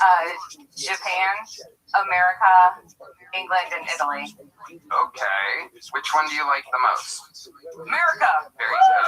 That is the correct answer. How long were you in Italy for? 3 years. 3 years. And yet you don't have a pinky ring, a necklace, or a gabagool t-shirt. Absolutely incredible. Where in Italy did you live? Emilia Romano in Ferrara. Oh, okay. Si, señorita. Very good. Kelly, you really have a redheaded husband? No. When I married him, he was redheaded, but as a Christian woman, I believed I could pray it away, and I did. Just for me? What happened? No, his hair just got dark. He just turned into a brunette. What does he do for work? He's a pilot. All right. ChristmasCockpit.com. So I make stockings like out of Crown Royal bags. Okay. So they're purple stockings? Some of them are. I did make special Kiltony versions that I brought for you in Red Band. And that was like a month ago. Apparently, they didn't make it to you. Oh, we have those. We do have those. Yeah, no, we have those. You guys got them? Hanging by the chimney with hair. You guys got them? You got them? Yeah, totally. Isn't that crazy? They just threw those out. Those nice gifts you gave them? No, we have them. We really do. We do. We took photos the other day and shared them with our families. Yes, absolutely. They are hung by the chimney with hair that hopes that St. Nicholas will soon be there. Kelly, have you ever thought about making yourself a better hat? My husband picked this out for me. Okay. You can tell. He definitely doesn't want you banging other dudes. That's very exciting. That hat is an instant boner killer. From now on, if I'm ever going to finish with a girl too fast, I'm going to picture that hat. Just be like, oh, that'll last forever. That hat makes me want to not come. All right, didn't get the laugh I thought it would. I thought that was funny. It was funny. Let's just picture a hat. Some people picture their grandma. I will picture that hat. Kelly Quinn, you gave us a little stocking. You're leaving here with a little joke book. Congratulations. Merry Christmas. I spiked it on Joe Rogan. Wow. How dare you hit a book at Lord Charizard like that? All right, back to the bucket we go. You guys still having fun out there? Goddamn motherfucking right. How about a hand for the lovely Heidi? This looks like an interesting name. Ladies and gentlemen, make some noise for Tadpole Triplet, everybody. Tadpole Triplet. Oh, boy. Here we go. Make some noise for Tadpole Triplet, everybody. Here we go. The clock has begun. Did you ever walk into a room and not be the craziest motherfucker in there? What the fuck is that? I appreciate y'all giving me a little time out of your day. They don't let me out, but I need this shit, y'all. I've been in a really, really dark place lately. But I'm about to pay the electric bill. That's all the future is bright. But tell Hunter what jokes up here. No, I am not Ted Kaczynski Jr. Y'all are insensitive. Ladies, sliding in my DMs. Talk about Tadpole, why don't you shave? Look at Tadpole, so handsome, why don't you shave? Because y'all, if I shave, I look like I majored in lacrosse and fraternities. Right, a little rapey. We don't want that. So instead, this is what y'all get. Look like a homeless MMA fighter. Fucking Conor McGregor. Tadpole Triplet has arrived. Welcome to the show, Tadpole. Who the fuck is this guy? Still tagging the Conor McGregor joke, I see. Set has ended. Welcome, Tadpole Triplet. Is this your first time on the show? Yes, sir. Welcome, welcome. How long you been doing stand-up? 39 years. Really? Yes, sir. You've been performing on stage for 39 years. Yes. How old are you? 49.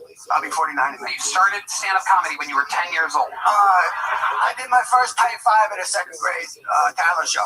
Are you serious? I swear to God. Wow. Okay. Okay. Wait, you were 10 in second grade? Oh, God.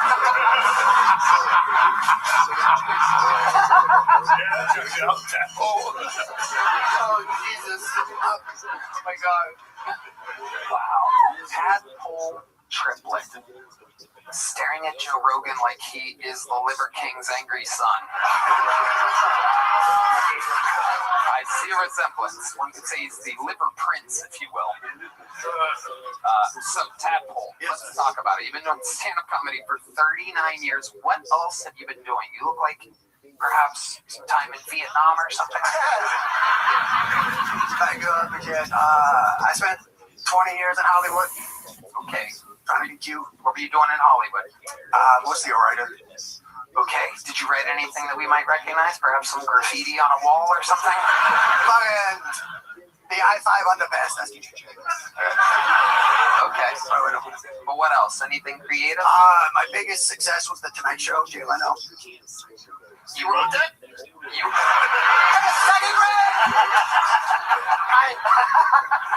explain to us. I wrote 4. You were a staff writer on The Tonight Show? I was staff, and I wrote for The Tonight Show. I was assistant segment producer, but the guy I worked for had a lung transplant. I spent 6 months just in the writer's room trying to learn how to write a joke. You were in the studio in Burbank, California? In Burbank, California. Wow. How long ago was that? Boulevard, it was 25 years ago. Bill Clinton was the president. Wow. Fucking Botox. This is incredible. 74. Now, Tadpole, you came out with a stool. Explain to us why you have a stool. I got hit by a drunk driver and broke my neck, and this is physical therapy. Wasn't a Tesla, was it? We gotta stop this motherfucker. Oh my God, you have an actual neck brace. You took off the neck brace to perform. You have an actual broken neck. Yes. Wow. I'm gonna try and tough it out and not put it on and look like a sissy. Are you gonna jump like a Rogan? Where you tap out? Tap out? No, put that thing on before you die. Yeah. Also, for real, neck brace is the funniest thing you can wear. Really? I wear it about 50% of the time, but I was doing a minute and I wanted to give him a No, on stage would be very funny. For real. Yeah. I swear to God, neck brace is literally the funniest. Before my minute to say hi, world. No, toss that fucking thing on, dude. I swear. How many of you wanted to put on a neck brace? Ladies and gentlemen, this is Kill Tony's history. It's the first time we've ever seen a man put on a neck brace with a broken neck after performing. Wow. This is incredible. So, Tadpole, tell us, how did life change? He's got to get the beard out of there. Tadpole, explain to us what it's like having a broken neck. You curl up in a ball like a crybaby for half the day, and then you decide if you want to be a tough guy and do a little bit of something. Right. And that was that day or every day? Pretty much every day for the last 12, 14, second grade, whenever. You got hit by a Tesla 12 years ago? No, that's all his idea. I got hit by a... Dude, that's writer's room shit. That was actually his idea. Shane said I got hit by a Tesla. He threw a joke. Yeah. No, wait, you got hit in fucking... What? Yeah, I got hit by a drunk Russian diplomat's daughter. A Bill Clinton Russian diplomat's daughter. Okay, hold on. When was this? 96. 96. Did you get money from this? I had to sue my grandfather's insurance to pay for my surgeries. Why is that funny? Oh, The great mystery. Yeah, what the fuck is that? I put all this effort into telling a joke and you laughed at my drama. Holy Christ. They gave you surgeries and you're still braced up. What else have you tried? I wrote a book about my recovery, not about what happened, because I'm not ready for that. Everybody's got a fucking book. I don't even have a book. I just made it up. So you perpetually have to wear that brace since you were a kid? I was almost 19. Right. Okay, so you're almost 19, you broke your neck then, you're 46. You still wear a brace every day? About 50. If I don't have something I can lean on, I didn't wear it tonight. Right. But if I can, I sit on a stool when I try to do stand up. What is the injury? I'm fused front and back C3 through C7. All the way down. No, it's just titanium. Oh, wow. I gotta go up and down, but I don't want to because it's around my brainstem, and I got a little bit of smarts left, and I don't want to be strangled out by titanium. I will say that you do have the coolest fucking neck brace I've ever seen. Thank you. Most of them suck. That one's actually like a bottom of it like a stormtrooper mask. Like fucking cool. This is my dunk contest moment. Hold on, let me get it up. Yeah. What's that do? It's like traction. It works like a traction machine. But I can't talk with it because it locks my jaw. So how you doing? What's up, Shelly? What's up? Your story is absolutely incredible. Do you ever sit on a park bench and talk about how life's like a box of chocolates? I'm going to tell you what I'm going to do. It's something that I've never done before with anybody in the history of the show. But I'm going to... I want to see if the great people over at Ways to possibly zip something into you that might be able to help you or give you some type of relief.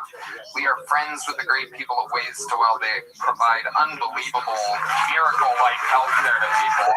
And we're going to see what happens. Probably not much, since your neck's been broken as fuck for like 30 years. But they said I'd never walk. Now I can sprint and jump for like 90 seconds. Don't do that. Yeah. Stop doing that right now. I listened to them and I sat in a bed for a decade. Now I get up every day. Yes. Don't break your neck again, motherfucker. I'd be in a cage right now if I wanted that. I'd get a little taste of that again, but I'm not that retarded. Oh, not that. You are that retarded. Just because my mother drove the short bus. Hold on a second. That will withhold from saying it. That is very, very funny. Oh, never mind. I was giving you credit for a really. I would never. I got some merch. Why? I see a tadpole on your. This is my breast cancer charity, Habitat Hope for Humanity. You have a what? Habitat Hope for Humanity. I get it.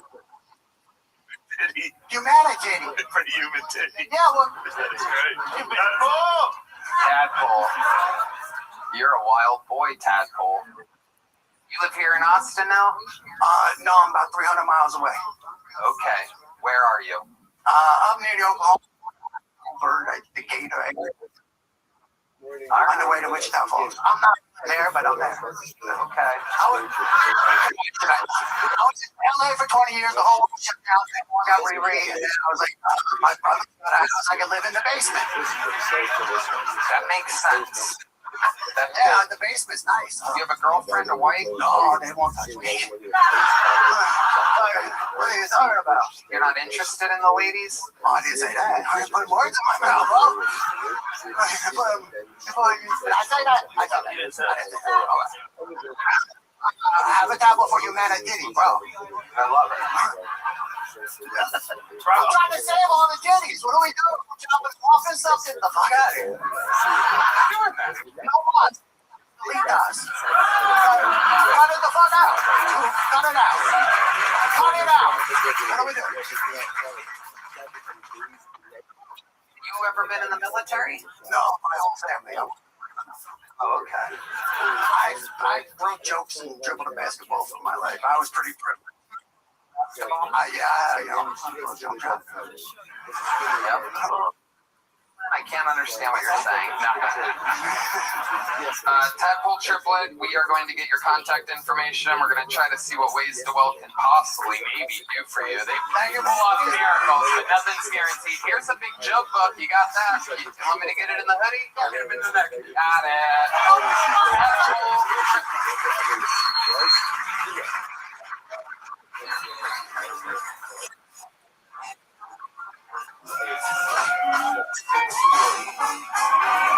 Shane Gillis, One Key, brought to you by Bud Light. There's the lovely Heidi. And we're going to get another bucket full up here.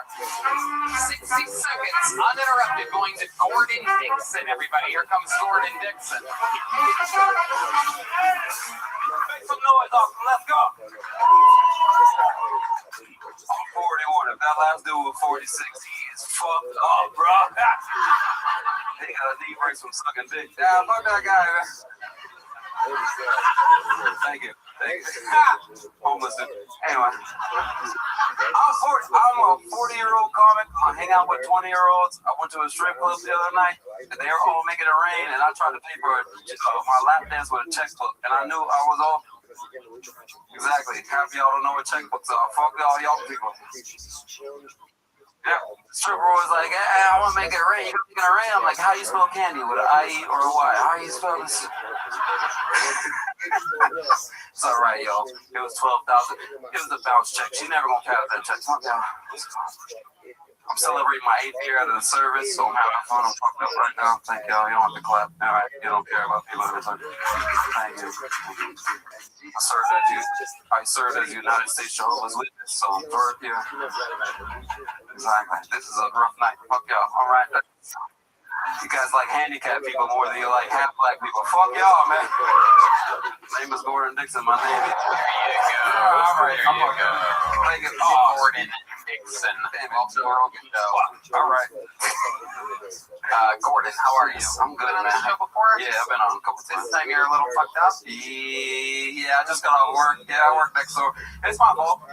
What did you drink exactly? What did you do, Gordon? Every shot people bought me, right? There's some people that bought me a shot. There's another guy who bought me a shot. Yeah, fuck that, man. It's Austin, man. It's weird out here. You have to get fucked up. No, you don't. All right, that's what I was told when I moved out here. All right, they fucking lied to me. My bad. All right, Gordon, you're kind of tricky. You missed a lot. I'm glad Shane missed it. I'm sorry, Shane. All right. Gordon, I know. Have you guessed how many shots you did tonight before tonight's set? How many would you guess? Just a ballpark. I'm strong 3. I did a strong 3. Okay. Yeah, I'm strong 3. But I'm old, so I shouldn't do any alcohol. I should stop drinking at this point. But fuck it. You know what I mean? All right. Gordon, I'm going to let you off easy tonight. All right, I'm going to get you out of here with a little joke. There you go, Gordon Dixon. All right. Let's get one last bucket full up here tonight. Make some noise for Lindsay Campbell, everybody. Here comes Lindsay Campbell. Here's Lindsay, everybody. We know Lindsay. Hey, guys. Erica Kirk has been hanging out with Nicki Minaj lately. Have you seen that? She's trying to convince people that she's not racist.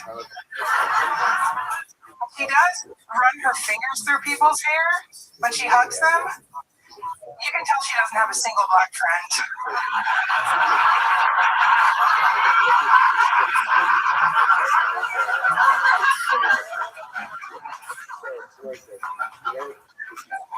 So anyway, I had a miscarriage like 6 months ago.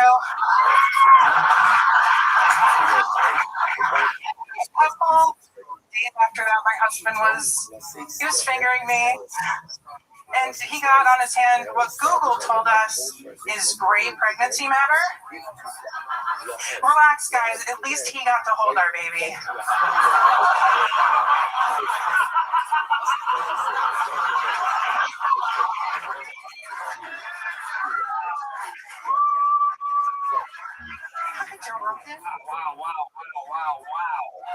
Absolutely incredible. Ladies and gentlemen, Lindsay Campbell. I loved it. Thanks,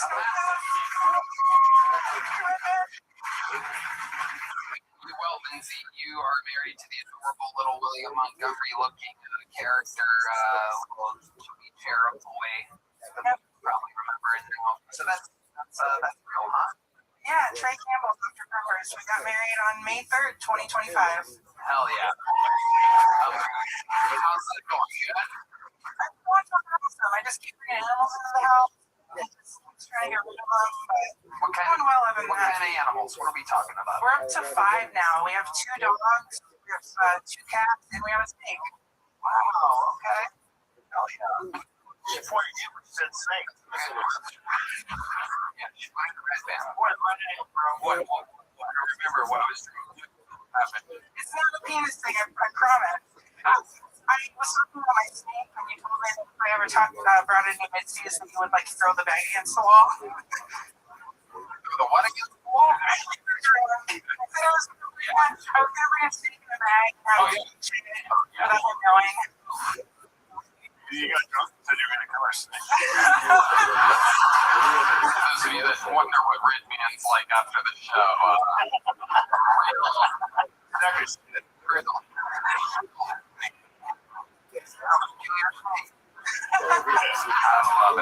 Lindsay, what do you do for work? I'm a cowboy now. Yeah, I work in a hotel. I make tips, so I offer to give people rates. Unless they're Mexican, then I offer to abolish it. You're hilarious. Real comedian, Lindsay. I love that. What else is going on? Like, anything else crazy we should know about? I just got a job for the first time in like 6 months. That fucking sucks. Yeah. That's the whole thing. Yeah, it's the billboard thing. And then we got her dog's feet, so she has a tattoo now. It's a swastika. It's because she's a German Shepherd. Oh, yeah. Sorry, Tony. Amazing. Now I just go from 1 to 10 and get back to 9. A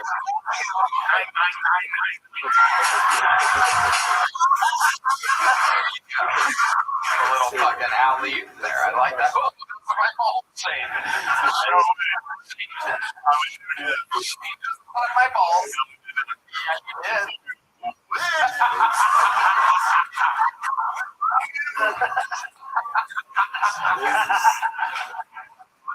We love you. Great sex. What? I got her. Oh yeah, that's the cupcake lady. Hell yeah. Obviously getting high on her own cupcake. Ladies and gentlemen, what an episode this has been. I mean, holy shit.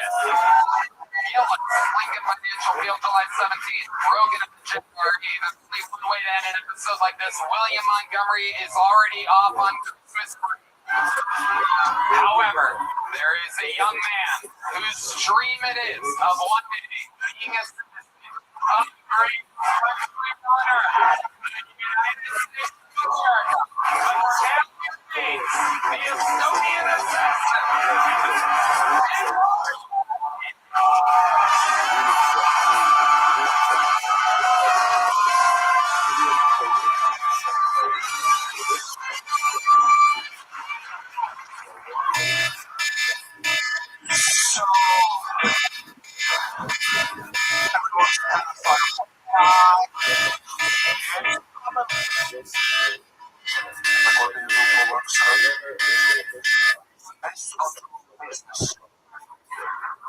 You have like 6 months left.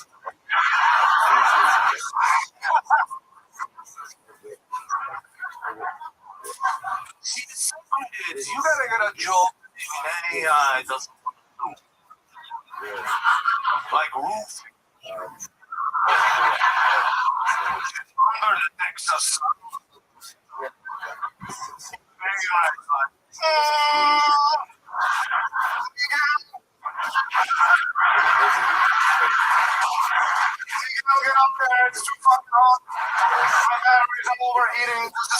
Hey, Brandon, can you mute your other device?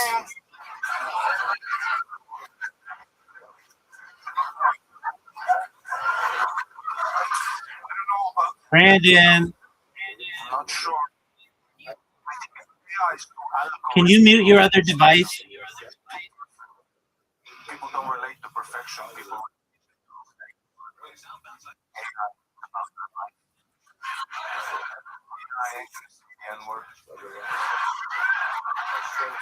Brandon, Waitresses. Brandon, can you mute your other device? It's gonna be all algorithmic.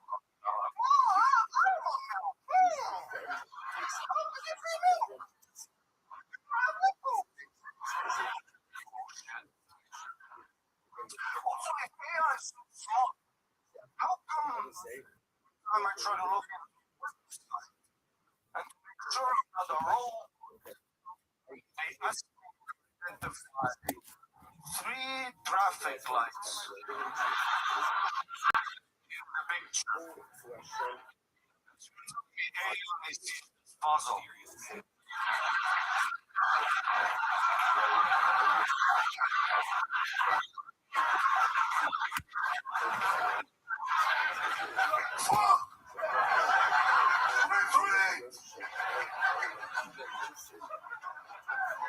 So it gets flustered by traffic lights, but what the fuck is a Waymo? That's my time. Thank you. Working overtime tonight. And without a doubt, the best set of the night. This is incredible, are you, Maddie? You've done it yet again. Kind of fucked up the order of the joke. Fuck. There's a whole different order there when you just have to fuck it. Yeah. No one even notices. Thank God. Only you know. That's what's great about this. Number one. How do we know that that's true? And number two, how do we know that Hashem knows what's going to happen? Two different questions. So I'm going to try to make that right. So over here again, maybe I should have found a sense of the answer for those questions. Vermont, Stevenson, Oklahoma, Stephon Diggs, Mac Owens, Farm School, Keyshawn Booth, LSU, Hunter Henry, Arkansas, Will Campbell, the Louisiana State University, Jared Wilson, Georgia, Jared Bradbury, NC State, Michael Williams, Michigan, Morgan Wilson, Virginia, Javon Tucson, LSU, Milton Williams, Louisiana Tech, Carol Landry, Boston College, Robert Spillane, Sunlight High School, Christian Ellis, Idaho, Charlton Davis, Marcus Jones, Houston, Devin Hargan, Craig Woodson, Christian Gonzalez, Oregon, Eddie Vanderbilt University. Callback that got left that was on the Ladies and gentlemen, worked out great. What I love about this set, because it is so brilliant, so topical, so funny, such great nice, so crisp. You know, give a little behind the scenes inside scoop that I normally don't really ever do. Which is that when you were flying that gig on Sunday, I said, by the way, Monday's going to be fun.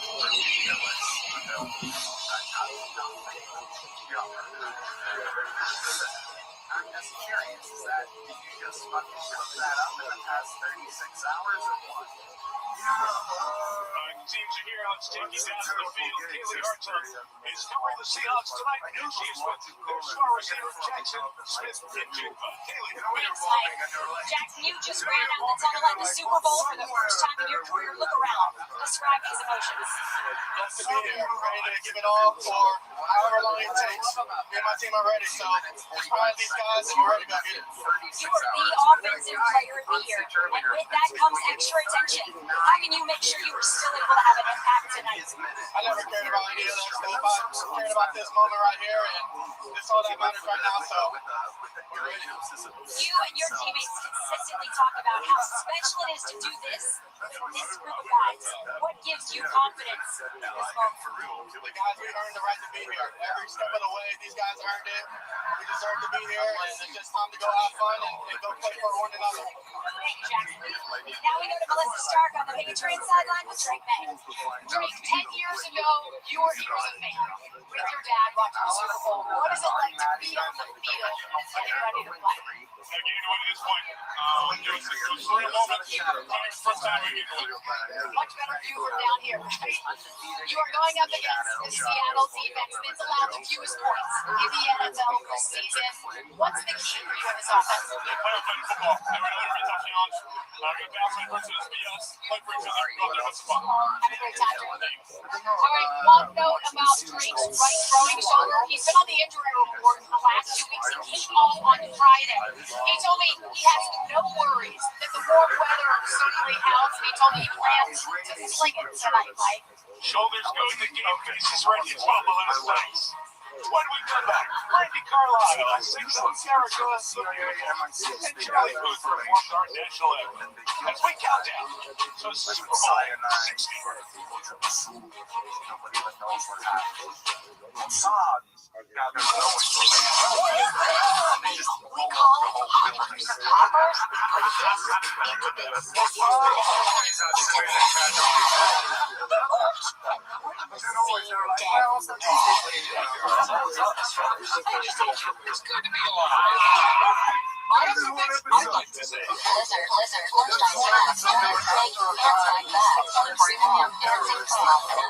September. These news are hoppers.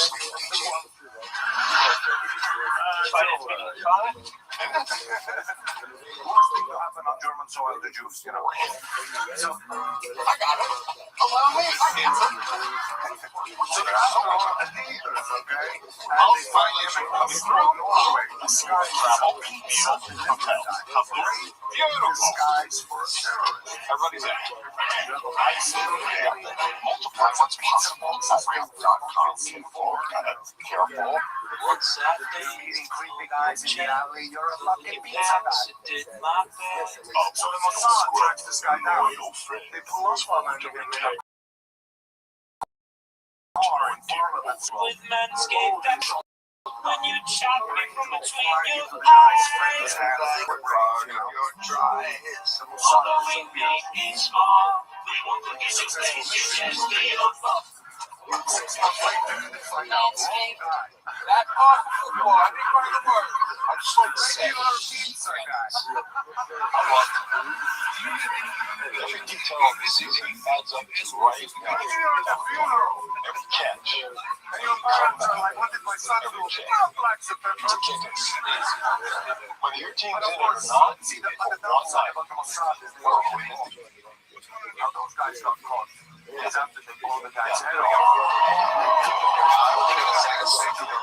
One last run. That's how the Jews get caught.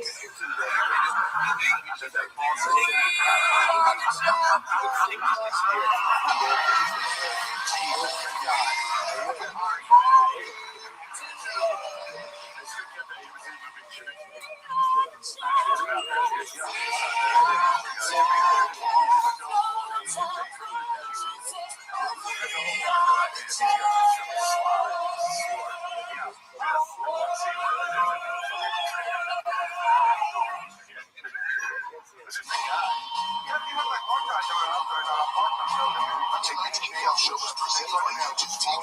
Try it free until that time.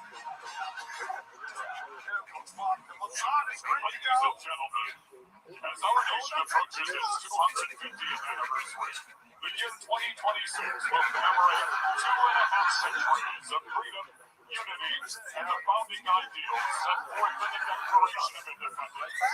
The National Football League, Seattle Seahawks, and New England Patriots are proud to stand with the America's Community Commission in honoring this historic milestone and reflecting on the enduring spirit of our country.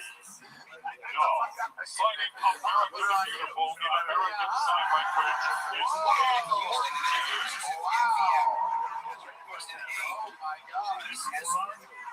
King performing America the Beautiful, 11th time Grammy Award-winning artist from Washington, D.C.,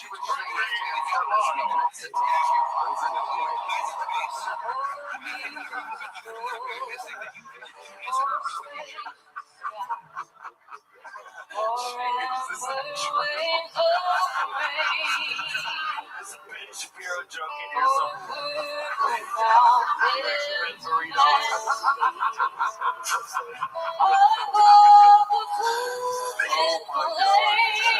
Sorry, Maddie, what can I say? The set of the night, the fucking interview of the night. Catch them on Monday on Netflix.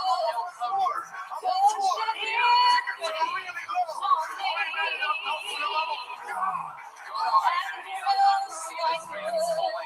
You're not gonna fucking believe it. If you love it the minute, you'll love his hours.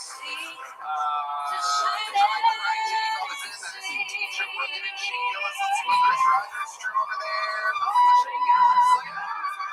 Hell yeah. That's a very nice picture of you. Oh, thanks. Thanks, man. He gave you a little look with that fucking bed. Tell the girl I'm gonna leave that.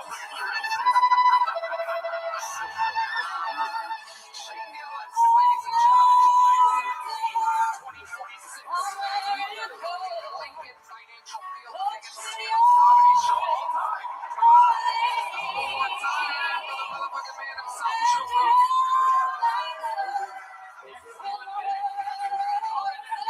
Watch the whole goddamn thing. Tell everybody that you know who's Tony. Once Upon a Time in Texas filmed live at the Moody Center on New Year's Eve. Airs on Netflix next Monday. We will not be here on YouTube. We will be only on Netflix and back on YouTube the next week.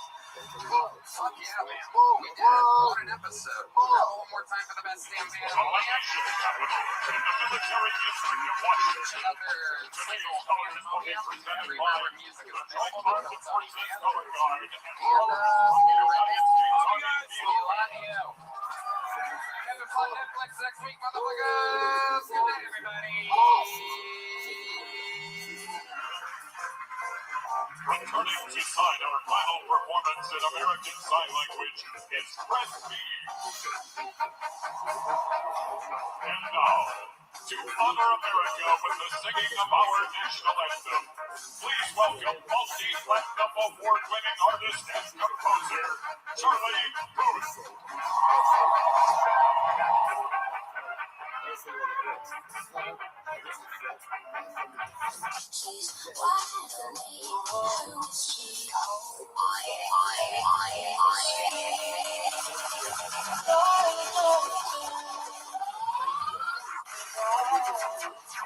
Sunset Strip Comedy Club in Austin, Texas is now open. Check out Red Man's Secret Show every Thursday. Go to sunsetstripatx.com for tickets.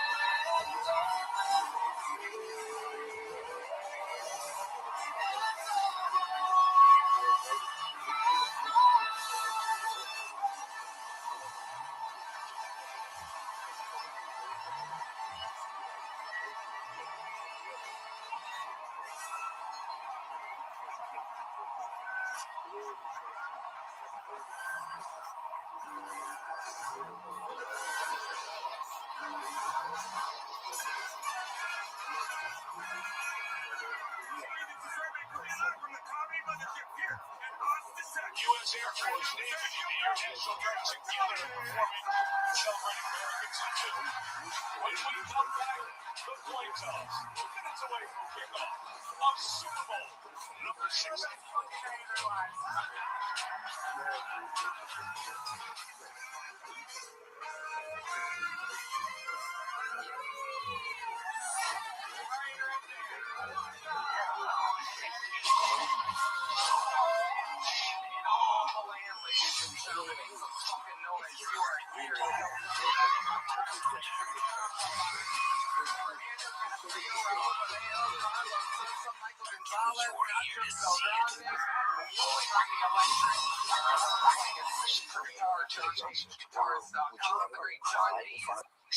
Ladies and gentlemen, with a brand new show on Spotify called Oxygen. And this is indeed the one and only live in the flesh. We are here with an absolute hootenanny of a show for you. Before we get started, here's a little bit more of the amazing sponsors that made it all possible. Get your sleepings. Pre-order shoes for you. Get your sleepings and you step in and they're on. Try Get Your Sleepings.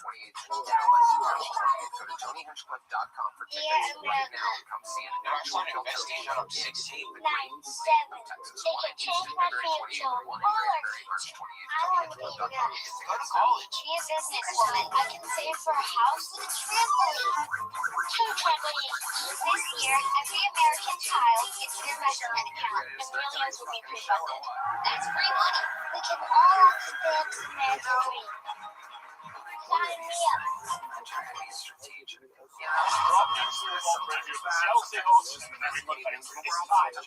Working on 5 seasons Super Bowl matchup tonight. 2 preseason launch on Roadway with stellar quarterback play.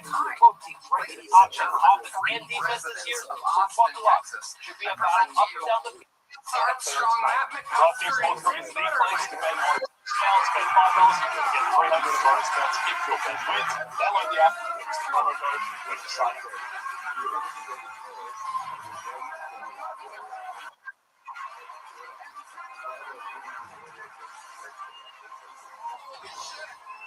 That's a fucking panel if I've ever seen one before. Matt McCusker here has a brand new special on Netflix, Humble Offerings. Tim Butterly has a show with Matt McCusker called The Alphanauts. Tuesday night on the side of the creepy song. And how do I answer fucking Lance Armstrong? An amazing human being. Tonight's kickoff show is presented by YouTube TV. Try it free and cancel anytime. It's amazing. We're going to have a lot of fun. Here the Seattle Ammo. this year, 14-3. Ammo. Super Bowl 60. Yep. What'd you say?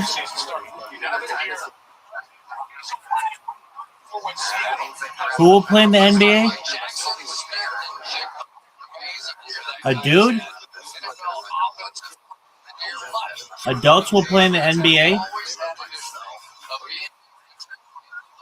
Oh, dogs?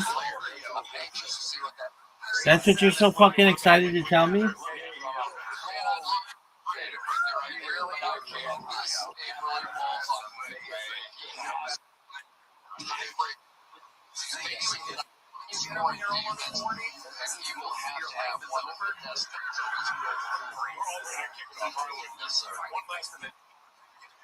Dude, watch the Super Bowl, big man. All right, well, I am too. They're about to do the coin flip. All right, I mean, what do you think about it, dog?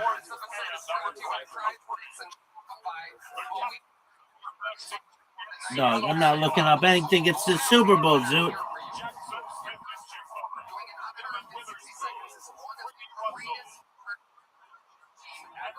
Dude, just turn on the game.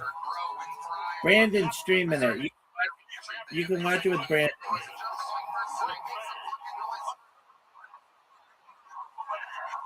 Yeah, nobody gives a shit about it. We want to see this game, baby. It's a big deal. When I first graduated college, I was just doing random stuff to make money. I tried so All players from the Bay Area. you really get so high, you forget to sell drugs and just end up running your own profit. It's kind of what happened. The Boys and Girls Clubs of I America. couldn't afford to go on vacation, so I was just teaching myself how to lucid dream. See Hawaii at night, I guess. Pro Football Hall of I Famers. feel like if I had more money, my standards for guys would be He was the MVP of Super Bowl like a friend of mine, she had a one-night stand with a guy, and he bought her a Plan B. And I don't know what I'd do if that happened. Super Bowl 41 Because if a guy bought me a Plan B, I'd be like, champion played right here.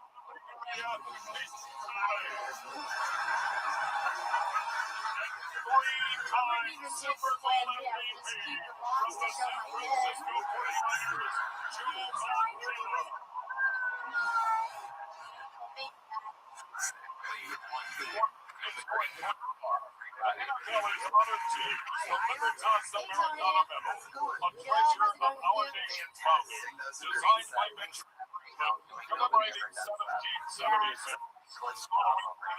Historic point will take its place at Smithsonian's Museum of American History. My life recently on my hair. I was thinking I was alone trying to be attractive to women, but then I really thought about being a lesbian. And Is it going to be heads or tails, Zoot? Vaginas are a little bit acidic, and Heads or tails? to get there. But Zoot, choose heads or tails. I want to fall in love. I want to fall in love with someone, preferably Indian. Because I don't know, when you fall in love with someone, you really get to know how their mind. And Indian people always to have a really, really good song.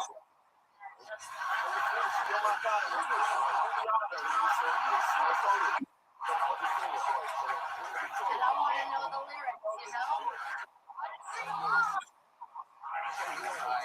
They don't.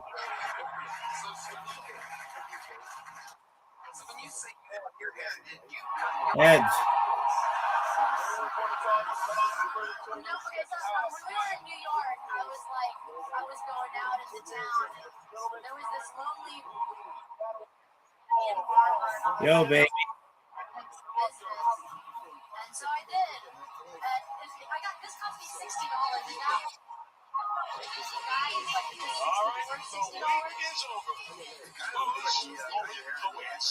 Super Bowl 60.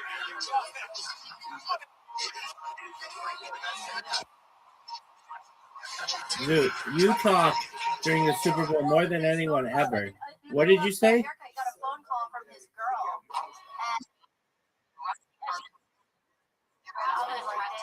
Have you ever left the TV on and burned it? Yeah, men need to learn to control this natural urge to be a bitch. No, I get phones that get like that, though, if I don't mess around with them. How about you?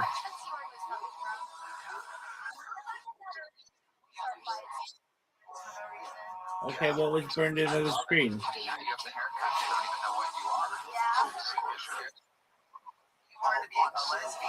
Okay, what was it?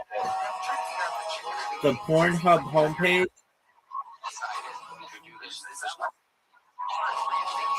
It was The Simpsons?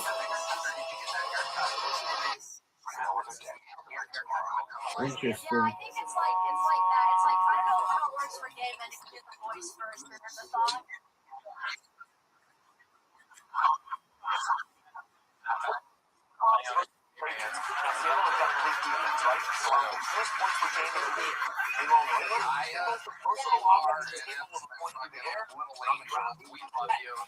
It's so fun to watch you.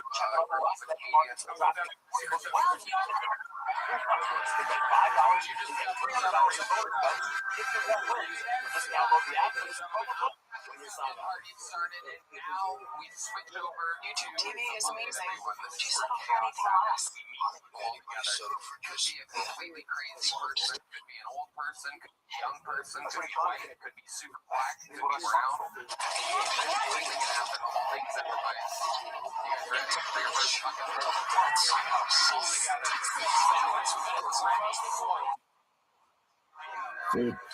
Dude. What makes you so want to talk about everything not Super Bowl related? My name is Remy Slice.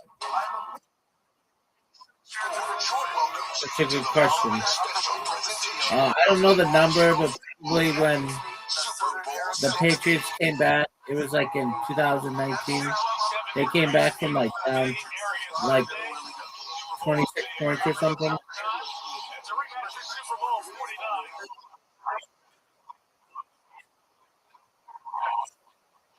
Okay.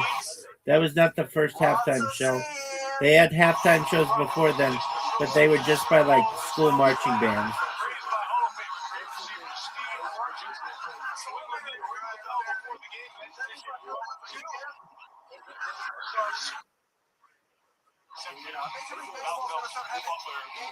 How was it on live TV?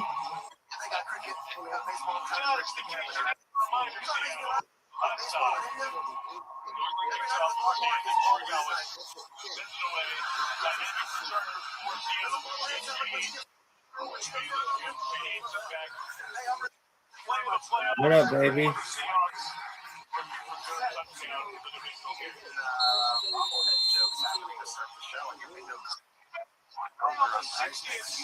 Dude, just focus on the game. It just kicked off.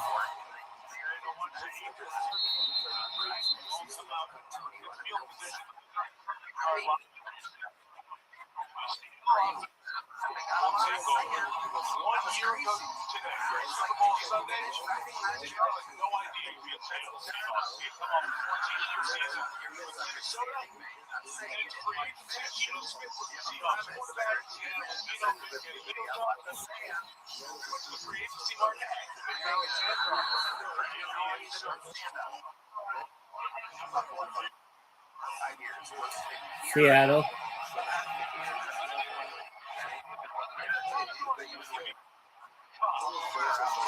That's correct, big dog.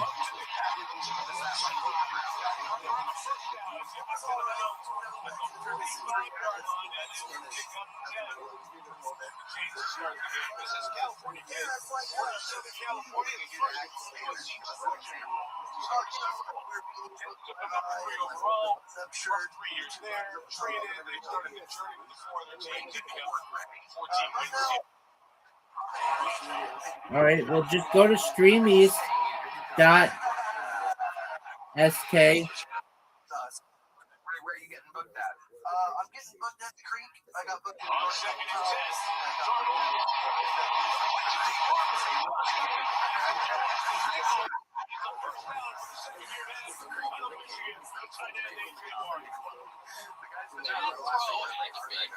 Absolutely perfect. You're going to see the matchup right there. If Marcus Jones, I don't think I can believe he missed it.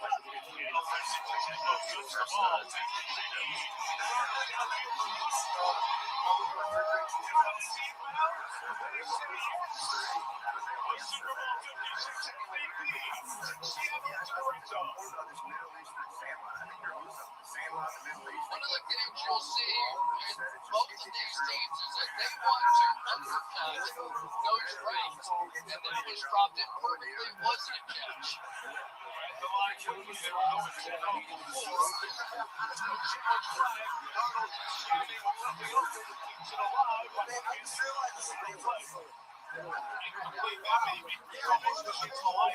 Oh, no question about it. They were trying to get up there because they knew there was a little bobble, a little question about whether or not that was there. Well done on the part of Seattle.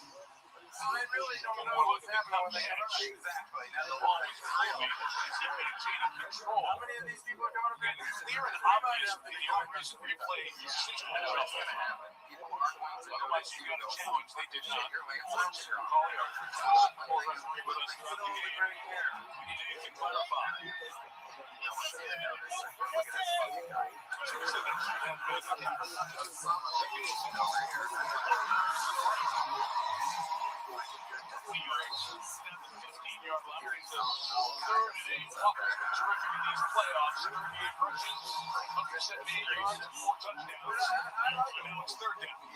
The New England Patriots love to play man coverage. One of the interesting tests here is whether or not they're going to be willing to play man coverage in tight situations against these three wide receivers.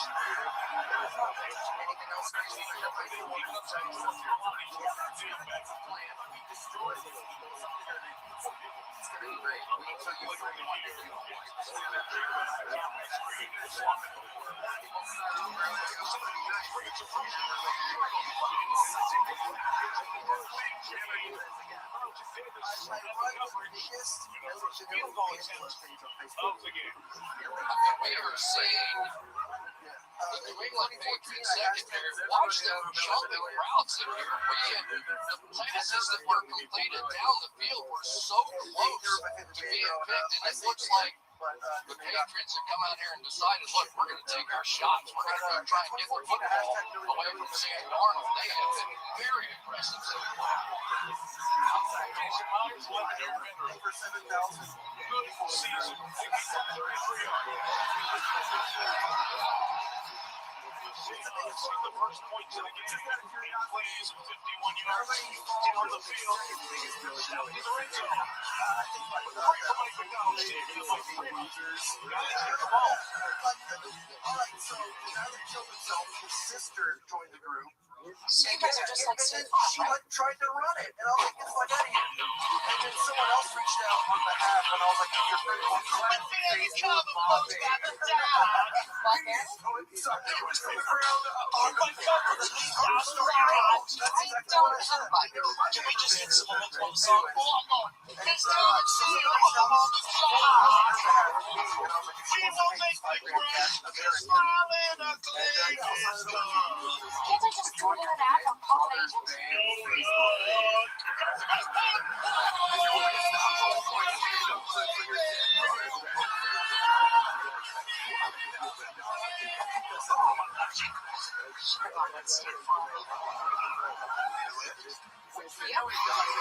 Stop living on a prayer. Get safe on.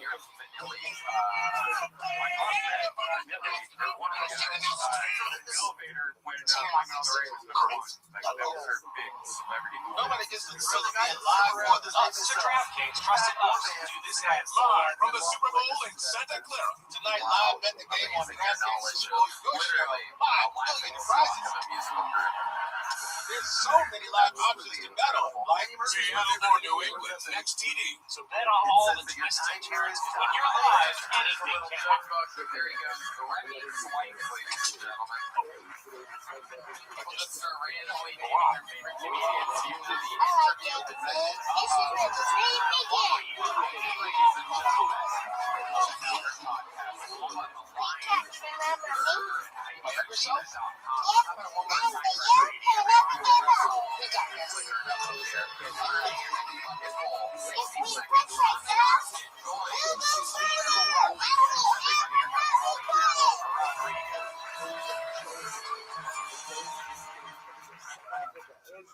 I'm sort of stressed out, guys.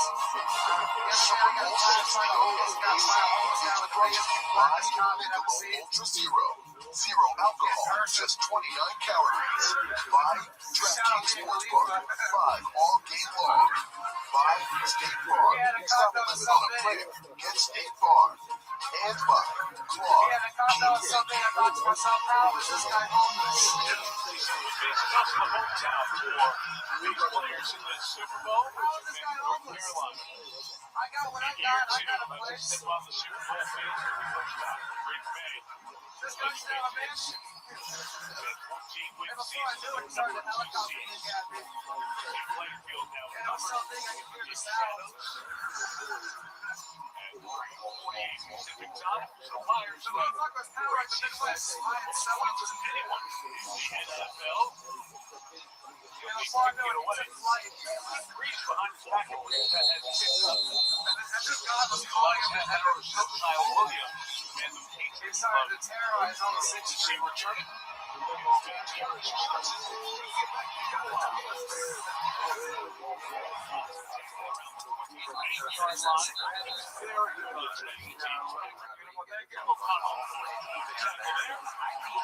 How's it going?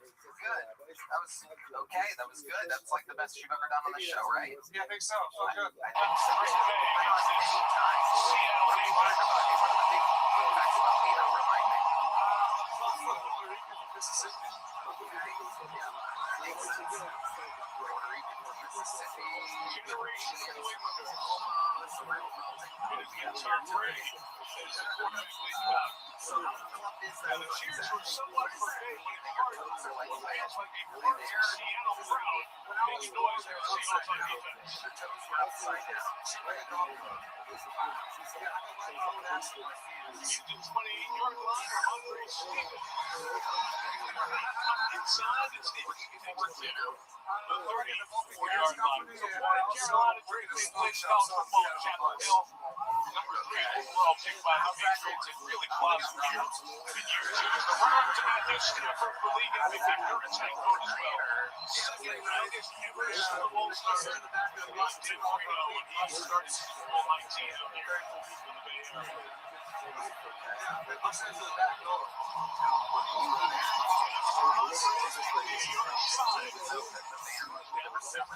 Out of Oklahoma, it's Texas and one. For the New England offense, Stevenson is the lead guy in the backfield in these playoffs. Yeah, he's the trusted guy. He's the one that we believe knows how to do the blitz pickups. He's the one that's coming out of the backfield.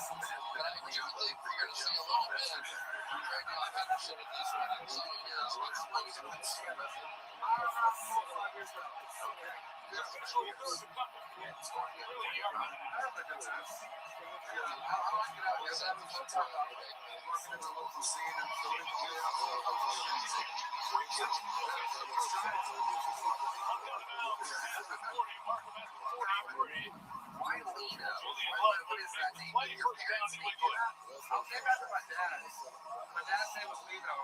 going to see the protection a little bit shaky on the part of Will Campbell there, but that is Stevenson making the catch. There used to be a wideout back in his day. He played in high school. Roll it around a little bit.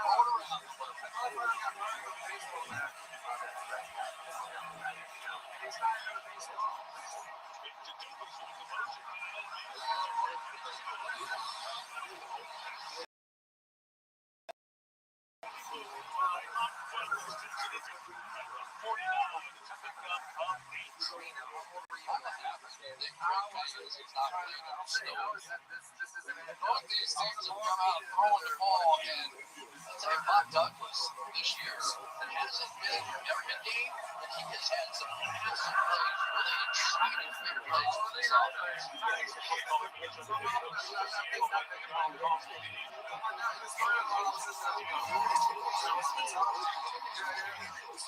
First down run by Ramondre Stevenson on the right side. Takes it over the 45-yard line. Looking to seal the offensively with their opening drive. I think they're big limits in terms of what's going on right now. They have had success running the football here early in the game. And if they can do that, it's going to take pressure off that left side of the offensive line. We're going to go back on Richard Wilson.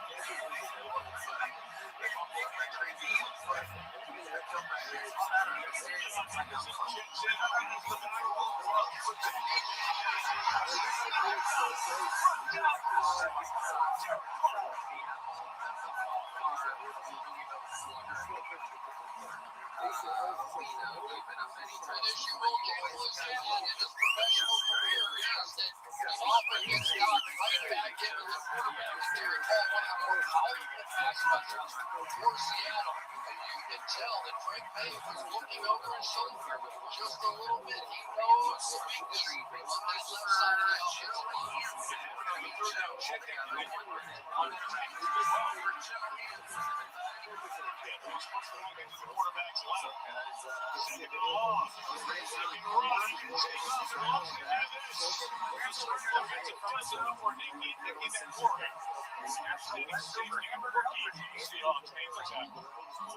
And this is when Frank May is at his best. When he is going that way, defenses really struggle because he's hard to keep his eyes down the field and he hits big plays. And it has been the plays with his legs on miles that really make the difference. When I was 7 years old, I took that at face value. That's a 44, so almost 6 yards plus 1 picked up. 39, Stevenson to that. Family at all. And I have an headache.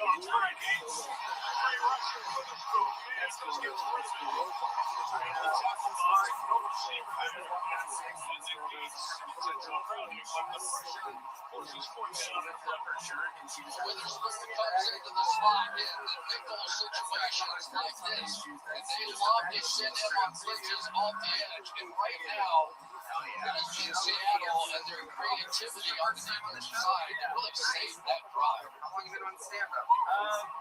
Probably 2 years. I've been here in Austin. So many people around the football. You watch the town, you see a lot of people around the ball.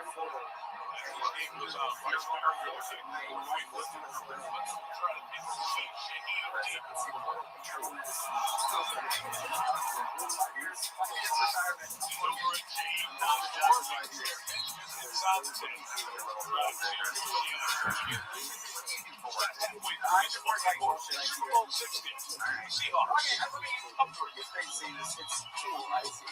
I love it so much. Okay. What kind of money are you making? Not enough to really be saying how much I love it, but not enough that I don't want to lose it.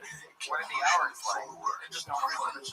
Okay. We do help desk, server admin, help desk, admin stuff. Really? Yeah, they really treat you like a fucking wizard, and then you work your way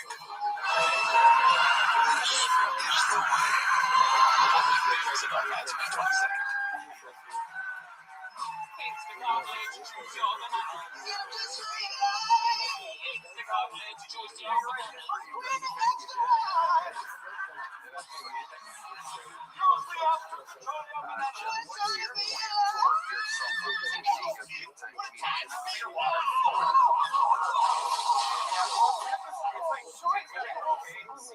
It's not as like saturated, I feel like, but it's very much like you gotta know last one down by the field. What else are you into? Any other special skills or hobbies or anything you're into? I wish I could say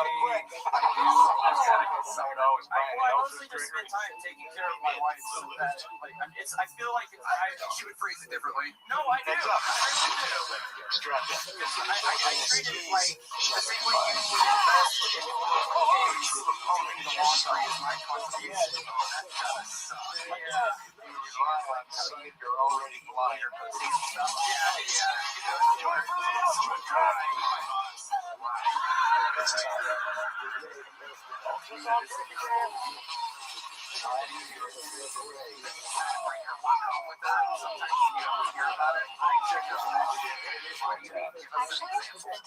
Let's just come home in a flurry and she'll like work ICU or something like what we feel about it. She'll yeah, today sucks.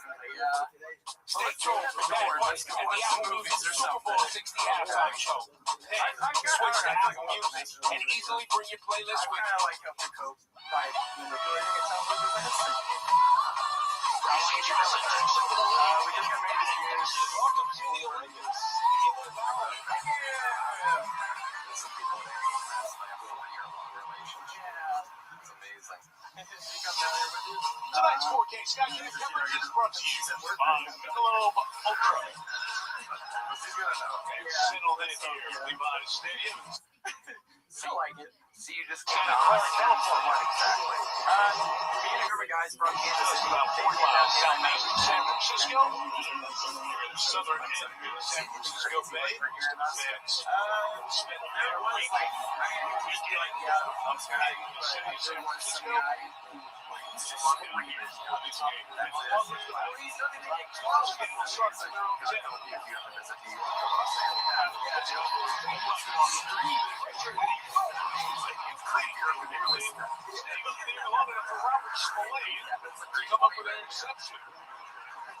Well, they told us Sam Darnold had a little Brett Favre in him, and I'm starting to believe it. He is throwing into tight windows here. That one just barely had enough room.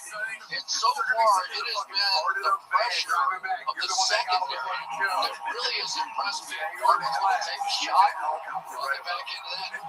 It almost looks like defensively, New England thinks they need to win the game on this side of the ball. Great call.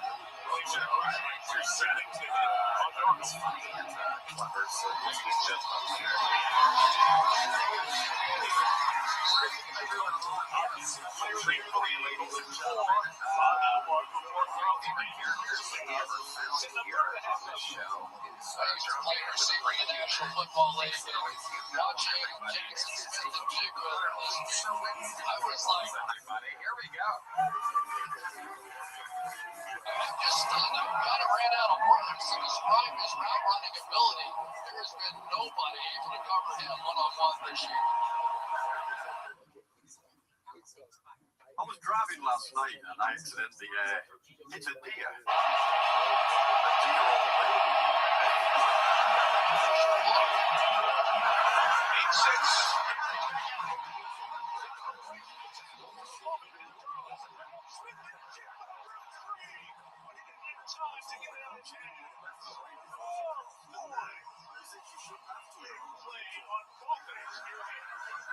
Oh, what an escape, first of all, by Sam Darnold. And then Jigba escaped out of the back end. And oh my goodness, it was a walk-in touchdown. Jalen Hawkins just missed, got up and hustled back, and it just forced Darnold to hurry a bit.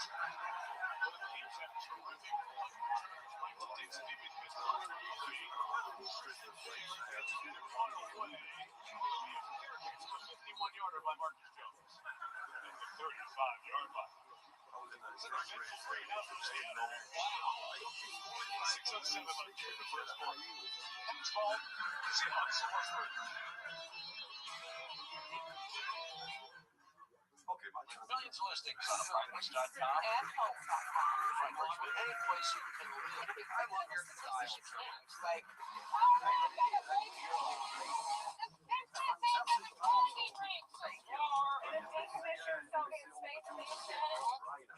That is true. We will not have Rob Reiner. He was coming up in a few weeks. Otherwise, You are one on a clown. I gotta tell you, so find a place. I love it. 34 pounds down on GLP-1. Healthier on road. Supported on road. FDA-approved GLP-1 option.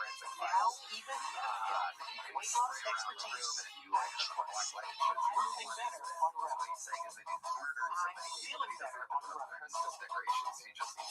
Serena Williams. This is me on road. sometimes it's so you say it, I dance on. I think I was the only person in the room that knew what it was.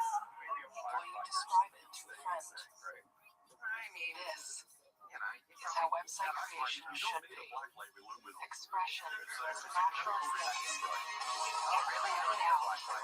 Shape it into something you can only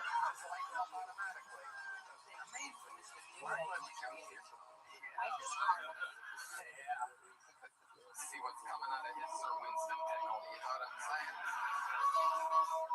So Sir Winston, take us through like a day in the life, because I think about you sometimes. I'm like, I wonder what the fuck he does during the day. I wonder what he looks like. Like, I find you to be an intriguing man. So take us through like I just go around making a nuisance of myself in various stores. What do you mean? Like, I got a Dick's Sporting Goods. Whack out on their equipment.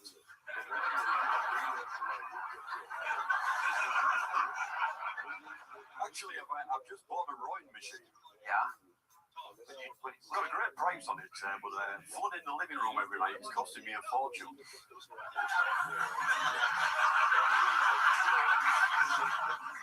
That's just a boat. Yes, a kayak. So what time of the day do you usually put on the makeup and everything? I know. About noon. Amazing. And you'll like run errands and stuff. Yes, run errands, yeah. And you enjoy it, right? I love it. Yeah. It's cool. Yes. What do you do? What do you do when you're not in the makeup? Is there anything that you do? Like you don't go to like a doctor's appointment like that, do you? Once or twice. Okay. Yes. What's one of the weirdest places that you've been in that makeup where you got a weird reaction? DMV? Do they let you take your driver's license? No, they don't let you do that. Driving license picture is totally different. Okay. No, nobody wants to do that. Any other weird times where you're Sir Winston Pickles? Well, when I used to do that, I did try it twice. Oh my God. DoorDash. The old Ring cameras. Oh, I can't even fucking imagine. Yes. People. The countdown is on for Bad Bunny. CBS Music Super Bowl 60 halftime show. Yeah, that's just straight up scary. I love it. And you're married, right?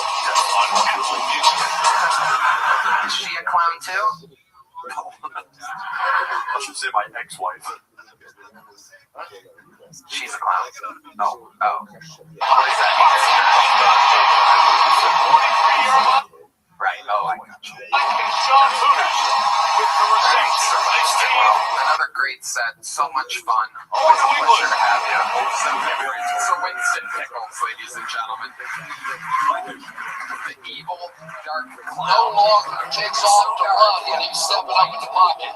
He has become a quarterback. He is looking for that ball down the field, and he can dissect.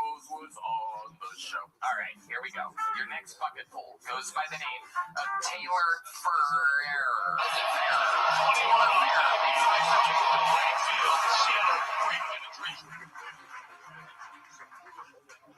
So I'm still mad at Obama.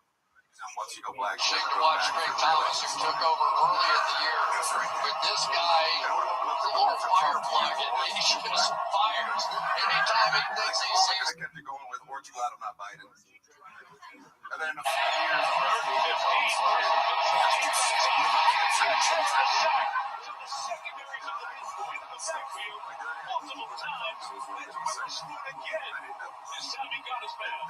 That's as good a rush by Devin Weatherspoon as you will see in the National Football League. Watch this fly up. He's going to make the first tackle miss and go right through the rest for a routine sack. They have two guys out there, Witherspoon and Eman Warren, who are as good as there is in this league, coming the pressure off that edge.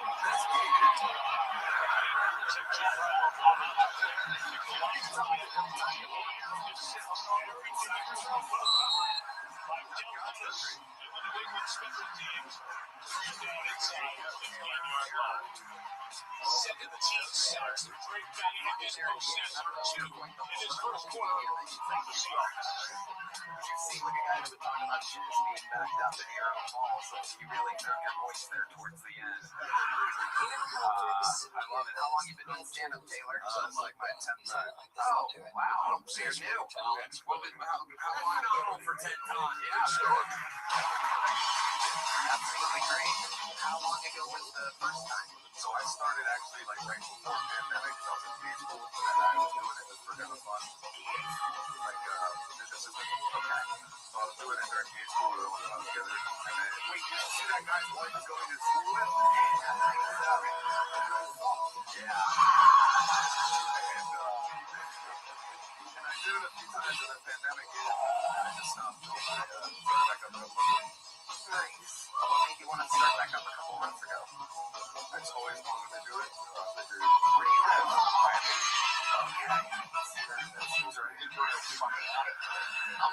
So what exactly do you do for work in Miami?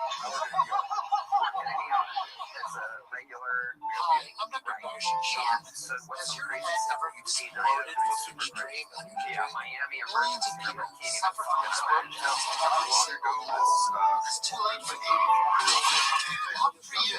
That's why I teamed up with Liquid Death to develop their new Better For You energy drink. It has 100 milligrams of caffeine equal to a cup of coffee, plus essential vitamins with zero sugar, and it's guaranteed to not explode your head. So we're taking out the UTI, and then she was telling the nurse the reason why she didn't share the UTI is because she was having sex, and a bunch of liquid came out, and she said her boyfriend told her that squirting is a thing. Quickly. And so then we had to tell her, yeah, that is a thing. Perfect. And she that is a clear and achievable so goal. she just came to the but confidence isn't just built in the gym. for the first time. Try Snapple Slats, the insoles that add one vertical inch of height and help short kings stand tall.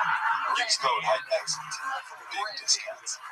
You can't just say things like that. That's a real human being. Do you know what her Instagram is? Between me and you. So that's pretty amazing. She came In the criminal justice system, the people are represented by two separate and equally important groups. The police to investigate crime, and the district attorneys to prosecute the crimes. So, yes and no. These are their stories. That wasn't my question. No, don't put this on me, Lance. I'm saying it's an important question. Yard line, Clint's going to be active. In his first year as the offensive coordinator for the Seahawks, what they expected to get. The Raiders had a coaching job in 2 days. Same course called the defensive plays on the side for the wings. So the Raiders were the defensive coordinator when the season started. Watching the game, it's not all four. It's really nice. All of this defense. To score on the league. With that Walker there on first down. That's what I'm saying. Back in the day, It looks like we are going to have a defensive football game, doesn't it? I mean, it really does. Such aggressive play out of New England in the secondary. Seattle's defense as well, with all of the turnover on the side of this thing. You're exactly right. I'm like I was saying, I'm going to go back to my thing, and then we're going to get to Lance's question. I'm a converted squirt believer. There was a period of time where I was anti-squirt, was convinced it was just straight pee, but I got to tell you, it's something else. Tastes way better than pee. It definitely. Redman said it. I might completely agree with him, but in any matter, disgusting, Redman, you're so gross. Let's go over to Lance Armstrong. Yeah, but is that true about the vasectomy? That kid doesn't stay inside. I think there's different. You're supposed to know. I'm not a PA or a doctor or anything. There's different ways. One of the ways is to leave it open, but there's also ways that I think that they do actually. So there's anybody in the room has one of these things done? I did. Yeah, anyone give themselves a fucking. Were you wondering this super vasectomy? What? Like there's nothing comes out? Oh no, you still have seminal fluid coming out, but it doesn't. All right. It tastes way better. It tastes way better. Their defensive big plays that ultimately it was a mistake by the offense. You decided to push the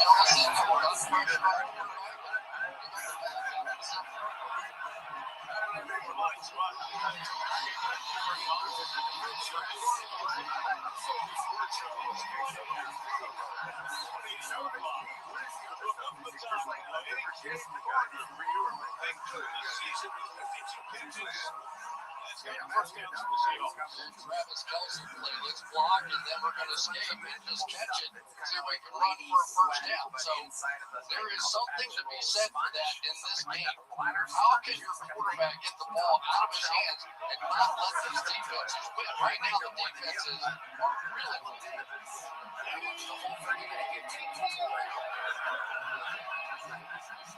There's a system.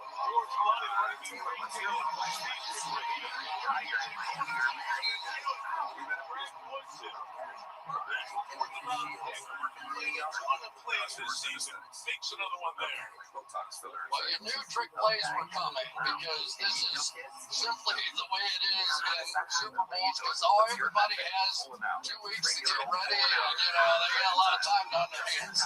Different plays. Sometimes it's the old smash mouth that works best.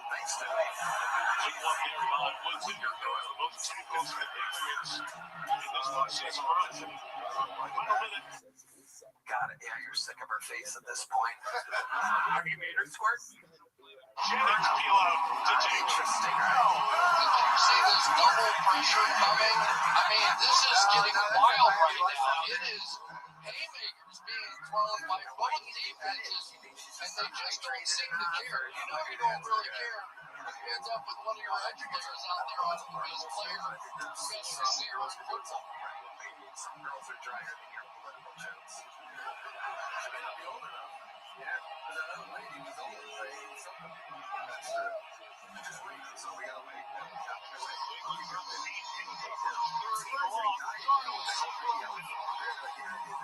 Looking towards the Jigba. Patriots had it covered with Woodson and Christian Gonzalez. There's our corner. Points, yeah, but punts it away again. Amazing. You get the feeling about right. So early in this game, the two quarterbacks like, I can get that in there, I can get that in there. And all of a sudden now, it's starting to dawn on everybody. This might be a defensive game. I can't give them one. Right? I can't keep throwing them into those tight situations and give up a big play the other way. Shot back to good. Jones is to start the punt. Thinks it is big, so he'll think from the first body inside that time. Gets the triple to 45 yards. Jones to 32. Gets back to the next spot at the 32-yard line. Brought down by Frank Thomas, starting linebacker. Of course, it's the Super Bowl, right? Everybody's here. Roger Federer down on the field before the game. Taking in some of the sights. You saw John Bon Jovi bring out TV love for the Patriots. Jay-Z on the sideline here before the game with his group. Beavis got a great seat. Adam Sandler supporting the Patriots as he enjoys a month of luminaries on there. So much fun walking down the field for the Super Bowl. Everybody's taking pictures. Everyone else. He's a grown man. He's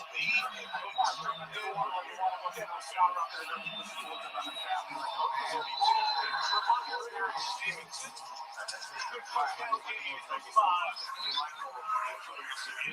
First quarter of the show, points, Jason Myers, 33-yard field goal to drive for Seattle. Canada, all over. Started Alberta, Toronto, and yeah. That's where you're born, Alberta? Yeah. So glad you're with us for Super Bowl 60. Continues on NBC. Happy to be here. Absolutely. 13 years. What ethnicity are you exactly? I'm mixed. So, Tony, if you want to ask me the whitest thing about me. Well, all right, here we go. I guess this guy's already. I watched the show 13 years. He is prepared. What is the whitest thing about you? I don't use a washcloth in the shower. That is true. We don't do that. Do you use a loofah? Go to fucking bar and raw dog. Bar in hand. Wow. People are saying you in the audience. Yes, it's my body.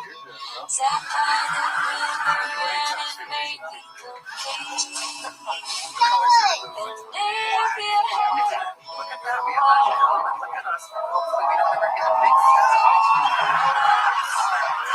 Speaking of the color black, you know what question's coming at you next. D-Madness, what is... Don't make D-Madness jokes right now. What is the blackest thing about you, Michael Moses? My grandma is 46 years old.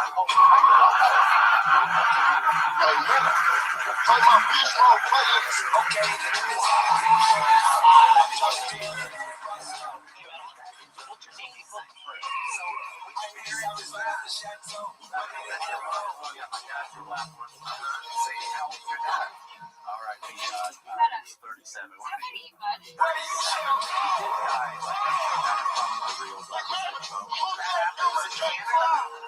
Yeah. Wow. I thought you guys had it all figured out up there. 37. He was killed by a gun. What exactly went down there? D-Madness is going to find the killer. Yeah, pretty being killed. He's very aggressive about it. He's solved exactly 0 murders, by the way. They call him kind of high. I made that joke 5 seconds ago. So what happened? What happened where your dad got shot? It was a clothing store robbery. So it's he was doing the robbery? Hold on. Let's take it one step at a time. No, you're fine. Your dad was doing a robbery With his friends. in Canada. In Canada. Jim Jacket store? 100%. I also think that beats the 42-year-old grandma. I mean, What's the exact source of the football? you know, done the clothing store? No, I know. You never asked. I just like have behind them because we don't. Well, there it is, the Pro Football Hall of Fame class of 2026. Drew Brees, Larry Fitzgerald, Keith Lee, the Patriots are in front of Adam Vinatieri and Roger Craig honored here in the Bay Area. Of course, tonight after their dedication, much conversation, but did not get in, and an understandable conversation. This is what I've heard from my uncle, who kind of went up there and like, look, mom said so. Your 18-year-old uncle. Conversation of Belichick, Robert Kraft. So the thing with like my dad had that moment of this ain't right, and then tussle back and Fitzgerald and Keith Lee out there on the field. First ballot guys. Like every time I watch, it's really breaking another record.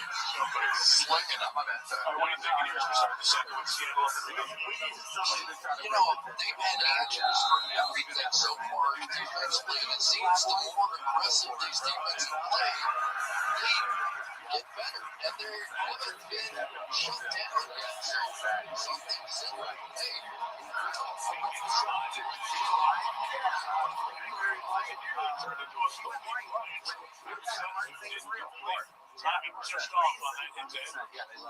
I know that he was trying to back shoulder Henry here a little bit, but a little too far behind him. And we need to see New England get the ball in the hands of some of their playmakers here. Stephon Diggs would be a good place to start.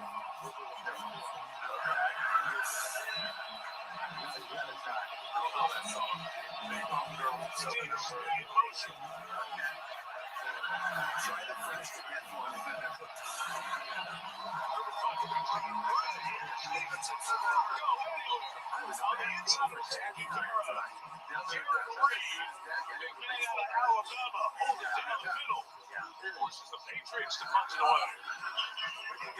I think this is a little bit of a concession here.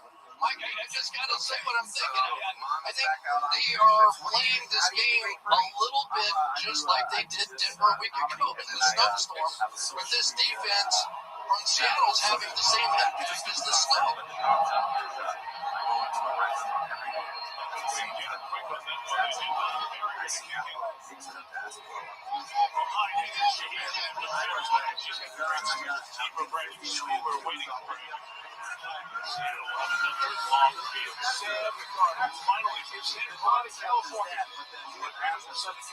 Sending to USC, third overall pick. It's going to be great for the Jets. 3 years, he wasn't. Traded to Carolina, some injuries. Came to San Francisco here, and he backed up Brock Purdy on a team that went to the Super Bowl. And as a free agent, goes to Minnesota, 14-3. They get knocked out in the playoffs. He didn't look good the last 2 games. On the free agent market, 14 wins here, 14 back-to-back. Tom Brady, impressive stuff. Herbert Seahawks. 26. First down, shot downfield for Shanahan. The last second, right to zone. Oh, what a play. And here's what we're going to have to see out of both these teams tonight. Take some shots. Throw the thing up the field. Give your playmakers a chance to make some plays. But Christian Gonzalez, that is a tough assignment. Rashid Shaheed and he can fly.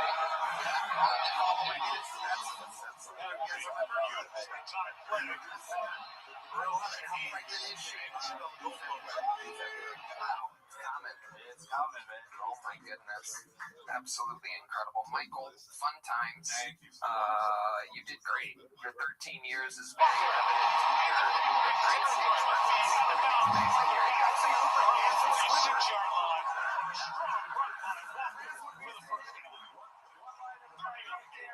We had a chance to watch Kenneth Walker in practice the other day. And so many times he's casual with the ball at first, and then he makes one of those jump cuts and takes off. I think I've seen a guy practice faster than James. On the ball quick, he is deflected, and with the ball out the field goal. Incomplete pass. But one of the things that's going to decide this game is the play he just ran is called an outside zone, right? And you're going to run at the edge of the defense, and if you can keep going with his speed, you're going to see some big plays in the running game. And any sort of breakout play in this one so far just feels significant. Zach Charbonnet was the back coming to the side. ACL able to his goal round victory over the Nuggets.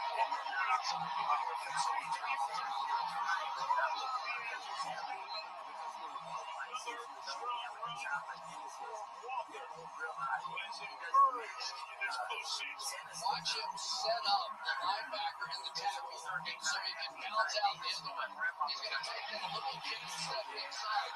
And not only is he that fast, he is also one of those guys that's sort of built like a She said, nigga, Santa ain't real. when they're trying to tackle him too. Runs of 30 and 29 yards on this drop. Seahawks are up to the second time.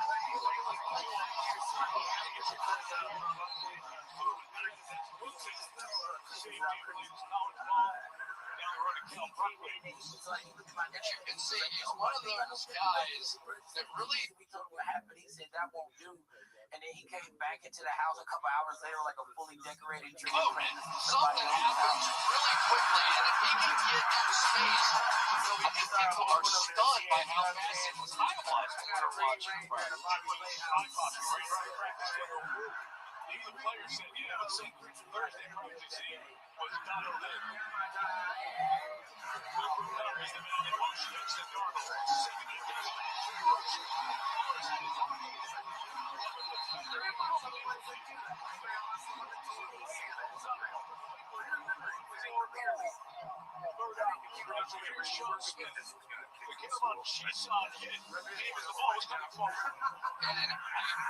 This is on Sam Darnold because they've got a blitz coming inside, and so there is nobody there to block Jason. And Darnold's going to have to realize that's his. These guys all came from that left side. There's nobody to protect him.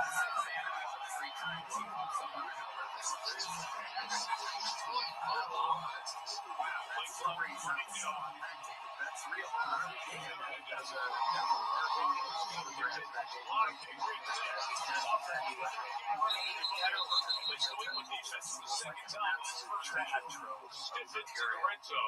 Will force a Seattle field goal attempt. That's a little bit of a concession right there, too. So we're seeing now both offensive play callers understanding real estate is going to be tough to buy out here tonight. And they are willing to run the ball on third and long just to get the field goal kicker out there. Delta 14 on the first drive, settled on 3. Got to the 17 on this drive. Myers, Reeves pushing. It's left to right. 39. Robbins, kicks in here once a year. 6-0 Seattle. As we approach the golden hour in Golden State. They didn't have any brown markers near me when I got the idea. Yeah. What do you buy the people T-Mobile store? Take one. I did. I got some marbles. They let me use the marbles. They took the marbles just to shout out to the motherfuckers. They are very good.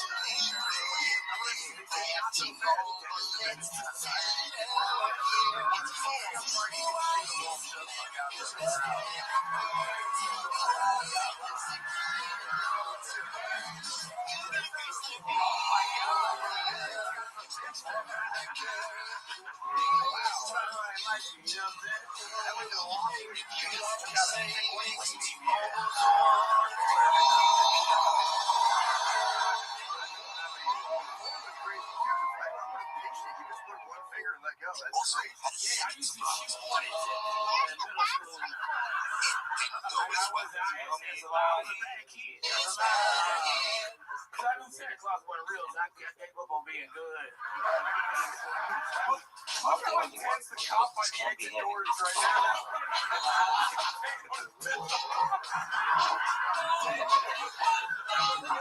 Were you really into that shit growing up? I was just so smart that I would get done with my work early and then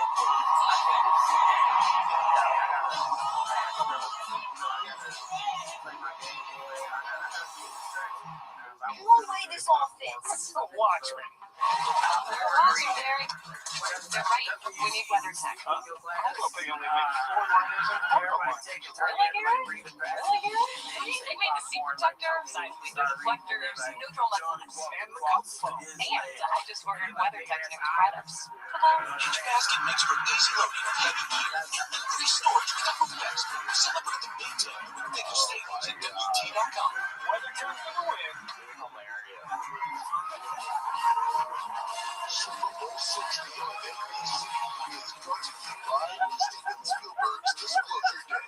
Only in theaters June 12. By Dove. Our joy is louder. The game is ours. By T-Mobile. We'll tell you why it's better over here. And by Uber Eats. When football makes you hungry, order Uber Eats. The anticipated Jigba Offensive Player of the Year has been targeted 6 times already, but just 1 reception according to Sam Darnold, who's 0 for his last 5. Patriots defense is Seattle being checked, except for the 2 long runs by Kenneth Walker, 30 and 29 yards on the last drive. But 2 field goals so far. Seattle 6, we put it up. Patriots have won it 3 times. They punted all 3 times. Away, both guys going back. 16 zones for a touchback. Cleveland will have good field position. Want to turn around 4 wins the last couple of years for the Patriots. Mike Vrabel is hired to replace his property as the head coach. A lot of folks come in and didn't take a lead. Rebuild for this 30 players in the first year of this game. It's the most ever rebuild team. Both sides of the ball, veterans brought in. Cleveland postseason 17-3. 13 more wins than last year. Never been done in league history. Mike Wendell, AFC Championship. Here to see Trevion Henderson run for a few yards.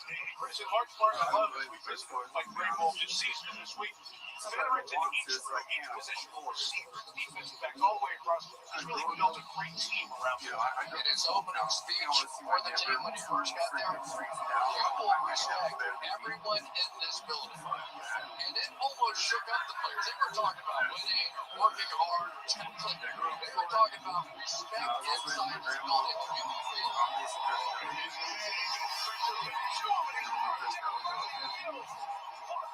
Offensive lineman and the rookie has a sack in the Super Bowl.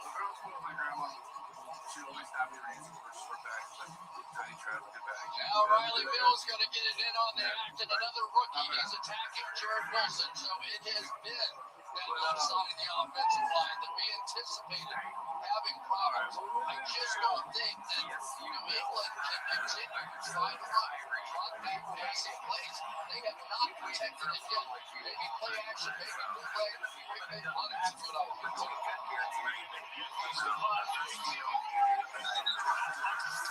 Sideline for only about 5 yards. To bring up 4th down. Bodies on that very tight sideline. When the officials is bumped down, everybody's sorted out. You got to take the proper side here. So the alternate officials as well. We see there just helping to keep the peace. Everybody gets back to their respective sideline. The punting unit is out. It has been up for drop for Patriots. Looking for a little spice on the football field. Stephon Diggs is usually a pretty good place to start. everything in place. Michigan State on the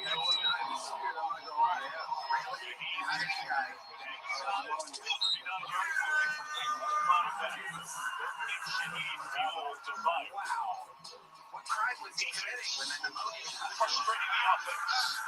The story of the first third of the Super Bowl was he robbing at the time? Like in my childhood, shit. Amazing. The pneumonia got him. That was recent. Yeah, like 12 months ago. Were you close with him? No, he lived in Dominica and I'm from Alaska. I went there to see him because he's the shit. How do you end up in Alaska if he's Dominican? So, he ran from his crimes to Alaska. What were his crimes? By the way, people make fun of like, holy shit. This is, you know, people are like, wow, I'm telling you, they're making a lot of stereotype jokes. It's like, we're not.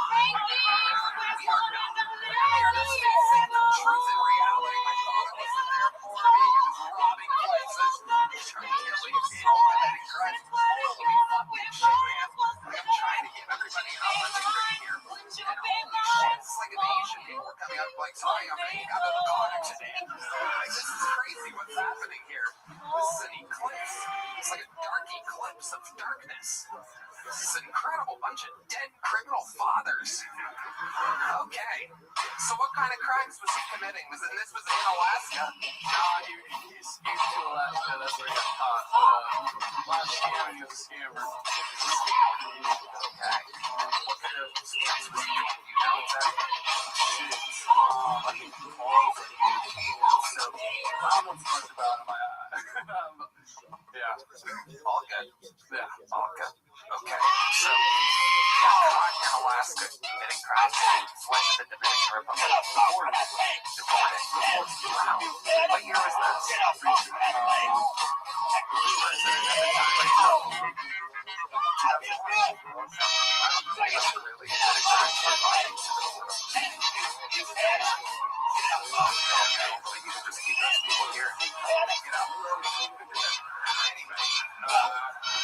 So, Tyree, so what's Mom up to? Stay tuned for Bad Bunny at the Apple Music Super Bowl 60 halftime show.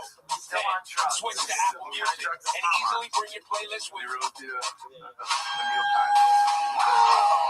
you're out there on your own.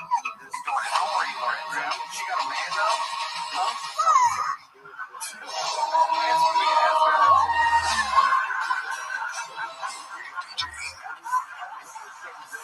While you were playing commercials, Morgan Moses, the man in this game was the most games played before he got to the Super Bowl, 191. One of the veteran leaders we talked about in this team.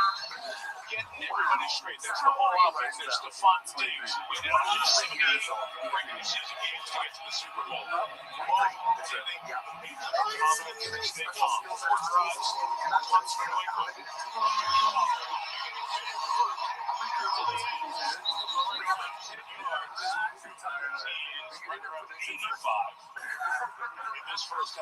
It's amazing how deep inside the hole he can get and still bounce it outside and be able to get there. But I feel like I'm watching practice. I started the same thing with this guy, and you can tell even in the picture, I look like, what was that?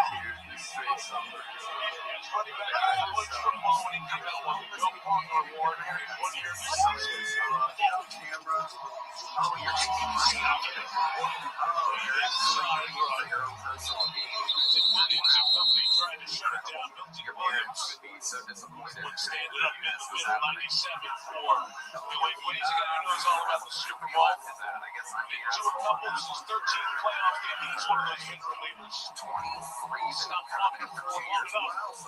It's a first down 4. Seattle. Definitely believes that he has the advantage in this game. Chair spot here. That gets the 39-yard line. Surrounded by bodies, the Williams at the ball shots to the 30.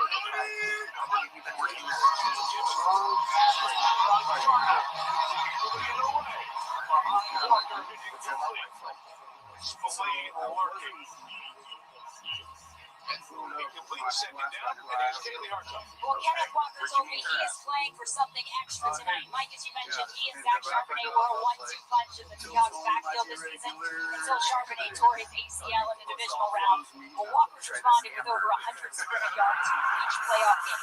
He said, I saw my brother go down, so I'm playing for him. I told Charbonnet that. He said, that's my brother for real. If he's alive, he's got my back, and I got his no matter what.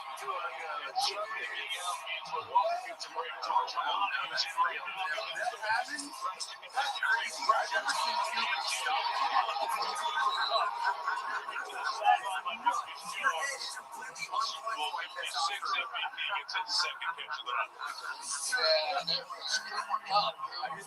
Admitted to us in our meetings and our discussions with him, he said, I've seen it.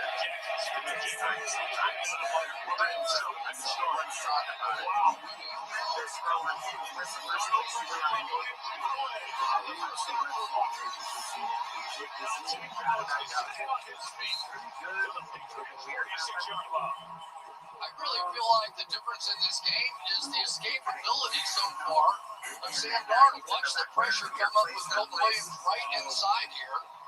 Beautiful move, and then he's going to find his way out and around. And I think that Darnold's doing the right thing now. Let's get the ball out of my hands. I can even see him take off and run a little bit. Both of these quarterbacks need to open it up with their legs. You're the one that should be working on the right.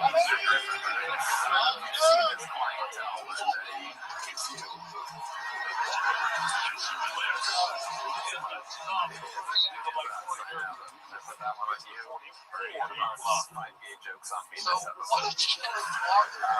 He's walking. It's appropriately named. It's kind of a little nice stroll, and then, you know, especially on those double team blocks, when Seattle gets out and they get to the guard, the center, get a push. Sometimes you want to wait on that to get pushed down the field right now.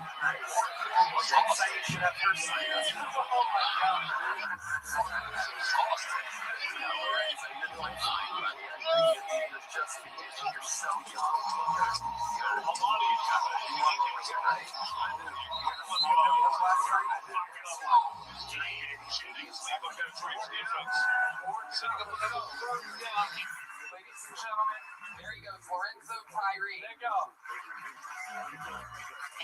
Most of the NFL season, you would go, all right, this is down territory, right? But not with this head coach, and not in this game. It's so much a field position game. I feel like everybody.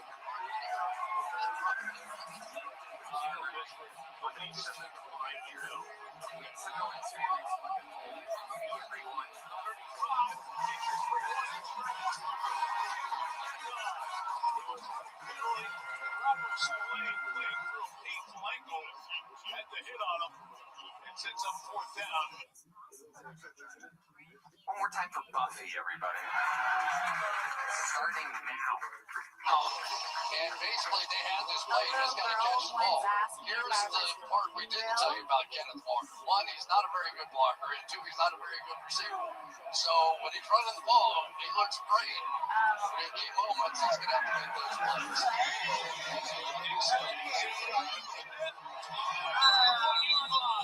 Well done. The kick was brilliant. Bayless Jones escorted the ball to the sideline. Cleveland's got 98 yards to go. 9 possessions, 7 punts. Defenses, special teams. Top notch. Here in Super Bowl 16. Oh. The last guy I dated, I called Daddy. Whoa, did you see that nigga now? We gotta show the world the new you. Work it, and said I was too loud in bed.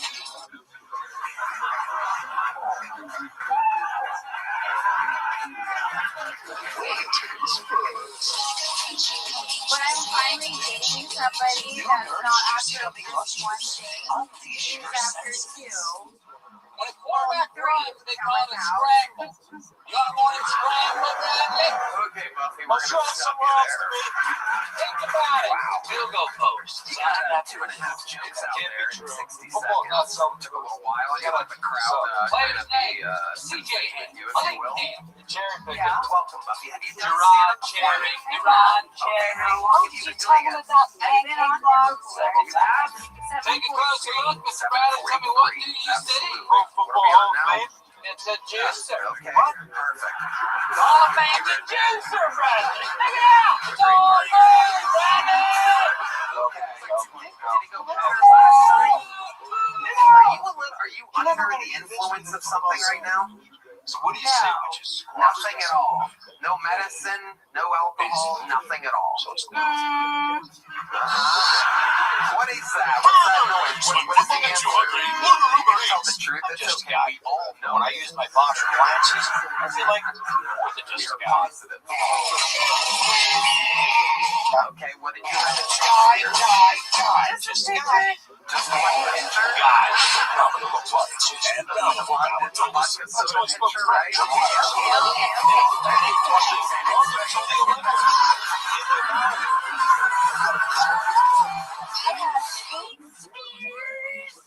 Holy shit. You're not driving tonight, are you? No. Okay. All right, good. How do you travel? How do you get around? I took the Music Super Bowl 60 halftime show coming up tonight. It's an Apple Music app for the show for exclusive for the interviews, playlists, Thank you. and more. No, don't thank me. Just out of curiosity, can we get the breathalyzer? Everybody's ready to roll for the Super Bowl 60.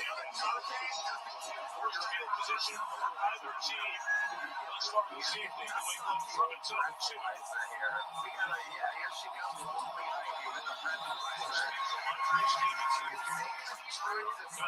Melissa, what's it like down there now? We've arrived. We're showing ourselves. Let's play our game. And then right after that, head coach Mike Vrabel. Can we get our buddy up here? Is she And blowing? specifically to the offensive line. We're going to 8 yards. We're going to go play.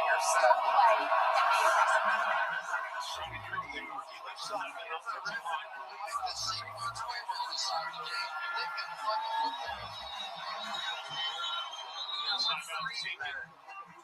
It says flow. FLO. What does that mean, Barbosa? Flow. And flow. You know what that means? Why don't we try it again? Heidi has the on the field. The rookies on the left side of this offensive line. We talked about it at the beginning of the game, but they simply cannot hold up on the outside. It's been twice. There you go. Something happening, Heidi. Here we go. Ladies and gentlemen, it's a real breathalyzer. And the answer is... It's on a loading screen. Oh, wow. 1-5. It's just not going to work. So, Craig May, his mobility is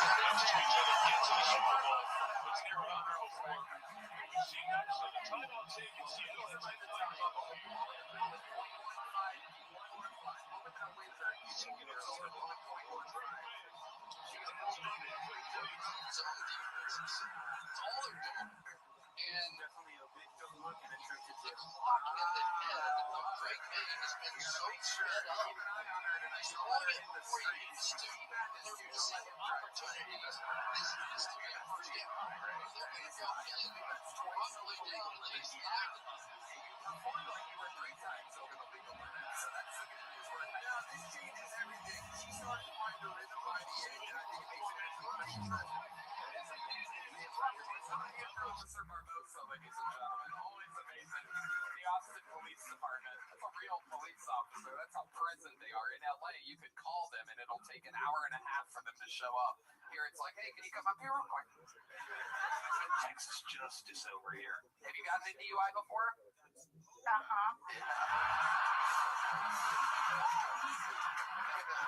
Only one?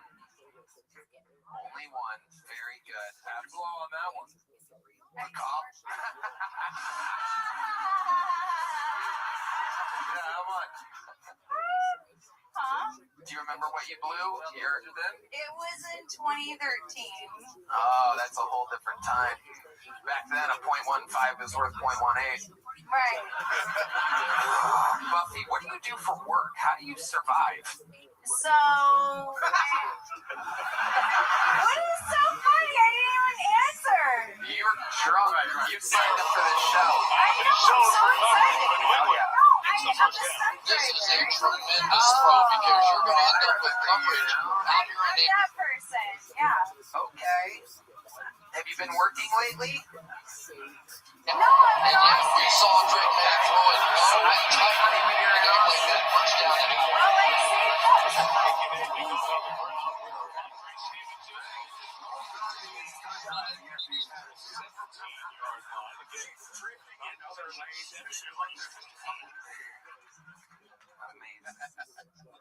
Buffy, what's your love life like? You're here in Austin, Texas, with the rock stars all around you, musicians all over. Like the I've been offered a lot of ski trips. Is that a code for something? Yeah. Guys want to do cocaine with you on 6th Street. No. Let's take a ski trip to Shakespeare's. Half-price pictures. 6th Street. I've been jacking off 2 guys. Yeah. No, when I was on here, I mentioned about not wanting to date older men because they were writing off activities like skiing. And so men in my DMs were offering me ski trips. Wow. I'm like, they have money, so I should take them up on it. Did you take anybody up on it? One guy offered me like golf lessons, and so we're gonna have like a golf lesson. It's always influence Seattle brings tomorrow. It really is, and it's also ski. I mean, they are getting free runners coming all the time. I'm not sure exactly why Greg May did not take the executive board down. It looked like it was fairly open. It's called a 360. It's a lot of guys on the street. More than recycling your plays. Brilliant. It's a good shot in Baltimore.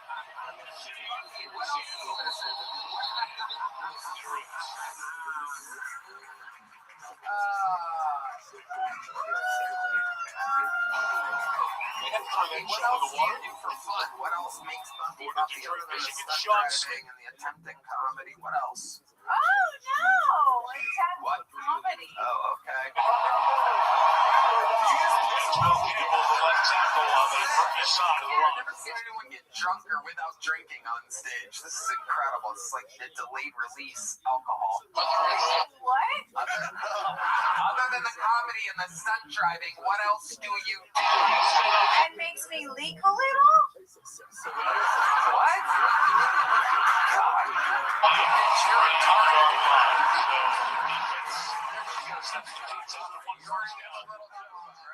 No, I have a big joke. Well, you fucking fucked it up tonight. There you go.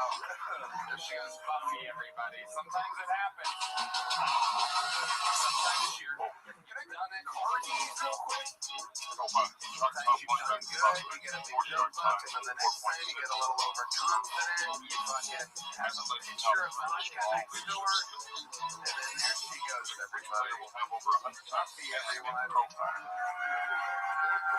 Buffy, the vodka pitcher slayer. Well, I have a very, very special treat for all of you, ladies and gentlemen. A very, very, very, one of the greatest comedians in the world is here to bless us for a moment of stand-up comedy. Not only is he one of me and Lance's favorite girlfriends, he's also one of the coolest guys in the world. And like I said, one of the greatest comedians in the world. The guy that got this whole Austin party started. Make some fucking noise for the one and only Ron White.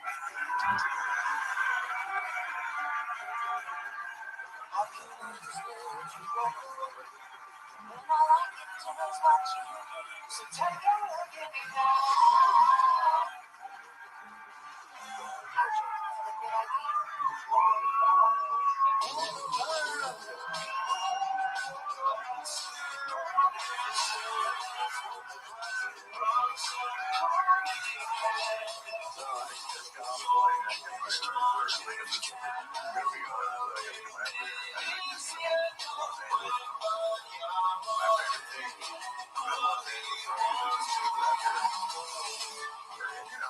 For anyone who needs a laugh, you just gotta keep. So, I'm broke. Get out there and heal some people.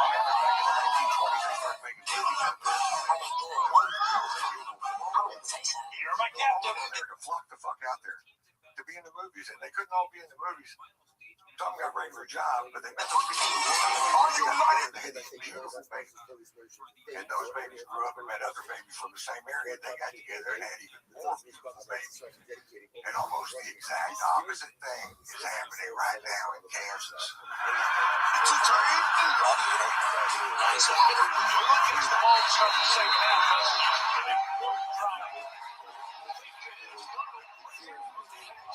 Some of them, have you ever been there?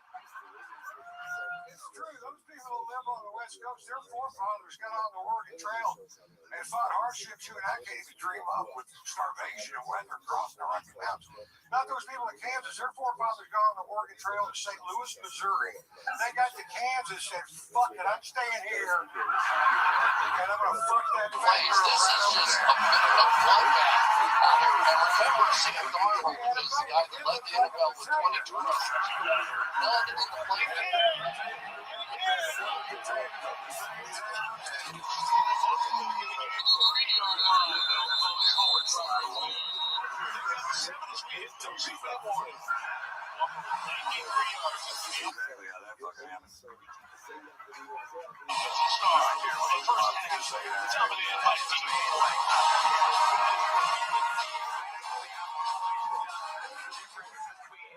They say death talks one of the greatest of all time, Ron White. It's death on the highest team. Brace yourself. Pain's coming. We can taste it. Why is some of the rain? We need you to resolve down. I'm just trying to help it. Hey, taxes. You're not someone regular tax expert, trouble tax expert. Like, what do we have over here? Pain out of taxes, remember? You want to come say hi? Pop out real quick. There's no drama. It's like the Royal Rumble tonight, There's no ladies and gentlemen. Absolutely anything can happen. Calling in also to say hello. Another one of the greatest comedians of all time. Absolutely right. Royalty. The son of Mitzi Storm. Movie star.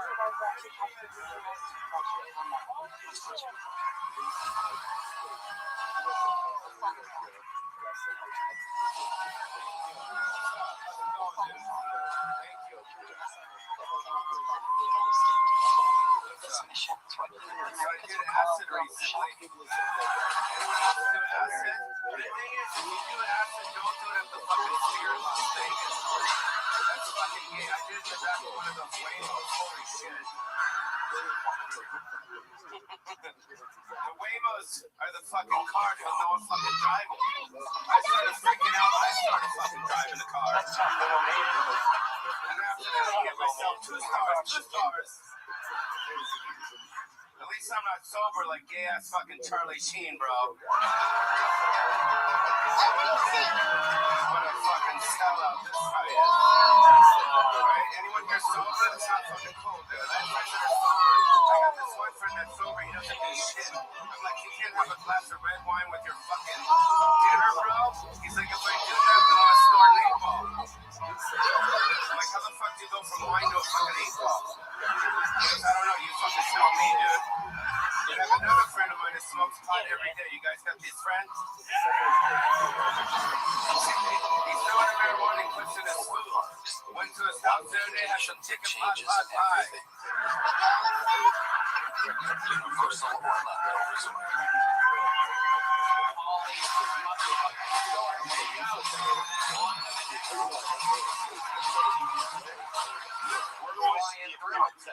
Thank you for having me on your program. Thanks so fucking doing this. Thank you for having me on your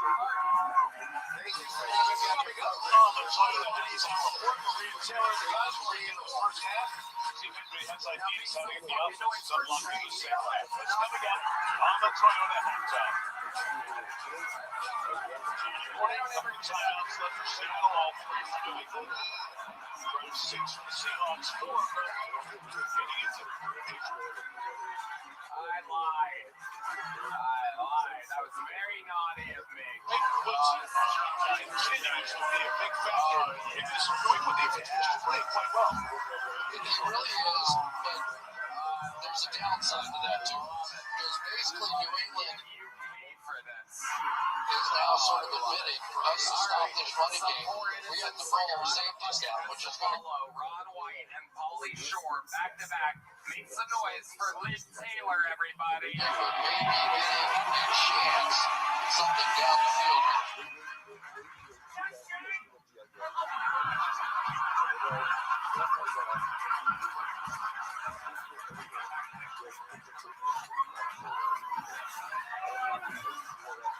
Barely so. The second-year player, undrafted out of Boise State. A big 3 or 4 yards on the tail end of that. I have to do Which like easily and third and over. I do hate Subway. I think it's overrated. I think Subway. I think it's overrated, but also like I just think their subs suck. I think like I hate Subway because they managed to convince the entire world that Jared Subway got now it's shifts over. Now you're going to see Seattle go for it.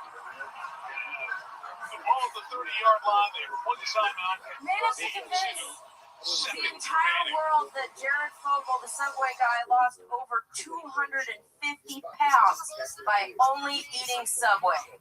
And not fucking kids. Guys, we all know the saying. Weight loss is what? Diet and exercise. Okay? I've never fucked a kid, but I had to take a look. Help me with the dipping out of those. It's a tough spot you were in. That was a rip. There, it was back. You said Shane, and I'm like, where the fuck is he? Yeah. Like, stop. I know. You had to sweat it out back there, literally and metaphorically. Liv, welcome back to the show. You've been on before. Yes. What do we find out about you, Liv? Remind us. A lot of sad shit. Thank you. Right here with Duncan. I'm a Mom's dead. Want donuts? She got hit by a car. I was waiting for it. It's always some siren or something. Liv, has anything changed since the last time you were on the show? What's going on with you? I'm just working, surviving. What do you do for work? I'm a vet tech. Okay. I work. How are the animals? Good. Yeah, I mean, I take it day by day. Any weird animals coming lately?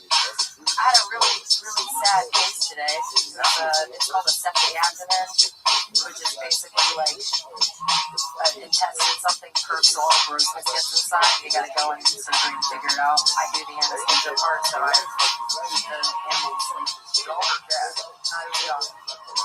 Did it survive the surgery? It did survive the surgery. I'm very proud. Wow. There was a but. They did decide they elected to euthanize us. It's one of the situations where it was a lot of money, and it was another situation where the dog was very, very young, and it was like a lifelong thing that they would have had to deal with. What's the lifelong thing that It had what's called like a liver time, so basically it didn't metabolize things very well, so it didn't have a certain lifespan, so it was like they would probably live to maybe 4 years old. If it obstructed, for sure. Yeah. It is the number one for suicide rate, 100%. Explain to us why that is. We're fucking chokers.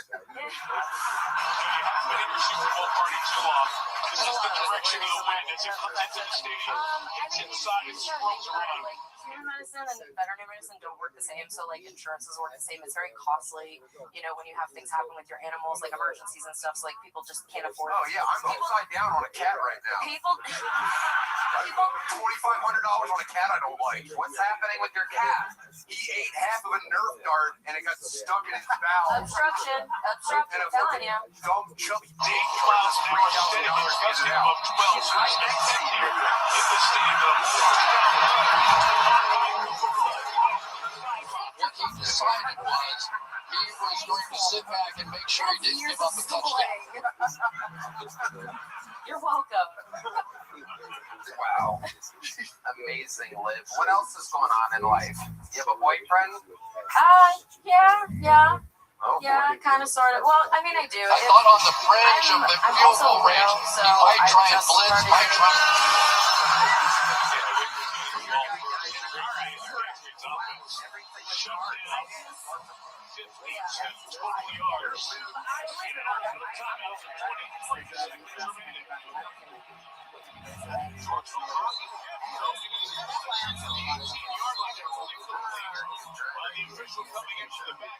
If you rewind it, it's a great joke. Okay.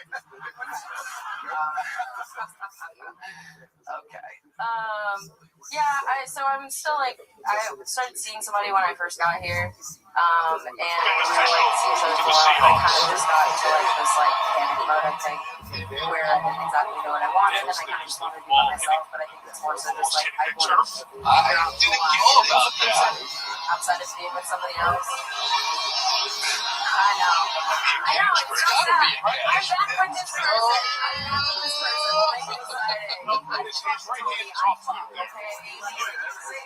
What exactly do you mean? I fuck. Yeah, like when you say that so aggressively, what exactly do you mean by that? But it didn't ever touch the ground. With us, what do you want to do? Yeah, Mike, we see two different angles and two different things on the angles. The first angle doesn't look like it touches at all. The second angle looks like it does. Straightforward stuff, like, Given that, I think this is, it appears that this is going to stay the same. This is going to be an even that's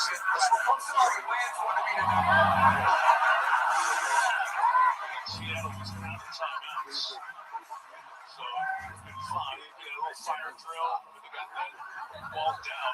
It's up was kind of sticks for a first down.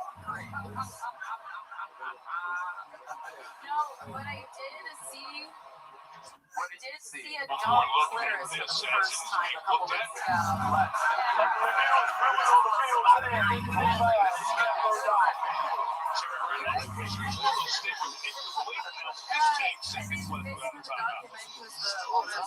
On the vulva, which for men, that's the outside of the vagina, just so you know, that's what it's called.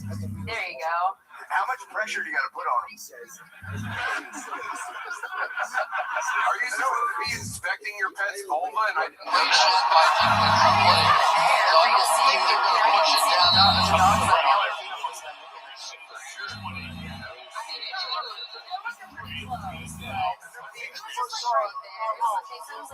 Seattle was lining up. That's how most guys would describe a clitoris in this room. Like, what is that? I don't even know what that is. What's that fleshy mass on the outside there?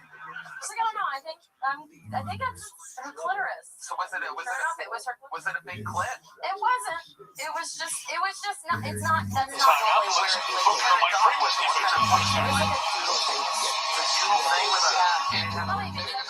Constantly under pressure. When I said I thought he was playing pretty well.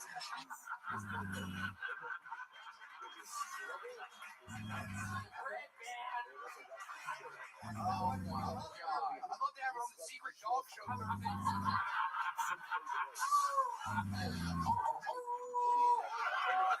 You're getting a little blown.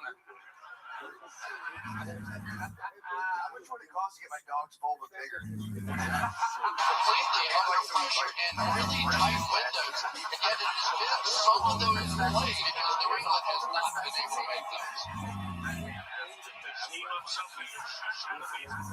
This is two now for Christian Gonzalez. And all of Job's a lot of fun. It can be. The job is fun. Yeah.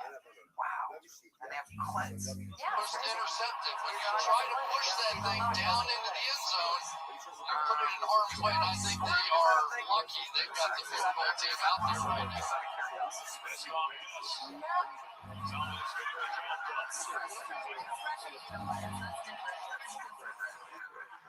have seen a male dog, like, you know how you'll see funny videos of dogs just like humping the air? I've actually seen a dog like. It's 9-0. 11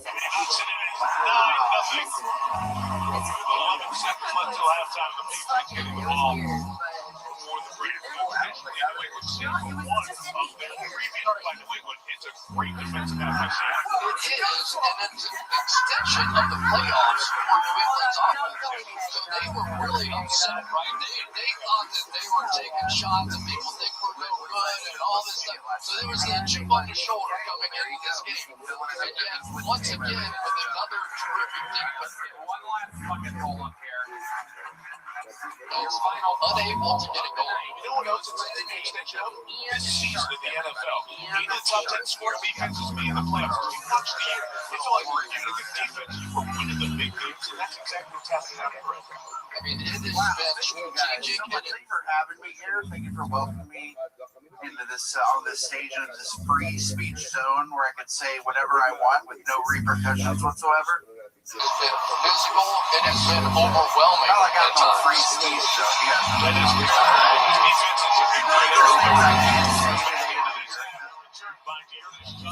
Shy of the 30.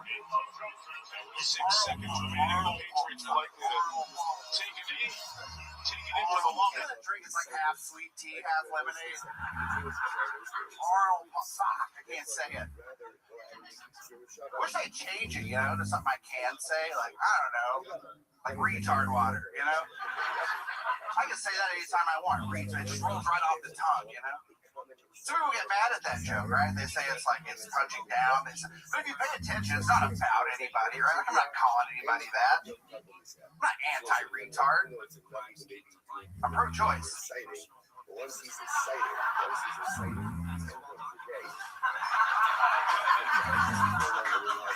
Shit, was that a minute? Was that not a minute? Jesus.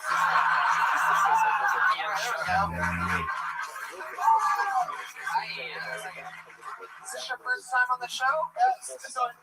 I counted as my first. My first time was on like a turbo round, so I just went up and did my minute, and then you guys got me out of here. Okay, was that at Vulcan?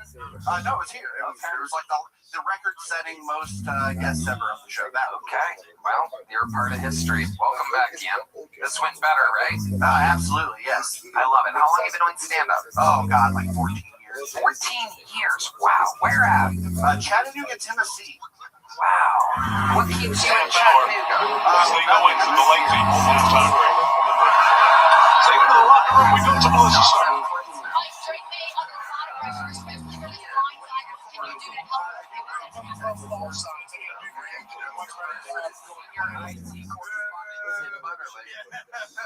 Look, help desk is that's where you start out. You don't make any money. Everyone thinks you're calling it free.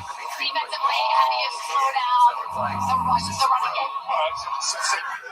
Expects the fight. All right, Melissa, thank you. Mike Vrabel's team is struggling on the offensive end. Just 10 points against the short end for the defense set up.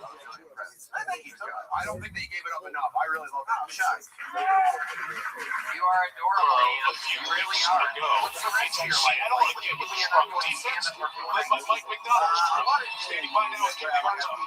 Mike, your offense established the run. How do you get the passing game going? You would expect just by looking at me. Dragons. What else other than D&D? There must be other things. You Magic the Gathering. We're in the ball, which is good. Sam's making the indecisive. Just keep rolling. We'll make some adjustments and get the readiness to go. I don't worry about all that, but you know, I mean, Bro, you're playing knockoff Warhammer? That's deep shit. Super Bowl time. Stay tuned as everybody takes the stage for a star play. The amazing Super Bowl 60 halftime show coming up. But first, it's the Toyota halftime report from Ryan Taylor.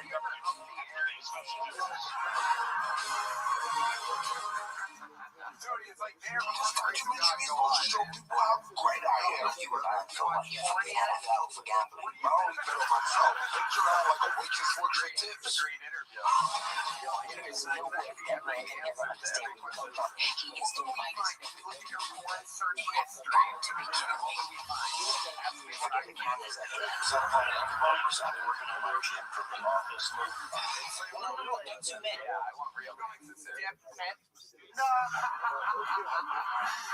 Liver shunt.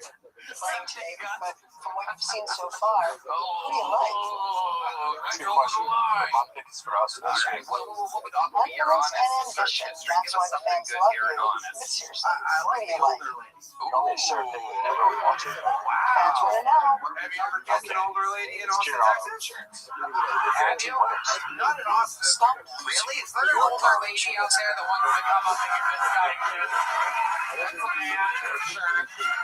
We have the best fans in the world. Is there a woman over, we'll say, 40 or 50 out there? Anybody? That guy really wants to get on stage. Really? There's not, I guess there's not even really an older woman. This lady doesn't want to get people, sir. They have to want to do it. There's got to be someone out there. Sitting with the male version. I'm looking at you, yeah. Wait, that's your husband? Holy shit. Where's the lady in Cypher?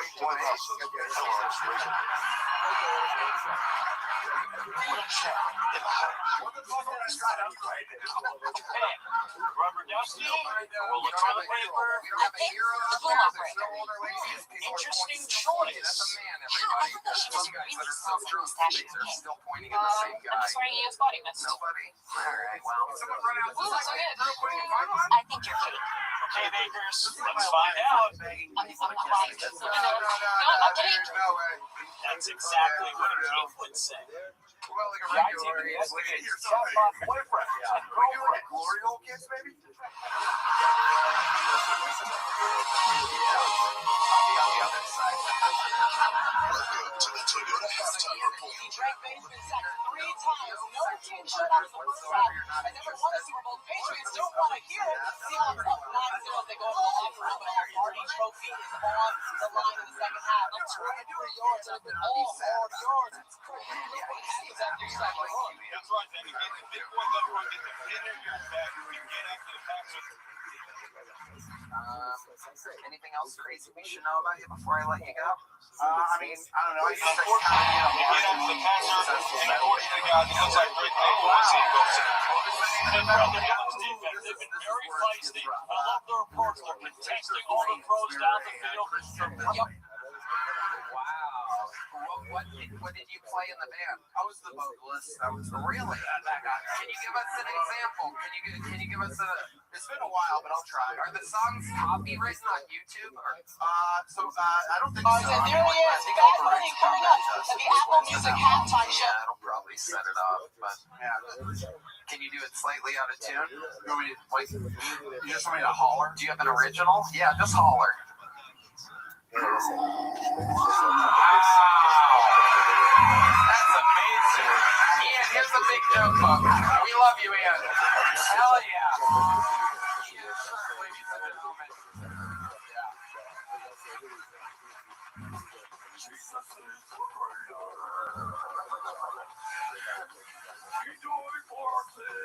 Alright. There's only one way to end an episode like this, and what an episode it is. We have the great Lance Armstrong, Matt McCusker, Tim Butterly. We've seen so much. Sir Winston Pickles, Dedrick, Ron White, Pauly Shore. Ladies and gentlemen, I present to you the record holder for all-time appearances, all-time interviews, a living member of the Kill Tony Hall of Fame, the greatest Kill Tony regular of all time. Ladies and gentlemen, it's the Memphis Strangler.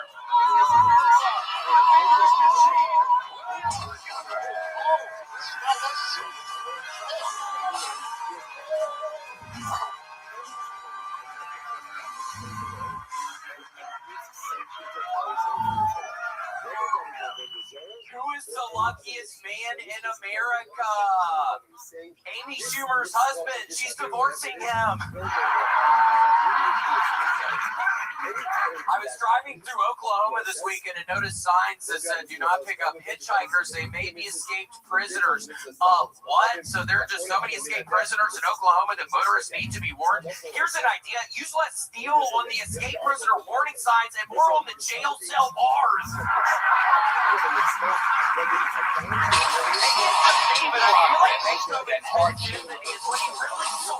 If I'm going to fall, I don't want to fall back on it. I want to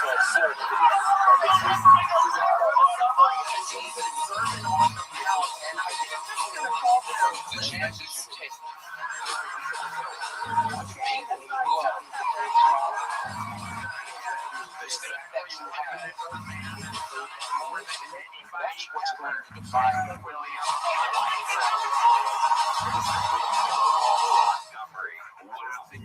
What a performance.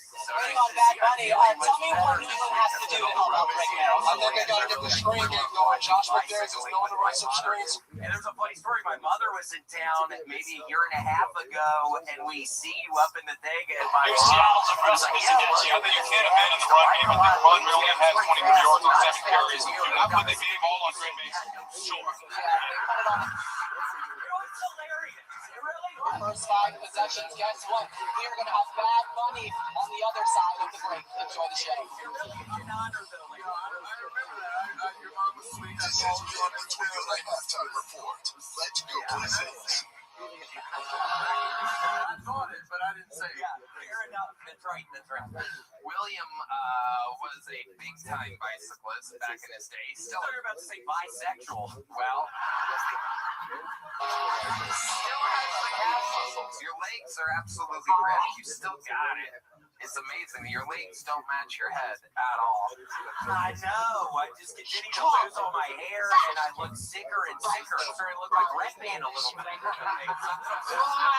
I have a chance. You're still a very fit guy. Don't you think Red Man needs to do some sort of exercise? I think his fucking fat ass needs to do some sort of exercise. Maybe for his New Year's resolution. He can start losing a little weight or something. Even like he can help me someone that. Lance, listen to this. Red Man gets a fucking. He finally gets a bike a couple years ago. But it's like kind of like with a motor on.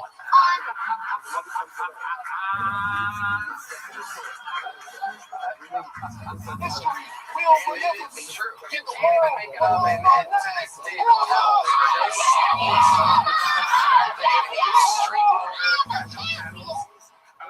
did you have a poster of Lance on your wall growing up? Yes, I had many pictures of bicyclists on my wall. And okay, Red Man.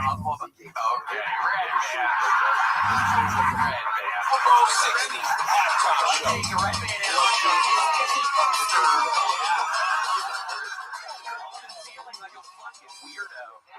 Chicken with tin butter. Your tires still have this little tiny No, he uses the motor. He uses the hell out of the motor. He's had to change the oil. And he's no oil. No, I know. It's electric. They're electric. Yeah. Get my fat ass up there. Seriously, do you ever ride that thing? No, I do all the time. Really? In Pflugerville? Or? Yeah, well, I mean, I don't ride it much downtown. Oh, that's why you don't ride your bicycle.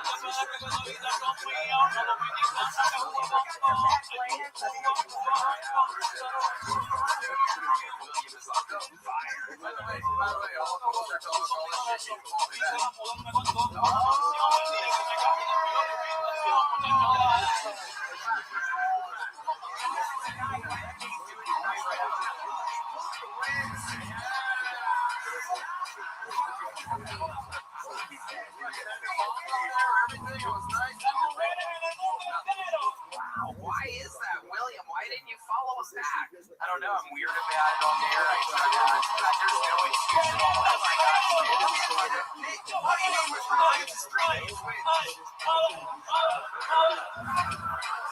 My personal favorite, what was it? 99 was your first Jordan Bond. 2099. That was my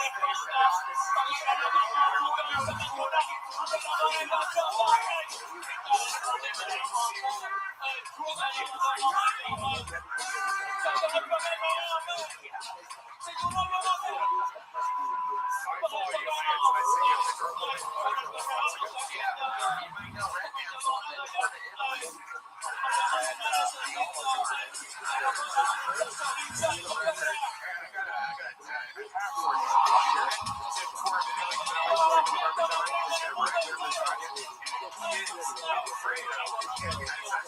side, you're allowed to choose apples or spaghetti. You get the spaghetti, and it makes a better Wow, look at the momentum of the show completely unfold, everybody. You're all on fire for a while.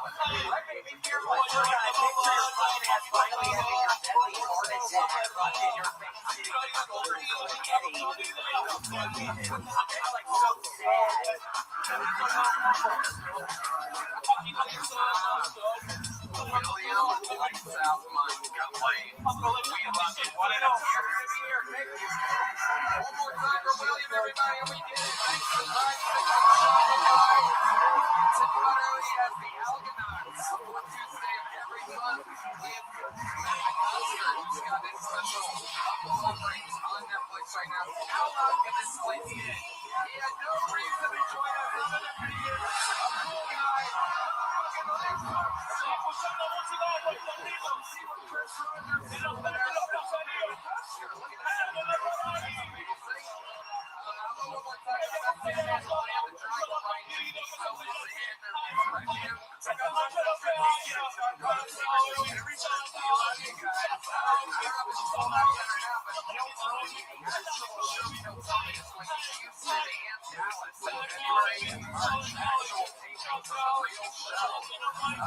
So check that out. We love you guys. Thank you so much. Good night, everybody.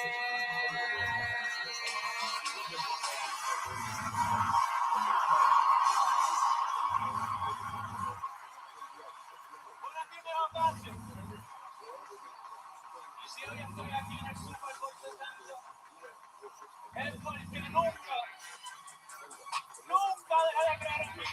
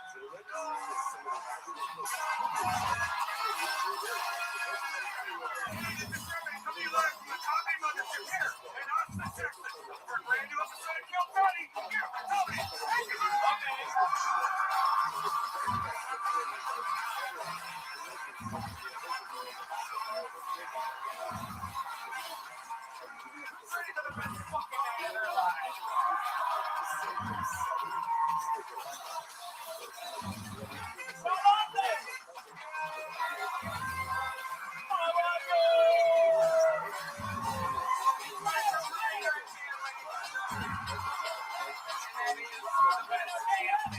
all of the land. This is the number one live podcast in the world. Tony Brett, you might talk to me tonight. Some noise today, Raul Vallejo, Fernando Castillo, Carlos Sosa, Dennis Green, Charles Reed III joining us. He's pulling on the electric shock beats on the keys. And believe it or not, that's not a guy dressed up for Halloween. This is the real D-Madness live in the flesh.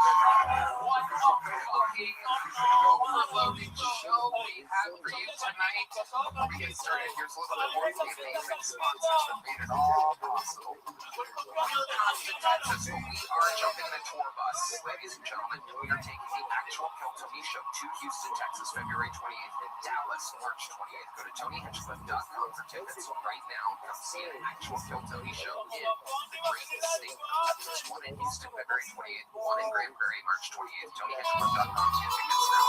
You guys ready to start tonight's fucking show or what? Every single week, I film this goddamn show myself, and I cannot believe that I was able to secure these two guests tonight. I mean, sometimes we go a little off the rails with exactly what we have. Sometimes it's, two of the biggest comedians on Netflix. Sometimes it's two of the biggest comedians on this and that and blah, blah, blah, blah. Tonight is very special. Tonight is one of the greatest actors of all time. One of the greatest rappers of all time. Yeah, ladies and gentlemen, I present to you tonight's guest, Sylvester Stallone and Tony Yeo. Oh my God! Make some fucking noise!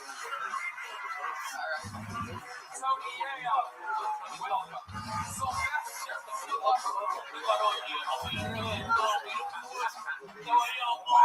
This is a first.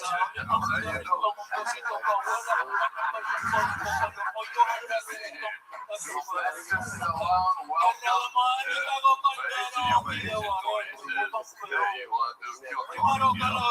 And I was like, what's that? And then he told me,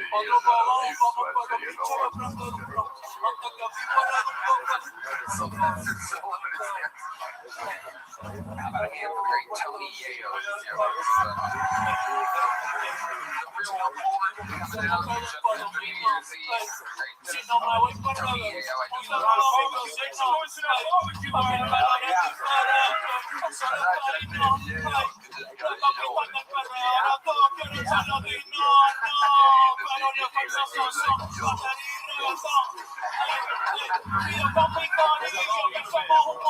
Stallone and Yeo are here. You guys are the first time guests, so let me tell you how it works. Over 300 innocent souls, hopeful motherfuckers have signed up for tonight's show. They are loaded up in a bar next door, hoping to get pulled out of this bucket. If they are, they get 60 seconds to stand up their time on and around the end of the time is up to the other side of the kid. That means they put up in a bed or else they bring up a hand and let's Hollywood Bear. I'm gonna let this Filipino masseuse pick the first name.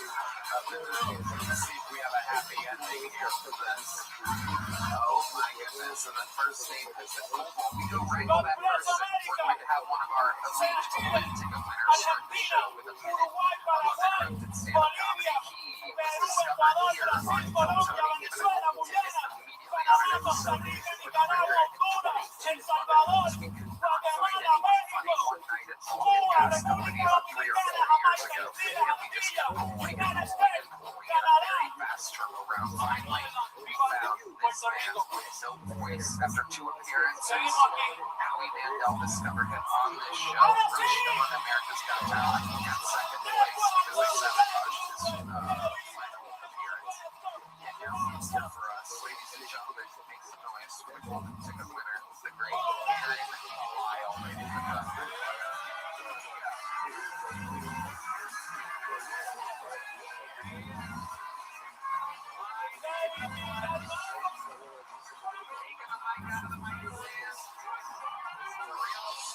Ladies and gentlemen, here he is, the great, powerful Aaron Lyle, moving the mic stand and Any second now. The show will begin. Here it comes. And here we go. Visit NFL.com/live visual album to watch all of tonight's. To get the American experience, I went out shooting the other day. Thank you for watching. I shot a .38 in a handgun. What kind of idiot would give me a rifle? That's just irresponsible. They were super cool about it.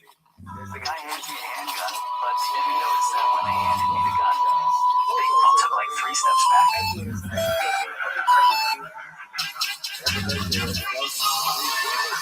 like, this is America, so we are going to let it shoot. But also, this very special boy is definitely going to shoot one of us. Luckily, I had my handicap pass, so I just shot everything. So there's a serial killer in Austin, Texas, that has been killing a bunch of people at Lady Bird Lake. I have a big secret. It was me. You cheap kind of poor kid is going to be sitting out in this. And I tried to turn myself in and tell them it was me.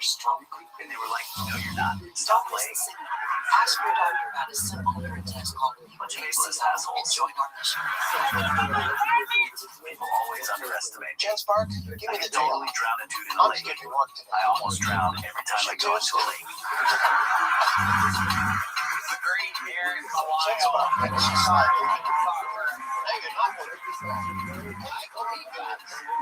I believe everything you said. Can you swim? Do you know how to swim?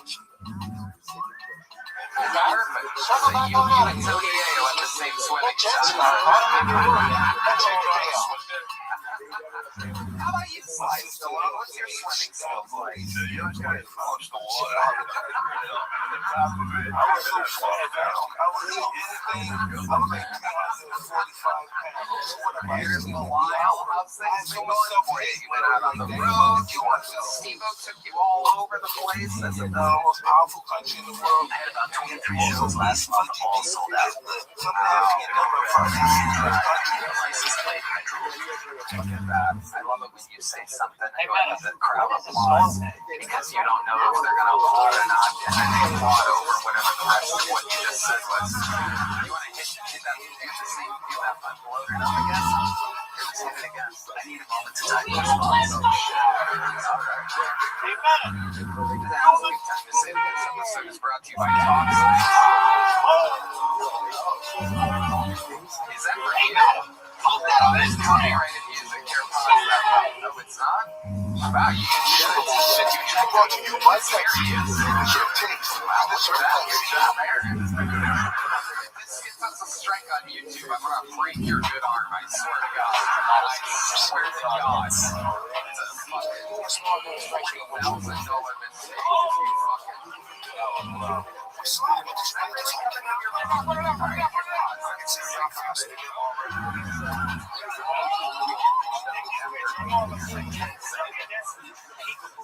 Show me what else is going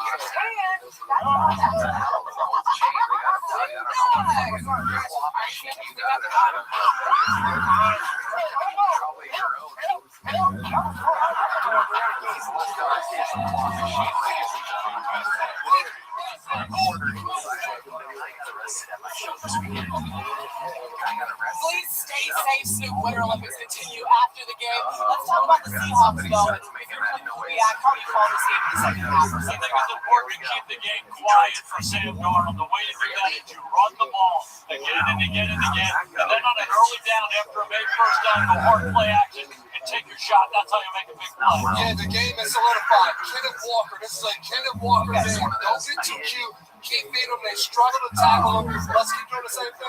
Just keep feeding them the football. You really said it. I mean, he's the one that's been able to give them the explosive plays in the game, so continue to feed Kenneth Walker. Yeah, 94 yards in the first half, second most ever in Super Bowl history in a single pass. Meanwhile, Drake May looking for an opportunity to get a victory. The Seattle Seahawks up 9-0 at the half. Chris and Mike will be on the call.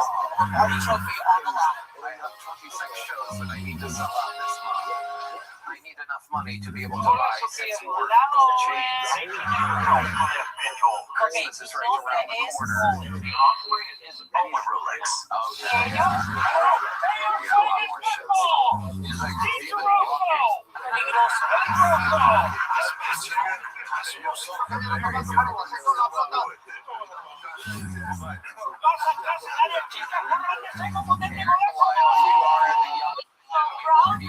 you're always a fucking great way to start the show.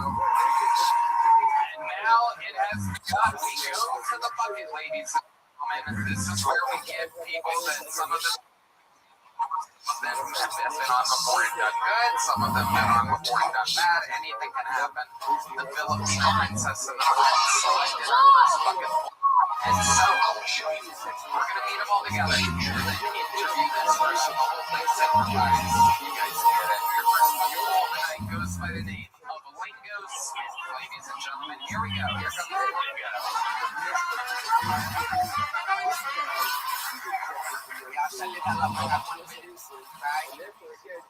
I was talking to my homeboy the other day. I was like, man, I got an addiction.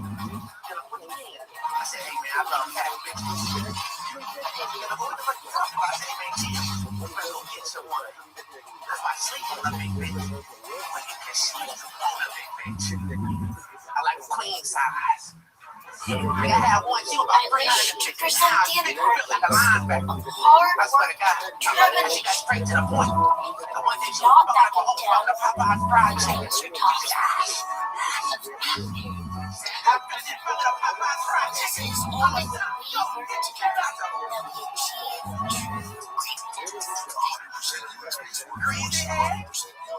She was like this.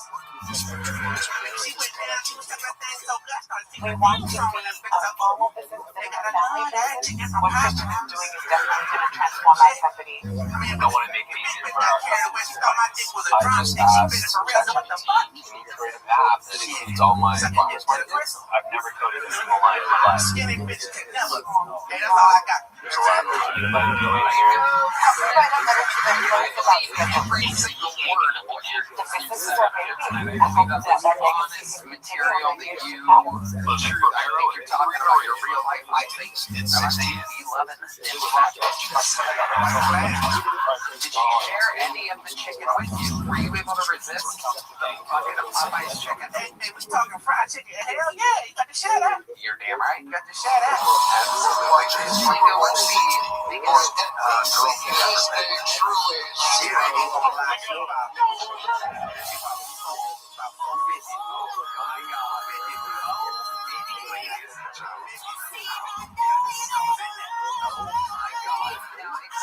Some of these people are so many nerds here. There's boring white people that have never been with a movie before. Can you explain to them some of the details and some of the fun facts about an adventure? I was talking to somebody who was here.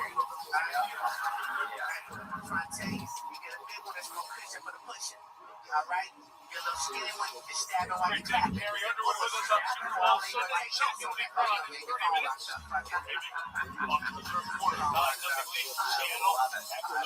Super Bowl without a touchdown in a half. When you're excited, are you out on the streets? Man, you know, you know what I'm saying? You go out there and chicken. And defense is dominating. 3 sacks this day. 18 in just postseason. Cincinnati and Burrows both sacks from the quarterback. Maybe the FBA is like 4 yards second most of the first half in Super Bowl history.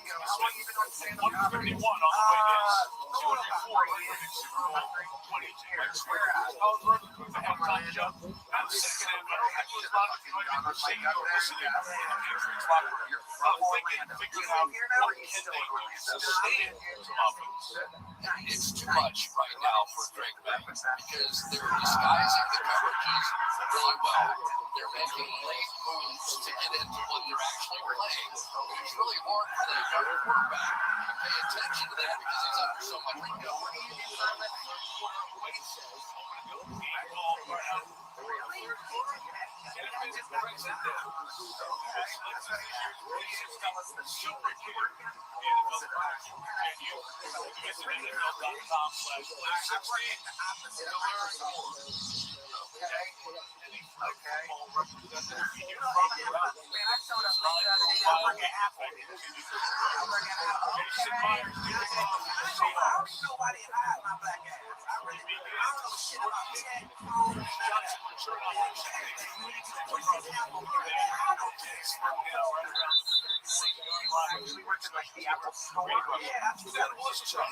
I talked to Mike Grego coming out of the half. He told the players we need to block, execute, attack, and be aggressive. His message was, it's going to be hard. It's the Super Bowl. Of course it's going to be hard.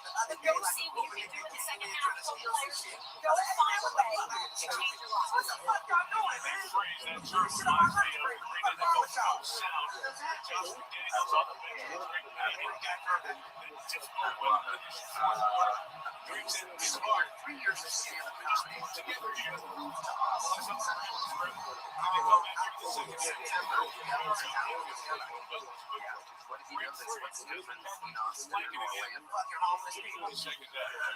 That's the young man Warren who's out there had a bit of an ankle sprain during the course of the week. He is such an important piece of this defense. He can play the linebacker position, and yet he's fast enough, big enough, and strong enough to cover a very quick slot receiver going down on the wheel route. It is a lot to try to overcome when you're playing Seattle.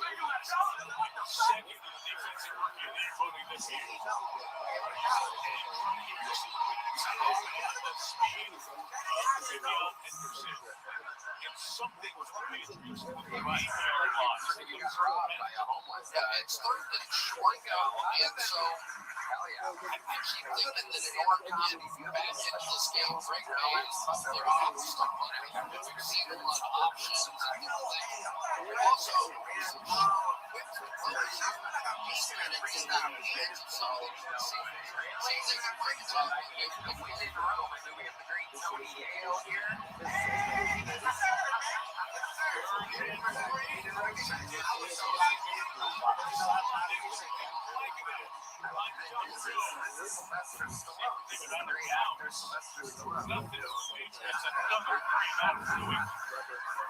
These defensive backs are simply crushing. They're just crushing the Cleveland Patriots.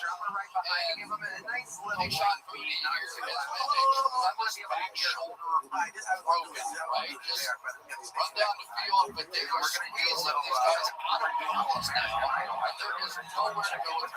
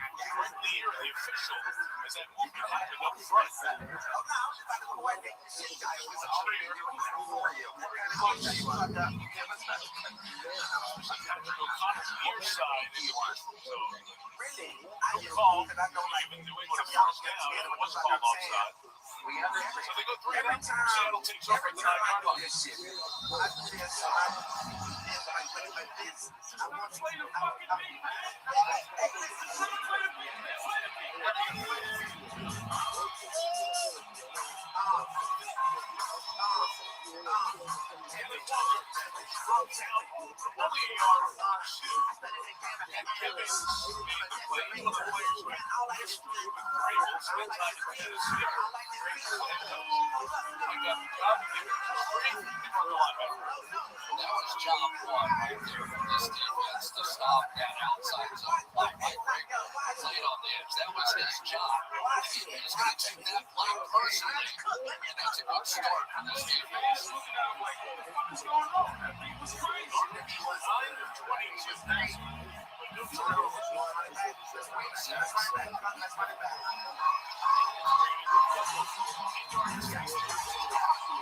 Yeah,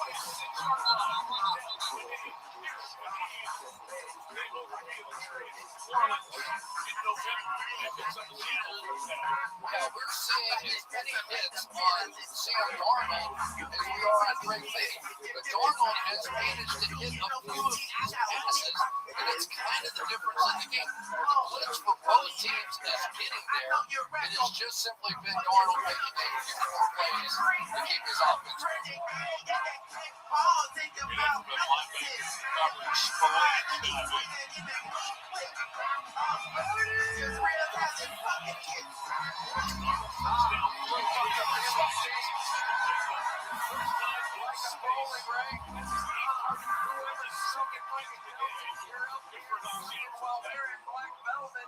Space in the middle of the field there that time for Sam Darnold. And these are the kind of quick throws that I think that New England's going to have to get to as well. You can't continue to get your quarterback hit the way both these teams have so far in that first half.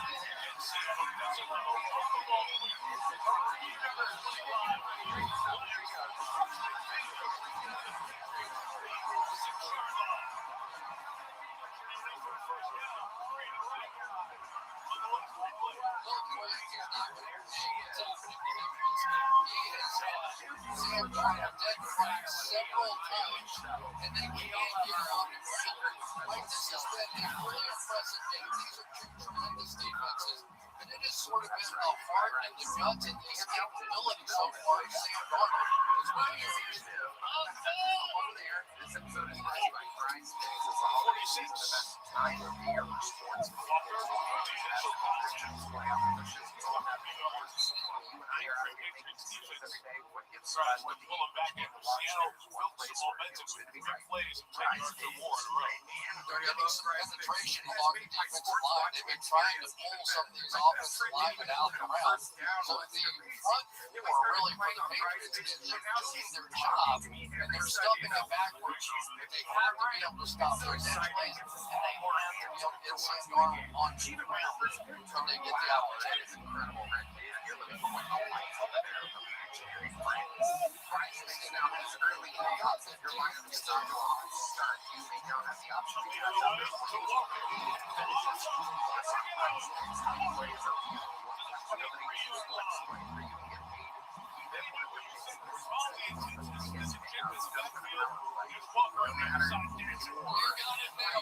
That's exactly what happens. That is just what they call eye candy there. I would send him over there. Everybody pay attention. And we're going to screen back the other way. Beautiful call that time for the Seahawks. This podcast is sponsored by Ritual. In my life before Ritual, it was terrible. And when I was here on this good, I wouldn't be able to play. So the second half, everything in that Kentucky, all of the crusty end up right there. I go back. It's terrible. I heard Ritual is going to change the game. Probably already know Rich, but unique slip on all over Rich just doesn't change the wall. It's made even better. Sailor Rich 2.0. This refined version of the Ritual is 10% lighter. They found a perfect balance. The first possession in the second half and do nothing. Looks just like the first half, right? And defensively, you're starting to get a little bit more incredible, right? You've been playing, you've been fighting through this whole thing. And now you're beginning to wonder, is my offense ever going to score? Perfect for holiday gifting, especially since Rich is having their biggest sale of the year right now. We are at a limited time. Rich is having their huge holiday sale. Check out RIDGE.com to get up to 47% off your order. That's Rich.com. From the 47% of your order during the biggest sale of the year. Now, these purchases, they will last for you about Rich. Support our show. I'll say this, Kenneth Walker is a lot more patient than I am. He just takes his time and is willing to let it happen in front of him. And then it is his strength, it is his quick moves, and it is more than anything his speed. And it's just given the Patriots all kinds of issues. They knew of all the weapons that this offense had, and they also knew about that. There's no surprise as far as the coach is concerned. They literally tossed the salad. The jockey's ass.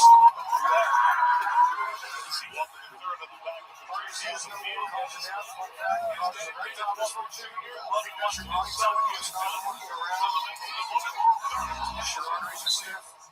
trying to cut back. Diabetes is another major health issue. The last thing I told weight loss program where you chop your foot off. Kenneth Walker, I said he went to Michigan State. He played 2 years away from Mars. Their offense is a really slow read offense. And the field was that's where you pick up that bad finger cut off here.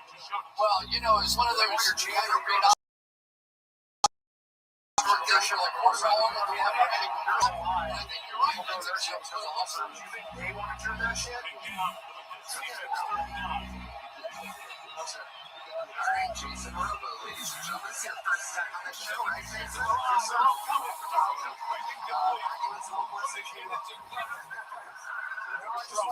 Jalen Hawkins in his face. Ecuador would be in another word. Myers can't pull the tennis. Pressure from both teams has been very consistently getting there. And Sam Darnold, I wonder if he's thinking what I'm thinking too. As long as we keep making field goals, they're probably, if they make this one, they're probably one more away. It's going to look like a big something. Yeah, I got a really tough spot.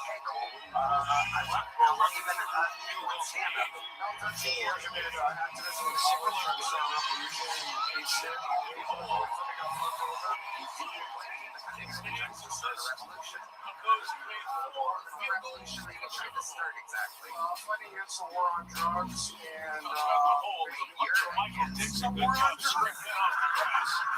Putting it in place for Myers to fan of the drugs. Were you fighting for the drug side? Which side were you on? I was against, like, they make cannabis legal using racism against Mexicans, basically. Hold on. Let's separate the words a little bit. You're talking in cursive right now. Yeah. Okay. So what? Sorry, bro. Nice and enunciated. 13 years of stand-up. I need to be able to understand you here. So what? What about cannabis and Mexicans and racism? Oh, they said the super strength stony bloodthirsty Mexicans are raiding their way across America or some crazy shit. Kind of like the Killer Beast thing that happened. Oh, this is amazing. Okay. That last comedian that just walked off, did you ask him for money recently and then ask him for more money right afterwards? I'm just kidding. Okay, so you're saying that who was racist? Who? The government? The media, basically, they just want to all hate each other, so I like to say they just like to rub shit in a third eye and make more of a third eye. Okay. All right. Okay. What do you do? Like, what does a day look like for you? Like, I know it's not work. I'm guessing you don't have an actual job, right? After I graduated, I worked in the cannabis industry at growers in Northern California. And, basically that industry has gone down the toilet, so I started doing body work, so I stacked a bunch of certificates in fitness and nutrition and stuff. And, I help people, I do, like, super intense body work. What kind of body work? What does that mean to you exactly? You know what these stats are so nice about? Prostate cancer screening. They've learned a simple finger-free blood test. Roughly 1 in 8 men will be diagnosed with prostate cancer, and I was one of them. I'm here today what do you because do I caught with the shark's teeth? Let's go one by one here. What exactly do you do with the shark's teeth? prostate cancer screening Some starts people out here that simple look blood like they test. could use some real Find out if a PSA blood test reflexology is right for you help. and relax. It's a blood test. Well, I mean, shoes basically like make our feet like this, next to the hands are like that. It would suck, you know what I'm saying? So, I mean, a lot of people worry about the shoes, but I'm worried about the shoes. Super Bowl 60 at NBCA live to you have the official automotive partner of the NFL. Let's say please say this. Buy Google Gemini. Get Google's AI app for free today. Buy the virtual Orlando Resort is changing everything you know about vacations. And buy Dunkin'. What's the dog's name? He's been in the news a couple times too. He rides in a backpack on a motorcycle and wears goggles. Seattle team pretty good right now. They've 4 field goals made. The Patriots have 4 first downs. You see the frustration on the New England defensive side. So how exactly do you make money now? 36 minutes. So I'm traveling here in March, and basically just been around for about a month and a half. I'm probably about trying to get a show. Miles Williams and Ernest Johnson I really Wikipedia. Yeah, wow. I've always wondered. Look it up. Yeah, this is Strictly Rebel. Did it have a bunch of rhymes? I appreciate what you're doing, and you say you see me again.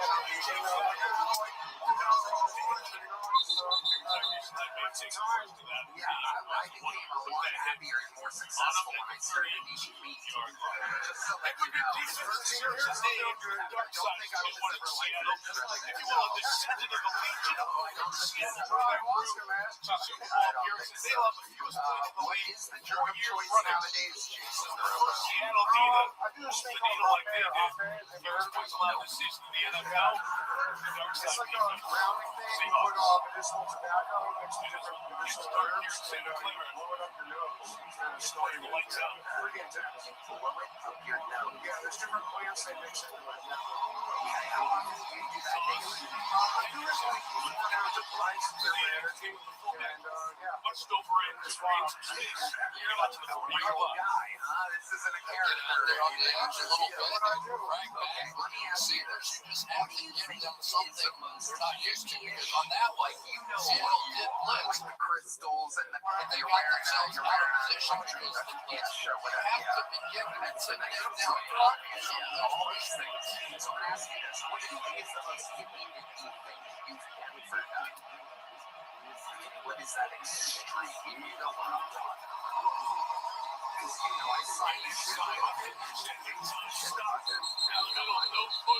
would expect that. I want you to surprise me with this answer. I want to hear the extreme thing where you're like, gosh, this is crazy for even me. You know, football is one with that line goes that way. I asked you the opposite question. What do you think is the most safe and conservative? I'm sure they're thinking about Carrion Nixon saying that 450-yard touchdown runs this year. Oh, God, some great young player happening to some way.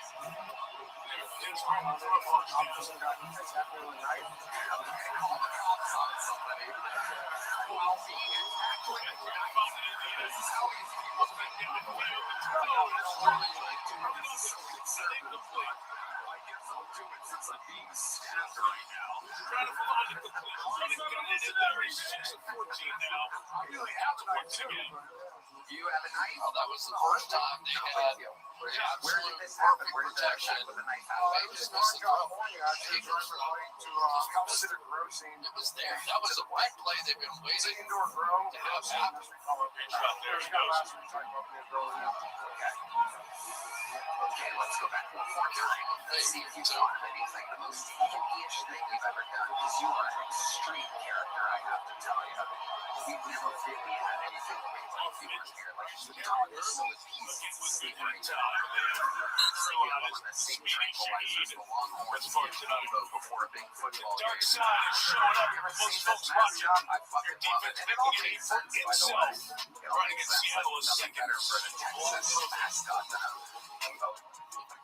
fully grown bull on tranquilizers just drooling on itself. Jet lag Okay, there. giving you enough time to think about it. Crystals on the toes is like, She has All right, if you don't have an answer, Red Hand has some like $1,000 an hour to do it. Here you go, Red Hand. Is there a crystal that really pisses you off? I don't want anything to do with it. Oh, there it is. Right on cue, everybody. Definite unanswerable question. I got another diabetes joke about the blindness thing. Basically, processed sugar causes your eyeballs to cloud because it's so Every good single for time vision. you listen to yours, he likes to sleep. There you go. All right, Jason. Pretty interesting character. You've been doing stand-up. Did you say 13 years? Yeah, 25,000 YouTube subs. I got some mixes on there. My underground mixes. That's one of them.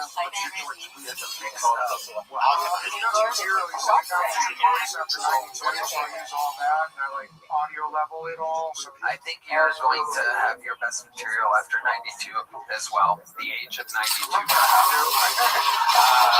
Thanks today, Jason. Very fun interview. You definitely are an original character. There's a medium-sized joke book. Jason Rosen, ladies and gentlemen. Alright, well, I have a special treat for all of you, ladies and gentlemen. One of our elite regulars of all time is here for you. He is a reigning, defending Kill Tony Hall of Fame member that is here to grace us with his presence. I present to you one of the greatest, to ever do it here on Tilton with hundreds of appearances. This is the long-awaited return of David Lucas, everybody.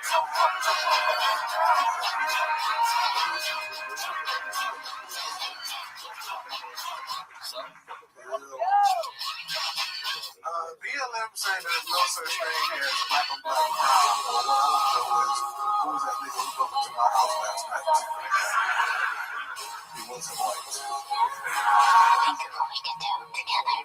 Trump said that Tylenol is making kids retarded. I do believe it. Because the last few bitches I had sex with all had 7 kids. They never let you know they kids. The Super Bowl truly will prevent many fan viewing parties around the world. Melbourne, Australia. Down in Rio, Brazil.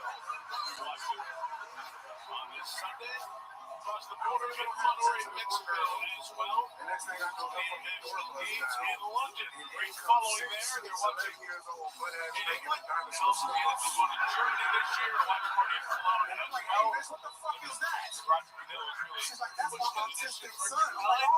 This nigga, bitch, I didn't be playing the next season. I didn't know you lived with a Texas Chainsaw Massacre. She was like, let me put it back to sleep. He was having a bad dream. I said, bitch, I'm having a bad dream. I just seen a retarded nigga's dick. How you think I'm feeling? She was like, we ain't finished fucking. I'm like, I'm good. I don't want no more of that retarded house and pussy you guys. I think it's inside of yourself. Only with a handicapped kid and a retarded kid. Because, like, at least when she got a handicapped kid, she probably drives a van. I like space. It's a nice job there by the team against defense. Trying to see the pressure inside by Bill Williams. They put so many people up around the line of scrimmage. You can hear Sam Darnold go, can. So they had a run play off. They got so stacked in there. They forced them to throw, got the big sack. That was brilliant.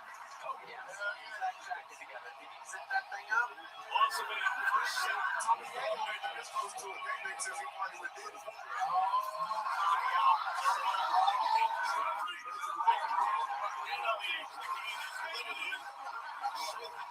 Slow to get up. Sliding the load. Have you ever been to a Diddy party? Guys, just before this drive, Jackson's been Jigga had a bandage applied to his right foot on the back of his heel. There was no additional tape put in place to support it. Put the stocking shoe back on, tested it out, and it looked weak. And no pain or discomfort, but what he's doing with it right now, you're going to see a different issue.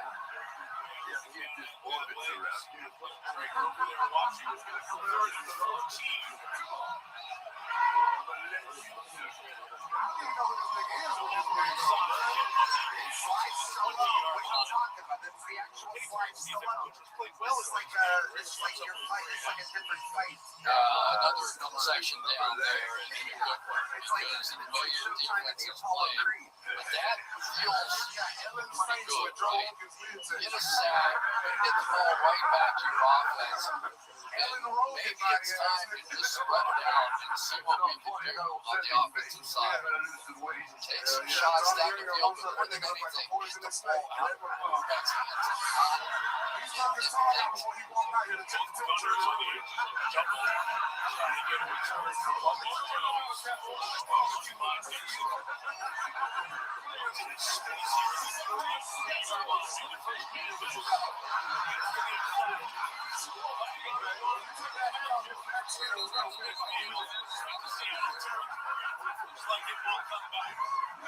You look like a retired racehorse, nigga. What size is that shirt? What is that, a 5-back? You look like a rock in the bag, nigga. Steven King number 44, bro. You got that. First down. Credits out of Eli, reaching for hustling down there. Forcing the penalty. David Lucas has survived. All the other kids with the buffed up kicks. I love it, David. I don't call you gay 10,000 times, dog. I don't know what else to call you something. I know. Okay. I'm joking, brother. Well, I know you're joking, but every time you say that word, oh, cut it out. out, man. My bad. We're gonna cut it out. We're gonna cut it out. Yes, you can. All right.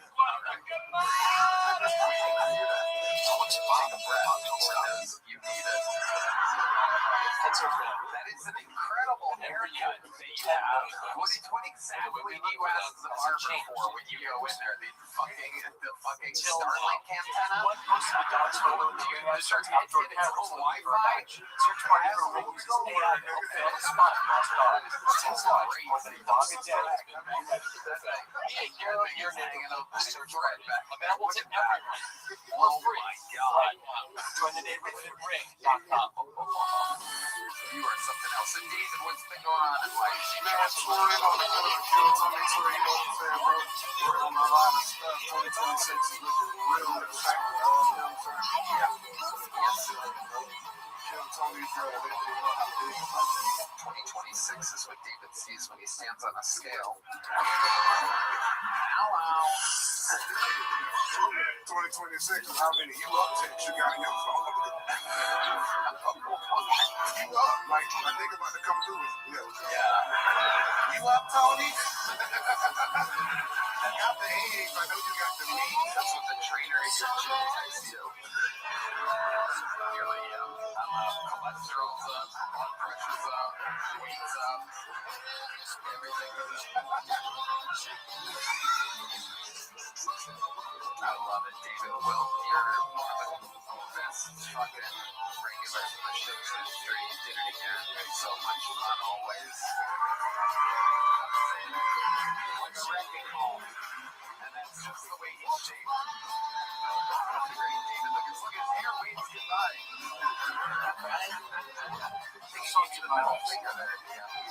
All right, back to the bucket we go, ladies and gentlemen. Your next bucket ball is Ben Dolphy, everyone. Here we go. Jackson Smith and Jimmy over with the 10. He's going in to get checked out. Taylor gets so bad. He was being looked at before that last drive. Staying down with that from second down catch. New England trying to find something. About 2/3 away. But it's one of the worst performances ever by an offense. In the Super Bowl, they take their guy to in trouble. Sack back at the 25-yard line. Whereas Trump's handshake is more of a dominant power move. The handshake that makes people go, oh yeah, this guy rips. Mills in there as well.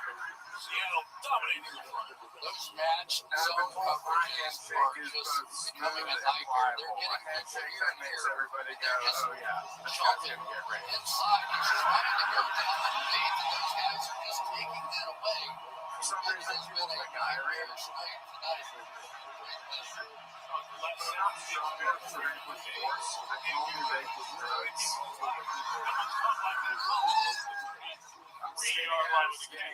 That sack was the fourth your legs are about twice as strong as your arms, so maybe I just try raping with my legs instead. Cincinnati electrical current be sacked 4 years ago. Remember that I think that Aaron Donald back in the Super Bowl 56 I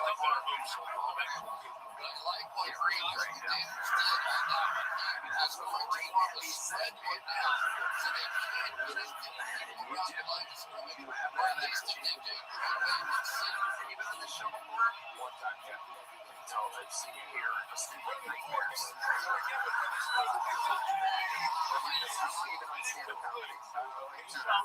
Two and a half years. And how old are you? 22. 22. Okay, so you started young. 6 of the last 7 drives, 3 and out. you can see how rushed Drake May is. This is a relatively easy throw. But he's going to jump out of the way. He saw it coming from the other direction, and they just can't complete those passes. He's getting pushed off his mark. The timing has just not been there all night, and when it has been, they missed. Eric again for the 8th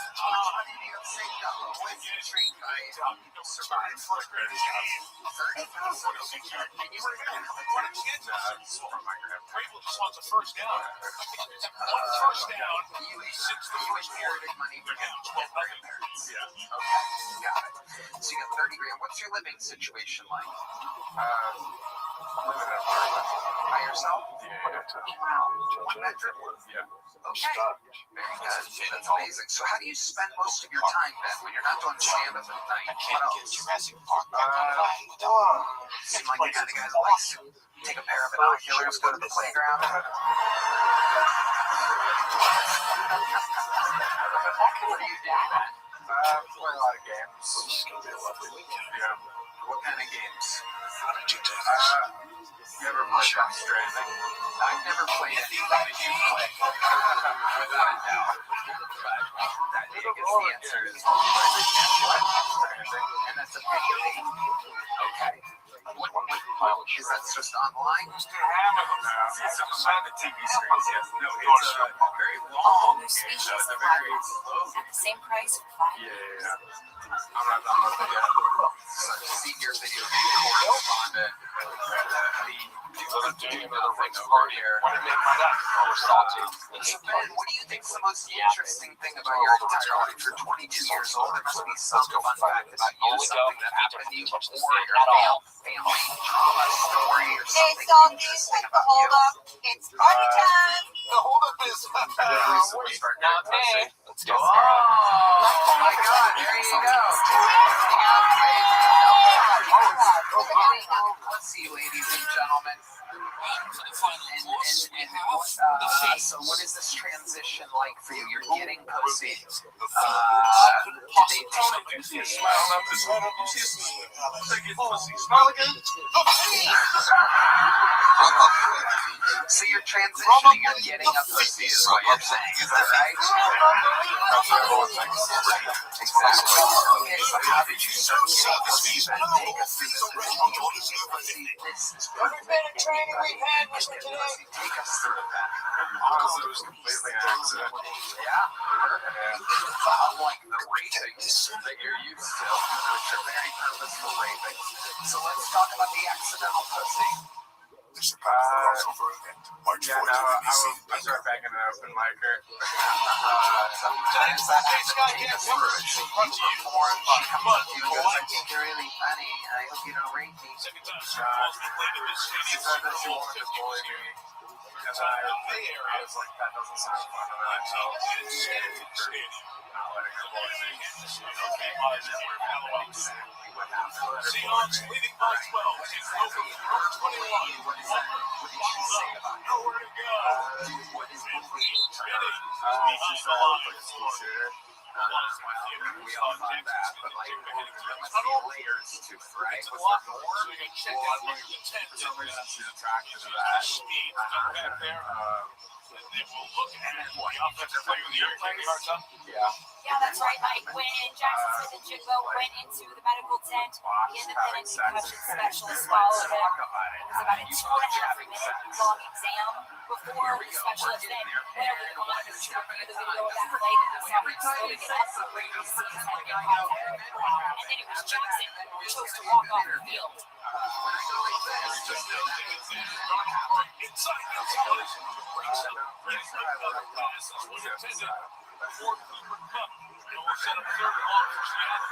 ironic, isn't it, that probably the best player on the field tonight is What was she doing? If not for the plays that he's made, it would have been an absolute blowout at this point. He has saved a couple of deep ones down the field.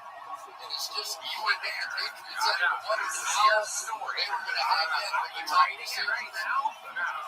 So like you were there, and then when you did start making out, and then what happened?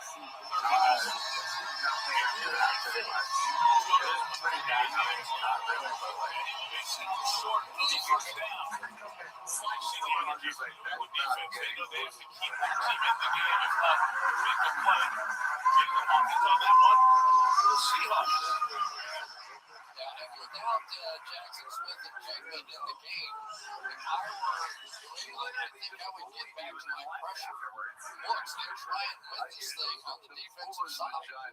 Maybe a sack fumble, maybe a tip pass, something to get your team back in the game because it's not going to work out.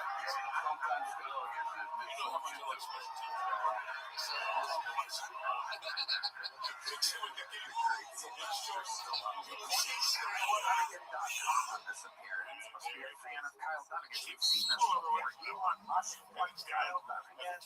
Bill Maher, the great Bill Maher, but Kyle Dunnigan loves you. Starts come on here. There's careers. He was born in Massachusetts. Georgia, at the age of 17, high school ball there. Went to the University of Georgia. Notre Dame about football being around practices. But then he had a business finance degree as well. He was going to work in finance. In 2014, Stream Alive got an internship with the Ravens. And it was years later, here he is, third youngest person to be head coach in the Super Bowl. He had a chance to be one of the youngest Super Bowl winners ever. Defense on top for another 16 within yourself. What tricks try to change that? Get a little run here. Lots of self-talk. And I think he would be the first defensive play caller head coach to actually win a Super Bowl. And the other part is, we've never seen a shutout. I think one time my old buddy was there behind me, he was telling me, they was not a shutout in the Super Bowl. It hasn't happened yet. We're selling this live. So amazing. Simple. Let's just face it. Simple.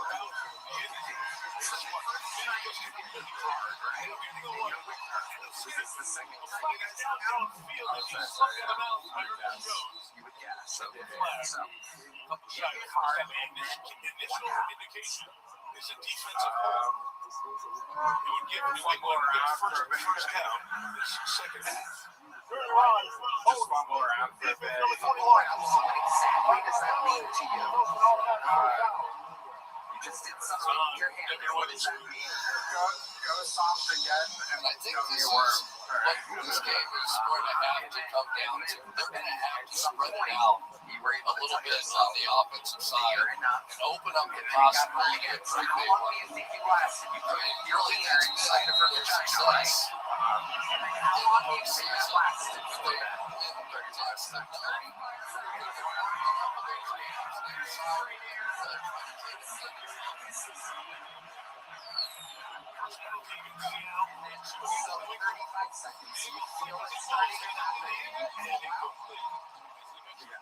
Where do you finish at? Where did you shoot your load? Long time running Dallas. Very good. I would have expected something weirder than that. I would have thought you would have been shy and shot it on the floor to someone on your own field or something like that. He brought an intensity to this defense. Did she make any noises or anything? What type of noises did she make? He is just this entire match to a level. Give us a spot in your email. It's the girl during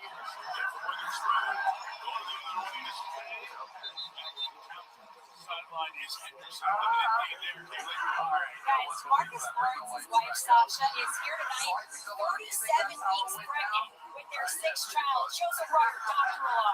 Now, Marcus and his teammates have had some deep conversations about what he'll do if his wife goes into labor during this game. His teammates said it's not guaranteed to make another Super Bowl, but you can't have another baby. If she goes into labor, Marcus regularly sits that. That was Sasha's choice. He told her, whatever you gotta do, this can't happen today. She's still here. 5. You're excited about it. He loves the football. It's great. Seattle has recovered. Pulls on the football.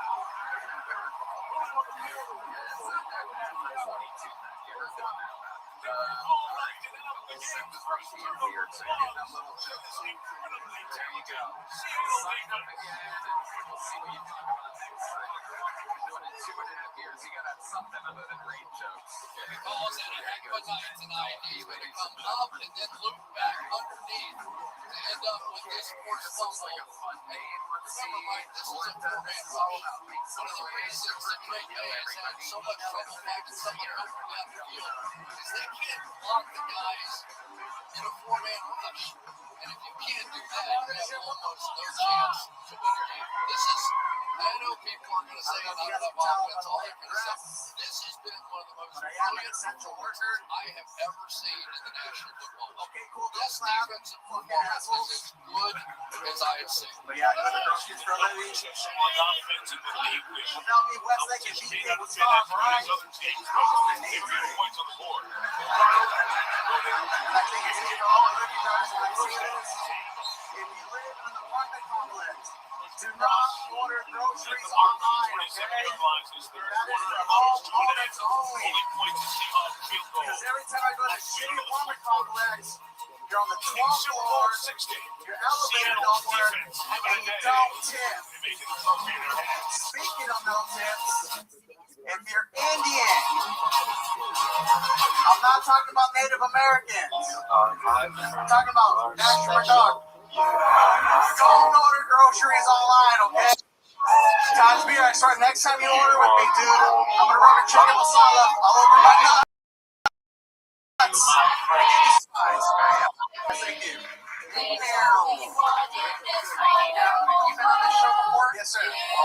Thank you. That went pretty well, huh? Yeah, shit. Was that your best set on the show so far? Yeah, it was. Very good.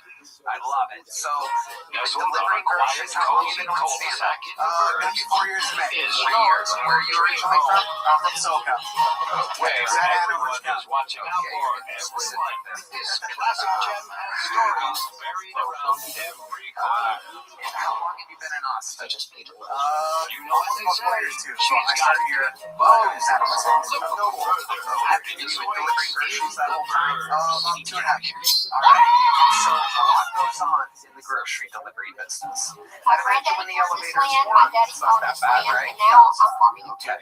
Sometimes the elevators don't work. Yeah, This so we're has gonna use every the single stairs. crop daddy's ever People in planted. apartments for some reason want to order the heaviest shit too. It looks like Pieces of water, dog food, dumb shit, bro. Can you generate a report for how much What do you water do when you're not doing stand-up or delivering groceries? Well, my I'm on the family is spectrum. doing this for over 100 years? I collect I toy wanted cars. the one to mix it up. Yeah, like Hot Wheels, Nate scale toys, trailers, replicas. Take my mom on a cruise. You guys want to see the smallest toy car in the world? Yeah. So this is called the Micro Mini. Tell me what to open it up. Open it up. It's really grab it by the front wheels and open it up. That's like a micro. Yeah. Pick up the front wheels. The smallest toy car in the world. Wow, that's amazing. That is very small car. There it is. Yep, so small. There you go. I'm gonna put it there. Oh my god. Okay, so that's a small car. I love it. You must get all pussy. Single ladies. They know. Is a woman ever flirting with you while you're delivering groceries? No, not really. A lot of my customers are old people, so they'll make me like cookies, getting candy, stuff like that. Not really like hot and sexy. Well, the voting is now What over. do you do for fun around Austin? 60 MVP. Let's see. I like to go bar hopping sometimes. I opened up my first Yelp. Look at the website I did. Seattle's defense. Yelp is a grandma like But not wanted to go. Oh, wow. So how old the ballpark was this lady? She was probably no lie, probably like 65. Wow. Oh, where do you find her at? Shout out to Deborah with an H. Wow. She literally told me that. She was like, my name's Deborah with an H. So where'd you meet? I met her at the airport bar here in Austin. Yeah. So I was on my way for one of my friend's weddings in California. And before my flight, I was like, oh, I have to drink. So I was at the bar. I saw she was sitting by herself. Like, oh, she had a fat ass. So, oh, shit. All right, cool.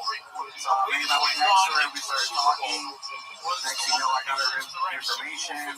She was like, yeah, we'll come back. All right, cool. 7 minutes left. I hit her up. Is that one? We went to some, I think she was staying out in Pflugerville, I want to say. That's where they live. That's where sick-ass 65-year-olds live. So she took me to like the local brewery. Did you see him there? That's right. And long story short, we had to go back to my bar. Oh, this one right here? What? It was actually a bigger car. Okay, what type of car do you have? What kind of Honda do you have? No. It's actually a Kia. Shout out to the Kia boys. Wow. Yeah. Sportage? I think you get it's no call. Forte. Ooh, wow. You took a 65-year-old. What's that?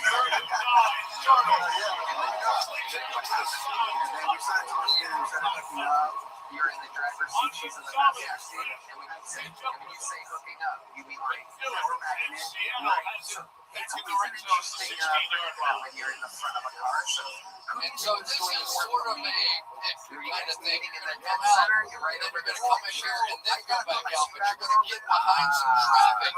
That's exactly what happened to Christian Gonzalez on that one. 5'10", I'm 5'7". Yeah. So I lean back a little bit.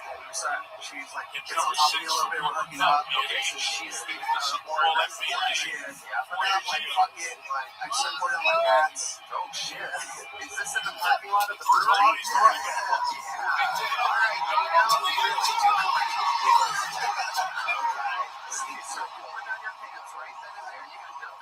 And then she puts, she puts my dick in her hand, starts jacking off, and she tries to give me sloppy toppy, dude.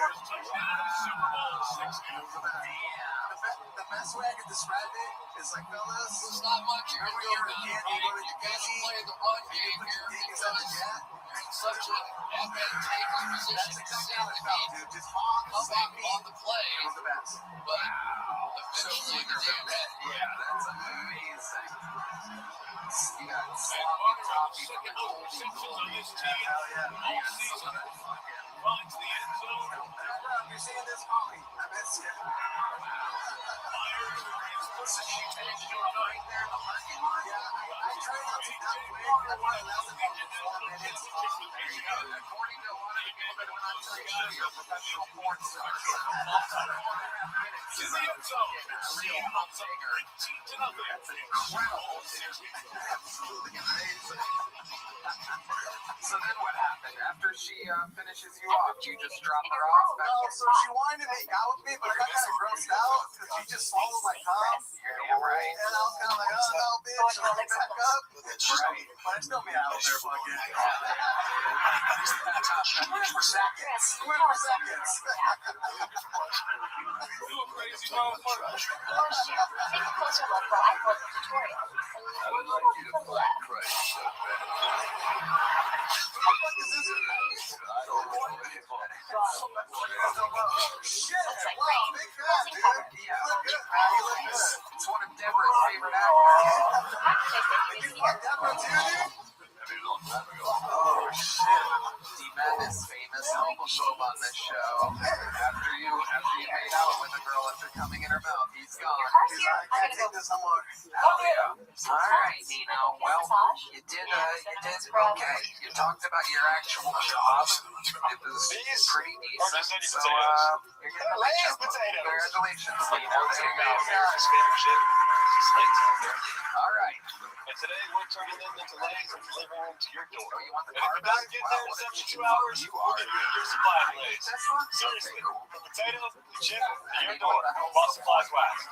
So grab your phone, scan the code, and get that freshest pack of legs in 72 hours. Throw it in the crowd after the show. Let's make this move. Okay, ladies and gentlemen, like I said, this is an action-packed show we have here tonight. We have one of the greatest regulars in the show history ready to go right now. Who is regular on the show? He is known as the perfect storm of Atlanta. Ladies and gentlemen, make some noise for the great and powerful Hendrick The first one to sign for that hidden code will become a millionaire. So enjoy the game and go in and nothing goes. Man, this shit feel good, man. I used to actually hate rich people before I got money. Xfinity. Rich people got different debit cards than us. America's favorite chip. Maybe y'all some y'all got it right. These little 22-pound solid metal debit cards. They got a vibranium from Wakanda. Find lost dogs with Ray's new feature search party. And they did it to me. Sonny Williams and that Seattle defense. That shit, I'm throwing up in the air. Have not had a snap all year inside the Seattle 48-yard line. That is how dominant this Seahawks defense has been. My debit card. Years away from Super Bowl title. People got heavy debit cards so they can break down cocaine. And he hoped he'd be about 28-3. Meanwhile, I just roll my blunts and my debit card. They be long way to go. Long way to go on this one. Cool though, because like now that I got famous success, I get to talk to people that's like, yeah, it hasn't been a good time at all. Understandably, tough defense, the best in the National Football League. But when they've had those rare opportunities, they simply have been unable to hit those as well.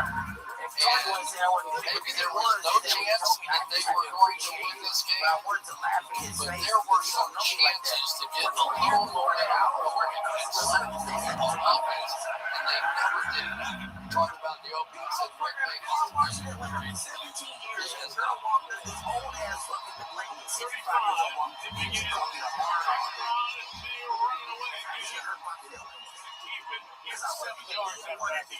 To the sideline. Yeah, had a great day and stayed nearly activity. I thought it hard to sideline, but we could see he was frustrated after the turnover. He was getting coach by Grable. Ran right over, bent down in front of him for about 2 minutes, talking face to face, encouraging him, pumping him up, saying, "You're good. You know the work." And then Greg Cordray just took the field. Grable came over with a smile on his face, tapped him on the helmet. 10 years later. You see a little Johnny there. Step on the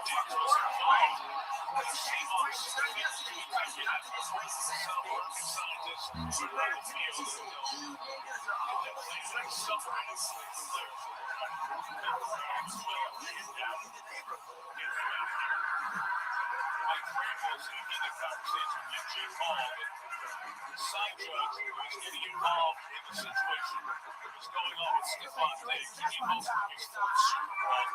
Trying to jump back. Just use this. This was out of bounds on the Patriots sideline. And now hit near the other way.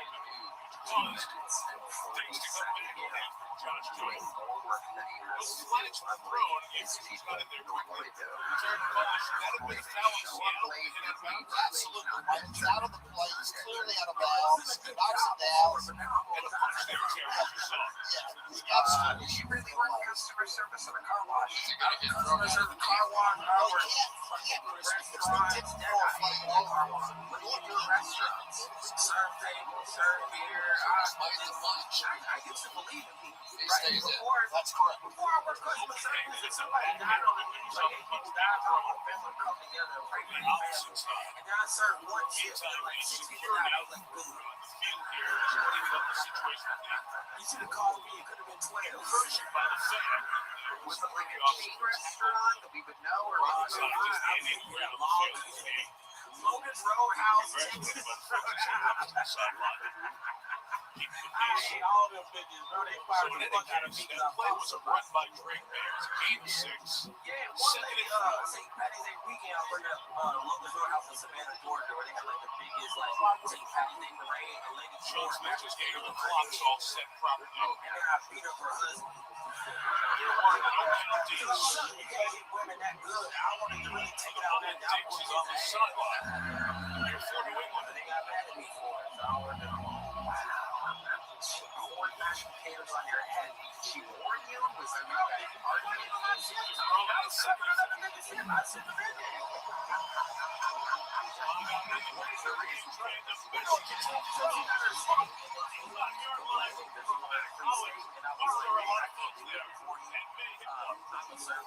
Want to see how tiny the holes are in the zone tonight for Craig Day? Watch this. It takes perfection to get one play down here. He's 24, trying to find some tempo, trying to take a shot.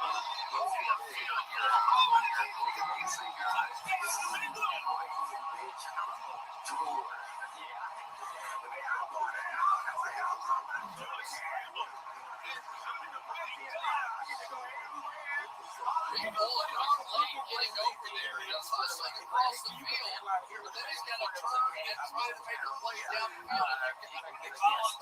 Who has not finished yet. So 2 completed passes, 2 plays. We've seen from the Patriots time after time to show, and finally it shows up. go from 1 to 2 to 8, 11-point game, touchdown to 20 field goal. That'd be a tie game. It's probably able to do it. Dallas, they got to make it a night to 7 games. You know, just getting back to that touchdown. There we go. Break it out. Look at that stuff. 40 years later, ladies and gentlemen, here it is. What happened? Has anyone in your family ever had diabetes?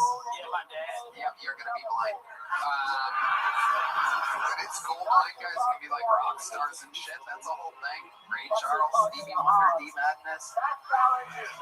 D Madness rocking the fucking Heisenberg hat tonight.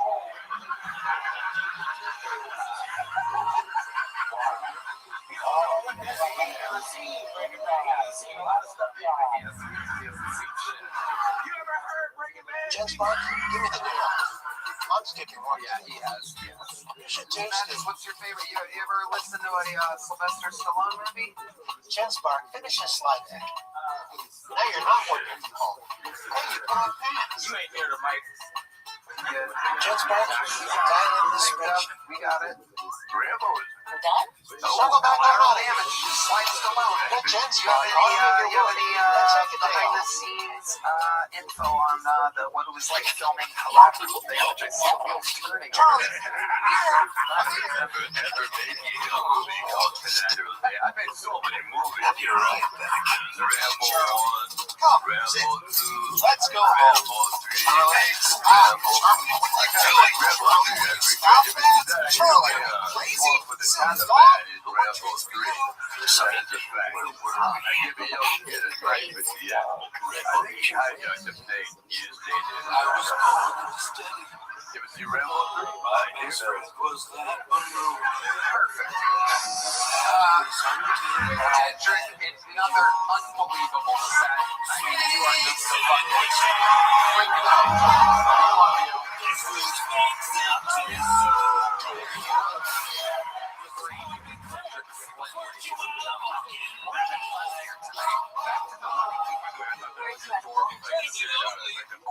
What's your little motor called? I'm a loser?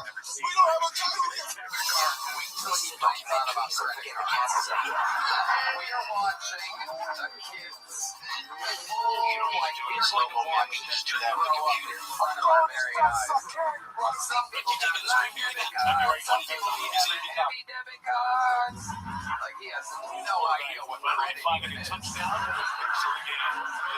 Almost fainted with Sylvester Stallone's diversified portfolio. We're gonna get to watch him learn everything. Oh wow! Okay, we've seen this guy before on the show. Here we go, ladies and gentlemen. Make some noise for what some people would call a full legend. This is the return of, I believe, the second time ever. Carmichael, everybody. Here we go.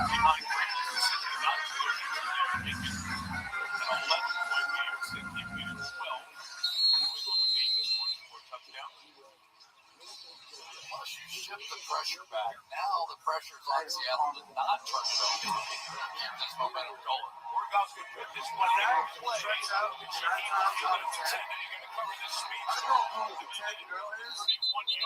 Tell her he goes to throw the ball. Well, the one reason this team is still in contention here has been the night of Christian Gonzalez. He has had to make some tough one-on-one plays against some of the fastest and some of the best receivers in the National Football League. And he has been up to form all night long. He's basically keeping his team burrito restaurant because burritos roll. Free delivery if you live down here. Smith and Jigba out of the locker room, but still on the sidelines. All the competitors trying to get the party on. It's not pushed aside, but he is supposed to keep out the yard side. Guys, Jackson Smith and Jigba is back on the sideline, helmet in hand. He came sprinting out of the locker room, as you see him heading back onto the field now after clearing his concussion evaluation. Clint Kubiak went up to him and said, "You good?" The last time you were on the show, all we talked about the entire time was about how you reminded us of Mitch Hedberg. And after Which is a first down. He forward progress. The first down just passed. Around about the guy The 41-yard line. sounds delivers like Mitch Hedberg. It turns out that you're really big funny guy who just happens to look like the delivery of Mitch Hedberg. Right now, New England is going to shift to basically a six-man down line. Why are they doing that? Because they want them to throw the football. They simply cannot just allow them to run the ball down the field on them. So they're going to stack that line of scrimmage. If you want to throw, that gives our pass rushers a chance. That gives the Dallas a chance. It turns out that you do this every night. You're a good writer. They've seen you do longer sets.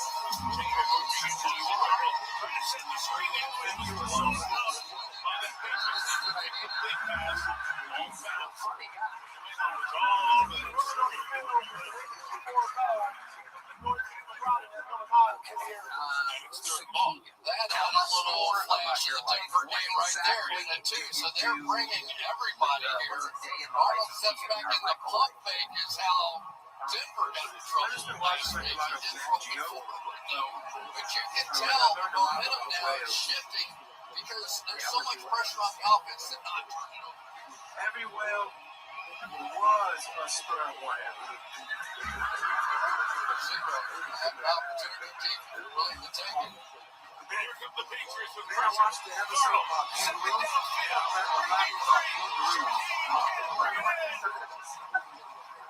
Had a step on Carlton Davis. The mama kangaroo Just couldn't reel it in. in her pouch. And Seattle runs it away after getting one first down. In his Wow, that was an opportunity to end it right there. You got one of the fastest players in football. He's open. Just could not catch up to that one. And now, How do you make Adrian's with a chance? That's what the world really wants to know.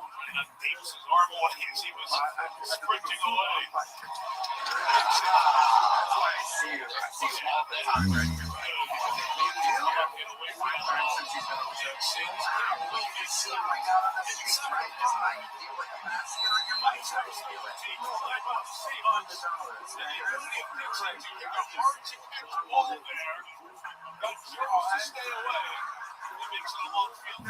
you got to catch that ball. You're the punt returner. You've got to catch that ball because you know what's going to happen. Coach started using this. When you remember Xavier Smith from the Rams wasn't shooting, in part because Dixon gets that very tough to catch ball. I got it, but this is professional football. If you're the punt returner, you got to catch the ball.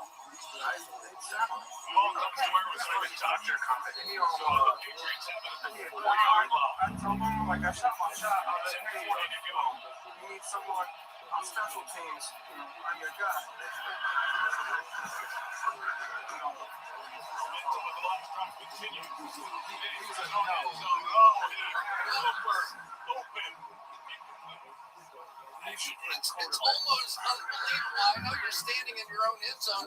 This is as wide open as you can get. Can you imagine if they hit that one and it breaks them out somewhere around the middle? He's just wide open.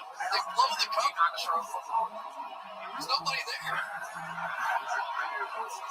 It's a very good question. You don't see that mobile. You gotta sway a lot. You Surrounding its work coming.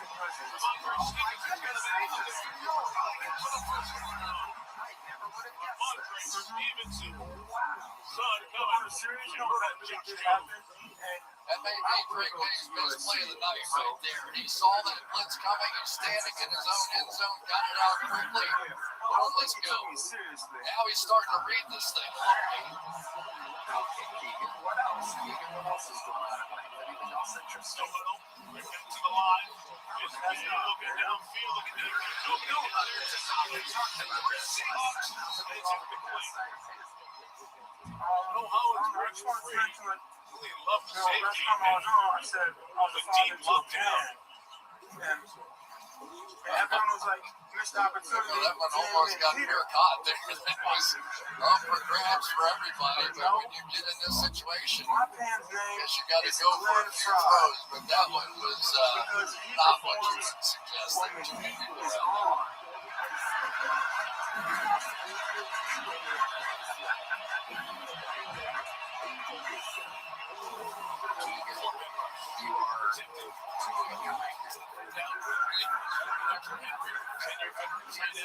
Here's a big joke, buddy. I like your style. He's signing up. Yeah, he is. Coming up. He has a little athletic prowess. He does know about pocket presence. He can catch up. How close to this first half have to get to go? Here, one key to catch. One of the hardest ways to catch a joke. That was a lot of time left. All right, back to the position.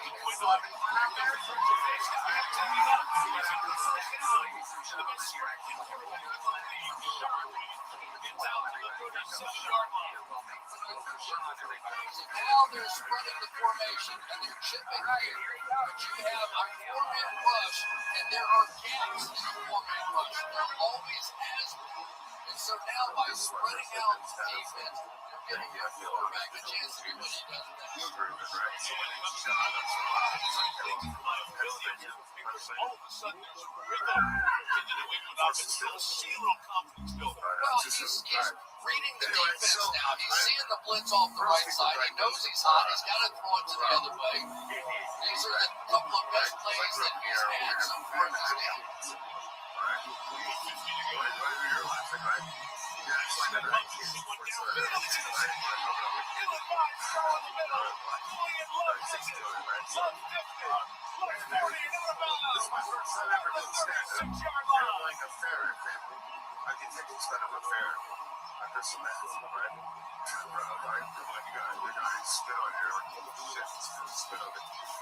So I had a total that in plan.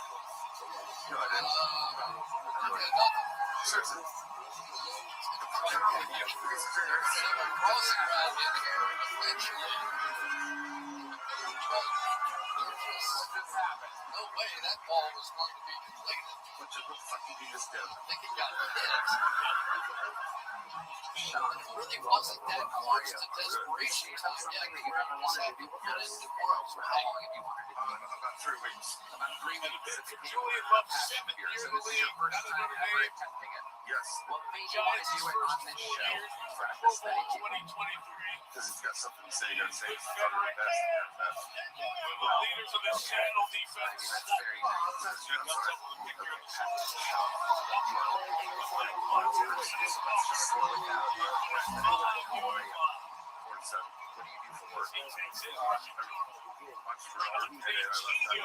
What kind of entrepreneurial stuff have you done? It was one of those plays that Seattle has run so well, and I think when you have a defense like this, you can begin to wear down the other team. And really, let's go back to the start of this game when there was no offense.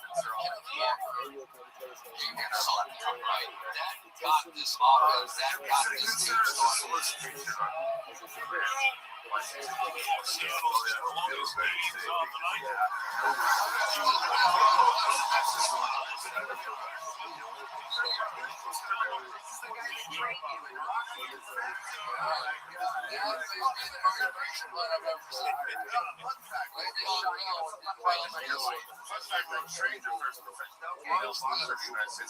You really did? You were the corner person? He's got, that's professional football. Are you on something right now? Slow motion was paused. I can't talk about that here. You can't talk about things that you're doing an interview with somebody that can't answer questions about their job or anything. I understand the algorithm for 365. I really just wanted to go around and make the first one. There you go, everybody. Wow. Final year.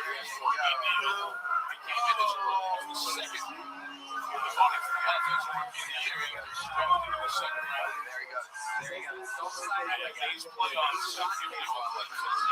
He's as casual with his stance as he is with his running style. You know what? Stands straight up right there. He's like, special. Straight, but he is filled in the gap. Charbonnet got out. Not to have another guy step in. One of the greatest Hilltop regular Twitch winners ever come across the show. Everything he does, it's absolute insanity. You're a very lucky audience. Part of your I present to you a man who gets to do whatever he wants on this show. However, that I'm slightly afraid of. It's the great and powerful.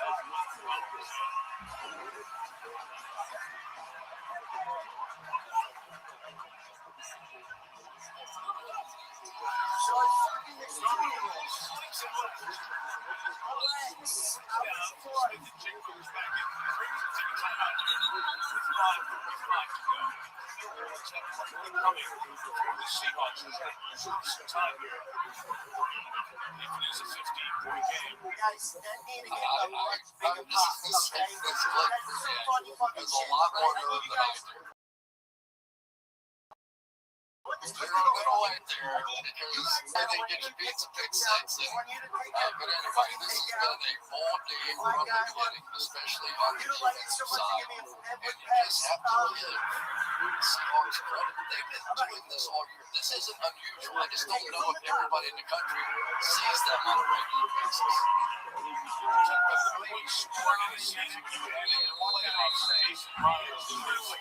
Very busy at 13 points as fast as Danny and Tom.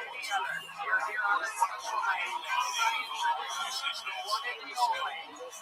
You're sitting in Martin trying to add to it. 26. That's his fifth field goal. He sets a Super Bowl with 5. And the lead is 15.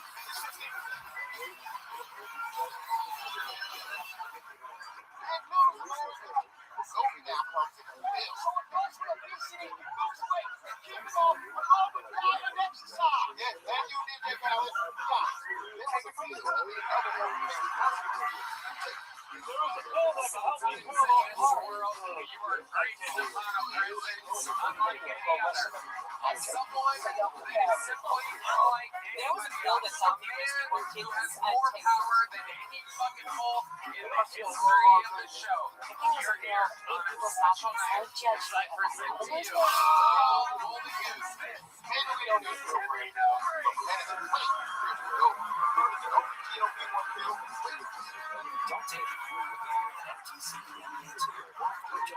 tell your provider if you plan to have surgery or procedure or breastfeed pregnant or lactating. Stop taking the medical health right away if you get doctor's letter. So here's something some reactions. Serious side effects increase inflammation, low blood pressure, or stomach problems. Call your prescriber and then use your symptoms. They go to the cause of absorption, especially if you take medicine. Call your prescriber if you experience vision changes or heart racing events. Side effects of nausea, vomiting, diarrhea, and dehydration, which may cause kidney problems. Tell your doctor. Ask your prescriber about what's daily for gold. There we go. Look at this game, motherfucker. Goddamn. Look at this game, motherfucker. Your face looking red as shit. You never looking motherfucker. Goddamn. What's your name? She's swimming some big on it. Goddamn. Look at this black guy. Black girl up. I challenge you to a rap battle. Let's do it! What do you know about rap, bitch? Let's go, bitch. Budgeting out of base 44. I'm suck my dick. You just this Come on in, get on your knees and suck my dick. I'm just sitting in the chair. Give me a pill. What the fuck is that? Just No, that's not my feet. Every time I do this move, I need you to hit the beat the right way. Kevin Sinclair, 5:35 to go. All 85-15. Patriots win the ball. Robert back there. Dana on the left side. Jonathan Preston on the right. It's every Super Bowl the Patriots play. They played Super Bowl 20 because there is a fan. Season ticket holder that White is business success.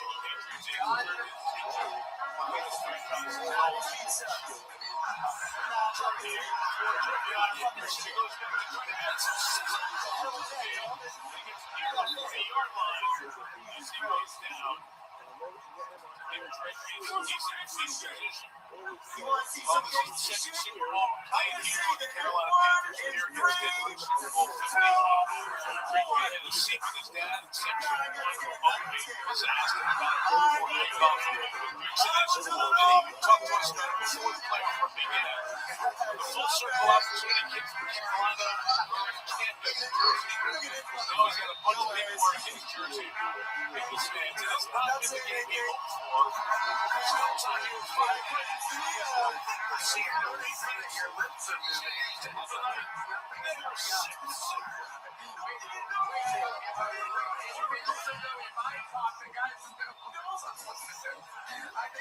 This is what the formula punch. You know, you're not going to put that in later for block the formula punch.